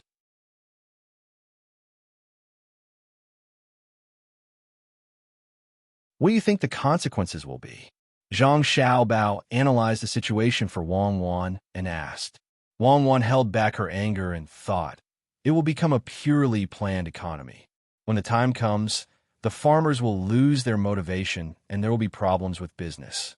After all, people who are good at business usually don't become officials. Those who can become officials will need to spend more energy on officialdom, and that will make it even more chaotic. Just like if we didn't come, there would be a salt tax in the Tang Dynasty, causing the price of salt to rise. What should we do then? Why don't we use our family's business to cooperate with them? Economic problems are best solved by economic means. Cooperate with them? Negotiate? Did I give them face? Isn't it just the price of garlic? I'll let them rise and lose money. Later, investigate who is the leader. I'll make it difficult for them to do anything in the future. Zhang Xiaobao scoffed at this kind of compromise and said contemptuously. Wang Wan smiled and hugged Zhang Xiaobao's arm. I knew that Xiaobao would have a way. You have thought of a way to deal with the situation that just happened. Quick, tell me what to do. There's no hurry. Let's go to the county and rest first. We won't let them have an easy time. Let's confirm it first. If the situation is not like what we said, the method we came up with will be useless. How can it not be? There's no news of a big disaster in the garlic area. The price suddenly changed so much. It's strange if it's not strange. Are we going to buy garlic from other places and sell it here? We can't buy garlic from anywhere. As long as we buy it, that place will definitely raise the price. Don't you think it's better to steam eggplant and eat it with sauce than to fry it directly? Each has its own taste. What does it have to do with eggplant? It doesn't matter. I'm going to steam eggplant today. When there are more potatoes in the future, we'll steam them and eat them together. Just thinking about it makes me drool. What's the plan? We'll talk about it when we get back. Zhang Xiaobao and the others strolled toward the county of Sanshui County. They walked until night time, but they did not reach the county. They just arrived at the river that connected to the capital. As the people of Sanshui County were rich, they lived in two-story houses. Their demand for other things was also high. Countless street lamps were erected on both sides of the river. In the entire Great Tang, apart from Luzhou and the capital, only Sanshui County had the ability to do so. The lights of the street lamps were not very stable. They flickered. If the hydroelectric generator beside the river turned fast, the street lamps would light up. If it turned slow, the street lamps would naturally dim. Even so, Secret Service K and the others were shocked. They looked at the caravans walking on the river under the street lamps in the dark night. Some people who could not sleep came over with shrimp cages to fish for shrimp.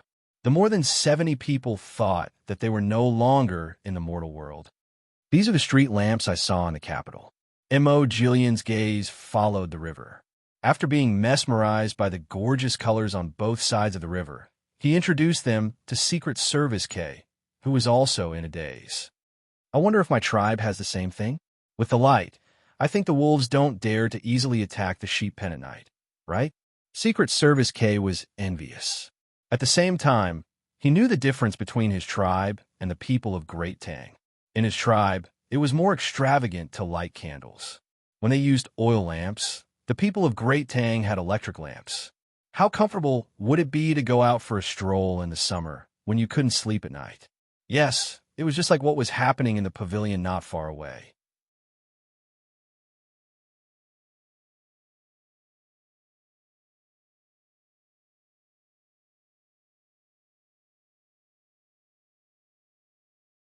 Chapter 869. Zhang Jiuling, who had been promoted to Assistant Minister of the Ministry of Revenue, was leisurely sitting in front of his desk. He held a glass of warm orange juice in his hands. It was said that the Bebe Juicing Group was worried that the spring would lack nutrients, so it was specially provided by the central government. The Bebe Juicing Group was located in a 40-square-meter room on the corner of the third floor of the Savant's restaurant. Zhang Jiuling's mind was not on the juice.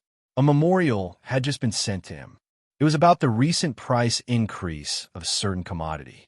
The price of garlic in Hunan province had skyrocketed, and the person in charge of the investigation had sent a report that was uncertain of the extent of the damage.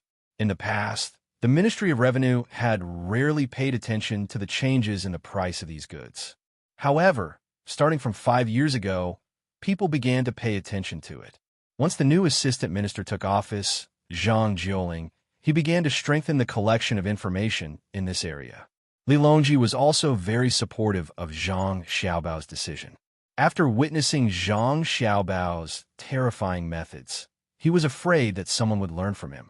Hunan Province Wind Logistics Group? The name is Wind. How can logistics affect the price of garlic? Aren't they in charge of transportation? Zhang Jiuling could not think of how a logistics company could affect a certain commodity. He read the contents again. A name made his heart tighten. Wind Bridge Shojin. Japanese? Wind Logistics is Japanese. Little Japan is indeed up to no good. This won't do. I have to send it to Her Majesty quickly. When Zhang Jiuling saw the name of the Japanese, he did not think that it was normal price changes. He raised his head and drank the juice in his glass. His stomach felt warm. He organized the memorial and hurriedly walked to a nearby room. As soon as he entered the room, Zhang Jiuling reported to an old man who was half lying on a chair with a worried expression, "Old Minister, it's not good. Someone is going to make a move on Tang's garlic." Old Minister was referring to Wang Bei. He was in his 70s, and his body was still healthy. Every 10 years, there would be a professional medical staff to check on him. He did not care about the trivial matters. Only when something serious happened would he be called. At this time, he was reading a book written by Zhang Xiaobao. Deliberately leaving financial management loopholes is a temptation for financial personnel. He rocked his chair and savored it carefully. He felt that it was very reasonable, especially the sentence, "Those who are in a financial management environment with opportunities for corruption for a long time will easily grow old." Suddenly hearing Zhang Jiuling's voice, the old minister was startled. He turned his head and looked at Zhang Jiuling. His eyes were full of doubts. Attack the garlic? How to use magic? Could it be that he had to beat up the garlic? Beat the garlic cloves into a paste? Are there dumplings for lunch today? My old minister, don't think about eating anymore. The price of garlic has increased abnormally. It has already doubled. Hurry up and think of a way. We can't let it continue to increase. Otherwise, we won't be able to find garlic to eat dumplings. In Zhang Jiuling's eyes, Wang Bei was no longer steady, but slow. Wang Bei's squinted eyes suddenly opened, and his face became serious. He nodded and said, "Yes, there must be a reason for the price fluctuation of any product. If we lead it to good, it will be a blessing for the people. If we lead it to evil, it will be a disaster for the people. We must investigate. Let me take a look." Zhang Juling hurriedly passed the memorial to Wang Bei. Wang Bei carefully looked at it. When he read from beginning to end, he suddenly said, "Oh, wind logistics, the problem lies with them."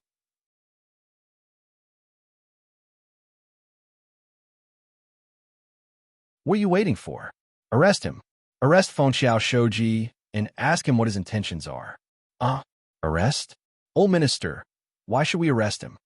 Zhang Juling did not expect Wang Bei to arrest him immediately. "Why? Just because you suspect that he is disrupting the price," Wang Bei replied. Zhang Juling shook his head. "Old minister, that won't do. If we arrest him without evidence, won't the merchants be disappointed? Can't our great Tang tolerate a Japanese merchant? Can't the price of all goods be increased in the future? That's not the case. Hurry up and find evidence." Wang Bei also thought of this problem. Once we find the evidence, won't the price of garlic increase by 10 times? The people who should be lost have already been lost. Even if we kill him, it's useless. We can't take the money he earned and ask each and every one of them who bought garlic, right? Zhang Juling did not care if they could arrest Fengxiao Shouji or not. He was thinking about how many people would be lost from the beginning to the end. Wang Bei thought for a while and said, "Yes, arresting him is not the goal. Once the matter is out of control, even if we arrest him and settle the matter, it will only mean that we have failed in our duties. A good fighter will not have outstanding achievements. We have to eliminate the threat before it sprouts.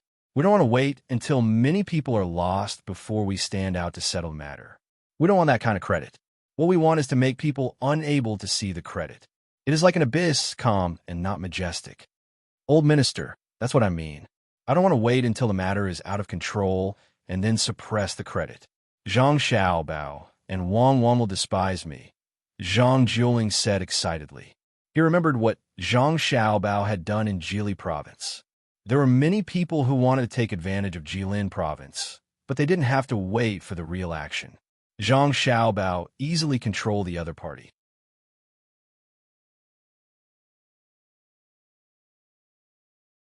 When he was scheming against people, it was not obvious.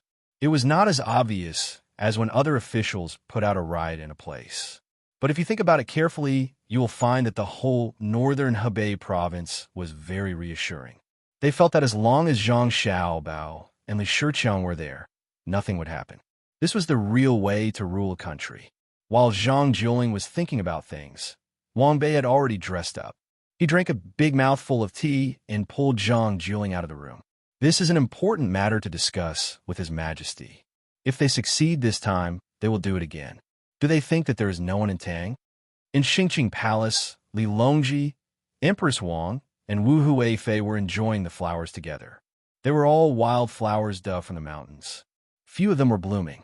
Most of them only had green leaves, and some of them had buds. The small buds could only be seen very close. Beside Wu Huifei was Princess Taiwa.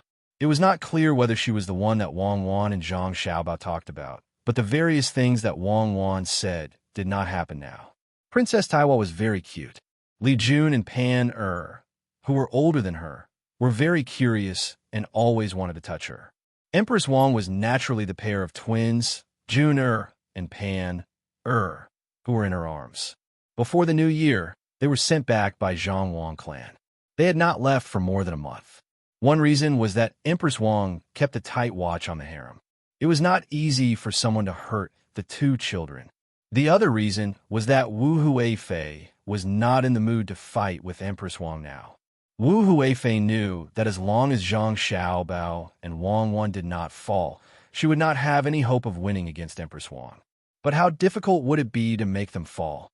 Last time, when they were playing in the lake, even the emperor had tacitly acknowledged the existence of the two people in the Tang Empire. Li Longji enjoyed the peace in the harem. He looked at his children for a while, then at his two women, and finally at the wildflowers. These wildflowers are like the people in the world. They will not wither unless there is a drought. They will not die unless there is a flood. Why do the dynasties change? Compared to the drought and flood, the government is fiercer. I know. As long as there is a way to live, they will not rebel. Because Li Jun did not grow up in the harem and rarely came back, she did not have many scruples when speaking. When she heard her father speak, she immediately continued the conversation. Li Longji happily looked at his 3-year-old son and praised. Junior really knows a lot. That's right. As long as there is a path to survival, no one is willing to rebel. To be able to force them into a dead end, the person in charge is definitely not simple. Come, let Daddy hug you. Li Jun ran to Li Longji and opened her arms for him to hug. She took out the crushed baked potato chips from her small bag and stuffed them into Li Longji's mouth. Father, eat the chips. Li Longji recognized the chips immediately and muttered. When I wanted to eat them, he wrote back saying that there was no more. Where did you get them now? A year's salary penalty is too light. Father, Grandpa Zhang said that next year, no, this year, there will be a lot of chips. Is that true? Li Jun did not understand what her father meant by year's salary penalty. She only wanted to eat chips every day. It's true. Apart from chips, there are more good things. There are rare treasures overseas, and there is a greater threat. Li Longji began to think about the powerful country that Zhang Xiaobao mentioned. A hint of worry could be seen on his face.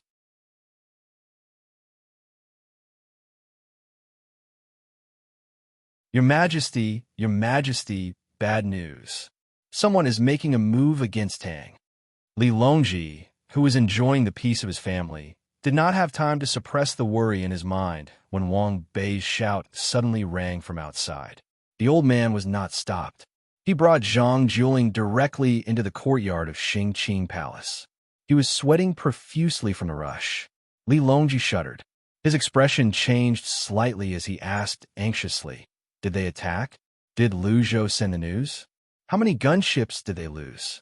Do they still have the will to resist? They're attacking? Gunships? Your Majesty, who's attacking? Did the Zhang family and the Wang family rebel? Did they send gunships to the capital? Wang Bei was confused. He followed the topic and asked. Only then did Li Longji realize that it was not that country. He heaved a long sigh and waved his hand. No one's rebelling. Tell me in detail what Minister Wang said about making a move against Tang. Servants, give him a seat. A palace maid brought a stool and let Wang Bei sit on it. Wang Bei raised his sleeve to wipe his sweat. He took out the memorial and handed it to the emperor as he said, Your Majesty, the price of garlic has been increasing abnormally recently. I'm afraid that someone is deliberately raising the price. Please investigate this matter thoroughly. Japanese? Wind logistics? What's your concern? After reading the memorial, Li Longji pondered for a moment and asked Wang Bei. Your Majesty, this is what I think. Wang Bei told the emperor about the matter he discussed with Zhang Juling. There were speculations and concerns, but there was no way to solve it. Li Longji listened quietly. When Wang Bei finished, he thought for a while and said, What Minister Wang said is correct. If we arrest him now, we won't have any evidence to prove that he's hoarding garlic, and we won't be able to catch him raising the price of garlic. Good plan, really good plan. It's not easy to have such a capable person in Japan. We'll take action when the new garlic is not out yet. By the time we find the evidence, the disaster will have already happened. Minister Wang, do you have a solution?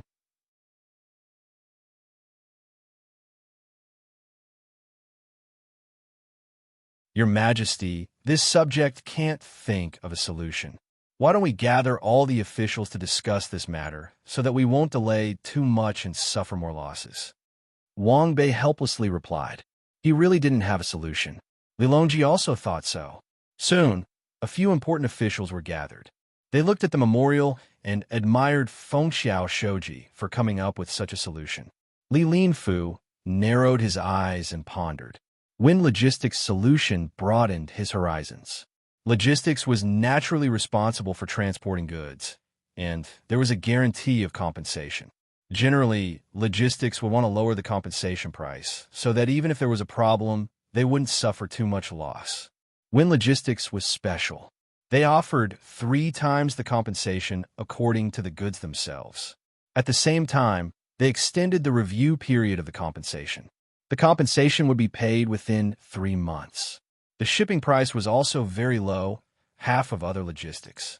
They also used the limited number of vehicles as an excuse to selectively accept orders.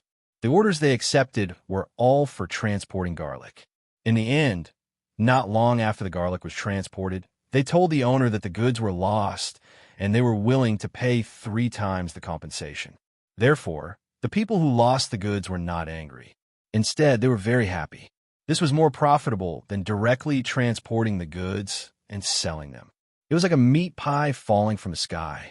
After the first batch of garlic was lost, the people who collected the garlic found a good way to make money. They began to collect large amounts of garlic and let Wind Logistics transport it.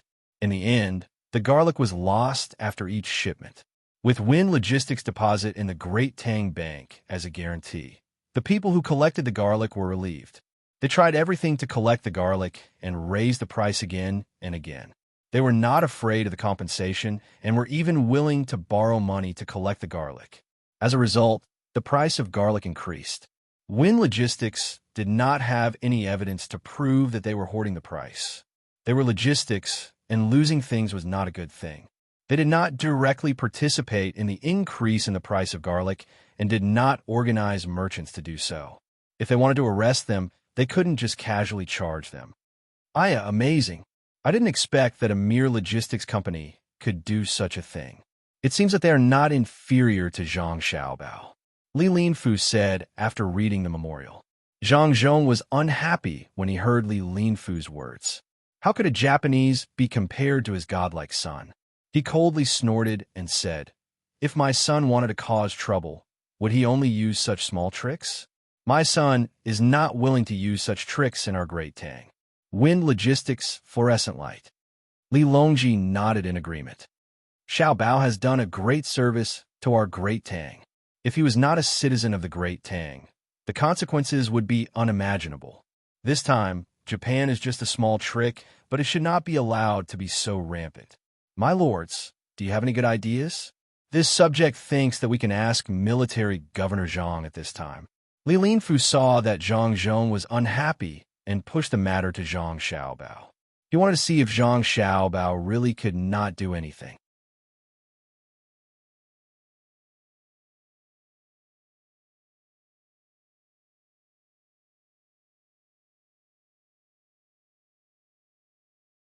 Chapter 870. Li Longji listened to the officials argue back and forth, but in the end, they all wanted to find Zhang Xiaobao. He was extremely dissatisfied.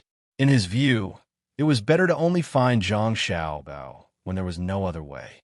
If he could avoid using Zhang Xiaobao, he would avoid using Zhang Xiaobao. Otherwise, if he needed Zhang Xiaobao every time there was a problem, what was the point of having other people? What if he exhausted Zhang Xiaobao to death? Seeing that none of the officials could come to a decision, his expression gradually darkened. Could it be that none of you have been attentively studying Xiao Bao's books? When it comes to economic matters, there must be a reason. You can either lead the way or cut off the foundation. If it really doesn't work, you can still compete with the other party in terms of attrition. Xiao Bao sent word a few days ago that he was busy with the Turkic matter. Don't distract him, right? Your subjects are incompetent. The officials replied in unison, bowing in tacit agreement. Yuan Rong straightened up and suggested, "Your Majesty, since you want economic matters, why don't you ask the people on the top ranking of billionaires for advice and use commerce to govern commerce?" "Oh, who does minister you think is suitable?" Li Longji indicated for Yuan Rong to continue. This subject has heard that there are many new talents on the ranking and that the names of the people on the ranking change frequently. But no matter how many changes there are, the top 3 have never been replaced. The other people on the ranking also have considerable wealth. The third person on the ranking is a great merchant from Hudong Road. He seems to be in charge of all the merchant associations in Hudong Road. The second person is Song Jinggong from Sanshui County. In the past, he had always been in the first place, and it could be said that he had received Zhang Xiaobao's teachings. But since last year, he has fallen to second place. The first person is Heir, who is of marriageable age, the granddaughter of the former Minister of Revenue, by Go. However, many people said that it was not because she was powerful, but because she had someone by her side who was now hiding behind her. Her name was Fong Lu, and she had a younger brother, Fong Xiaoman. He was a family that had fled from Tuqiao village in Sanshui County. He was valued by the Zhang family and the Wang family. He was very intelligent and learned a lot of things. He had settled down in the Joy residence and studied the ways of finance diligently. This subject believes that we can ask Fong Lu to come over and ask about the plan. Using the spear of Shang to attack the shield of Shang, we will definitely gain something. Also, that by Heir is currently in charge of the largest clothing and toy stores in our dynasty. Anyone from the Great Tang is proud to be able to own one of these two stores. They should have quite a bit of money on hand. Other than Zhang Zhong and Zhang Juling, who were familiar with the names mentioned by Yu Wenrong, the others only knew of the former minister, Bai Go. It was not because of Bai Go's great achievements, but because Bai Go was able to live. He was almost 80 years old, but he was still able to wander around. Furthermore, he liked to be a storyteller. He would often go to a certain tavern to chat in exchange for some wine, dishes, and tea. This made people envious and speechless. Li Longji usually did not ask about this kind of thing. When he heard that the number one of the richest people had changed, he was very curious. There is such a thing? Good. Go and ask Fong Lu to come over. Let her think of a solution. South of the Yellow River, eastern capital Luoyang. As the winter snow melted, rows of oxen were plowing the fields outside the city. Carts of compost were piled up in the fields and scattered everywhere by people.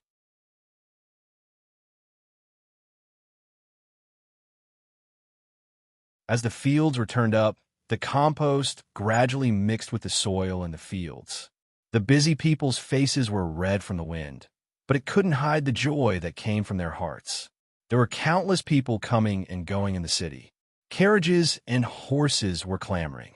The restaurants and tea houses were already filled with all kinds of people by noon.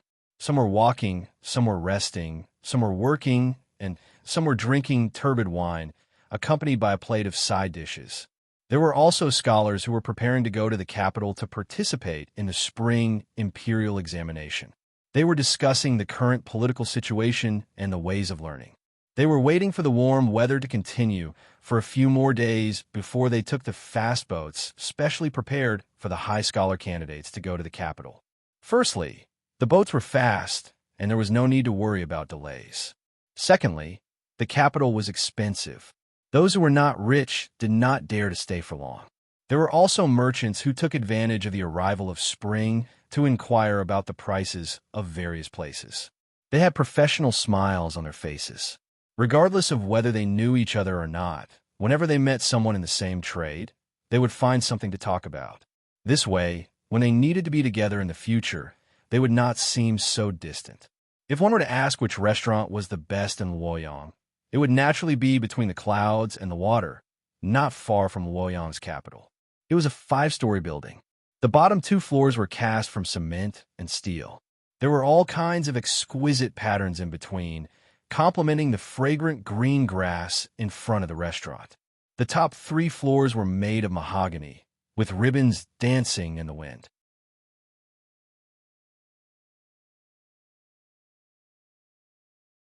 The transparent glass windows, the warm winter and cool summer environment, and the feeling of gazing into the distance made between the clouds and the water in the eastern capital a place for the rich and powerful to show off their status.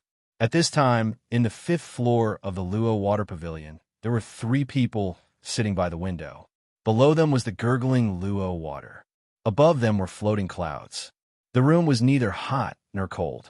The temperature indicator hovered between 25 and 26 degrees. Lord Yamamoto, you've worked hard. Storing and storing garlic is an important matter. With Lord Yamamoto's hard work, I can finally free up my hands to do other things. One of the 3 people sitting in a triangle raised his wine cup and loudly praised the person sitting in front of him. The person called Yamamoto had no joy on his face. On the contrary, he was rather worried. Hearing the other party praise him, he also raised his wine cup and said, Lord Yamamoto, you were the one who suggested this. I was just running errands, so you can't say that I've worked hard. If we're talking about hard work, Lord Yamamoto has worked harder than me. Lord Yamamoto has been busy using the garlic he's stored up as collateral, obtaining short-term money from other people and depositing it in a bank so that the merchants who collect the garlic can rest easy. His contribution is greater than mine. And also, Lord Yamamoto, you were able to think of a good plan to raise the price of garlic.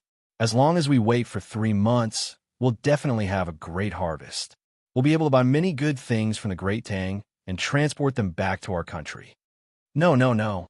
Lord Yamamoto downed the wine in his cup in one gulp and exhaled a breath that reeked of alcohol. He shook his head and said, I'm not buying things back. I'm continuing to make money with money. The Great Tang sold their useless cloth to Japan in exchange for a large amount of sulfur and silver. Many people in our country don't know about the Great Tang's insidiousness, but I can't ignore it. Once I've earned enough money, I'll buy their technology and their good craftsmen back to build ships, cannons, and guns. Lord Yamamoto, who had been listening this entire time, had already drunk 3 cups of strong wine, but he hadn't touched a single bite of food. When he heard Lord Yamamoto's words, he worriedly said, Lord Yamamoto, it's already not easy to earn money in the Great Tang. It's best if we stop as soon as possible. Otherwise, when Zhang Xiaobao realizes what's going on, we'll be at a disadvantage. Lord Yamamoto, I don't like what you're saying. We haven't broken the laws of the Great Tang. No matter how powerful Zhang Xiaobao is, he's still a human, not a god. I hope that he'll know as soon as possible so that I can compete with him and let him know the methods of the Japanese. Lord Yamamoto clearly didn't think highly of Zhang Xiaobao. When he thought about fighting with Zhang Xiaobao, he seemed eager to give it a try. When Lord Yamamoto heard Zhang Xiaobao's name, his face immediately paled. His hand that was about to pour wine couldn't help but tremble. In the end, he put down the wine pot and advised, Lord Yamamoto, don't provoke him. Lord Windbridge, don't provoke Zhang Xiaobao. I heard that he is not in the capital, nor is he in Jili province. There are rumors that he went to the Turkic Khaganate. Since he is not here, the 3 months are up. Let's finish this deal and see how he reacts. Otherwise, it will be too late for regrets. Lord Yamamoto, I'm not you. I won't buy cement and turn it into hard lumps. I also won't spend a lot of money to buy radishes and plant them like ginseng. Don't blame me for your failure. The price of garlic has already risen. Even if he knows, he can't do anything about it. This time, I've shipped over 1 million strings of silver and sulfur from the country.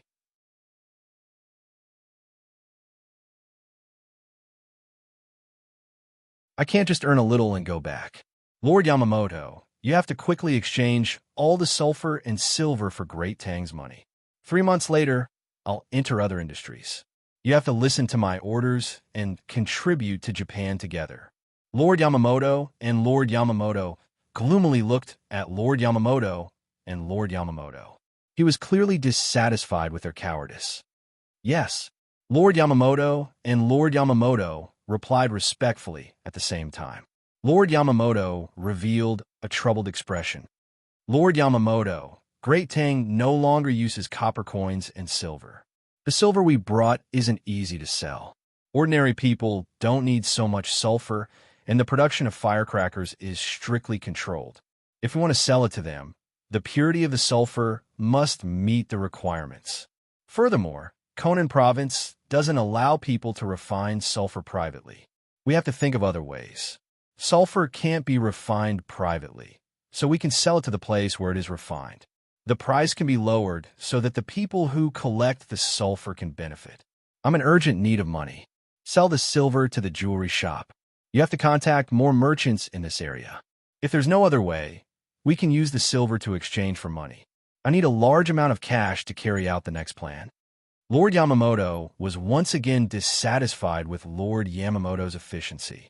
Lord Yamamoto looked at the wine and dishes in front of him and suddenly suggested, we can send the silver directly to the Great Tang Bank as collateral to exchange for a loan. That bank can eat a lot of silver, but the value of the silver will be much lower. One tael of silver can only be used for a loan of 400 copper coins. It won't be the same as before. Collateral, hurry up and do it. As long as I have Great Tang's money, I can earn even more. Don't hesitate and don't be afraid of the loan amount. Cash, cash. I need a large amount of cash.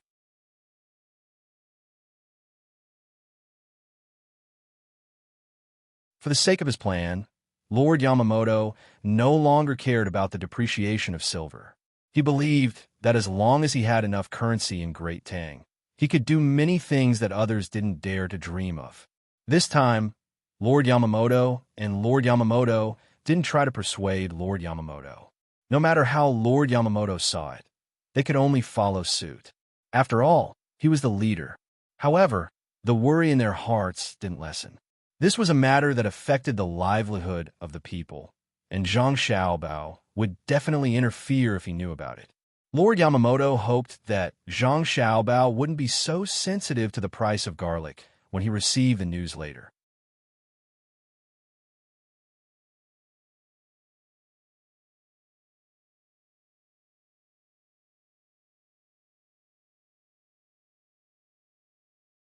Chapter 871. Fong Lu came to Xingqing Palace the next day. She went to Wanyan County to arrange the spring clothing exhibition yesterday and didn't make it back in time. Other than Zhang Zhong, none of the officials invited by Li Longji had seen Fong Lu before. Even Zhang Jiling had only seen her portrait, which was drawn by that old butler of his who didn't do his job properly. The current Fong Lu couldn't find the weak and pitiful appearance she had when she was escaping. She had turned into a slender young lady. She wore a light yellow long dress with a slanted lapel, and half of her exposed calves were covered by a pair of light blue leather boots. Her hair was let down, and there was only a large butterfly clip at the top. Wei Wei's curled eyelashes fluttered occasionally, giving off a serene and dignified feeling. However, there was a string of bells on her wrist, which jingled when she moved, adding a hint of liveliness to her appearance. Two different styles appeared on the same person, giving a huge visual impact. All the officials, including Li Longji, were stunned. Sanshui Tuqiao Village's Zhang family's deacon, Fong Lu greets Your Majesty and all the lords. Greetings, old master. Spring is here, and the grass is green, and the flowers are blooming. It's just right for me to wear a long dress. Please take a look, Your Majesty and all the lords. Fong Lu bowed to Li Longji and the other officials generously. The address of Old Master was naturally for Zhang Zhong. After she finished speaking, she started walking in front of everyone. She would turn around or pose, showing the dress she was wearing to others. It's indeed very beautiful. I'll get someone to order a few sets later. All right, Fong Lu, you don't have to continue advertising. You're really dedicated. Even when you see me, you didn't forget to promote your spring clothing. Li Longji watched for a while and suddenly realized that he wasn't looking for Fong Lu to buy clothes. He had something important to discuss, so he quickly stopped Fong Lu from performing. Oh, okay. Your Majesty, you'll get a 20% discount. Fong Lu stopped and stood there, not forgetting to give Li Longji a discount. Yuan Xinyao took over the conversation and asked Fong Lu, have you noticed that garlic has increased in price recently? Fong Lu nodded. Yes. Moreover, as soon as the price was raised, I had my men purchase a lot of garlic from other places and told Uncle Song about it. That's why the Between the Clouds and the Water and the Blue Sea Silver Sand restaurant don't lack garlic. They'll be able to last until new garlic is harvested. Lu Zhou's Between the Clouds and Sea's restaurant won't be affected for now. Yuan Xinyao's mouth twitched, not knowing what to say. Du Xian, who was standing at the side, stood up and asked, Fong Lu, since you already found out, why didn't you tell us? Did you only tell your master? Do you know how serious your crime is? Why should I tell you? I'm a deacon of the Zhang family, not a deacon of the imperial court. I'll tell you now, children often have runny noses during spring. We've specially made clothes for this. There's a pocket in the front, and there's a tissue in the inside. When the adults see their children's runny noses, they'll be able to find a tissue to wipe it off. It'll be all the rage for a while. Fong Lu looked at Du Xian in confusion. She gestured with her hands and recommended a new product. Du Xian was taken aback by the question. He thought to himself, my children don't need these clothes anymore. What's the use of telling me this? Hence, he asked, it's useless to tell me about this. Then, I'll tell you. Now that the spring river in Jiangyi province and the surrounding areas is thawed, there'll be plenty of fish. However, the price will still be high.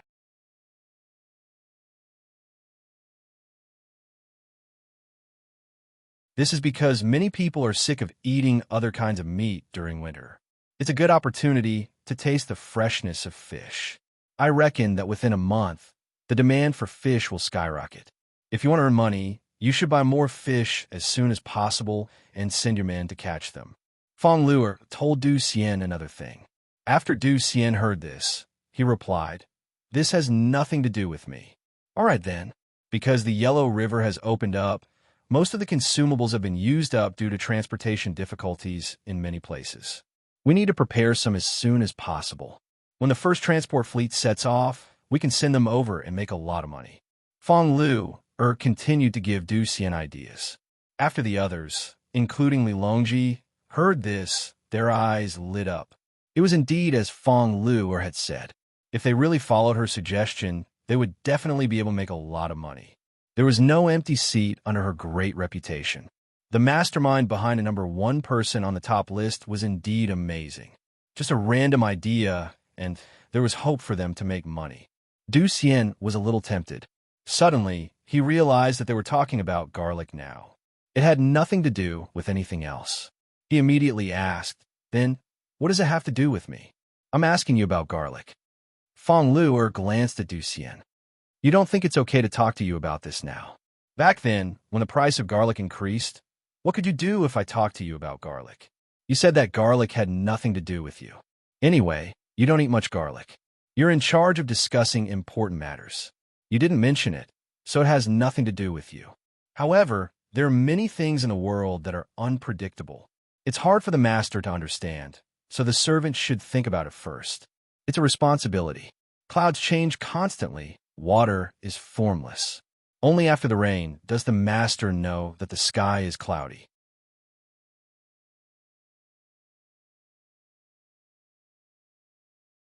It has nothing to do with what you said about opening up the river to transport goods. If I want to do it, I'll transfer the river boats to the Zhang family and Wang family. If they don't send out the goods, the price of goods up and down the Yellow River will definitely increase. Does it have anything to do with you? Fong Luer's voice grew louder and louder. Du Xian kept retreating. His face was red from the scolding. Especially when Fong Luer mentioned transferring the riverboat to the Zhang family and Wang family to hold the goods, he was shocked. If he really did that, the impact would be greater than the wind logistics. Yu and Rong saw that Du Xian was at a loss for words. He coughed and said, Miss Fong is indeed extraordinary. The Zhang family and Wang family do put the people's livelihood first. Otherwise, the Tang Empire will definitely be in chaos.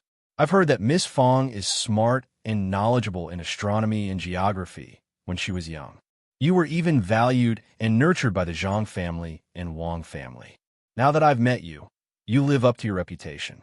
Official Du is also anxious and has offended you with his words. Please don't blame him. However, now that the price of garlic is increasing, I'm afraid that His Majesty will not stop it. Later on, other things will continue to increase in price. I've called Miss Fong here to ask about a plan. Miss Fong, do you have any ideas? Du Xian looked at Yu Wenrong gratefully and secretly wiped the sweat on his forehead. He just remembered that Fong Lu was not an ordinary girl.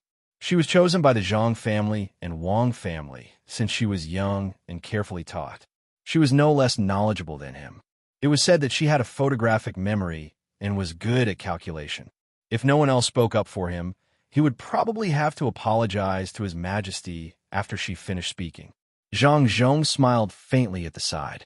He was very satisfied with Fong Luer and thought to himself, that's right. Let them think that they can do whatever they want just because they're officials. How dare they threaten the Zhang family? Humph! How can the deacons of the Zhang family be so simple? After thinking about it, Zhang Zhong said to Fong Luo, since His Majesty asked you to come here and ask about it, tell us if you have any ideas. We can't let the people who hurt our people be proud. Fong Lu respected Zhang Zhong more than Li Longji. Without the Zhang family and Wang family, she wouldn't be where she was now. Even if she didn't starve to death, she wouldn't be able to live the life she had now. When she heard Zhang Zhong's words, she bowed respectfully and said, I know that it's Wind Logistics who did this. They used the logistics as a starting point and didn't sell the goods. They also set up a 3-month payment cycle. I've seen the copy of the contract. It says 3 times the payment, but it doesn't say that they have to pay 3 times the amount. In less than 3 months, the new garlic will come out. If the price of the garlic is high, they will sell the goods in advance and then buy cheap new garlic to compensate others. If the price of the garlic is still high, they will use money to compensate. I think that in the end, the price of the garlic will be too high and they will lose money. In this way, they can gain a lot of benefits from this. No matter what I do, they will definitely profit from this. Unless the merchants who see the benefits will stop gathering money to buy the garlic, the people will definitely suffer. Can't we stop them? Gao Lishur asked with a frown. Fong Lu didn't say anything for a moment. She lowered her head and thought about it. The others looked at her, hoping that she could come up with a good idea. This was the first time they encountered such a situation. Moreover, it was a situation where they wanted to suppress it.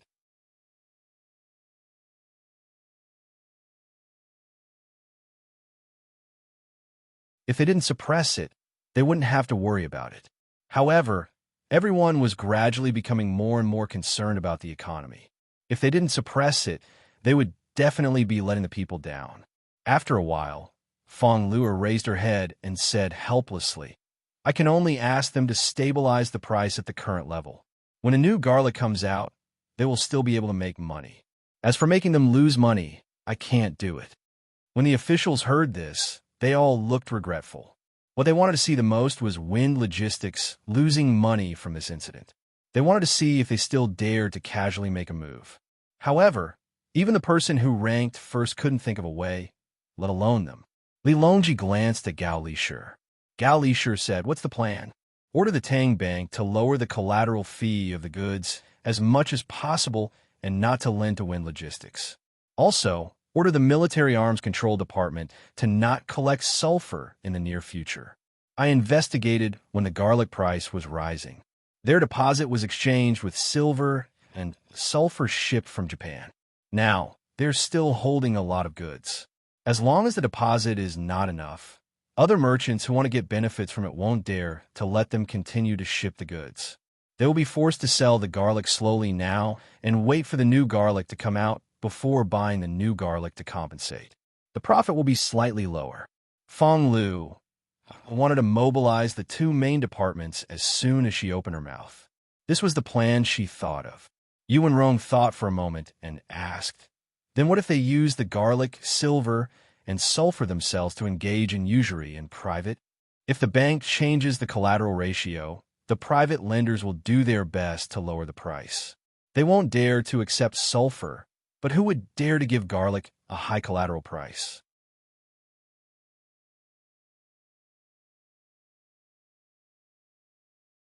We can spread the news and let other merchants know that Wind Logistics doesn't have enough funds. Fong Luo replied, then what if they would rather lower the price and engage in usury, then go and collect the garlic themselves to raise the price? Yuan Rong asked again. Fong Luo smiled this time. If they dare to collect the garlic themselves, I will make them suffer losses. Once they directly participate in this business, I have many ways to deal with them. I'm just afraid that they won't interfere. The officials were slightly relieved. They felt that it was good to control the price of the garlic to the current level. When a new garlic came out, the price would naturally fall. As for how the other party would lose money if they directly bought the garlic, there was no need to worry. They thought that Fong Lu had the ability to do what she said. Only Li Longji wasn't happy. He didn't want the current price to be stable, but he wanted Wind Logistics to suffer losses so that they wouldn't dare to make a move again. Thus, he asked Fong Lu, hopefully, is there really no way to make them lose money? Fong Lu shook her head regretfully. Your Majesty, I can't think of a good idea at the moment. However, if I tell the young master and he takes action, there definitely won't be a problem. Sigh. Looks like I have to send a message to Xiao Bao. Hopefully, he's not so busy and has time to deal with this matter. Li Longji sighed and looked at Gao Lisher. Gao Lisher nodded and was about to send a telegram. At this moment, the little eunuch Luo Bin rushed in and reported to Li Longji, "Your Majesty, the chefs from Savant's restaurant suddenly came. They're just outside the palace, saying that they want to cook for your Majesty. The one leading them is Master and I, the head chef of the flagship restaurant between the clouds and the water in Tuqiao Village, Sanshui County." Li Longji looked up at the sky. It's still early to noon. Why are they here to cook at this time? He looked at Zhang Zhong. Zhang Zhong was confused. He also didn't know why the chefs from Savant's restaurant were here. If Master and I wasn't in Savant's restaurant, then when did he come back? Seeing Zhang Zhong's eyes, Li Longji knew that he didn't know either. He asked, "Who sent them here?" They said that it was Zhang Jidushi. They said that he could solve your Majesty's problems. Luo Bin replied. Xiao Bao sent them? Solve my problems? I'm thinking of how to deal with wind logistics now. Do you think you'll know the solution after eating? Go, bring them to the imperial kitchen. Li Longji didn't know what Zhang Xiaobao was up to, but he still agreed. Your Majesty, they said that they want to cook in front of you at Xingqing Palace, Luo Bin said. Then bring them to Xingqing Palace. Do they bring tools and ingredients? Li Longji agreed according to Zhang Xiaobao's wishes. No, they said to ask the imperial kitchen to do it. I'll go arrange it now. Luo Bin didn't need the emperor to tell him to go to the imperial kitchen. He came in a hurry and left in a hurry. They waited for about half an hour. During this time, Li Longji had been talking to Fong Lu. He asked her what he needed to pay attention to since it was the beginning of spring, what kind of goods had the biggest price fluctuation, whether it needed to be suppressed, how the preparations for the clothing exhibition were going, what was strange about making clothes for children, and so on. Fong Lu answered him fluently and emphasized that the most likely problem was in the logistics. She told the emperor not to worry. Zhang family and Wang family would make corresponding adjustments to the daily necessities. As long as others didn't specifically target a certain item to create hype, then according to the law, the price fluctuation would naturally remain within a certain range without the need for Zhang family and Wang family to do anything.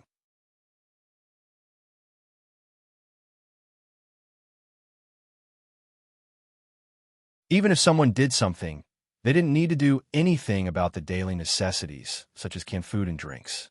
Of course, condiments like garlic were an exception. Although it wasn't a necessity, many people liked it. As for the price rise of meat, they didn't need to do anything about it. They could still eat other things. As Li Longji and the other officials listened, they realized that there were still many dangerous aspects in Tang. It seemed stable, but in fact it was constantly changing. It was just that the extent of the changes was within an acceptable range. The only way to control it was to go with the flow and adjust it from the side. Li Longji sighed in his heart.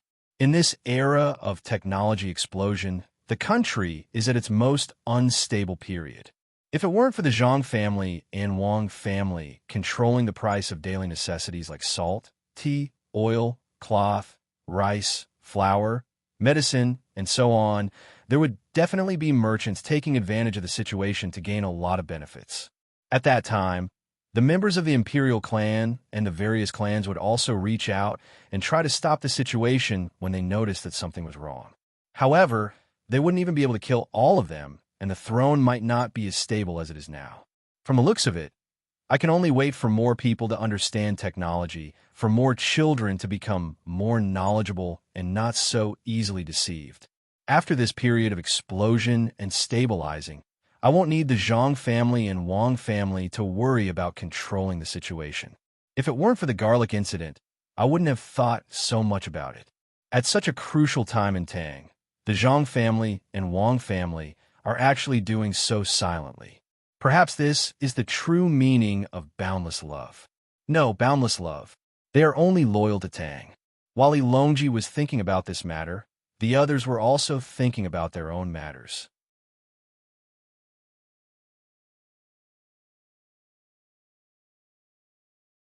It wasn't until Master and I led the team of cooks to Xingqing Palace that the crowd became lively again. All kinds of cooking tools and ingredients were delivered at the same time. Master and I and the others had clearly changed their clothes and were probably taking a bath. One was to be clean, and the other was to be afraid that someone would carry poison with them. The officials also understood that the other party didn't bring anything with them because they were afraid that it would be troublesome to check. At this time, Zhang Zhong stepped forward and nodded to the cooks and his family. He didn't stand back, and it seemed that he planned to taste each dish first after it was done. There was no need to check for poison, since his cooks couldn't poison him. Master and I didn't say much. After bowing, he began to organize the people. Those who were in charge of the knife were in charge of changing the knives. Those who were in charge of preparing the dishes, and those who were in charge of cooking stood in front of the stove to wash and pick the vegetables. Those who were good with knives took out a set of knives and prepared to carve. Li Longji was looking forward to the taste of the dishes specially sent by Zhang Xiaobao. The eyes of the other officials also lit up. They knew that the cooks in front of them represented the top culinary skills of the chefs between the clouds and the water. Usually, even if they went to between the clouds and the water or blue sea silver sand, they wouldn't be able to eat. Now that they didn't need to eat, they felt honored just by looking at the lineup. The team led by Master and I naturally wouldn't let the Emperor wait for half an hour before the dishes were served. Not to mention the Emperor, even between the clouds and the water or blue sea silver sand, wouldn't let the guests wait for half an hour. The rule was that if the dishes weren't served in half an hour, the next dish would be served free of charge. If the dishes were still not served after the other people finished eating, they would have to deduct a little more from the price of the dishes. Only in this way could the difference between the dishes between the clouds and the water and blue sea silver sand be reflected. Therefore, the dishes were served faster for the Emperor. As soon as the oil was poured into the pot, 2 plates were served. Ginger ice prawns. Other than the simple shredded ginger, there was only ice prawns. There was no vinegar, soy sauce, or any other nonsense. Because the ingredients were all taken from the imperial kitchen, this dish didn't have any special taste. The ice prawns were still ice prawns, and the ginger was still ginger. Li Longji didn't eat it. If he wanted to eat this kind of dish, he could eat it at any time. The second cold dish was clams mixed with scallions. Only a little oyster sauce was sprinkled on top. The third cold dish was cucumber peel with scallions and sesame sauce. The fourth cold dish was shredded chicken with ginger sauce. Only the shredded ginger was stir-fried with a few other seasonings. The chicken was originally prepared. After the 4 cold dishes were served, the first hot dish was served. Sliced chicken with scallions, bean sprouts, chicken, and a few other supplementary ingredients were served. Only then did Li Longji pick up his chopsticks. Without waiting for Zhang Zhong to taste first, he directly picked up his chopsticks and ate. As soon as the dish entered his mouth, Wei Wei nodded. Not bad. When the earthy taste of the bean sprouts and the light taste of the chicken are mixed together, it actually became fresh. Adding the scallion oil, it's very appetizing. Everyone try it. When the officials saw the Emperor directly eat a mouthful, they couldn't help but glance at Zhang Zhong. The meaning behind their gazes was self-evident.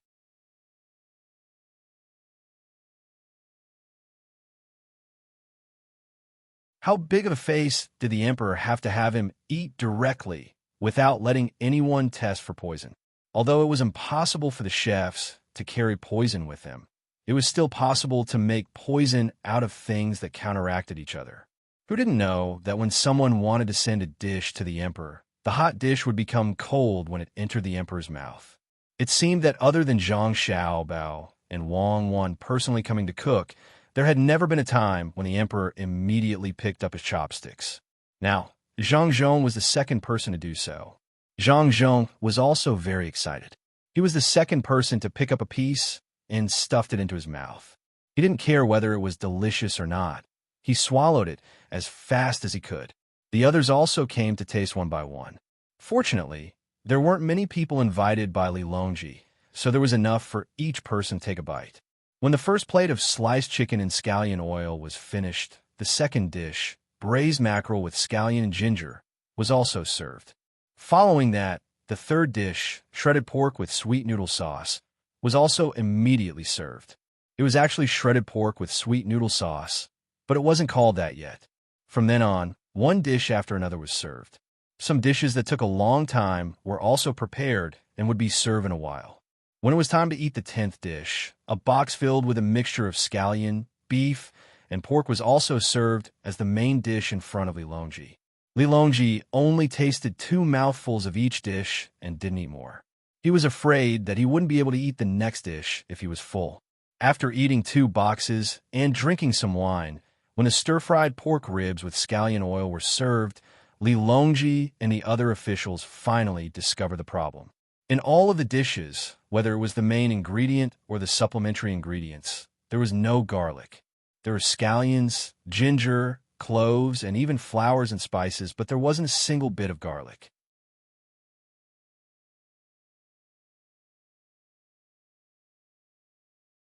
However, the taste wasn't affected at all.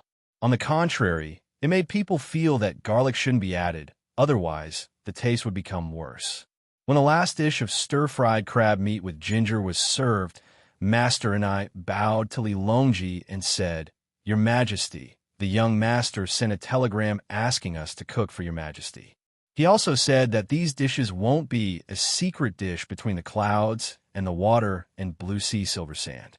I reckon that they've already been sent by telegram to various places in Great Tang and sent to various restaurants. In addition, the north is warm and cold in spring. Day Medical College has already developed tonics that will be sent to various places in the north. However, I heard that the tonics can't be eaten with garlic. Your Majesty must remember when eating them. Oh, okay, not eating garlic. Good, not eating garlic. Lilongji's eyebrows rose as he repeatedly agreed. If he still didn't know Zhang Xiaobao's method at this time, then he would really be a fool. Good method. As long as people don't eat garlic and like to eat other things, the price of garlic won't rise. Especially when these dishes are topped by between the clouds and the water and blue sea silver sand. They will definitely become popular. What a good method to take the firewood from under the cauldron. Xiao Bao's strategy is indeed extraordinary. Zhang Juling immediately felt that the dishes he just ate were incomparably delicious and praised. Yuan Rong also nodded. Not bad. Once the wind logistics is used, there's no other way. Unless they also have a brand like Between the Clouds and the Water and Day Medical College. One move, is it just one move? Lilongji suspiciously asked. He understood Zhang Xiaobao very well. He didn't just lose in one confrontation. As someone who was familiar with Zhang Xiaobao's way of doing things, he didn't think that Zhang Xiaobao only thought of this method. Gao Lishur interrupted. Your Majesty, this subject thinks that this subject's adopted son won't be so simple. Xiao Bao's strategy has always been stacked. This time, the Wind Logistics is in trouble. I just don't know how Xiao Bao found out about this matter. Xiao Bao seems to have accompanied Imo Jianshang to Sanshui County. Gao Lishur had already treated Zhang Xiaobao as his own son and habitually spoke. When he found that the other person's father was still standing at the side, he could only change his words. However, he was also happy. An adopted son was also a son. In the future, when he died, he would also have to send him off. Zhang Zhong was faintly jealous in his heart. His good son had to be recognized as an adopted son by others. He always felt that it was a loss. That was the son of a god. This Gao Lishur was not afraid of shortening his life. He said a little angrily, since Xiao Bao has a plan, why didn't he tell me, his father, earlier? He should have told the emperor earlier. It's too unreasonable. Others didn't answer him. Don't look at how he said it. He was Zhang Xiaobao's father. If others followed him, it would be easy for Zhang Xiaobao to know about it. At this time, Master and I explained, Please forgive me, Master. Last night, the little Gongzi sent the news. We have been busy thinking about how to arrange the dishes, so we didn't have time to tell you. I also rushed back from Wanyan County overnight. The little Gongzi should have another plan to tell others and is in the process of implementing it. As for how the little Gongzi knew about the garlic, the news has already said that when the little Gongzi arrived at Sanshui County, he casually asked the county magistrate and found that the price of garlic had increased. He felt that something was wrong, so he asked people to investigate overnight and made a plan with the fastest speed. It's all my fault. It has nothing to do with the little Gongzi. You are loyal.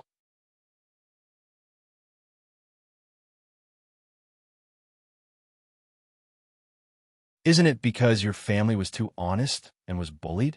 Then Xiao Bao found you to be the head chef and helped you solve the problem. He said to you, you can't do this kind of calculation, and I can't cook. Whether the success of Between the Clouds and the Water will be successful depends on you. You even know how to cover for him. Zhang Zhong said another sentence to Master and I, but his words were full of praise. Naturally, he didn't know that his son was learning from the story of how the man, surnamed Jiang, bought people's hearts when he was defending the front line of the Yangtze River. When Master and I heard his master mention this matter, his eyes immediately turned red. He lowered his head and said to Zhang Zhong, Master, please don't worry. As long as I'm here, the dishes of Zhang Zhong and Wang family's restaurants will definitely be unique in Tang. Okay, you two master and servant don't talk about your daily life. Xiao Bao is really not ordinary. He can find the problem by just asking about the situation of Sanshui County. I just don't know what other plans he has. We'll wait and see. Li Longji stopped Zhang Zhong and Master and I from continuing to talk. Then he said to Master and I and the others, Good, the dishes are good. They are even better than my imperial chef. Sure, Li Shi, go and find out what Xiao Bao's next plan is. I want to know. After Master and I left, Gao Li Shi was also busy finding out things. He didn't need to ask others and directly sent a telegram to Zhang Xiao Bao. Fang Lu didn't leave after she was full. She blinked her eyes and thought hard about what should be after this plan of taking drastic measures. If she could figure it out, she would go further. On the day Li Longji tasted the dishes made by Master and I, all the restaurants in the Tang Empire that could receive the telegram knew about the new dish. Because it was Between the Clouds and the Water, it received a lot of attention.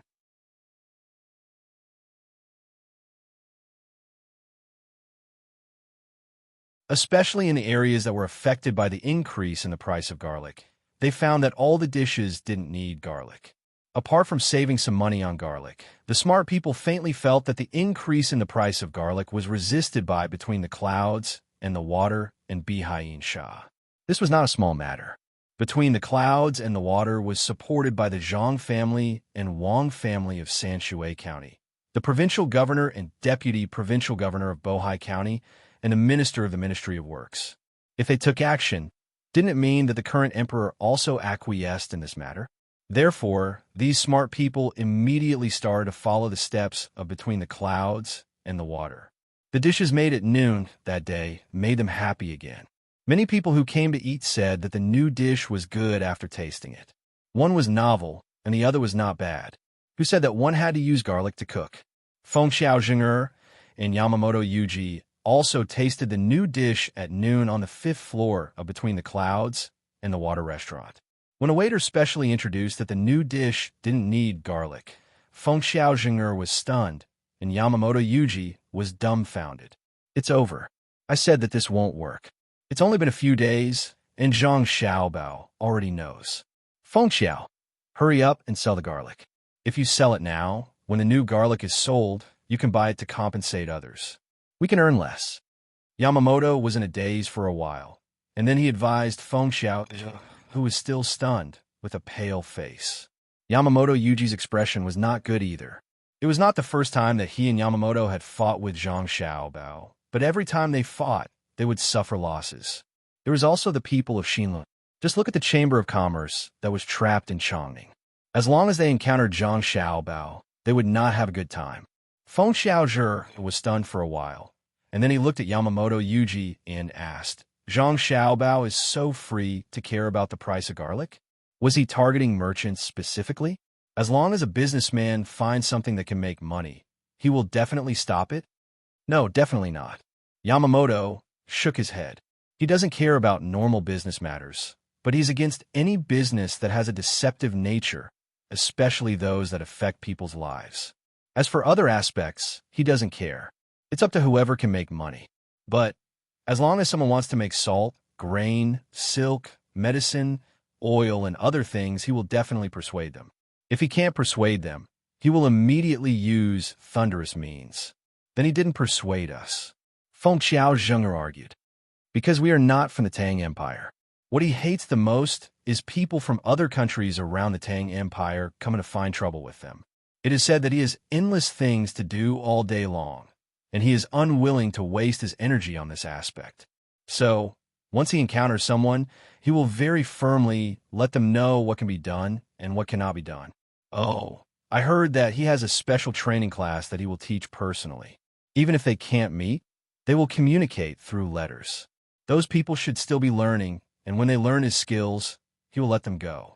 Yamamoto Yuji and I also signed up and spent a lot of money to sign up. In the end, we found out that Zhang Xiaobao will only teach people who are loyal to the Tang Empire. Before he started teaching, there was a test. Yamamoto Yuji and I didn't expect that it was arranged by him, so we were eliminated. Yamamoto Yuji said to Feng Xiao. He was very angry when he thought of what had happened in the past. What test? Feng Xiao Zheng'er was puzzled. Yamamoto had never told him this before. It's a test of loyalty.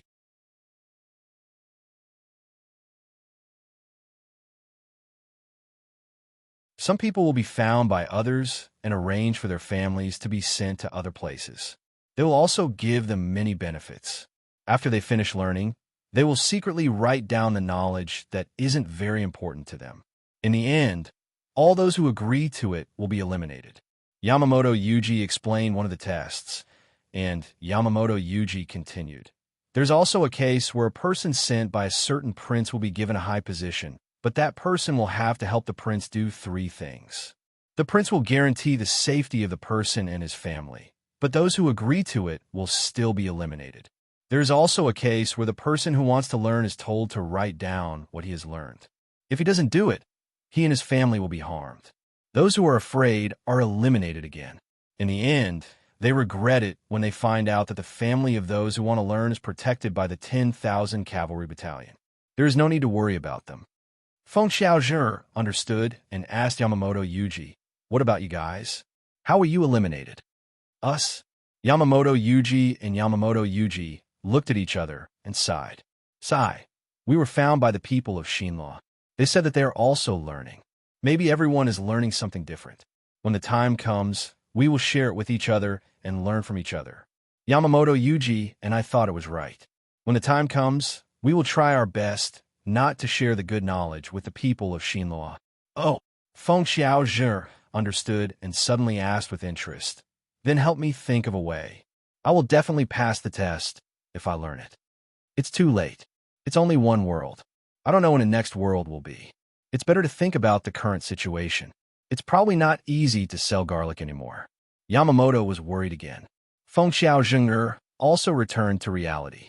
He lowered his head and looked at the dishes on the table. He tried to think of a way.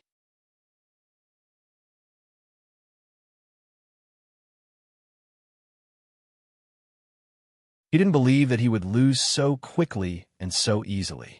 A few dishes between the clouds and the water had ruined his plan. There must be another way. Yamamoto Yuji and Yamamoto Yuji also wanted to help, but when they considered that their opponent was Zhang Xiaobao, they were confused. In their hearts, Zhang Xiaobao was invincible.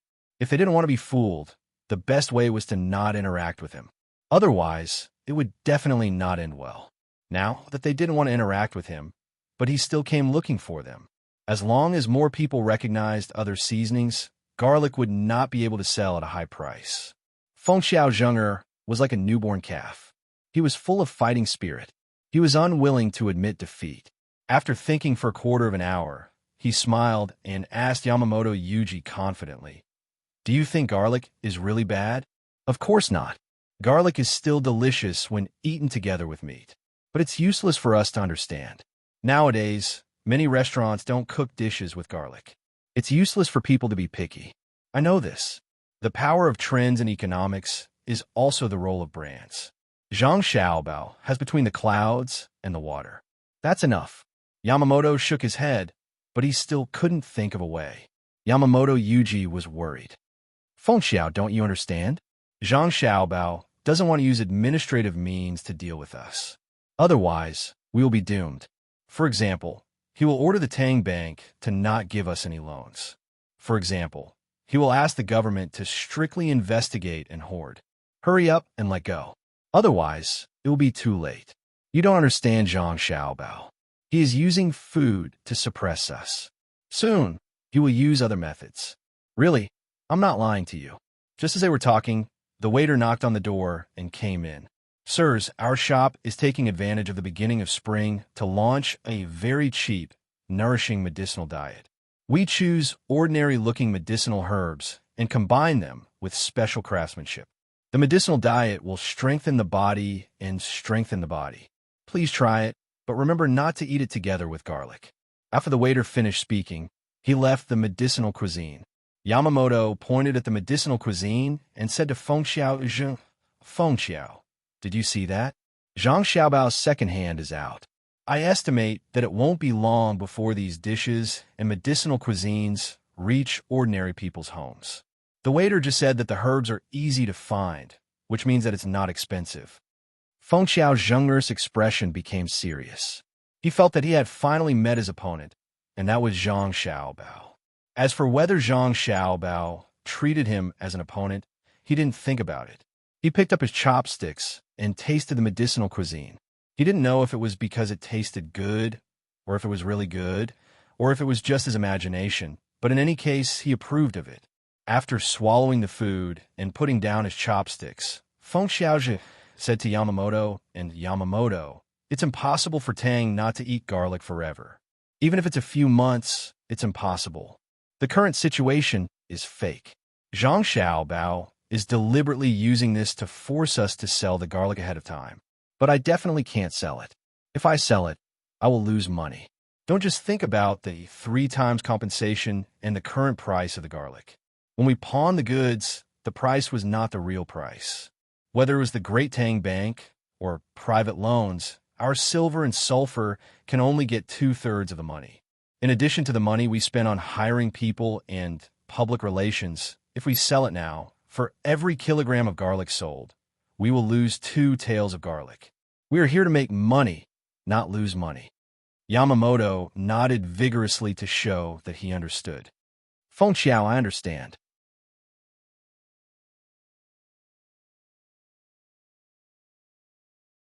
But if we don't sell it now, we will lose more than 2 taels of garlic. Then don't sell it. Continue to find people to pawn the silver and sulfur. Also, collect the garlic and give them 5 times the compensation. But the compensation period will be half a year.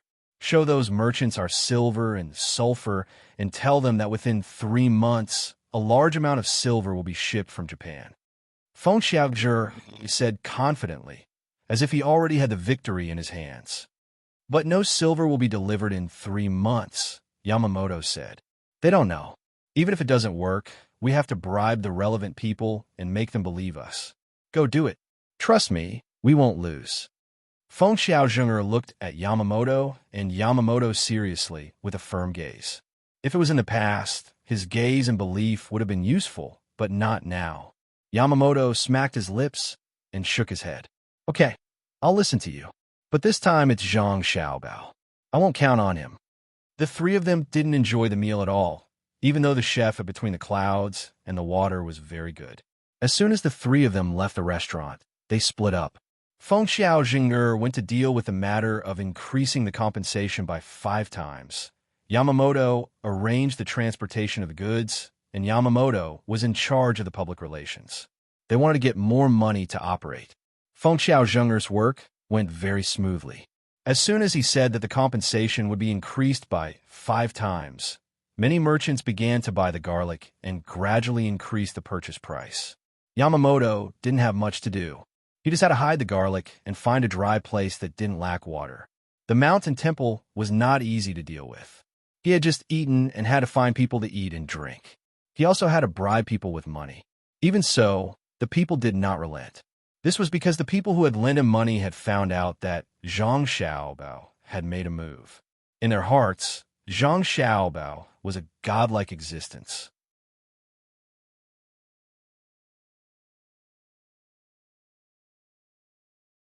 Who would dare to give money to the wind when he was involved? Even Zhang Xiaobao didn't consider this.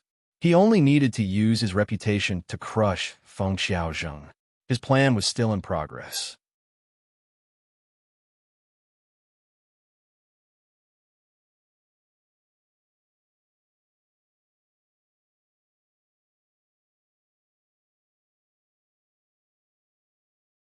Chapter 872. Amidst the anticipation and prayers of the people who were preparing for the spring plowing, the warm current from the Pacific Ocean finally broke through the layers of obstacles and toured most of the Great Tang. Jiangnan Eastern Circuit's Hangzhou Prefecture calls. The water level in Qiantang Lake has risen, but is within control. Jiangnan Eastern Circuit's Suzhou Prefecture calls. The water level in Lake Tai has exceeded the warning line. Requesting for reinforcements. Jiangnan Western Circuit's Poyang Prefecture calls. The water level in Pengxin Lake has risen. The wind is strong and the waves are strong. Jiangnan Eastern Circuit's Jun Prefecture calls. A section of Zhoushan County, a tributary of the Han River, has broken its dam. The people in the county are being evacuated. The cause of the breach has been found to be due to the embezzlement of the county magistrate of Zhoushan County. 200,000 yuan for repairing the dam has been detained and has been sent to the capital. Jingji Prefecture's Ningzhou Prefecture calls. In a private room in Savant's restaurant, Li Longji was tasting the new dishes while listening to Gao Lisher's report. Since the invention of telegrams, the transmission of information was many times faster than before. It was very convenient. As long as something happened in the country, telegrams could be used to report and issue orders.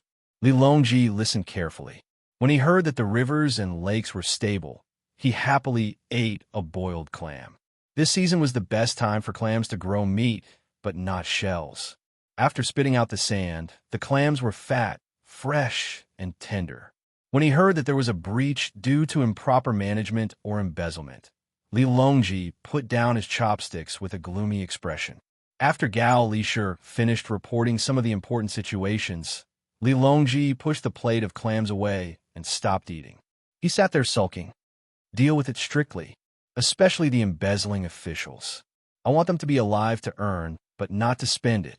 How's the monitoring of the military equipment going? Your Majesty, all the weapon parts are wrapped in oil paper. There's no need to worry about getting wet. However, the old grain in some places may become moldy. I think it's going to be used to brew wine. There's good news. The construction of the train is almost complete. The tracks are being laid now. It's estimated that it can be tested in the capital in midsummer. Gao Lisher also hated corrupt officials very much. He remembered the emperor's order and mentioned something that made people happy. Good. I heard from Xiao Bao that there's a train. As long as we're willing to spend money to build it, it'll only take half a month to travel from the capital to Luzhou. It can carry people and goods. Where are Xiao Bao and the others? Li Longji imagined the big picture that Zhang Xiaobao had painted for him. Suddenly, he realized that there had been no news of Zhang Xiaobao in the last few days. At this time, Zhang Xiaobao should have been busy with the disasters in the Great Tang. There had been no news of him sending reinforcements from Zhoushan District. Your Majesty, last night, Xiao Bao called and said that he would be staying in Sanshui County for a few days. He said that he had a seed that he wanted to personally guide the locals in their cultivation. Also, Mo Julian and the others will not immediately enter the capital. The 200,000-some Turkic people have already been sent to various places. Some are still on the way, while others have already arrived. Gao Lisher hurriedly replied, meaning that Zhang Xiaobao was very busy and had no time to deal with the disaster relief. Li Longji muttered to himself for a moment before nodding. In the past, Xiao Bao and the others had a convenient information network, so he was always in charge of disaster relief. Now that we have a telegram, we naturally shouldn't let him continue to be in charge.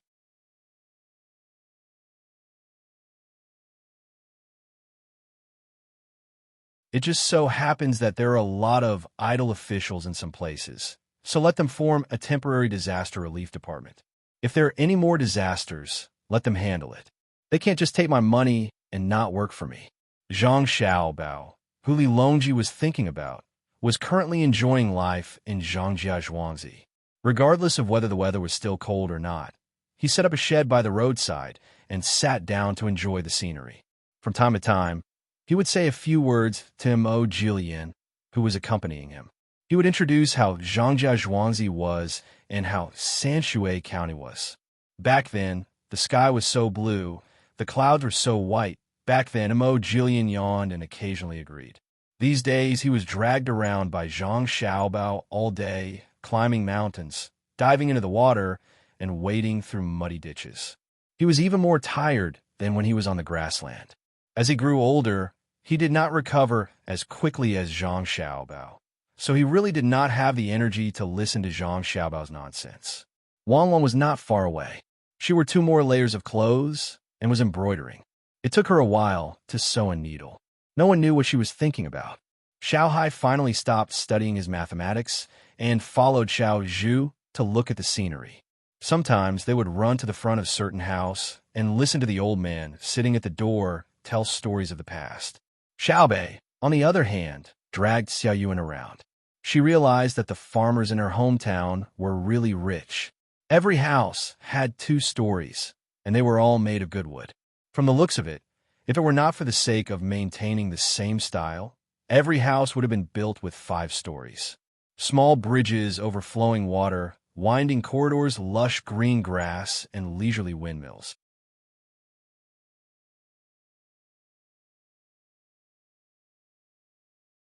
To be able to live in such an environment around the flagship store between the clouds and the water, in Xiao Bei's opinion, was true wealth. The most direct way to make her feel that wealth was reflected in the tradition that Zhuangzi had always maintained. In every small pavilion along the corridor, there were prepared cooking utensils. No matter how the seasons changed, if one wanted to eat, one did not have to go into the house. There was a dedicated person in charge of watching the charcoal burning area. Once there, one could take out the red charcoal fire and find a pavilion to eat. The last time she came, she was still young and could not do it herself. Now that she felt that she was older and could do a lot of things, she brought a few members of the children's regiment to get charcoal and began to eat. Sometimes they would run to one pavilion to cook. Sometimes they would go to another pavilion to see if the food was ready. Fortunately, the members of the children's regiment were children from Zhuangzi. Otherwise, if Xiao Bei ran around like this, she would definitely get lost. This is for you. Xiao Bei did not eat much and only wanted to cook. In the end, she found that she had cooked too much and could not bear to throw it away. She put on a plate and gave it to the Turks one by one. Fortunately, Xiao Bei did not like to eat meat and only cooked vegetables. They would not get old after a long time and could be eaten. In addition, the Turks were also tired of eating meat. Since Xiao Bei gave it to them, they ate it and did not waste it. At the same time, they were full of interest in this maze-like Zhuangzi. Keitachin, the left virtuous prince who was in charge of the army, ate a plate of tofu skin one after another. He yearned for the winding corridors in Zhuangzi, especially when he heard that this Zhuangzi could provide food at any time regardless of whether it was cold or summer. He compared it to his own tribe and was very envious. As he ate and looked, he habitually regarded this place as a place to attack. The scenery in his eyes gradually turned into a place to attack and defend. He began to think about where to enter when he attacked and how to defend against the defenders. He did not know if he did not think about it, but when he thought about it, he was shocked. He found that no matter which direction he attacked from in Zhuangzi, he would have to face a fan-shaped defensive fortification. The small buildings that looked scattered actually took care of all angles. From the outside, it looked like it was all buildings and fields, but the area surrounded by the small buildings could be used to mobilize manpower and supplies at any time. The platforms used for people to play between the clouds and the water to stand at a high place to watch the scenery were clearly arrow towers. Here, try this. Xiao Bei carried another plate of food and put it in front of Keitachin. Keitachin was stunned when he saw the food. It was too big, so he looked at Xiao Bei in confusion. Xiao Bei quickly introduced, "It's a big skewer. The outermost layer is dried tofu, the middle layer is cabbage, and the innermost layer is eggplant. I rolled it myself. I washed my hands. Who doesn't wash their hands after eating like you? It's not cooked yet, right?" Keitachin did not want to refuse Xiao Bei's enthusiasm, But when he saw that the cabbage was still straight, he could not help but feel puzzled. So he asked, "This thing can be eaten raw. If it's rolled too big, the outer layer of dried tofu will break. It's not like you haven't eaten raw before. Beef and mutton, don't you all eat raw? If you don't want to eat it, I'll eat it myself." Xiaobei looked like he was treating the thing he rolled as a treasure and reasoned with Keitachin. Keitachin hesitated and felt that he should not have an upset stomach after eating it. He gritted his teeth and took the plate to eat.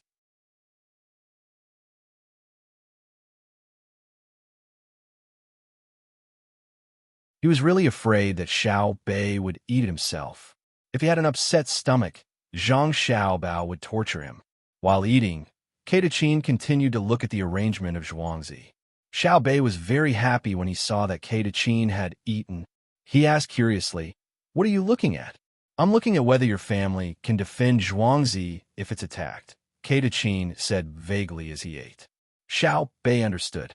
He narrowed his eyes and shook his head. Brother and sister said that unless we use the Tang Empire's cannons to attack from a distance, we will kill as many people as they come. Once someone comes close, they will face a three-dimensional crossfire attack. The people lying in ambush at the various firing points can shoot out the firepower of a machine gun with a single shot. If too many people come, they will set up cannons. There are no blind spots in zhuangzi.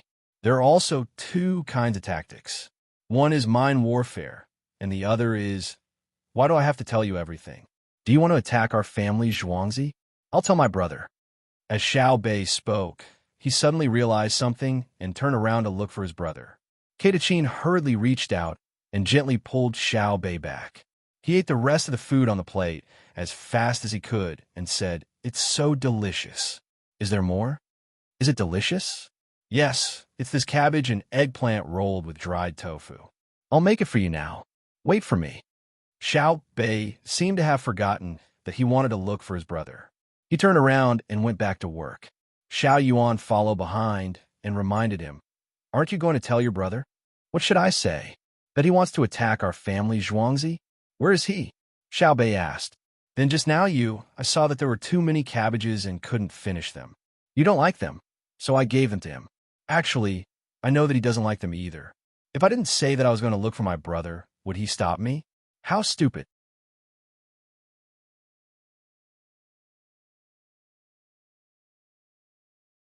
Xiao Bei spread out a piece of cabbage and placed the eggplant in it. He even stuffed the cabbage foam into it and rolled it slowly. Xiao Yuan opened his mouth and looked at Xiao Bei carefully, as if he had just met him. "What are you looking at? Come and help me.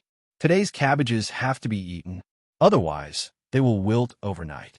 Even pigs don't like to eat them." Xiao Bei urged in a dissatisfied tone. Zhang Xiaobao didn't know that his sister was scheming against him. He continued to talk to Mog, who wanted to sleep. "After you are appointed as an official in the capital, I will arrange a place for you. You will be responsible for planting pasture. It's easier than planting rice. You will feed the horses. If there are any leftovers, you will feed the sheep. You can't let the sheep eat it directly. It will dig the roots. You can choose a place yourself. Don't be too far away from the capital." "Okay." Mog nodded his head slowly. In order to have a good rest and divert Zhang Xiaobao's attention, he asked, "Is the garlic problem solved?"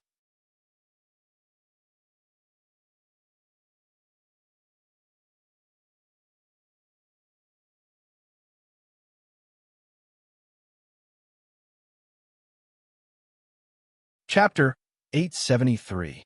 The heavy rain relieved the worries of the spring plowing people, but also made the road more difficult to walk. The road in Hunan province was also very muddy. Only the rich villages would build a few concrete paths for people to walk on. As for the mainland, it was still paved with sand. It was not that they couldn't afford it, but they couldn't afford to waste the livestock. Walking on the cement road, the number of times the wheels broke down was reduced, but the livestock's hooves were very worn out. If they hit their paws, it would cause a lot of damage to the road. Before bicycles were popularized and cars were invented, they could only use the dirt road. The merchants who bought the garlic estimated the distance and the road situation and felt that the profit had decreased. They also found that the ships on the water were busy transporting the normal goods of the season. so the enthusiasm in their hearts faded. The price of garlic in Hunan province remained 3 times the normal price. Because of the hype in the surrounding areas, the price had not decreased much. It was still about 2 times the normal price. This price was still controlled by people. Otherwise, most of the restaurants and people would try the new dish between the clouds and the water. No one will buy garlic at all. Wind Logistics, which was in charge of Windy Bridge Shoji, was still buying garlic. The compensation had increased to 5 times the normal price, but the compensation period was extended. The local merchants didn't send them garlic, but Huainan province sent them a lot. They directly used the deposit they had just received. Windy Bridge Shoji, who should have been happy, was now worried. He didn't go to between the clouds and the water near the Luo River to eat the expensive dishes. He went to a restaurant near the Yellow River and ordered 2 cold dishes. He warmed a pot of wine and looked at the rain outside in a daze. Yamamoto and Yamamoto weren't very busy recently. They had just finished buying a batch of garlic and the deposit was gone. They wanted to use the silver and sulfur as collateral, but the price was very low. Yamamoto couldn't do anything. Even if he gave a big gift, the other party wouldn't give in. How much garlic have you bought? Windy Bridge Shoji's eyes were still looking outside. He asked casually, about 1. For million caddies. The current price is 27 copper coins per caddy. The price in the capital is 21 copper coins. According to the compensation ratio, we need to pay 50,000 strings of coins. Including the bribes, it's 63,000 strings of coins. That's all we have. There are still 720,000 strings of silver and sulfur left. The part that is successfully mortgaged still has 9,000 strings of coins. Shanji was very familiar with this data and told Fengxiao Shoji about it. Windy Bridge Shoji did some calculations and realized that not only did they not make any profit from the garlic, but they were also losing money. He frowned and said, "No, this price is not good. We need to raise the price to more than 50 coins before we can make any profit. Why is there so little money left? Even if 1/3 of it is mortgaged, it should be nearly 100,000 strings of coins. Just now, it only added up to 72,000 strings of coins. Lord Windbridge, we borrowed from a loan shark. They said that they would give us 100,000 strings of cash, but in fact, they only gave us 90,000 strings of cash. When we return the loan, we will have to return 130,000 strings of cash. That's the principal amount. Besides, there's also the cumulative interest. We can't stand the cumulative interest, so we have to return the interest first.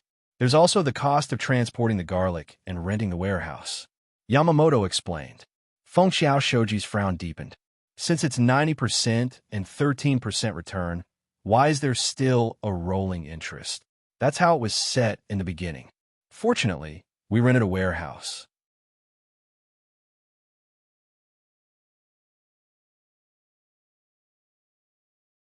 Otherwise, we would all be drenched, Yamamoto replied. No, we have to make the price of garlic rise. Is there any other way to get money? Damned rainy days. Windy Bridge Shoji began to complain about the weather. There is. Rumor has it that the Great Tang Bank wants to limit the use of silver as collateral, but for some reason, it hasn't been implemented. It's just that the price has been lowered. It said that there has been too much silver recently, and the market has adjusted automatically. It should be because the loan sharks sent the silver to the bank as collateral to get more money. I think that a few days ago, someone wanted to use the bank to restrict us, but later found that it was not good to do so, so they didn't implement it. It's just a rumor. I think that Zhang Xiaobao must have given the order to not allow the bank to directly participate in non-pure financial activities. Yamamoto was in charge of this matter, so he was very familiar with this matter. Windy Bridge Shoji laughed contemptuously. Zhang Xiaobao is a fool. If I were him, I would use all the resources I could to restrict my opponent, even the administrative aspects. He actually didn't allow it. Yamamoto was unhappy. If he said that Zhang Xiaobao was a fool, then wouldn't he be even more foolish after losing several times? He continued Windy Bridge Shoji's words. Zhang Xiaobao is not a fool. He just doesn't want to do that. In the book he wrote, the part that was leaked is not important. It mentioned that unless there is no other way, one should use administrative orders to solve the economic crisis. Otherwise, it will lead to confusion in the government and increase the dependence of the government on administrative orders. It will unknowingly cause the government to be unable to distinguish between business and government, and it will cause the officials to be too involved in economic matters. It will cause the officials to privately use their power to obtain business benefits that they shouldn't have.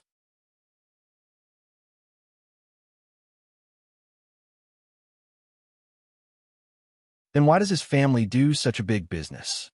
He is the Bohai provincial governor. Look at the northern part of Hebei province. How many businesses does his family have? Windy Bridge, Shoji snorted. Yamamoto was speechless. Yamamoto was at a loss for words. After thinking for a while, he said, perhaps he will give it up in the future. It's useless to talk about it. The main thing is that he must be involved in the garlic business now. We have to be careful and not be careless. Otherwise, even the bones will be eaten by him. I don't care if he's involved or not. We have to make the price of garlic rise. Mortgage all the remaining silver to the Great Tang Bank and order our people to buy garlic at a higher price. There are still 2 months until the new garlic arrives. During this time, the price of garlic will definitely rise to 50 coins per caddy. Windy Bridge, Shoji couldn't count on others, so he could only take the risk and buy it himself. He hoped that the Great Tang's imperial court would not consider garlic as a necessity and accuse them of hoarding. Yamamoto couldn't think of a better idea. Seeing that Windy Bridge, Shoji insisted, they gritted their teeth and agreed.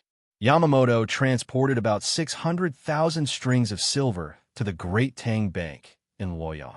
According to the ratio of 3-to-1, they exchanged for more than 200,000 strings of silver and distributed it to the Japanese people all over the country. They started to buy the garlic. As soon as he started, before Zhang Xiaobao gave the order, Feng Lu reacted first.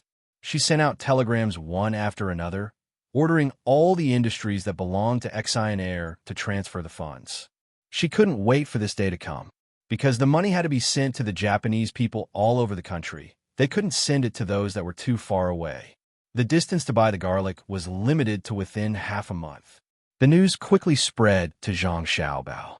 Mo Jillian was also very interested in this matter. He specifically looked for Zhang Xiaobao and asked, Zhang Xiaobao, someone is making a move. Aren't you going to do anything? If they don't buy the garlic personally, I will. Since they have come to this step, they don't need me anymore. I'll send the garlic from Huainan province to lead the way. The others will take care of the rest. It saves a lot of trouble, Zhang Xiaobao said with a smile. He didn't expect that Windy Bridge Shoji would dare to make such a risky move and was finally forced to this step. After all, the people of Wind Logistics didn't consider the weather. Mo Jillian didn't understand why Zhang Xiaobao didn't do anything. He was even more curious and asked, then you'll just watch them do it? You'll know when the time comes. The Tang Empire is no longer the Tang Empire of the past. Why use a butcher's knife to kill a chicken? Let's not have lunch in Zhuangzi today. I'll go to the school to take a look. The rain is heavy these few days. I'll see if the school has taken the school into consideration. Zhang Xiaobao looked at the cattle in the field and said to Mo Jillian, what should we eat today? Mo Jillian didn't understand. Stew. Add more ginger slices. It's best if it's beef stewed with radish. I've tasted it before. It's bitter. You didn't peel the radish when you stewed it. Of course it's bitter. Huh? Peel it? Just as Zhang Xiaobao said, there was no need for him to do anything. Windy Bridge, Shoji's fate was already decided. Just as Feng Lu used Exionaire's property to attack, the other businessmen followed suit. Luoyang City, Thunder Logistics Group. The owner, Li Chengfeng, ranked 16th on the list of billionaires, immediately called for an emergency meeting as soon as he received the news from Wind Logistics. Then, a transportation team of nearly 30,000 people started to move around Hunan. Suzhou Prefecture, splendid grocery.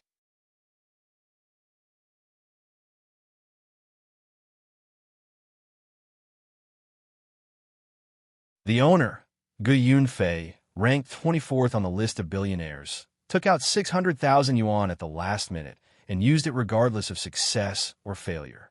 Jianan Prefecture, Ezhou Prefecture, Wanlu Trading. The owner, Dong Long, ranked 71st on the list of billionaires, received a telegram from Kai Feng's office. He was authorized to use Wanlu Trading shares as collateral and get 800,000 yuan from Kai Feng's Tang Bank as proof. He was to transfer the money to Shouchuan branch to buy garlic on the spot and send it to Luoyang by water. Jiangnan West Prefecture, Yuezhou Lake, Dongting Fishery. The owner, Yang Yang, ranked 19th on the list of billionaires, immediately ordered the fleet that transported fish and prawns to the capital to quickly move out and clean the ships. Along the way, he looked for merchants who wanted to transport garlic and waited in Luoyang for other things to come back. Hudong Prefecture, Fen Prefecture, Shannon Prefecture, Guanyi Prefecture. In this way, one by one, people in the prefecture took action. It was as if they had a tacit understanding. Those who took action were all in the top 100 of the list of billionaires. Fengxiao Shouji would never have thought that his decision to buy garlic in person because he was worried that it would spoil due to the humidity and make it difficult to travel would attract so many people to attack him. It was not because of how much money he had, including the garlic in his hand. He only had 300,000 strings of cash. Anyone in the top 100 of the list of billionaires would have more money than him. Many businessmen in Tang looked down on his methods. If someone in the top 100 of the list of billionaires wanted to do this, it would create a bigger wave than Fengxiao Shouji. However, they did not dare to do it. They were afraid that Zhang Xiaobao would take action. Another reason was that they had a tacit understanding. They did not want to mess up the economic environment of Tang. Originally, there were already people who wanted to take action against Wind Logistics.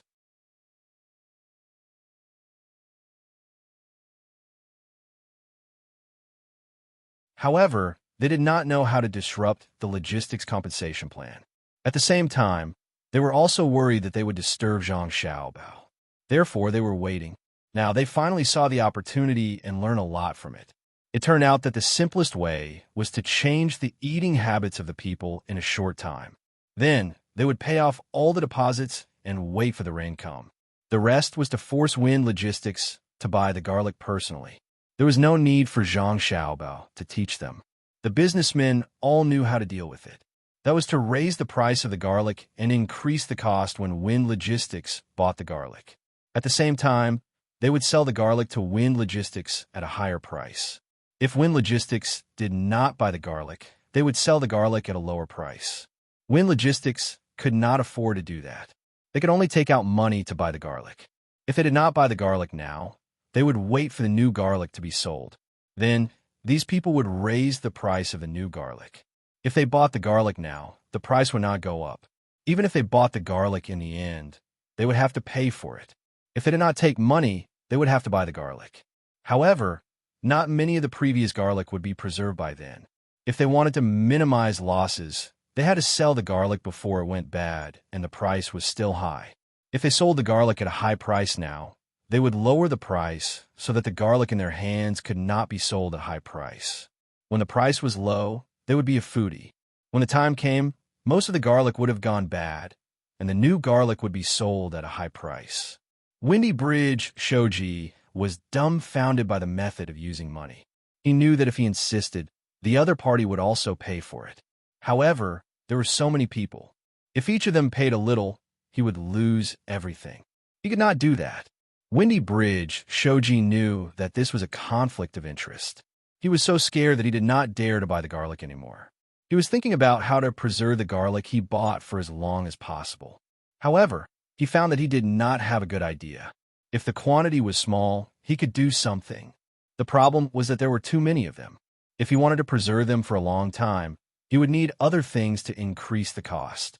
They are really bullying me. They just want to compare their losses with me because they see that I have to pay a few times more. I hope they will stop and let me get back my money.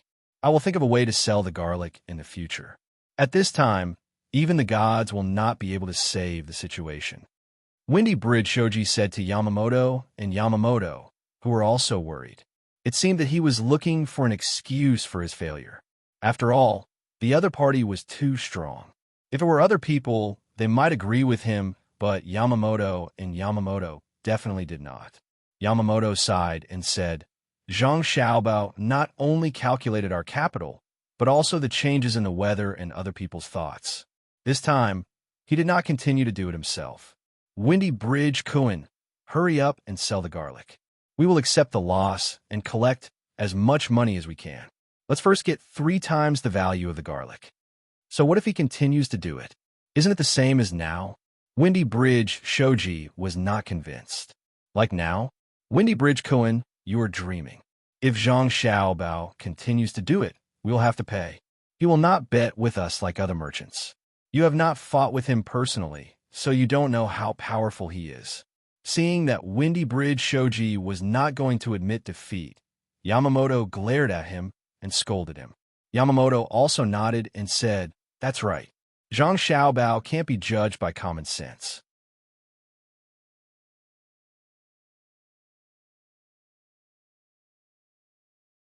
Not to mention other things, even if he was in our position, he would be able to turn the tide. With the same capital and the same capital, he will not lose. He definitely has a way to make money in this situation. Otherwise, why do you think the merchants of Tang are so honest? When they do business, they follow the rules. All the merchants of Tang follow Zhang Xiaobao's code of conduct. If the price is high, they will lower it. If the price is low, they will raise it. They're afraid of Zhang Xiaobao. They know the consequences of Zhang Xiaobao's anger. Even if they work together, they will not be able to defeat him. I don't believe it. I don't believe that Zhang Xiaobao is so powerful. Windy Bridge Shoji shouted. Yamamoto shook his head and sighed. There were many people who didn't believe it back then. That person from Tubo was able to enter the top 10 of the list, and he even hid his strength. When Zhang Xiaobao and Wang were fighting outside, he made a move and thought that he could injure Jianan. What was the result? A letter sent to Zhang Xiaobao allowed Zhang Xiaobao to discover the problem. Then, he controlled that person from 1,000 miles away. Not only did that person lose all his capital, but Zhang Xiaobao also took the opportunity to destroy that person. That's right, Yamamoto continued. After that, Yamamoto and I didn't believe it. We came up with a plan to sell silver and rice. In the end, we lost. We couldn't accept it and plotted to enter his research site. We came up with the ginseng formula and bought a lot of cement. After that, all the money was lost. The people from Xinlua didn't believe it and insisted on going to Chongning to cheat Li Sun's brother, Li Yu. Li went to Xin side to borrow money from his brother and met Zhang Xiaobao. When he returned, the people from Xinlua lost all their money. Now they're still trapped and working for him for free. Later, Zhang Xiaobao and Wang went to Jili province. However, they didn't believe it and traded with Zhang Xiaobao.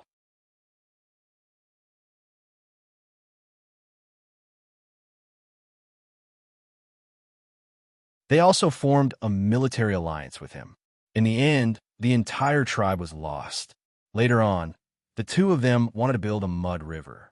The Xinlua clan was dissatisfied and arranged for Li Dong to find someone to cause trouble. Now, the mud river was paid by Li Dong and the others. They still can't get back the 1 million strings of coins. You're not the first person to be dissatisfied, and you won't be the last. However, the outcome is the same. Whether you believe it or not, you will definitely lose to Zhang Xiaobao. Then what do you think Zhang Xiaobao would do if he were in our position? Feng Xiao Shoji couldn't refute, so he could only ask for advice. Yamamoto and Yamamoto shook their heads at the same time. I don't know. We're not Zhang Xiaobao. While the three of them were thinking about this matter, others were also thinking about it. However, others were more relaxed than them. Between the clouds and the water by the Luoshui River, in a private room on the 5th floor, there was a rustling sound. Then it stopped, and then the sound was much quieter. East wind. That's great. Touch, too. I'll eat. Stop. I'll touch 1 chicken. I'll eat, white. 5. I'll eat. Stop. I'll touch, red. Are you guys together to lie to me? It's been 2 rounds, and I haven't played a single card. Do you think I'm easy to bully because I'm the furthest away from the table? The person who didn't eat after shouting twice couldn't take it anymore. No, I'm just in time. I won't touch anymore. I'll let you eat. That person hurriedly persuaded. After a round, the person who didn't eat twice said, 30,000. Eat? I can't eat 30,000. Is there anyone else who wants to touch? No one said anything. Then I'll play. Nanfeng. Cheater. Oh my. Someone's already cheater. I got 3 copper coins just like that. I'm not playing anymore. The person who didn't play twice said angrily. He finally played a card with great difficulty, but he was cheated again. Don't. Didn't I let you eat it? I didn't touch it. Look, I have 2 30,000 in my hand. You have a bad idea. Isn't it just 3 copper coins? Do you have to be like this? The person hurriedly tried to persuade.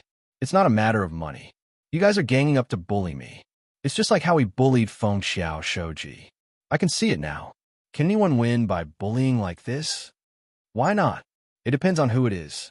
If it's Zhang Xiaobao, he won't be afraid of us even if we work together. I guarantee that he'll be able to solve it. The person said to the person next to him, why wouldn't I believe you? This time, we're the ones who joined forces to attack Wind Logistics. Even if we win, if he fights to the death, we'll have to pay for it as well. If we let the people who sent him win, it won't be a glorious win. If it weren't for the orders from the headquarters, I really wouldn't want to get involved in this mess. Let's play cards. If you hit me, you can raise your cards and play. I'll definitely hit you back. Let me say this first. If we don't have a card in the end, the yellow banker will play the yellow banker. I've never seen such a shameless person like you. Fine, I'll win back your cheater money even if I have to. Jiu Bing, if you ask me, this isn't a matter of getting involved in this mess. This time, we'll let other scheming people understand that Tang's money isn't that easy to cheat. Didn't you see who made the move this time? Fang Lu made the first move, and Zhang Xiaobao didn't say anything. That means that he's tacitly agreed to let us do it. Don't move. I'll fight back even if it's just one. North, I won't regret it. I'll remember you. 2 cheaters. The opponent is dreaming. Draw the cards. No, I was just thinking about it. 9 cheaters. I'm thinking Zhang Xiaobao didn't make a move because he knows that he'll be fighting with Wind Logistics. He probably wants us to make a move. Don't want 9. 8.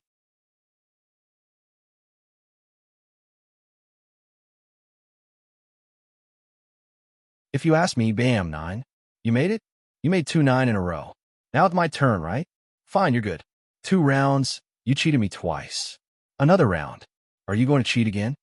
How would I know that he has 2 8? If you ask me, Zhang Xiaobao definitely won't let us pay. If you don't believe me, just watch. His methods are unpredictable. 2 cheaters. Bam. I didn't use 2 cheaters this time. I didn't mean to give you a buy again. I definitely won't play again next time. You don't have many cards in your hand. Why bother? Opponent, it's your turn. Can you play a 9? Me? Fine, I'll play. Oh, sorry, I won. Thank you. Thank you, everyone. You 3 play by yourselves. I'm going to watch them play Pai Gao. I can't afford to be angry. You paid for 2 cheaters. I owe you.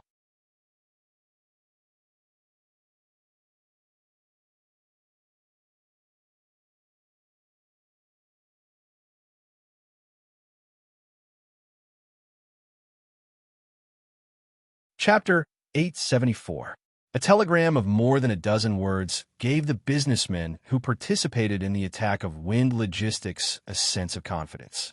Zhang Xiaobao's reputation was like a golden signboard in the eyes of Tang's businessmen. Compared with Tang's official recognition of Zhang Xiaobao's means of governing, Tang's businessmen valued Zhang Xiaobao's ability to make money more.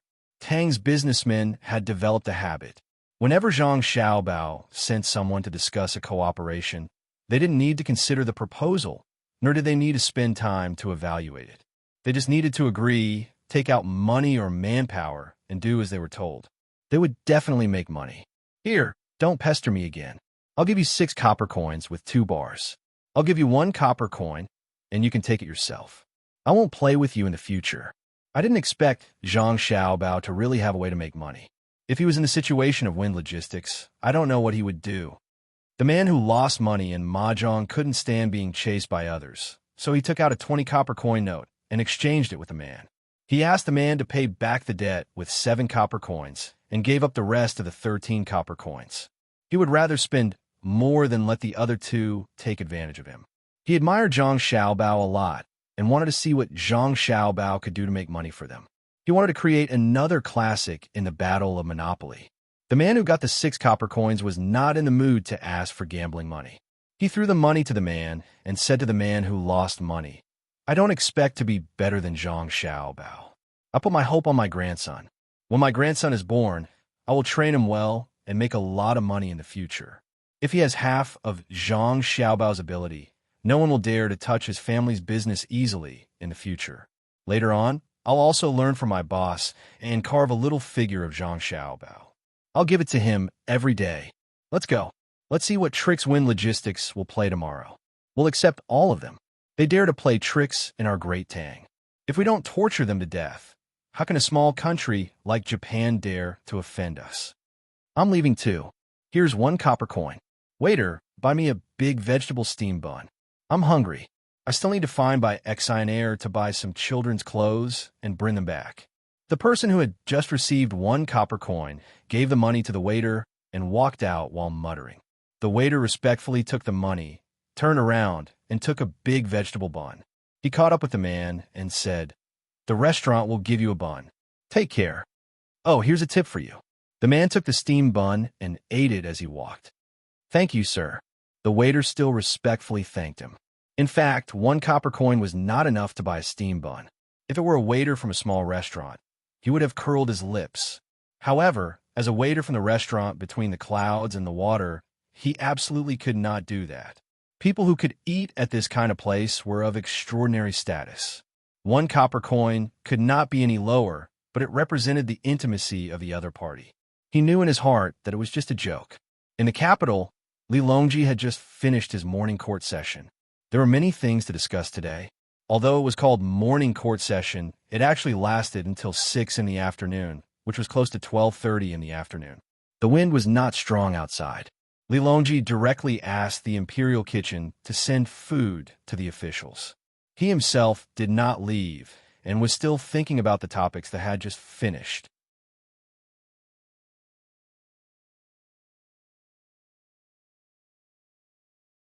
Today's matters included the follow-up of the Turkic people's resettlement, the differences in the climate of spring plowing in various places, the supply of medicine to the soldiers sent to Tubo, the construction of a new canal, the laying of the railway to provide the foundation for the passage of trains, and a series of other related issues.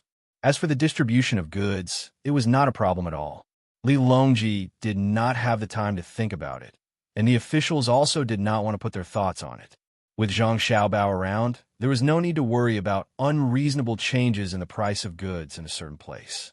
In fact, even without Zhang Xiaobao making a move, the top players in the Monopoly game would make a move first. While making money, they would also stabilize the price of goods at the same time. Leisure, we have realized that the merchants of Great Tang are very patriotic, especially those who have joined the Monopoly game.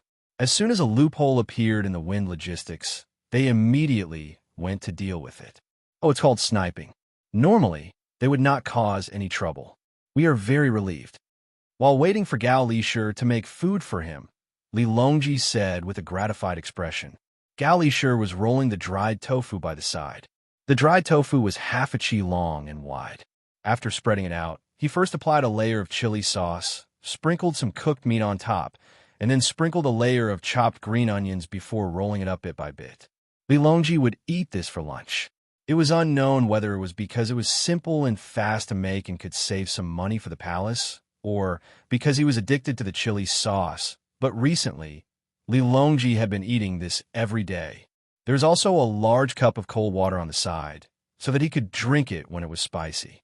Gao Lishur finished making a dried tofu roll and handed it to Li Longji, saying, "With your majesty here, merchants are naturally patriotic. Your majesty, Xiao Bao said that it is not good to eat too much chili. Should we change the dish for dinner?"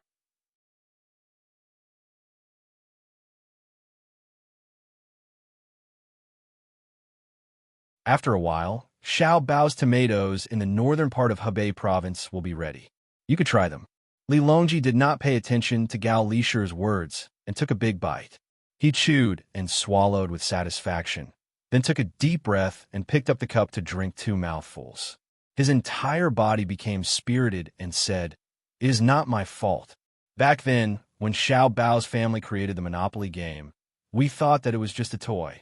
Who could have expected that not only would it be used as a game for children to play, it would actually develop into an organization that involved economic theory? I know very well that Monopoly is no longer a game for merchants. Any one of the top-ranked merchants is even better than Fengxiao Shouji.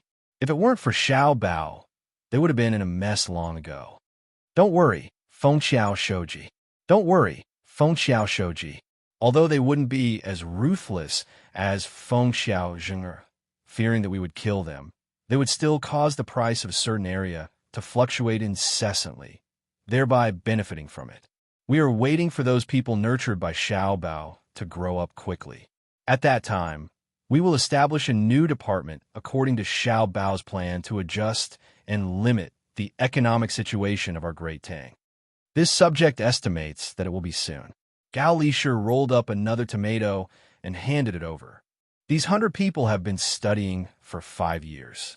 Not only did Xiao Bao teach them, but Cuckoo also taught them. I didn't expect Cuckoo to be so proficient in politics and economics as well. It seems to be different from Xiao Bao's and is a completely different theoretical system. Xiao Bao mostly teaches about speculation and response, as well as consumer psychology and financial integration. Oh, it's called zero-sum. Cuckoo mostly teaches about control and policy, which is closer to the administrative system. This is strange. The two of them are actually learning different things. Xiao Bao's knowledge is more aggressive. Although he has always been maintaining stability in the Great Tang, to other countries, his knowledge is a sharp spearhead. Cuckoo can be compared to a shield. Li Longji thought about it and felt that this was indeed the case. Wang Wen also had a lot of insights on economics. She often wrote letters to the 100 people to explain, but mostly relied on the administrative system. Zhang Xiao Bao, on the other hand, was like a heavenly steed soaring across the skies. Most of what he taught was to look for opportunities and artificially create loopholes in the economy. Then, he would set up a trap and attack. It was just like marching an army to war. If he really completed the first few steps, the final moment of the attack would be like a fiery invasion that could topple mountains and overturn seas. Yes, this might be the goal of these two experts. One is attacking and one is defending. One is anxious and one is stable. This emperor has seen cases of the two of them fighting. Cuckoo likes to use administrative orders to mobilize the country's resources. Even when she counterattacks, she prioritizes stability and stands firm like a mountain. Xiao Bao is like the wind and fire, devising traps one after another. Once he counterattacks, he will not rest until he is dead. As Li Longji spoke, his eyes occasionally glanced at Zhang Zhong. Zhang Zhong might have been prepared. He had ordered mutton steamed buns for lunch. In fact, he didn't like mutton steamed buns. He liked to eat stuffing, such as wontons, dumplings, and pies. Today, when Li Longji let him choose, he chose the steamed buns. At this time, he was eating with his head lowered. He used a spoon to scoop up some dry tofu and immediately buried his face in the bowl to drink the soup. He didn't even look at Li Longji. Every time Li Longji looked over, he would be drinking the soup. In his heart, he knew that there wasn't any expert in the family.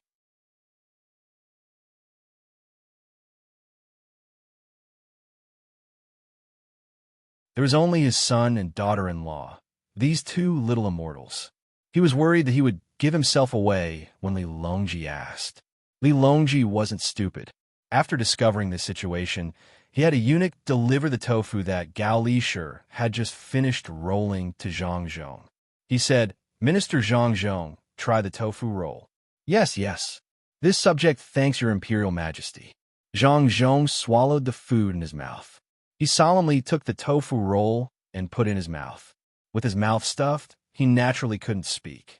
Li Longji wasn't in a hurry and ate with him. Zhang Zhong couldn't eat the tofu roll for an entire day. Zhang Zhong found the problem. After thinking for a while, he made up his mind and quickly finished the tofu roll. He let out a long breath and said, "The tofu roll that your imperial majesty gave me is really delicious. Don't lie in front of me. Who doesn't know that your son Zhang Xiaobao has good things for his family first?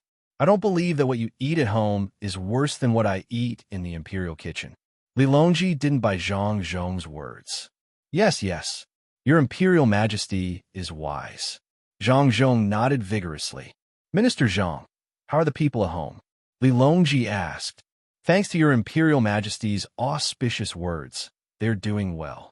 Zhang Zhong said. How are the servants at home? They're all doing well. With your imperial majesty's care, they naturally won't be bad. I noticed that the servants at Minister Zhang's home are all extraordinary. They seem to be taught by a capable person. There are a few people in my palace who often make mistakes. I wonder if I can send them to Minister Zhang's home to learn from him? Send them to this subject's home? All right. Actually, why don't you send them to Xiao Bao's home? The servants at home were taught by Xiao Bao and Cuckoo back then. Then forget it. Xiao Bao and Cuckoo are busy. I won't disturb them, Li Longji said regretfully.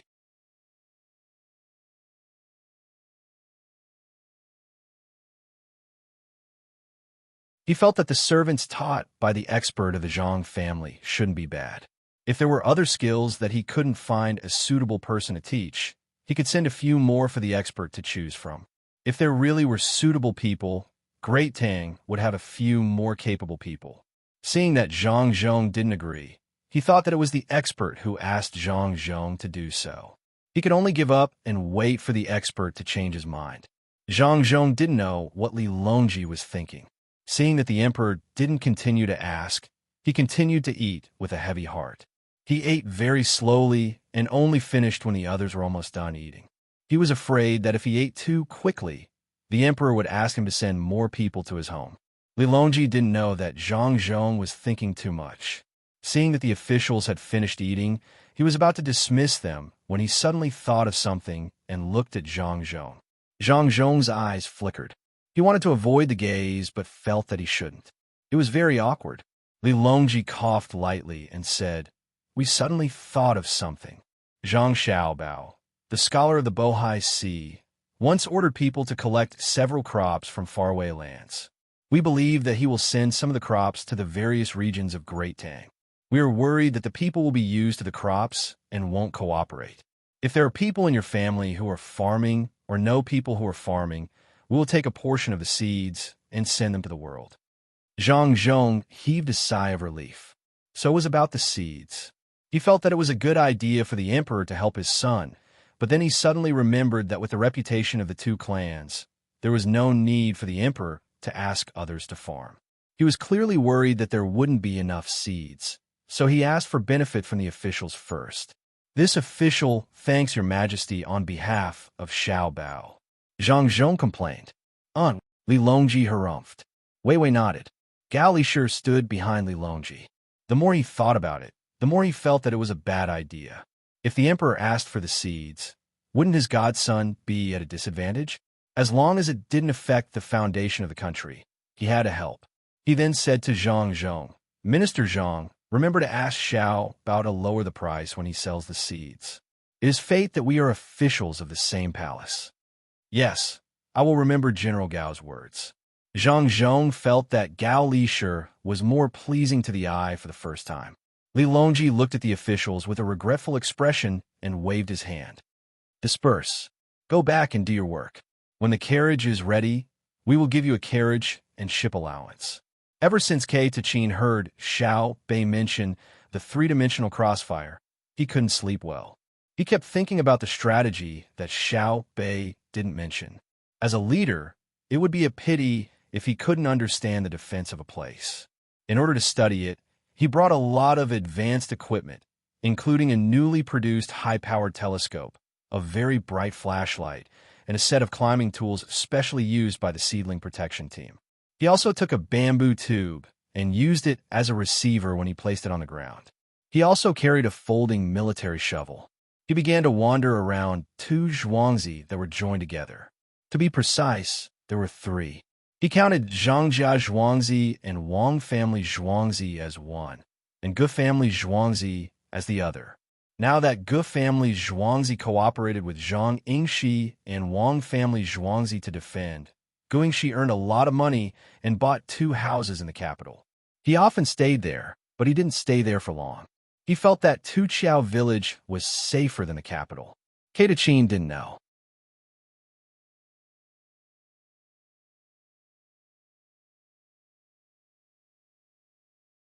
He was still investigating the defense system of Zhang Yingxi and Wang family Zhuangzi. He looked at the flowing water, the pavilions, and the farmlands and ponds. He had to understand everything. After wandering around for 2 days, all he saw was mist, and all he heard was the sound of ducks and dogs barking. It was a rural scene, but no matter how hard he tried, he couldn't find what Xiao Bei said. If an enemy came, they would blow their heads off. Could it be that the little guy lied to me? If an enemy really came, Zhuangzi wouldn't have any means of defense. That's strange. Katachin leaned against a big tree that had just sprouted new leaves. He muttered to himself as he watched a flock of poultry pass by. As he watched, he realized something. No one let the flock of poultry go. The goose at the front would call out twice, and the chickens, ducks, and geese behind it would obediently follow. A gust of wind blew and scattered the flock of ducklings led by a duck. The ducklings were blown away, and as soon as the wind passed, they called out again and stood in line. They followed behind the flock and continued to move forward. It was very interesting. Little guy, it's fun. If no one is looking after it, it will be caught and eaten by other criminals. Katachin started to worry about other people's poultry. At this time, a child's voice suddenly came from the tree. You can try to catch it. It will peck you to death. Our Zhuangzi's geese listen to Furong Rong. Furong Rong Rong teaches them to lead a group out for a stroll. When they see someone invading, they have to flock together. Katachin was shocked. He looked up and saw a 12 to 13-year-old child busily working on the tree. He said, "Oh, I see. What are you doing?" "I'm building a canopy for Little Swallow's family. It's snowing in winter, and it's crooked. I'll go to school later." The child on the tree replied, "Who is Little Swallow? Does she live on a tree?"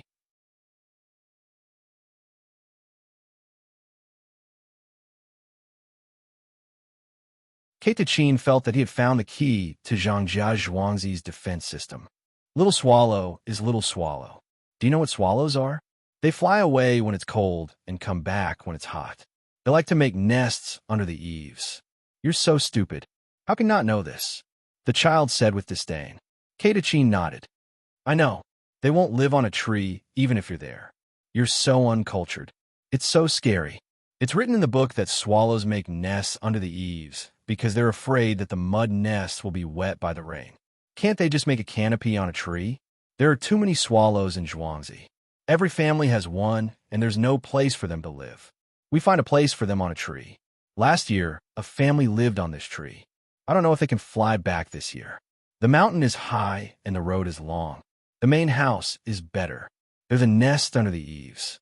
They don't move in winter. They make nests in the main house's hall. In winter, we feed them the raised insects and they eat them. The child looked very regretful. He nailed the canopy a few more times before he slipped down from the tree. He casually patted the dust and hopped towards the school. Katachin leaned back again and muttered, "There are swallows that don't fly to the south? Is the Zhang family really that powerful? Oh, I understand. They can make nests on a tree.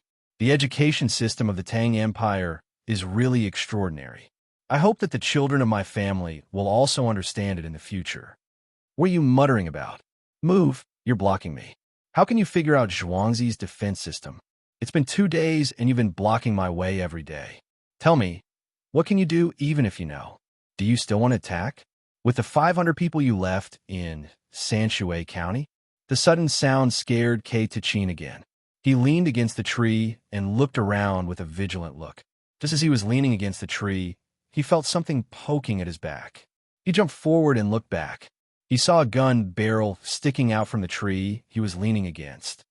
Oh my God! Katachin's soul almost flew out of his body. He immediately raised his hands in surrender. This is Zhuangzi's defense system. There are eyes watching you in all the places you can think of, and there may be places you can't think of. Also, you will hide behind the ladies' room at night like a ghost. For the past 2 days, all the girls in the inner courtyard have gone to another toilet. They will think that you have ulterior motives. If you hide in the ladies' room again, someone will take care of you. Katachin returned to the courtyard with a pale face. He was very depressed. He thought that no one would know when he came out at night. Who knew that everyone saw him? Zhang Jia Zhuangzi's defense system was indeed extraordinary. After crossing the courtyard, he was shocked again. He had received too many shocks today. He saw Xiao Bei and the other 9 people in the courtyard, sitting or standing.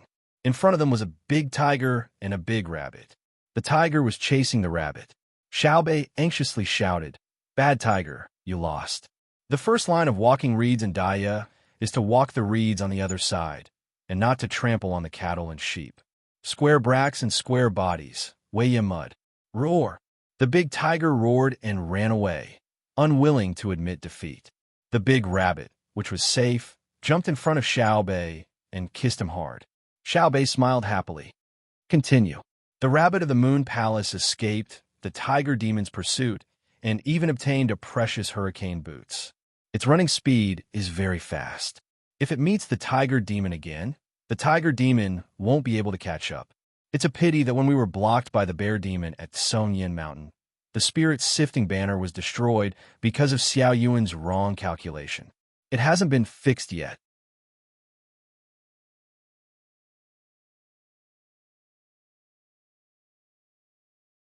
Otherwise, we could have killed the tiger demon directly. Don't always talk about me. My calculation is slow to begin with. You forgot that you also destroyed something called the Brocade Cloud Shuttle. It was sealed, and it was faster than the hurricane boots. Otherwise, the rabbit would have run away long ago. Maybe it has already seen its family. Its family is running out of food, and there's a lot of food in its Sumeru ring. Xiao Yuan retorted Xiao Bei, unhappily. Kata Qin understood. Zhang Xiaobao and Wang Wan were telling stories to their younger siblings while helping them revise. He felt that this was a good idea, but the average family couldn't afford it. There were few teachers, and they were too busy. Kata Qin was very envious when he compared the education of his own race. At this time, Mo Jillian happened to come over. He had heard the contents of the telegram, just now. No one was avoiding him, so he came over to help say something about the wind logistics. Seeing that Kata Qin was also here, he nodded and said to Zhang Xiaobao, "Zhang Xiaobao, news from Luoyang says that the merchants have increased their sniping efforts. The wind logistics won't be able to deal with it in a few days." "Oh, okay. It's time for me to do something. I can't let the participating merchants lose money," said Zhang Xiaobao happily as he took off the tiger's head and revealed his head. Mo Jillian said with emotion, "They are so obedient. They believe you when you say that you will make profits and not lose money. I'm thinking that if you use up all your wealth today and say that you need money with your reputation, you can get tens of thousands of strings of cash, right? Tens of thousands of strings of cash. That's too little."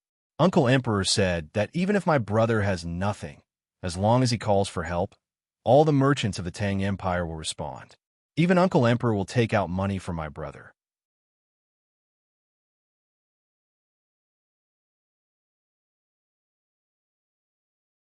Not to mention my brother, I can get tens of thousands of strings of cash just by calling for help.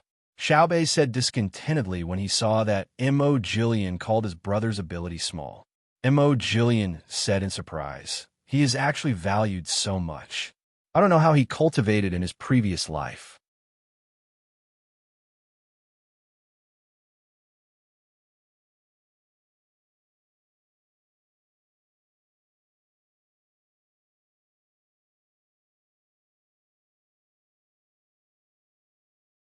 Chapter 875.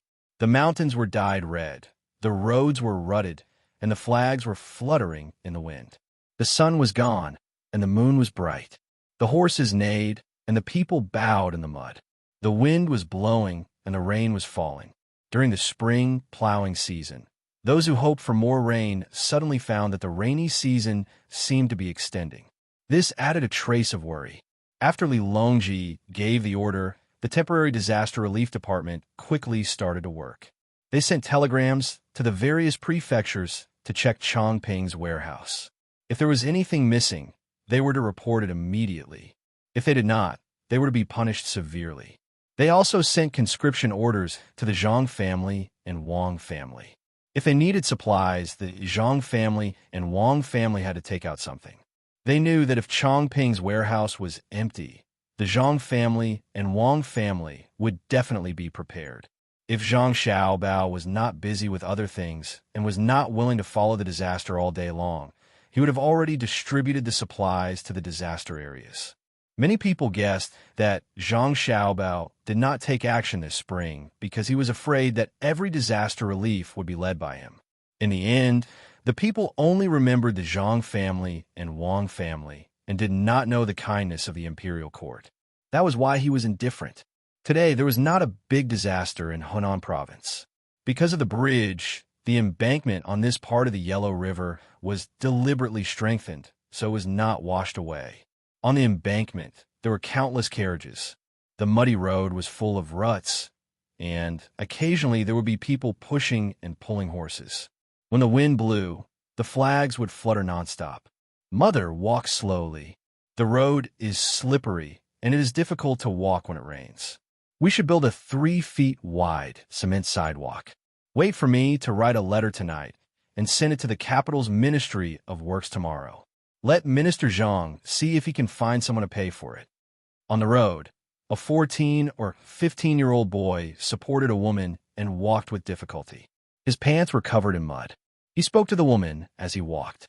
The woman frowned slightly and advised, "How can you be involved in such a big matter as building a road? Even if you write a letter, you should send it to the eastern capital's Luoyang prefecture first." Minister Zhang is not in Luoyang. I can't count on the officials in Luoyang to do their best. How can I not be involved in such a big matter? I passed the imperial examination last year, so I should contribute to Tang. Otherwise, wouldn't I be wasting the merchant's money? The purpose of the Chaiyang operation is not to cultivate trash. The young man found an excuse for himself so that his mother would agree. The woman looked at her son's stubbornness and sighed. If you take action in Chaiyang, there will be more and more high scholars. If you don't get a good ranking in the examinations, your high scholar status will become worthless in the future. Learning is not only for the spring quarter examinations, but also to increase one's knowledge, to understand reason, and to understand the greater good. This child has studied chemistry in school. Isn't the soap that I make very useful? Looking at the inner courtyard of the Zhang family and Wang family, they are still servants. When it comes to knowledge, I admit that I am inferior. Mother, why did you come to my side again? There are so many carriages, and the horses are tired out. Be careful not to lose your temper and kick people. You can go to the other side. My body is agile, and even if I encounter a crazy horse, I can still avoid it. As the young man spoke, he pulled his mother back. The woman had no choice but to listen to her son.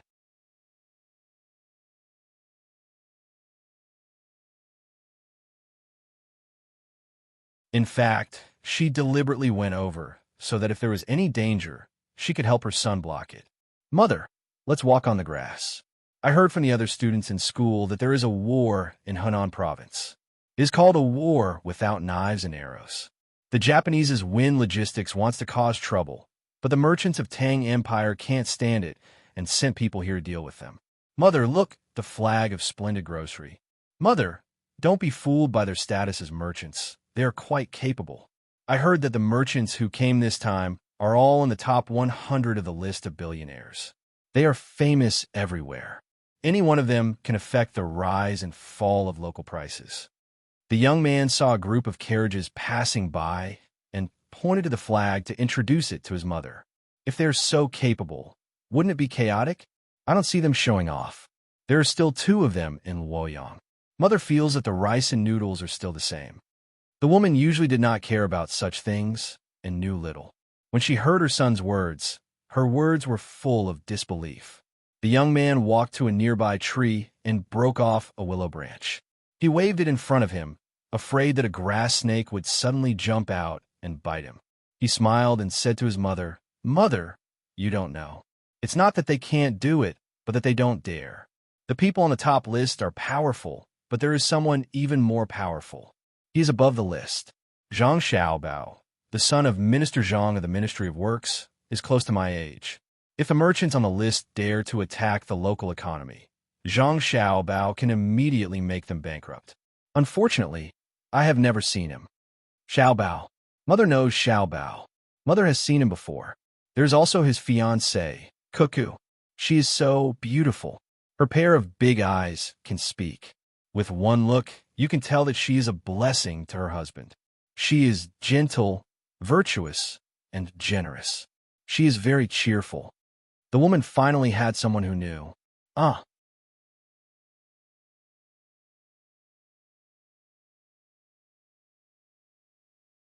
Mother, you have seen her? What does she look like? The young man was interested. She is not as good-looking as my son. My son is the most good-looking in the Tang Dynasty. Even if you can't pass the Jinshu exam in the future, I will be satisfied if you can find a wife like Cuckoo. In the eyes of the woman, her son was the best. The young man nodded helplessly. I also think that Mother is the best mother in the world. But Mother's requirements for your daughter-in-law are really making things difficult for me. Moreover, I don't think she is gentle and cheerful.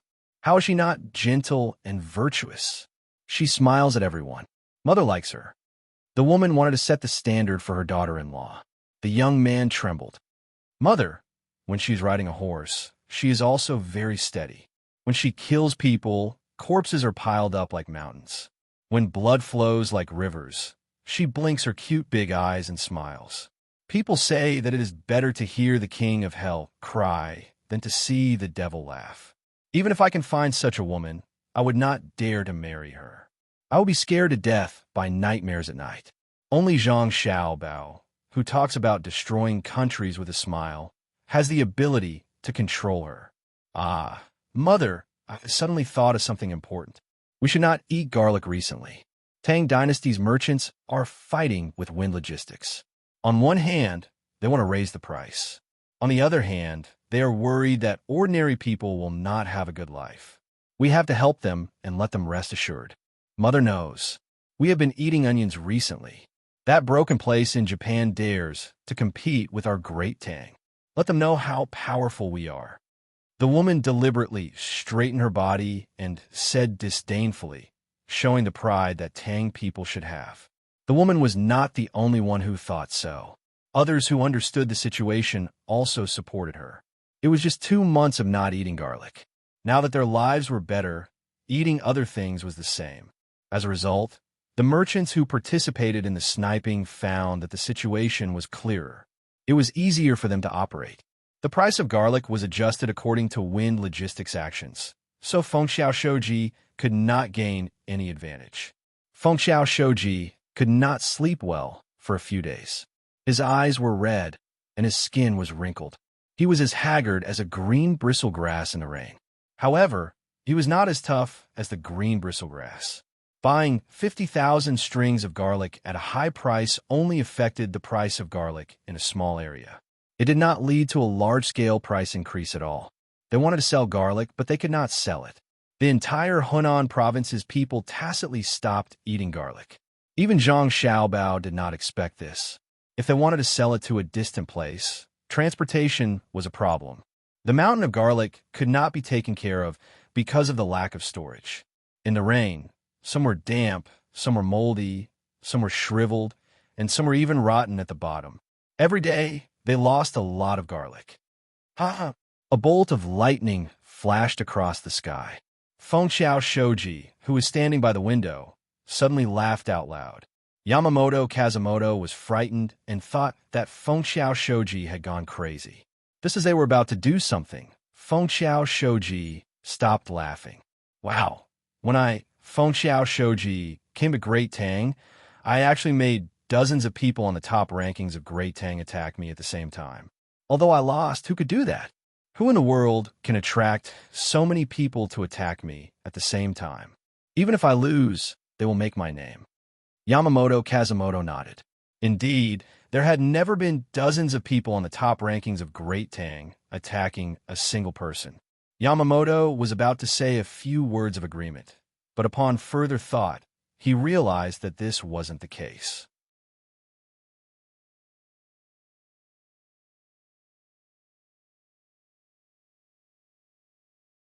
Even if several dozen merchants didn't work together, any one of them, given the wealth of their family, would only have a fraction of what Feng Bridgelord had. The reason for this was to show the unity of the merchants of Great Tang, and it felt like they were doing this for Zhang Xiaobao. After hesitating for a moment, Yamamoto resisted the urge to say it out loud. It was better not to make things difficult for Fengxiao Shoji. Fengxiao Shoji's face turned red with excitement. He continued, I have an idea. I will continue to collect green onions and ginger. I still have a lot of money. I don't believe that the people of Great Tang will not eat anything. I will make them busy. Fengxiao Shoji, you can't do that. How chaotic can Great Tang be? If you personally collect the green onions and ginger, the prices of the two will increase by several times. It might even increase by dozens of times. It will increase our purchasing cost. Yamamoto felt that Fengxiao Shoji had really gone crazy. When he came, he brought sulfur and silver worth 1,000,000 strings of coins. If he were to withdraw now, he would have less than 400,000 strings of coins left. If he were to collect more green onions and ginger, he might end up with nothing left. He was here to earn money, not to act rashly. Fengxiao Shoji shook his head. If the prices increase, won't the people eat? I want to see what Zhang Xiaobao can do to destroy his reputation and shatter his legend. Yamamoto, Fengxiao Shoji, Yamamoto Shoji, all the supermarkets in Hunan province have put up notices. Just as Fengxiao Shoji made up his mind, a Japanese man ran in and shouted at the three of them. Najiang, supermarkets? What kind of notice? Fengxiao Shoji did not know how to speak anymore. He could only say what. It's about the green onions and ginger. The notice says that from tomorrow onwards, all the supermarkets in Hunan province will supply green onions and ginger at the same price.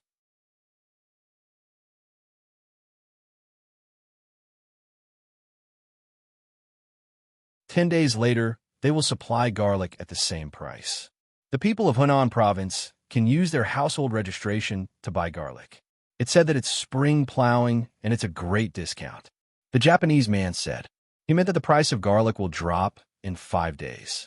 However, he did not know that Fengxiao Shoji was thinking about the green onions and ginger. When Yamamoto heard this, he whispered to Yamamoto Shoji, "Is it over?" The supermarkets were established by the Zhang family. There are many chain supermarkets around them. They have many business partners. Before Fengxiao Shoji could do anything, Zhang Xiaobao had already blocked the road. His timing is really accurate. But I am puzzled. Where will the green onions in 10 days come from? From elsewhere? He would rather lose money than sell them? I don't think so. How can Zhang Xiaobao do the same thing as other Tang businessmen? Then he is not Zhang Xiaobao. Let's wait and see. There are still many things to do. Do you still remember Zhang Xiaobao's scheme? Yes, he should have stopped earlier. The batch of garlic from Huainan province was coming to attack our deposit. If we stopped immediately, we might have suffered less losses. But Fengxiao Shoji did not believe it. Sigh. Yamamoto did not dare to continue thinking about it. He waved his hand and asked the Japanese man to leave. He turned around and looked at Fengxiao Shoji, who was stunned and sighed. After a full 15 minutes, Fengxiao Shoji recovered from the shock. What should I do? What should I do? Lord Fengxiao, with the rest of your money, go to the Great Tang Bank and get the silver back. After deducting the interest, you should still have 350,000 strings of silver. Quickly sell off the overstock of garlic in order to make a comeback. When Yamamoto came up with this idea, he wanted to cry, but had no tears. In less than 2 months, they only had 400,000 strings of silver left. Including the sulfur that was not pawned off, they only had 500,000 strings of silver in 2 months. What kind of business could lose money like this? Next, there was the storage fee. Because the goods were not from Great Tang before they were sold, they had to specify where they were stored and what they were used for. Now that it was exposed, they had to pay a tax. When they first came in, they left with the tribute from Japan. The tribute had not been sent to the capital, so the purpose of the other goods was unknown. Thinking about it, Zhang Xiaobao would solve this loophole. Yamamoto only hoped that there would not be any additional punishment. Fengxiao Shoji could not think of any other way and nodded. Okay, Yamamoto, help me. The three of them took the loan contract and the remaining money from the Great Tang Bank and headed to the Great Tang Bank in the center of Luoyang. When they arrived, before they could say anything, a person approached them and said with a smile, "Are you Fengxiao Shoji, Yamamoto?" And Yamamoto, "You are?" Yamamoto was puzzled. "I am Zhangjia Zhuangzi Inner Court Deacon, Su Si." This should be Yamamoto. When we received the news, the young master said that Wind Logistics would not lose everything in one go. Yamamoto is Yamamoto. Japan is a great country, and Great Tang is also a great country. The people of Great Tang are kind and intelligent, and the people of Japan are kind and intelligent. Yamamoto and Yamamoto have suffered losses before, and the young master believes that the two of you will change. He will persuade Fengxiao Shoji to come and repay the loan. He also said that Yamamoto is loyal and is talkative.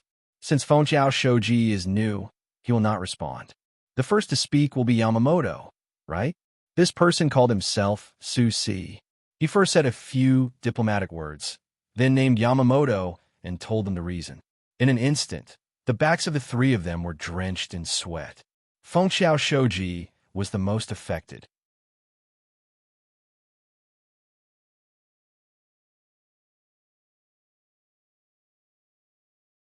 Not only did he sweat a lot, but his face also turned pale.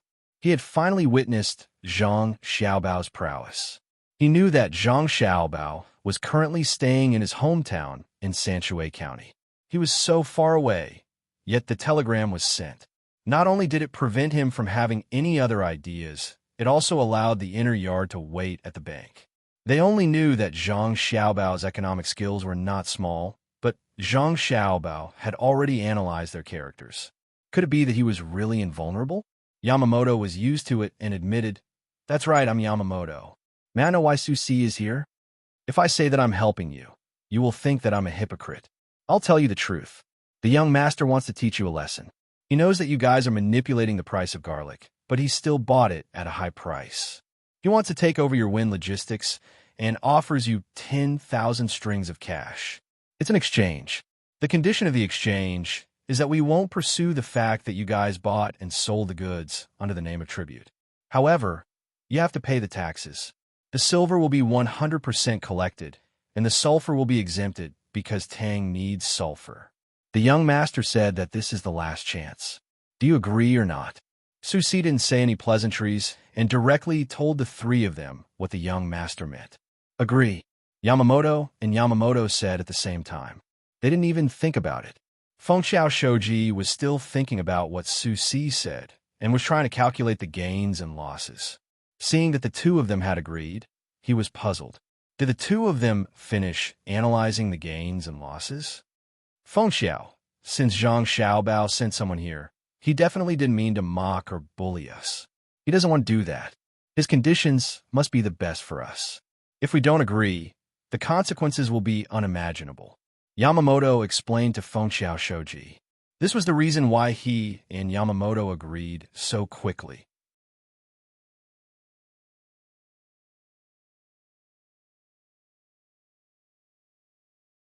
Fengxiao Zhang immediately lost his initial arrogance of wanting to be on the same level as Zhang Xiaobao. He realized that he was too far behind Zhang Xiaobao. It was no wonder that Zhang Xiaobao could make decisions with just a few words. Even the top merchants of Great Tang had to take the initiative to express their stance. In terms of economics, Zhang Xiaobao was like a god. Just like how the ancestors of Buddhism said, one hand pointed to the sky and the other pointed to the earth. In the heavens and under the earth, he was the only one. I wonder how Zhang Xiaobao is going to teach them a lesson? Fengxiao Shoji's voice was trembling when he spoke. He wanted to know how Zhang Xiaobao was going to handle the logistics. He really couldn't think of anything. If Fengxiao Shoji isn't in a hurry to return to China, you will know later. Let's sign the contract. Su Si said with a smile. Fengxiao Shoji nodded. Okay. There's one more thing. Where did the garlic come from in 10 days at the supermarket in Henan province? From Xinluo. After the young master found out about what you did, he immediately contacted someone at the border of Xinluo and exchanged an important technical formula for a large amount of Xinhua garlic. During this period of time, he has been transporting the garlic to Hunan province at the fastest speed. After 8 days, he will be able to distribute the garlic. After 10 days, he will be able to buy the garlic. Su Si didn't hide anything, but he didn't say what the technical formula was. This made Yamamoto and the other two curious. Fengxiao Shoji wanted to return the money when he went to investigate in the future. After doing some calculations, he realized that Tang was willing to pay more for the sulfur. After paying 100% of the silver tax, he didn't have any money left. And this was because Zhang Xiaobao didn't pursue other matters. He was indeed ruthless. Sujun, isn't young Master Zhang Xiaobao going to compensate the other merchants? Fengxiao Shoji asked. He didn't believe that Zhang Xiaobao wouldn't do anything.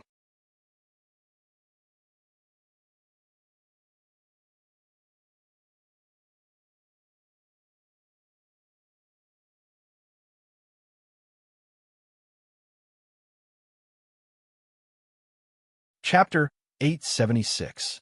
Fengxiao Shoji and Su Si signed the contract. The next day, someone came looking for them to discuss the purchase of silver and sulfur. The price of silver was reasonable, and the purity of sulfur was not bad. Fengxiao Shoji was willing to pay an extra sum to show Fengxiao Shoji that Zhang Xiaobao was a fair businessman. However, before the money in their hands could even warm up, they had to pay another tax to Great Tang. Luckily, Zhang Xiaobao said that he would not punish them, so no one came to find them. As noon approached, Yamamoto and the other two didn't dare to go to the Water Cloud Club. They found a restaurant on a narrow road in Luoyang that specialized in soup pancakes. The variety inside was not bad.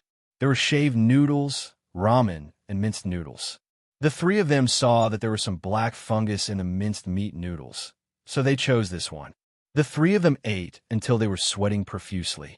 When they were paying the bill, Fengxiao Shoji took out 6 coins from his money pouch and placed them on the table one by one to show that the amount was correct. If Wang Wan saw this, she would definitely feel that this scene was very familiar. The difference was the amount. The restaurant had placed 9 copper coins, so it could be seen how poor the three of them were. Needless to say, the people in the soup pancake restaurant were honest. The three of them ate until their stomachs were full.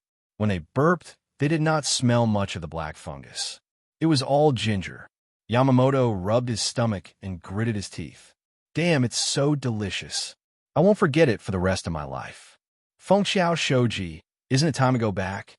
Remember to go to the side and take a look. Just now, I saw that restaurant selling sesame seed pancakes. I bought a few to eat on the way. It's a pity that Hunan is not as good as Sanshui County. What can Sanshui County do?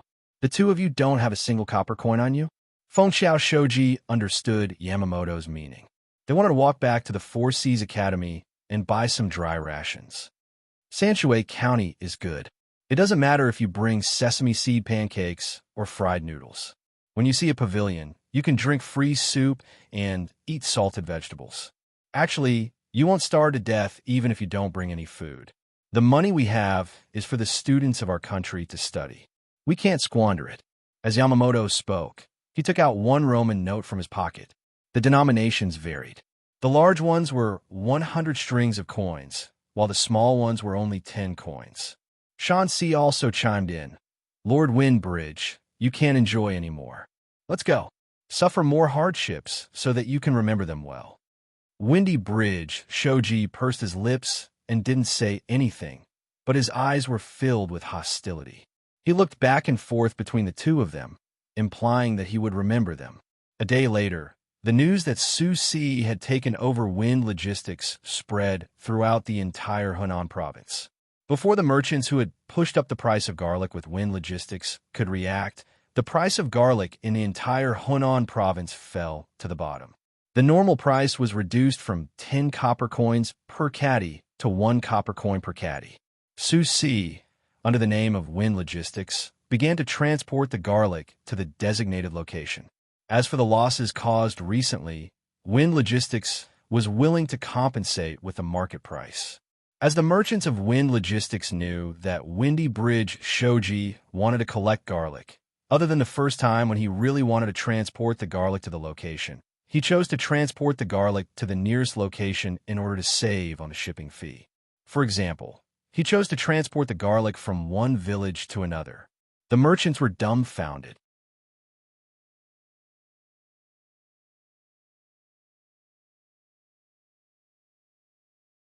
Win Logistics said that they had found the lost garlic, so it was impossible for them to pay 3 or even 5 times the original price. Moreover, even if they did pay, they would use the cost of transporting the garlic from Xinluo to offset it. Even if they paid 5 times the original price, it would only be 5 copper coins. Because of the delay in transporting the garlic, paying again was different from losing it.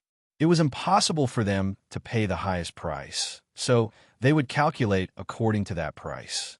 This involved the problem of artificial speculation.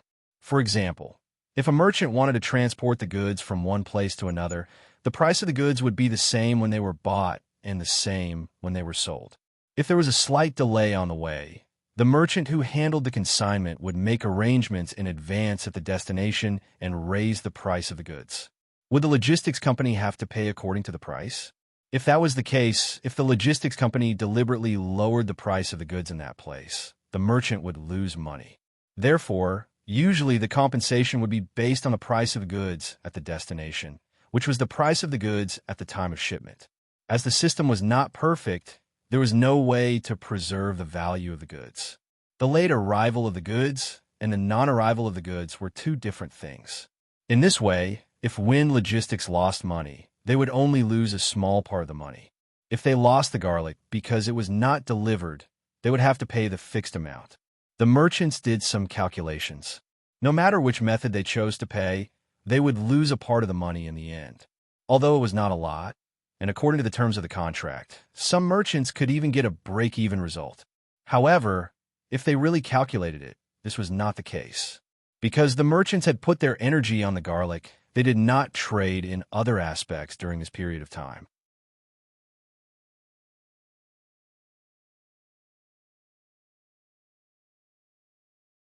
No income was a loss, and none of them were willing to accept such an outcome.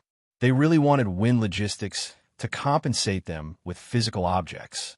For example, if a lot of garlic rotted due to the delay, then this loss would need to be managed by the logistics company. The stipulated time when they signed the contract was set to prevent the garlic from rotting. The merchants felt that the price of garlic could not stay so low. There would be a time when the price would rise. Then, they would still be able to make money once the price of garlic recovered. However, they were worried that Zhang Xiaobao was determined to deal with them. After compensating them for the garlic, he would keep lowering the price so that their garlic could not be sold at the normal price for a period of time. In that case, some people would borrow money to buy the garlic, and some people would mortgage their fixed assets to buy the garlic. All the money would be bet on the garlic. This part of the merchants had no choice but to choose to pay in cash. First, they did not want to provoke Zhang Xiaobao, who was angry. Second, they could quickly recover their funds and carry out the next step of investment. Sure enough, when they just got the money from Win Logistics, the price of garlic once again returned to the normal fluctuation. The purpose of lowering the price first was to force these merchants to make a decision. Some of these merchants lost money, and some lost money. They wasted a lot of time and opportunities on the garlic, but they did not get the slightest benefit. In addition to them, there was another group of merchants who participated in the plan to attack Win Logistics. They still had a lot of high-priced garlic on hand. According to Zhang Xiaobao, they would not lose money. They were waiting for Zhang Xiaobao to give them an idea. Feng Xiao Zhengsan and the others did not leave immediately. They wanted to figure out how Zhang Xiaobao would make others earn money. The person who was in charge of the specific operation was Su Si. He found the merchants on the various rankings and sold the remaining garlic from Win Logistics at the price of 10,000 strings of coins. Even the rotten ones were shipped away together. He gave the merchants a formula to make sweet garlic, which was also a formula for Xian Luo. He signed a contract with the merchants to buy sweet garlic. It was also because of this that Xian Luo was willing to take out so much garlic. They had signed a long-term acquisition contract, the kind that was tariff-free, and they could also get foreign exchange from Tang Dynasty. The better garlic was picked out, leaving behind the bad ones and the ones that were starting to rot. Zhang Xiaobao asked the merchants to transport the garlic that could last for a while before rotting to the place where the flood had washed away the fields. The ones that could not be transported in time were planted on the spot to cultivate garlic sprouts. The ones that could be transported could be used to plant garlic sprouts in the flooded fields. Even if garlic was rotten, as long as it was not completely rotten, it could still grow garlic sprouts. As long as the core was not rotten, the other parts would provide nutrients for the growth of the garlic sprouts. As for what to do when the garlic sprouts grew up, it was simple. They could be directly made into various dishes, canned food, or even made into pickles. The people who had suffered the disaster would weave tiger head altars with branches. As for how to sell them, Zhang Xiaobao did not need to teach the top 100 merchants on the rankings. The merchants discussed through telegrams and estimated the operation method and price. They found that they did not lose money. If they operated well, they could even make a small profit.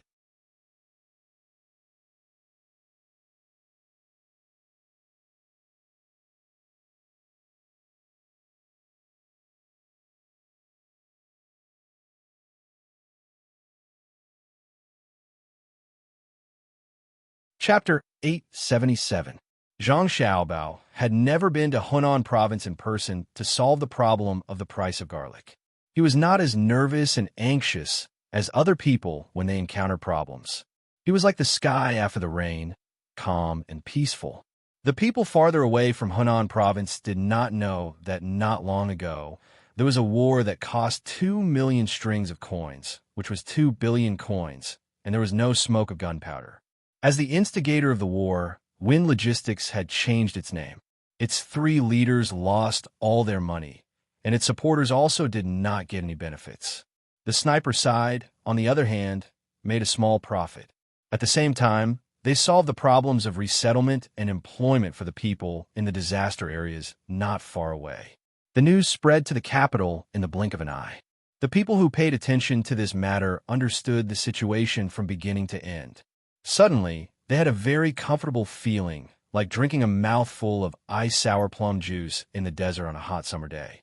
Zhang Xiaobao's method of dealing with the Wind Logistics was too smooth. Not only did he solve the problem of Wind Logistics, but he also taught the merchants who followed Wind Logistics to raise the price of garlic. Moreover, the merchants who came to work as thugs gained benefits. In the future, there would be a new food, sweet garlic, and they would be able to taste many kinds of food made with garlic sprouts. At the same time, he also sorted out the income problem of the people in the disaster areas. National Scholar. This is my national scholar. What is that saying?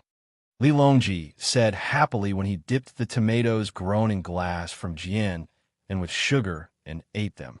Only Gao Lisher knew the emperor well. If it were someone else, they would not have thought of the emperor's question.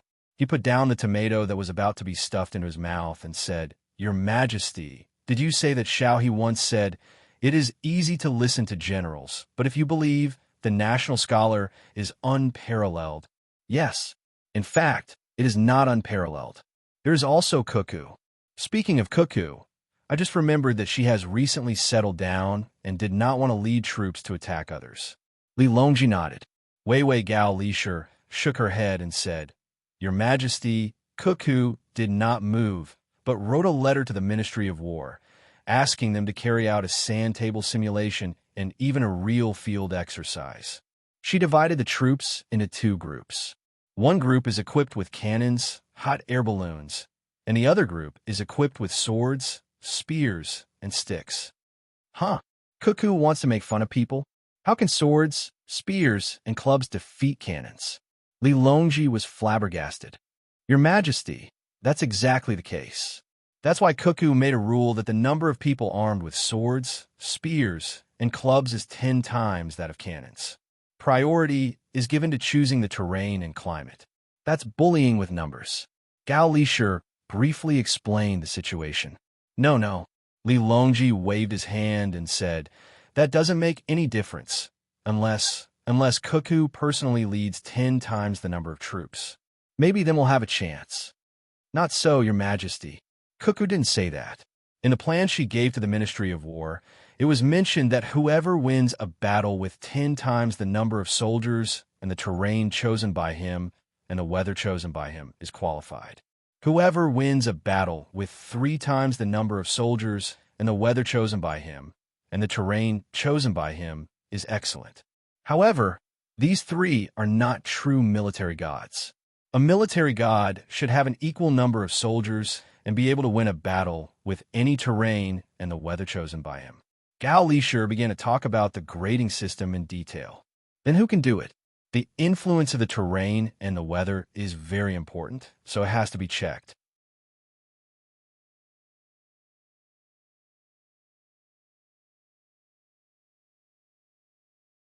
Li Longji had a better understanding of military affairs and spoke.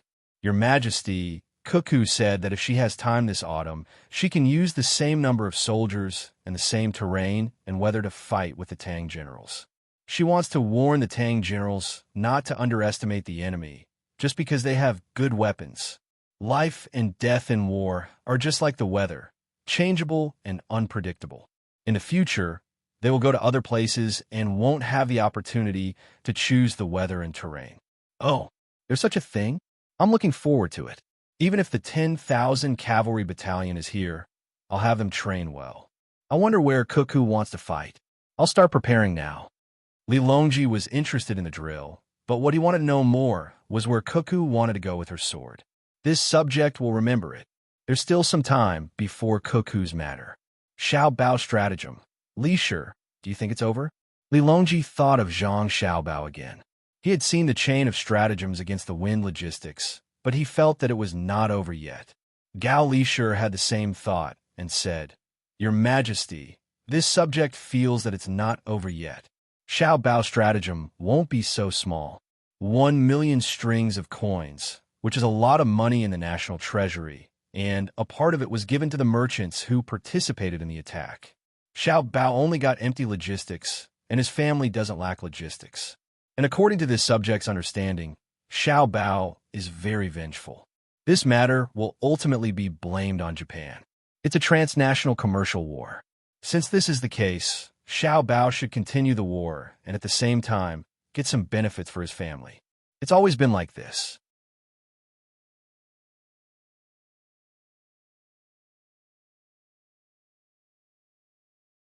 He doesn't do this for money. It's that.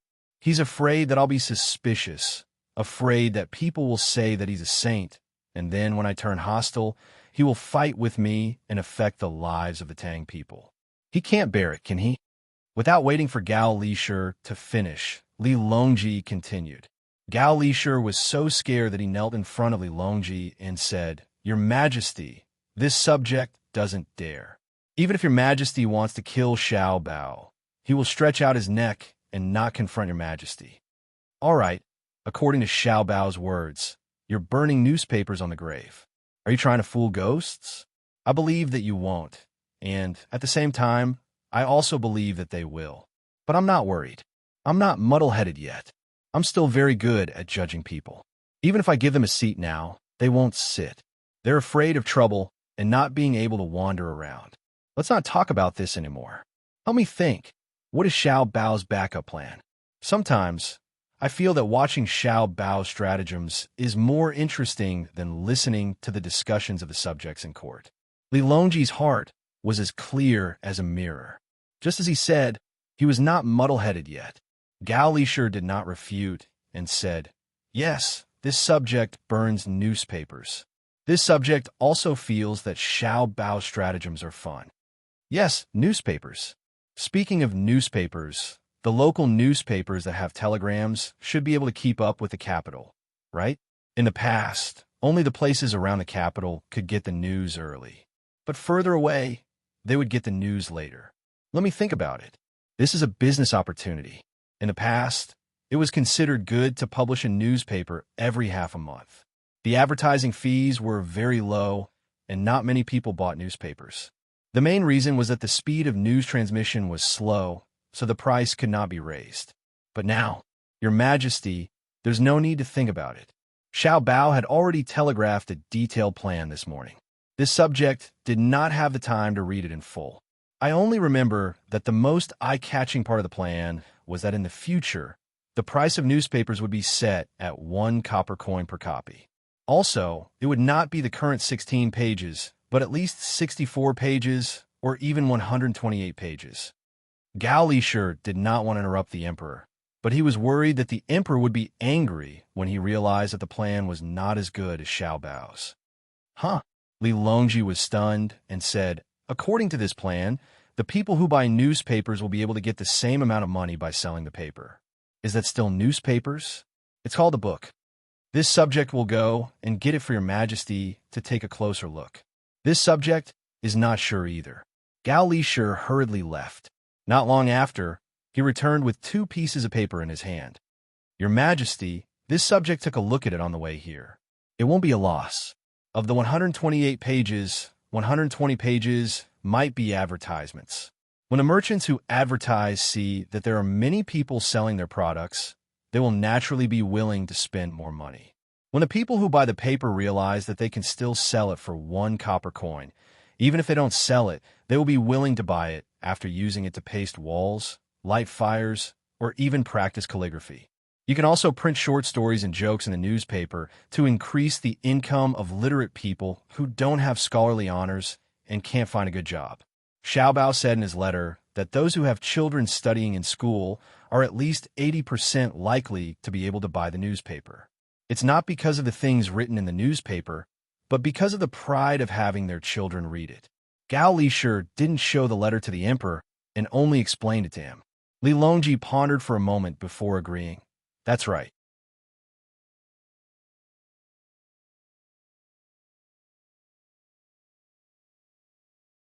Since Darren Wang bought newspapers and had his children read them in front of the door, the Wang family also has children studying in school.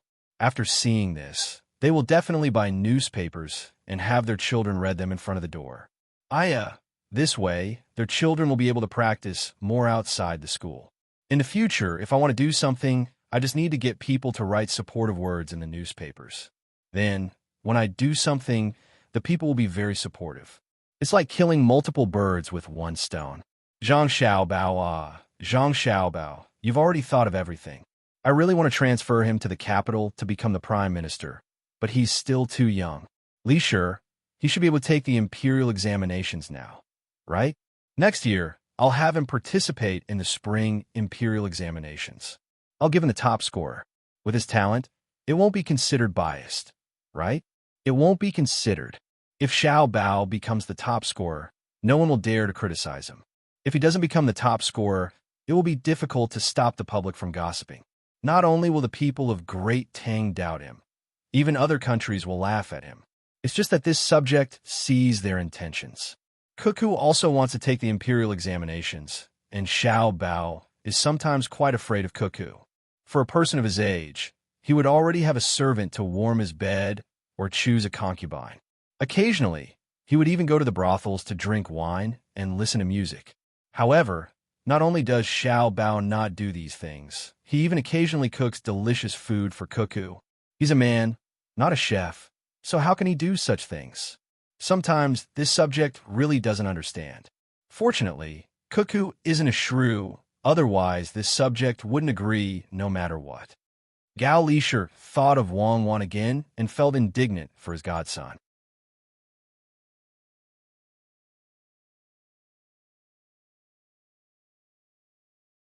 Li Longji didn't want to care about whether Zhang Xiaobao or Wang Wan listened to who.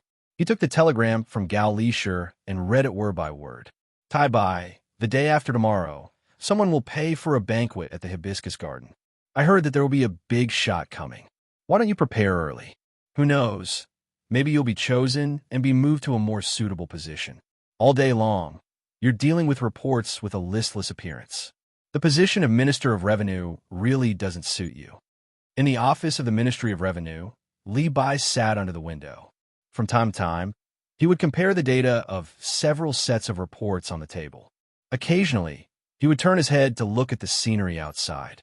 Just as he was taking the time to sigh, a person sitting at the table behind him leaned over and whispered to him. Li Bai didn't need to look to know who it was. The official secretary of the Ministry of Revenue was in charge of the 3 Daos. His rank was lower than his, and he always asked for poems from him and showed them off. Hearing him mention the hibiscus garden, Li Bai thought of how the shore of the Chu River there was already lush greenery. His eyebrows slightly relaxed, but before he could feel happy, the corners of his mouth moved again. He shook his head and sighed. I'm not going. I have to do my work properly. A few days ago, I drank too much and was delayed. I'm not going anywhere. It's really a big shot. There seems to be a commandery prince. If a commandery princess also goes and takes a fancy to you, then the official secretary didn't seem to give up and continued to persuade him. In fact, his purpose was to let Li Bai change places so that he could take over Li Bai's position. Li Bai still shook his head. Seeing him urging him, he picked up the writing brush on the pillow and said to him, Brother Qixing, these days, haven't you always wanted to know how I became the Minister of Revenue? You're curious about who recommended me? Yes. Tai Bai, you want to tell me? The official secretary nodded and looked forward to it. In the past, I didn't want to tell you.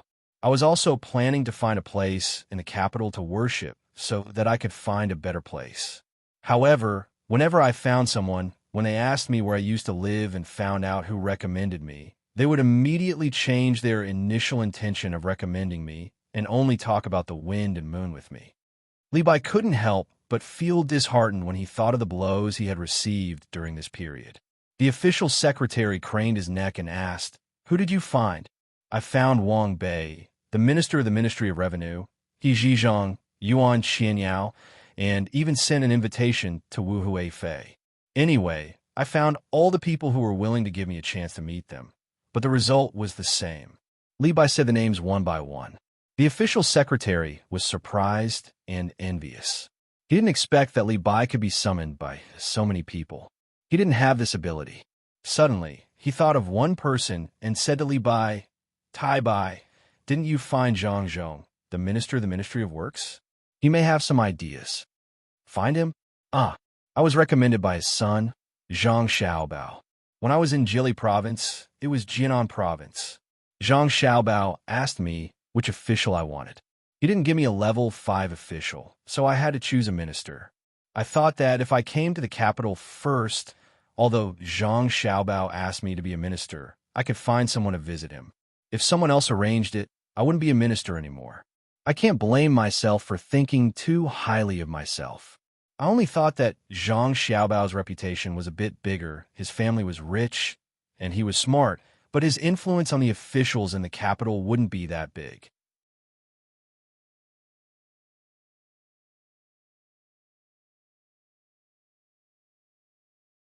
To be honest, when I came here, I thought that the recommendation letter that Zhang Xiaobao casually wrote would be useless. He made a note, wrote a sentence recommending me, and put his name at the end. I came here with guesses and full of expectations, but I haven't moved from the place until now. But is it my fault? Who knew about that lousy note at that time? Who knew? Li Bai's voice was sobbing when he spoke, and his body was trembling with Wei Wei. The registrar finally understood this time. He patted Li Bai's shoulder and said, Tai Bai, treat it as if I didn't tell you about the hibiscus garden. In the future, I won't ask you to go to such a place. You just have to be a minister and don't think about other things. It's useless, no matter who you ask. Even if the emperor goes to the hibiscus garden the day after tomorrow and sees the poem you wrote and suddenly feels that you should be promoted after knowing that you were recommended by Zhang Xiaobao to be a minister of revenue, he will continue to encourage you to do a good job in the position of minister of revenue. In fact, I envy you, but I also hate that you don't improve. If I can get Zhang Xiaobao's recommendation, no matter what position I am in, I'll do a good job and satisfy Zhang Xiaobao so that he can continue to promote me. You're holding a golden rice bowl and begging for food. If there's anything you don't understand, just ask me. I heard that Zhang Xiaobao will be returning to Beijing soon. You better behave well. When you get promoted, I'll be able to sit in your position. If there's a chance, let me talk to Zhang Xiaobao. Xiaobei is fine too. I'll treat you to a drink every 10 days. Li Bai looked at the registrar gratefully and nodded. I already know that being an official is not easy. I have decided to drink for the next 3 days. It's just that being in charge of the forums has tired me to death. I don't know how Zhang Xiaobao can manage so many things. I heard about the wind logistics, but I can't figure it out.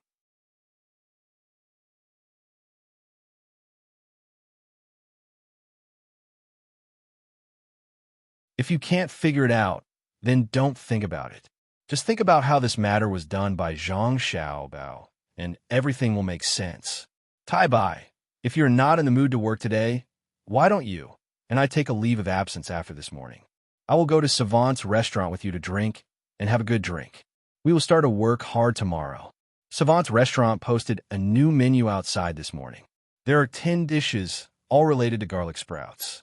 I still have the 40 strings of cash coupons from this season when I ate at Zhang Wang and Wang restaurants.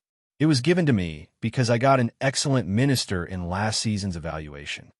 In order to have a chance to meet Zhang Xiaobao, the registrar planned to further improve his relationship with Li Bai. Garlic sprouts were indeed a good thing. Some people thought that they were better than chives. With the appearance and end of the wind logistics, garlic sprouts became popular. In order to attract customers, all restaurants followed the example of Zhang Wang and Wang restaurants and launched a series of garlic sprouts dishes. Whenever a customer ate a garlic sprout, the waiter would tell them the story of the windy flow of the Hunan province. The waiter would tell them about the power of the windy bridge.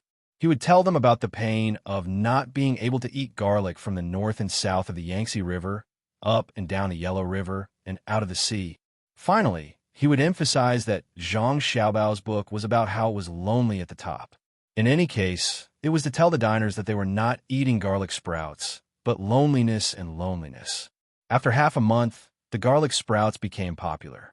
The price of garlic sprouts increased slightly, but it did not reach the level of the windy bridge. The main reason was that the garlic sprouts could be cut several times, and the number of sprouts that grew from a garlic clove was more than the garlic clove itself. As the garlic sprouts became popular, the price of chives, which were similar to the garlic sprouts, began to decrease. Just when some people were worried that the chives would not sell well, and Li Longji was looking forward to how Zhang Xiaobao would benefit his family, Between the Clouds and the Water and Blue Sea Silver Sand launched a series of dishes again. It was a chives feast.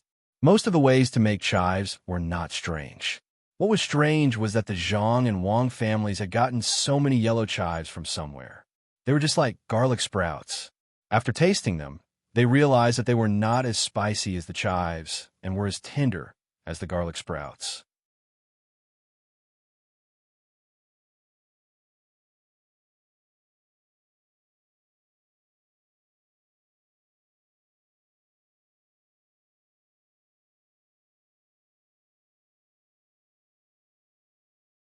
Chapter 878. It was not as if the clouds were pressing down on the border or the wind was blowing. Passers-by occasionally asked about the object in the carriage.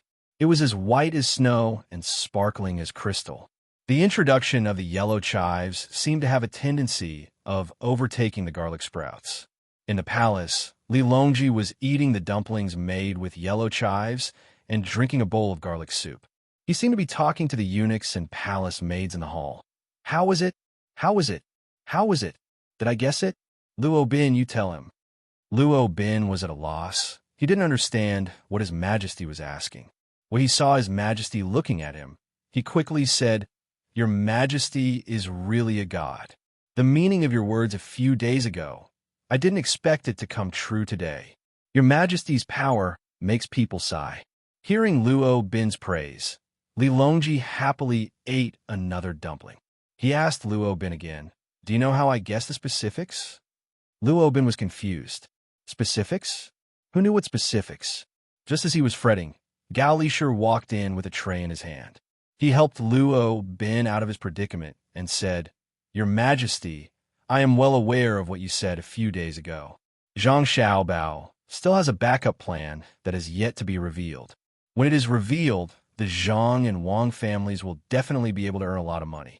Your Majesty's scheming is truly admirable." "Oomph, a small trick, a small trick. Even if Zhang Xiaobao is as cunning as a fox, he won't be able to deceive me. Without the garlic sprouts first, how could the yellow chives sell so well?" Li Longji had a scheming and astute appearance. He slightly raised his chin and acted as if he did not care about anything. Your Majesty, the sweet garlic is marinated. Please try it. In the future, if you want to eat yellow chives, you can ask the agriculture temple to specially plant them. The method is simple. If it is kept in the shade for a long time, its leaves will definitely turn yellow. Gao Lisher replaced Li Longji's chin and put the tray on the table. He then introduced the method of planting chives. Li Longji paused for a moment. He hadn't expected that growing yellow leeks would be so simple. Looking at the garlic on the plate, he picked up a piece and placed it in his mouth, nibbling on it. Immediately, he nodded in satisfaction. Good. This garlic tastes very good. It can be eaten with rice and is refreshing and appetizing. From now on, my great Tang will have another delicacy. Your Majesty's words are extremely correct. However, in the future, there will definitely be countless garlic sprouts in the fields of our dynasty. This subject is afraid that the garlic will always be abundant and the garlic farming will suffer losses. This subject must carefully consider. Gao Lisher reminded. His eyes were fixed on the skin of the garlic that Li Longji had peeled off. It was translucent and lustrous. He continued, Your Majesty, you may not know, but the skin of the sweet garlic is still edible. It is crisper than the garlic cloves and is more chewy. If you choose to marinate it with green garlic, its skin will be chewy but not dry. When Li Longji heard Gao Lisher's words, he couldn't help but pick up another one. This time, he ate it along with the skin. He nodded and said, It's indeed not bad. We'll discuss this matter in the morning assembly tomorrow. Gao Lisher took note of these words and said to Li Longji, Your Majesty, when this subject went to get the garlic just now, I received a telegram about Xin. What's the matter? That's one part of Xiao Bao's chain of plans. Some time ago, he transferred garlic from Xinluo into our Tang Empire. He used the sweet garlic formula to exchange for it. So, Xinluo collected garlic in the country to make sweet garlic. However, the sweet garlic formula requires a lot of sugar. Xinluo has no sugar available, so they want to buy from our Tang Empire.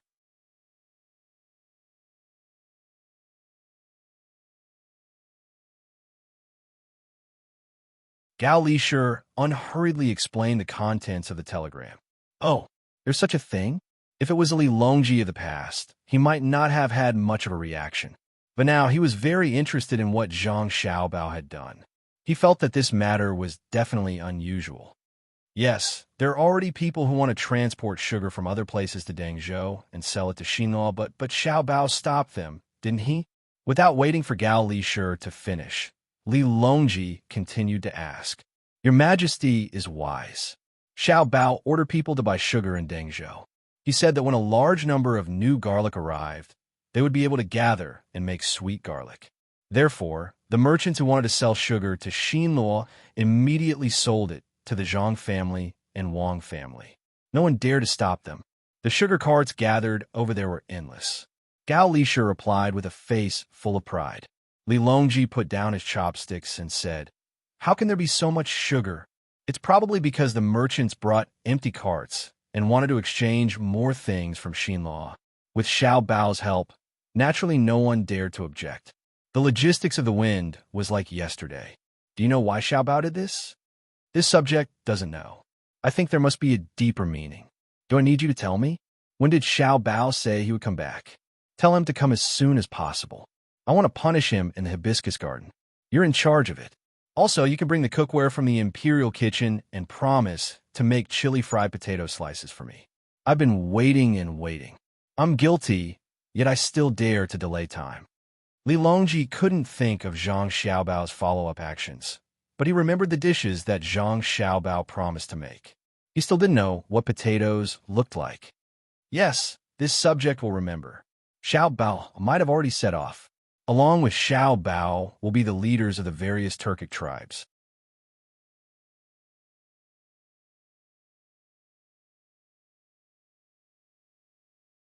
When the time comes, Your Majesty will need to personally confer officials to show the kindness of the great Tang. Gao Lisher agreed. At the same time, he was looking forward to the potato fried chili. When we reach the capital, we'll probably be able to settle the marriage and continue to live together. On the small river that connected the Luoshui River to the capital, Zhang Xiaobao personally rowed while Wang Wan sat across from Zhang Xiaobao. The two of them slowly made their way forward while chatting. The two of them were the only ones on the small boat. The others were on another boat. Zhang Xiaobao recalled the matter that he had received from his family before leaving and asked Wang Wan, "We've always lived together since we were young. Could it be that we're deliberately separating just because of the engagement? I'm not that hypocritical. Who would dare speak ill of us behind our backs and ruin our reputations?" Wang Wan didn't think too much about it and directly replied, "No, that doesn't matter. What I mean is that you see, the two of us aren't young anymore. Nowadays, we're also advocating for late marriage. The main reason is because of late childbirth. After all, giving birth to Xiao Bao's baby has a negative effect on a woman's body. Generally speaking, it's about right around the age of 20. But that, actually, if we don't carry out human reproduction at our age, it's also, right?" Zhang Xiaobao's words were spoken intermittently. In the end, he didn't directly say what he wanted to do. Not only did he stutter, but his face was also red. His hands were still rowing. But if one looked closely, they would discover that when they touched the surface of the water, it actually created continuous circles of ripples. It could no longer display the level of a single or gently pushing against the shore. Wang Wan looked at the sky and sniffed. Seeing that he had been silent for too long, she asked, "If you want to do something, just say it. Is there need to be polite between the two of us?" Say it directly? All right, then I'll say it. Now that the weather is warm, after the engagement, when we go to bed at night, can we count the stars together?" Zhang Xiaobao, who had mustered up his courage, finally said it. After saying it, his whole body collapsed, and he lay there on the ground. Wang Wan stopped looking at the sky and turned back to Zhang Xiaobao. She said earnestly, "Xiaobao, your EQ is a little lacking. Don't count the stars. You should count the moons. Be good." After Zhang Xiaobao counted the moons for a period of time, the group entered the capital. Mog and company bid farewell to Zhang Xiaobao and reported first to learn the etiquette of meeting the emperor. They couldn't be rude. Zhang Xiaobao muttered, "There's a moon in the sky and a moon in the water. The moon in the sky is in the water, and the moon in the water is in the sky." Along the way, Wang Wan, who was always smiling, stayed at Savant's restaurant. They didn't even return to their home in the capital. What arrived before Zhang Xiaobao's group were the new vegetables produced by the Jian and greenhouse. There weren't many, and they were preparing to keep the seeds. The vegetables they brought were given to Li Longji, and the rest were eaten at home. When Li Longji, who was thinking about the chili fried potatoes, heard that the eunuch on duty had arrived, he didn't care about Mog at all. The first thing he asked was, "Where is Zhang Xiaobao? Why didn't he enter the palace?"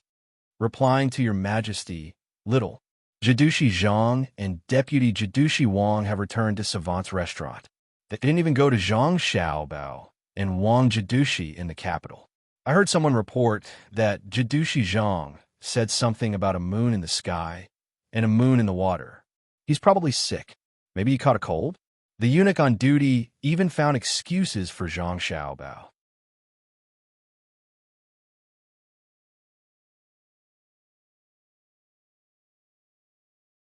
He had taken money from him, so he naturally had to protect him. It would be strange if Li Longji believed him. The cold hasn't been treated yet, he kept muttering along the way. Then I will immediately give an edict to the medical school. If he brings his younger brother and sister, won't he bring good doctors? Oh, the sky, the moon. Yes, I understand. What's in the moon? Chang'e Xiao Bao is old. It's time to set the marriage and arrange for people. You should go personally. Tell Xiao Bao that tomorrow morning, I will first discuss the marriage of Bohai Jidushi and Deputy Jidushi with the officials. I'm hungry. Li Longji was finally smart. Although the clues he guessed were wrong, the result was the same. As for whether it was appropriate to put the marriage of an official before the court, where only fifth-rank officials could participate, he didn't think too much about it. He believed that those who understood would naturally understand, and those who didn't would also understand. The eunuch on duty was smarter, but he wasn't stupid. He didn't arrange for Li Longji to eat. He agreed and respectfully retreated, rushing to Savant's restaurant with the fastest speed. When he arrived, it didn't take him long to see Zhang Xiaobao, who was counting the moons in a daze. Although Zhang Xiaobao didn't understand how to count the moons, he was very clear when it came to other things. At this time, he was holding onto his brush. His eyes were fixed on the paper in front of him. His other hand was lightly tapping his face as he muttered to himself. A moon in the sky, a moon in the water. Looking at the moon, homesick, one in the water, one in the sky. He repeated it a few times, then said, I told you all to count the moons for me. You want to buy candy in my great Tang? Wait until I can count the stars. The eunuch on duty was stunned. What was wrong with this Zhang Xiaobao? He was singing and talking. Wang Wan, who had been beside Zhang Xiaobao all this time, burst out laughing.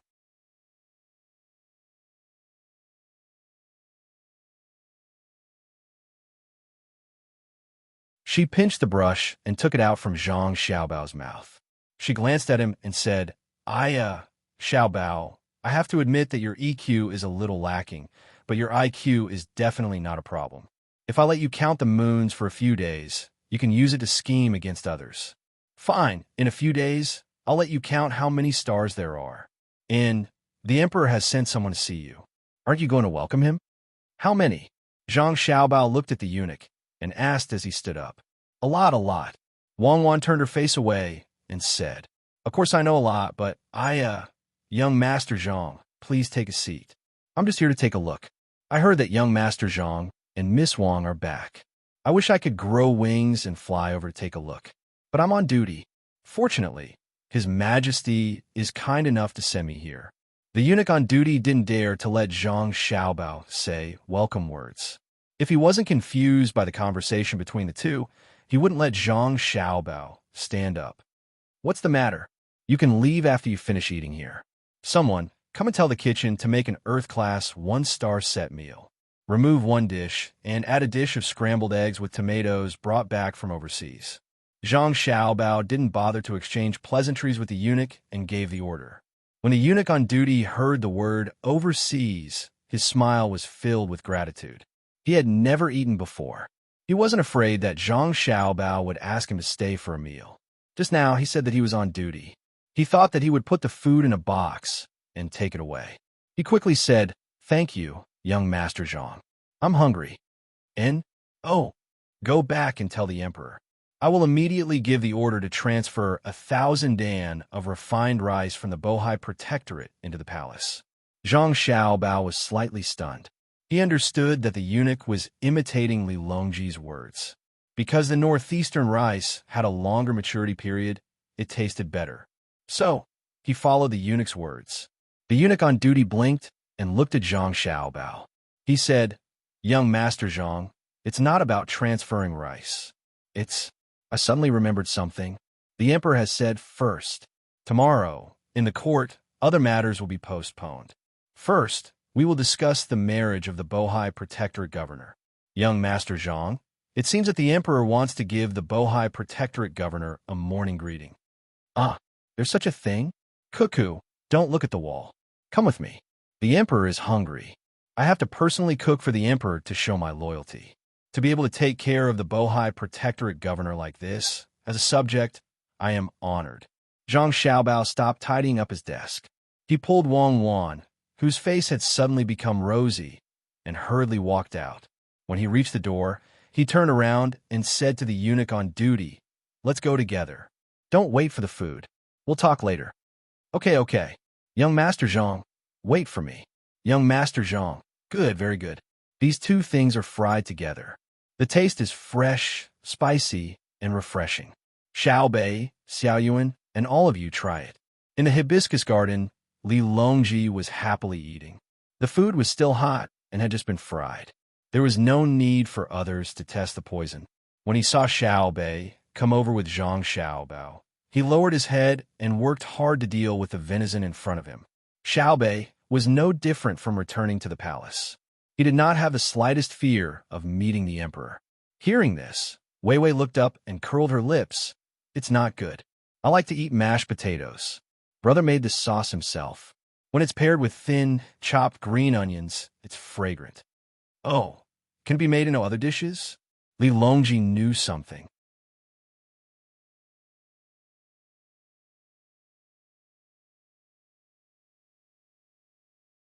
When he saw the sauce around Xiaobei's mouth, he laughed and asked, Xiaobei, I gave you the task of inspecting all the officials of the Tang Empire. Did you find them? When he said this, Xiaobei was happy. He had more power. He stuck out his tongue and licked the sauce back. He replied, Not yet. When I received the news, I was already at Sanshui County. Who did I check? Before I met the Emperor, all the officials were very obedient. No one spent money to welcome me. I'll endure it for now. We'll talk about it again when we reach another place. Then I'll wait for our Xiaobei to go on a killing spree. Li Longji did not know why, but as long as he saw Xiaobei, his mood would become very good. Unfortunately, he could not find him in the palace. He could only hope that Panner would perform well. This subject will definitely help your majesty solve your worries. If anyone dares to not listen to the emperor, I'll go and teach them a lesson. Xiaobei said righteously. Looking at Xiaobei's serious expression, Li Longji laughed out loud. He thought to himself, even if there's no problem with the person Xiaobei found, with Xiaobei's cute appearance, I'll still be able to convict him. As he watched, Li Longji was a bit absent-minded. He then looked at Zhang Xiaobao, who was busy cooking, and Wang Wan, who was wiping his sweat from time to time. He let out a long sigh. Time really flies. In the blink of an eye, the two of them had grown up.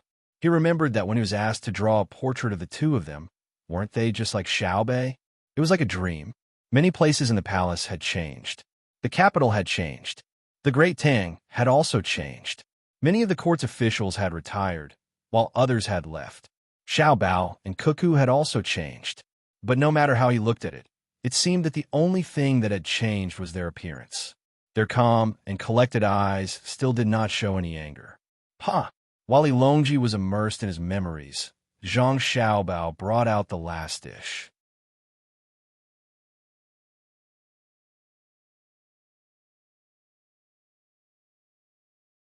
There were 4 meat dishes and 4 vegetable dishes. 4 were cold and 4 were hot. There was a vegetable soup. The fried shredded potatoes on top of the soup were golden brown, making it seem like a work of art. There were not many dishes, but there was a lot. Everyone who saw it was given a share. Li Longji was so happy that he even let the palace maids and eunuchs waiting to the side have a taste. Li Longji and Zhang Xiaobao did not stand on ceremony. They did not say anything and just casually pointed at a chair for them to sit next to him. After washing his hands, Zhang Xiaobao threw the towel he used to wipe his hands to a eunuch and then lazily sat next to Li Longji. He leaned back and also did not say anything. Xiaobao, of the things you would people bring back from faraway places, are the yields of sweet potatoes, and corn really high. They're tall, especially potatoes.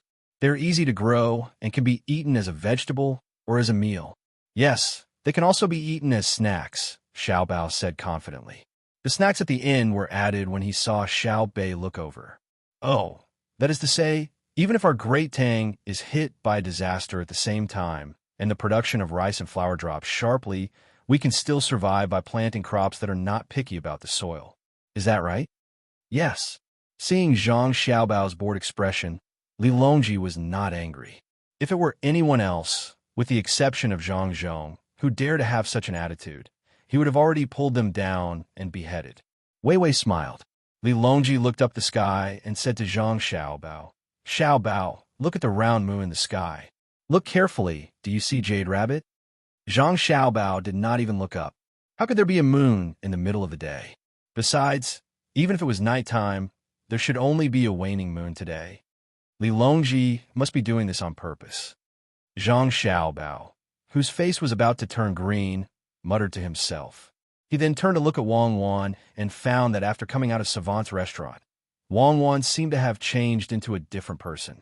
She liked to lower her head, and the tips of her ears were red. The puzzled Zhang Xiaobao said to Li Longji, I see it.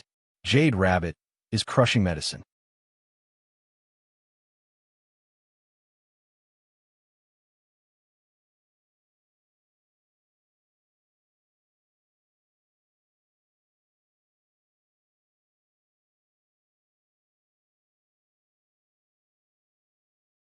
Chapter 879. We heard that you, Xiao Bao, have been feeling unwell for the past few days. Is that true? Li Longji was very concerned about Zhang Xiaobao's condition and deliberately asked. Zhang Xiaobao's good mood suddenly turned bad. It could be seen from his face that he was staring at the dishes, as if he regretted not poisoning them. Seeing that Zhang Xiaobao was not easy to deal with, the red-faced Wang couldn't take it anymore. She could bully Zhang Xiaobao, but she definitely couldn't allow others to bully him. She coughed lightly and even omitted the respectful address. Xiaobao hasn't been feeling well recently. It's mainly because he thinks too much. It's not easy to look at the moon and think about things all day. Li Longji held back his laughter and followed along with Wang Wan's words. Then don't let him think about it anymore. Be careful that he doesn't fall ill from overwork. That's right, I think so too. Who cares if Xian Luo's plan is completed or not? Let go, let all go. Even if Xian Luo is returned to the Tang Empire's territory, what's the use? Xiao Bao won't look at the moon at night in the future. Count the stars with me. Wang Wan looked at Zhang Xiaobao with heartache and said to Li Longji. Li Longji had just picked up a potato slice, and his mouth was still open when his chopsticks stopped in front of him. He looked at the blushing Zhang Xiaobao and then at Wang Wan, who had started to pour wine for Zhang Xiaobao, and was momentarily speechless. Humph, humph, humph, humph, humph. Xiaobei lowered her head and laughed. Although she was young, she knew a lot of things. Her ability to understand was also very strong. She could understand Uncle Emperor's distress. Looking at the two of them being lovey-dovey, Li Longji put the potato slice into his mouth and chewed it twice. He turned to Xiaobei and asked, Xiaobei, do you know what your brother thinks of when he looks at the moon? I don't know. It's not time to eat mooncakes yet. Could it be that he wants to raise rabbits? I heard that rabbits like to eat carrots. I like to eat them too. Eating carrots can make one smarter, right, Xiao Yuan? Xiaobei replied with her chopsticks in her mouth and asked Xiao Yuan. You're asking me? Is that so? I don't like it. Xiao Yuan was eating a candied sweet potato, so when he heard Xiaobei ask, he answered hesitantly. Xiaobei glared at him. After thinking about it, she decided not to make things difficult for Xiao Yuan. She didn't know what love was, but when she saw her brother and sister, she knew that she would be together with Xiao Yuan in the future. As for what they would do together, it would probably be like Sister Cuckoo. Therefore, when there were outsiders around, she had to give Xiao Yuan some face. Li Longji glanced at the family in front of him. He was a little dazed, a little depressed, a little happy, a little disappointed, a little... In any case, it was a very complicated feeling. He wanted to make a decision, but he couldn't. Today, he finally had the upper hand, but before he could savor it, he was kicked into a disadvantageous position again. Xiao Bao, your health is important. I will send someone to bring you to the pharmacy in a moment. See if there is any medicine that you can use. Take it back and get well. You must get well. Li Longji really wanted to ask Zhang Xiaobao to tell him how the moon found a way to deal with Xin Luo, but he couldn't say out loud. According to the rules of the game, he had to give something. He couldn't be conferred any more positions, so he had to give medicinal herbs. Zhang Xiaobao took the opportunity to make a psychological suggestion and finally returned to normal. Thinking about it, his family didn't seem to lack anything, but if he didn't want it, he would be breaking the rules. Suddenly, he saw Xiaobei eating and had a new idea. Your Majesty, this subject is cold all over. I heard that there are many brocades in the palace.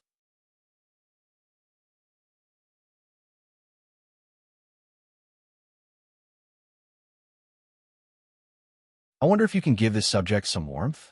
Okay. You've worked hard, Minister Zhang. Li Longji didn't ask anyone if there was any brocades in the palace. He readily agreed. Even if there wasn't any, he had to get someone to send it over. What do you want that for? Wang Wan picked up a glass of wine, took a sip, and asked Zhang Xiaobao. I see that Xiaobei has been playing maze games in recent days. It's too tiring to make a maze with other things, so it's better to make it with brocades. Zhang Xiaobao replied softly, then said to Li Longji, Your Majesty, this subject heard that Xin recently wanted to collect a large amount of sweets. I suddenly remembered that Xinyuan Island is located in the south, and the crops take more than a year to mature. If people were to go there and plant sugar beets or sugarcane, the output would definitely be not small, especially in the islands further south. Xiao Bao, are you saying that you want the people of Xinlua to go to the islands southwest of Xinyuan Island? You want them to plant sugar beets so that they can obtain sugar easily? Li Longji understood the meaning behind Zhang Xiaobao's words. Your Majesty is wise, but this subject doesn't know if the moon there is as round as Xinlua. Cuckoo also thinks so. Therefore, this subject and Cuckoo have been sighing at night for many days. One moon in the sky, one in the water. Xiao Bao, you've suffered. No matter how Li Longji looked at it, he felt that Zhang Xiaobao and Wang Wan had a special kind of tacit understanding. It seemed that looking at the moon had become a matter between the two of them. As someone who had experienced it before, he could roughly guess, so he wanted to help. Xiao Bao, don't worry. I'll settle your matter tomorrow, so that you won't have to look at the moon anymore. That's great. I can count the stars now. Your Majesty, this subject has thought of something. It's related to the train.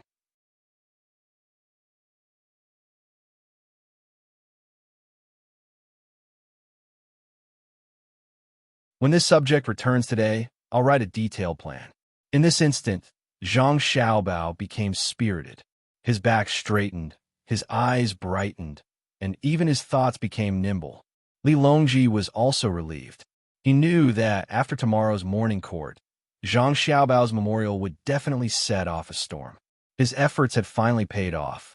The next morning, the fifth-rank officials of the capital entered the court.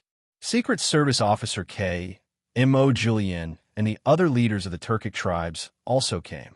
Li Longji didn't show any signs of excitement because of the arrival of the two. According to what they had agreed on yesterday, he first proposed to the officials that the marriage of the Bohai provincial governor and deputy provincial governor had to be carried out with the court ceremony. To him, 1,000 or 10,000 emojilians couldn't compare to Zhang Xiaobao and Wang Wan. The officials thought that the emperor would first mention the matter of rewarding Secret Service Officer K, but who knew that the emperor would mention Zhang Xiaobao and Wang Wan. If he wanted to carry out with the court ceremony, then it was no different from being a member of the imperial family. How is it? After Li Longji expressed what he wanted to do, he saw that the officials were silent, so he asked, if it wasn't Zhang Xiaobao and Wang Wan, if it were two people who weren't members of the imperial family, someone would have already stood up to oppose and collect evidence in order to gain benefits. However, this matter involved Zhang Xiaobao and Wang Wan. Unexpectedly, no one in the court made a sound. They were all thinking about how to get into the line of sight of Zhang Xiaobao and Wang Wan. Secret Service Officer K once again felt the strength of Zhang Xiaobao. Seeing that Li Longji was waiting for others to speak, he immediately echoed, "This subject was just about to mention this matter. I didn't expect that your Majesty had already thought of it." You're tuning in to the Romance Rendezvous YouTube channel. We're so grateful for your support, and don't forget to subscribe to join us on this incredible journey through captivating stories.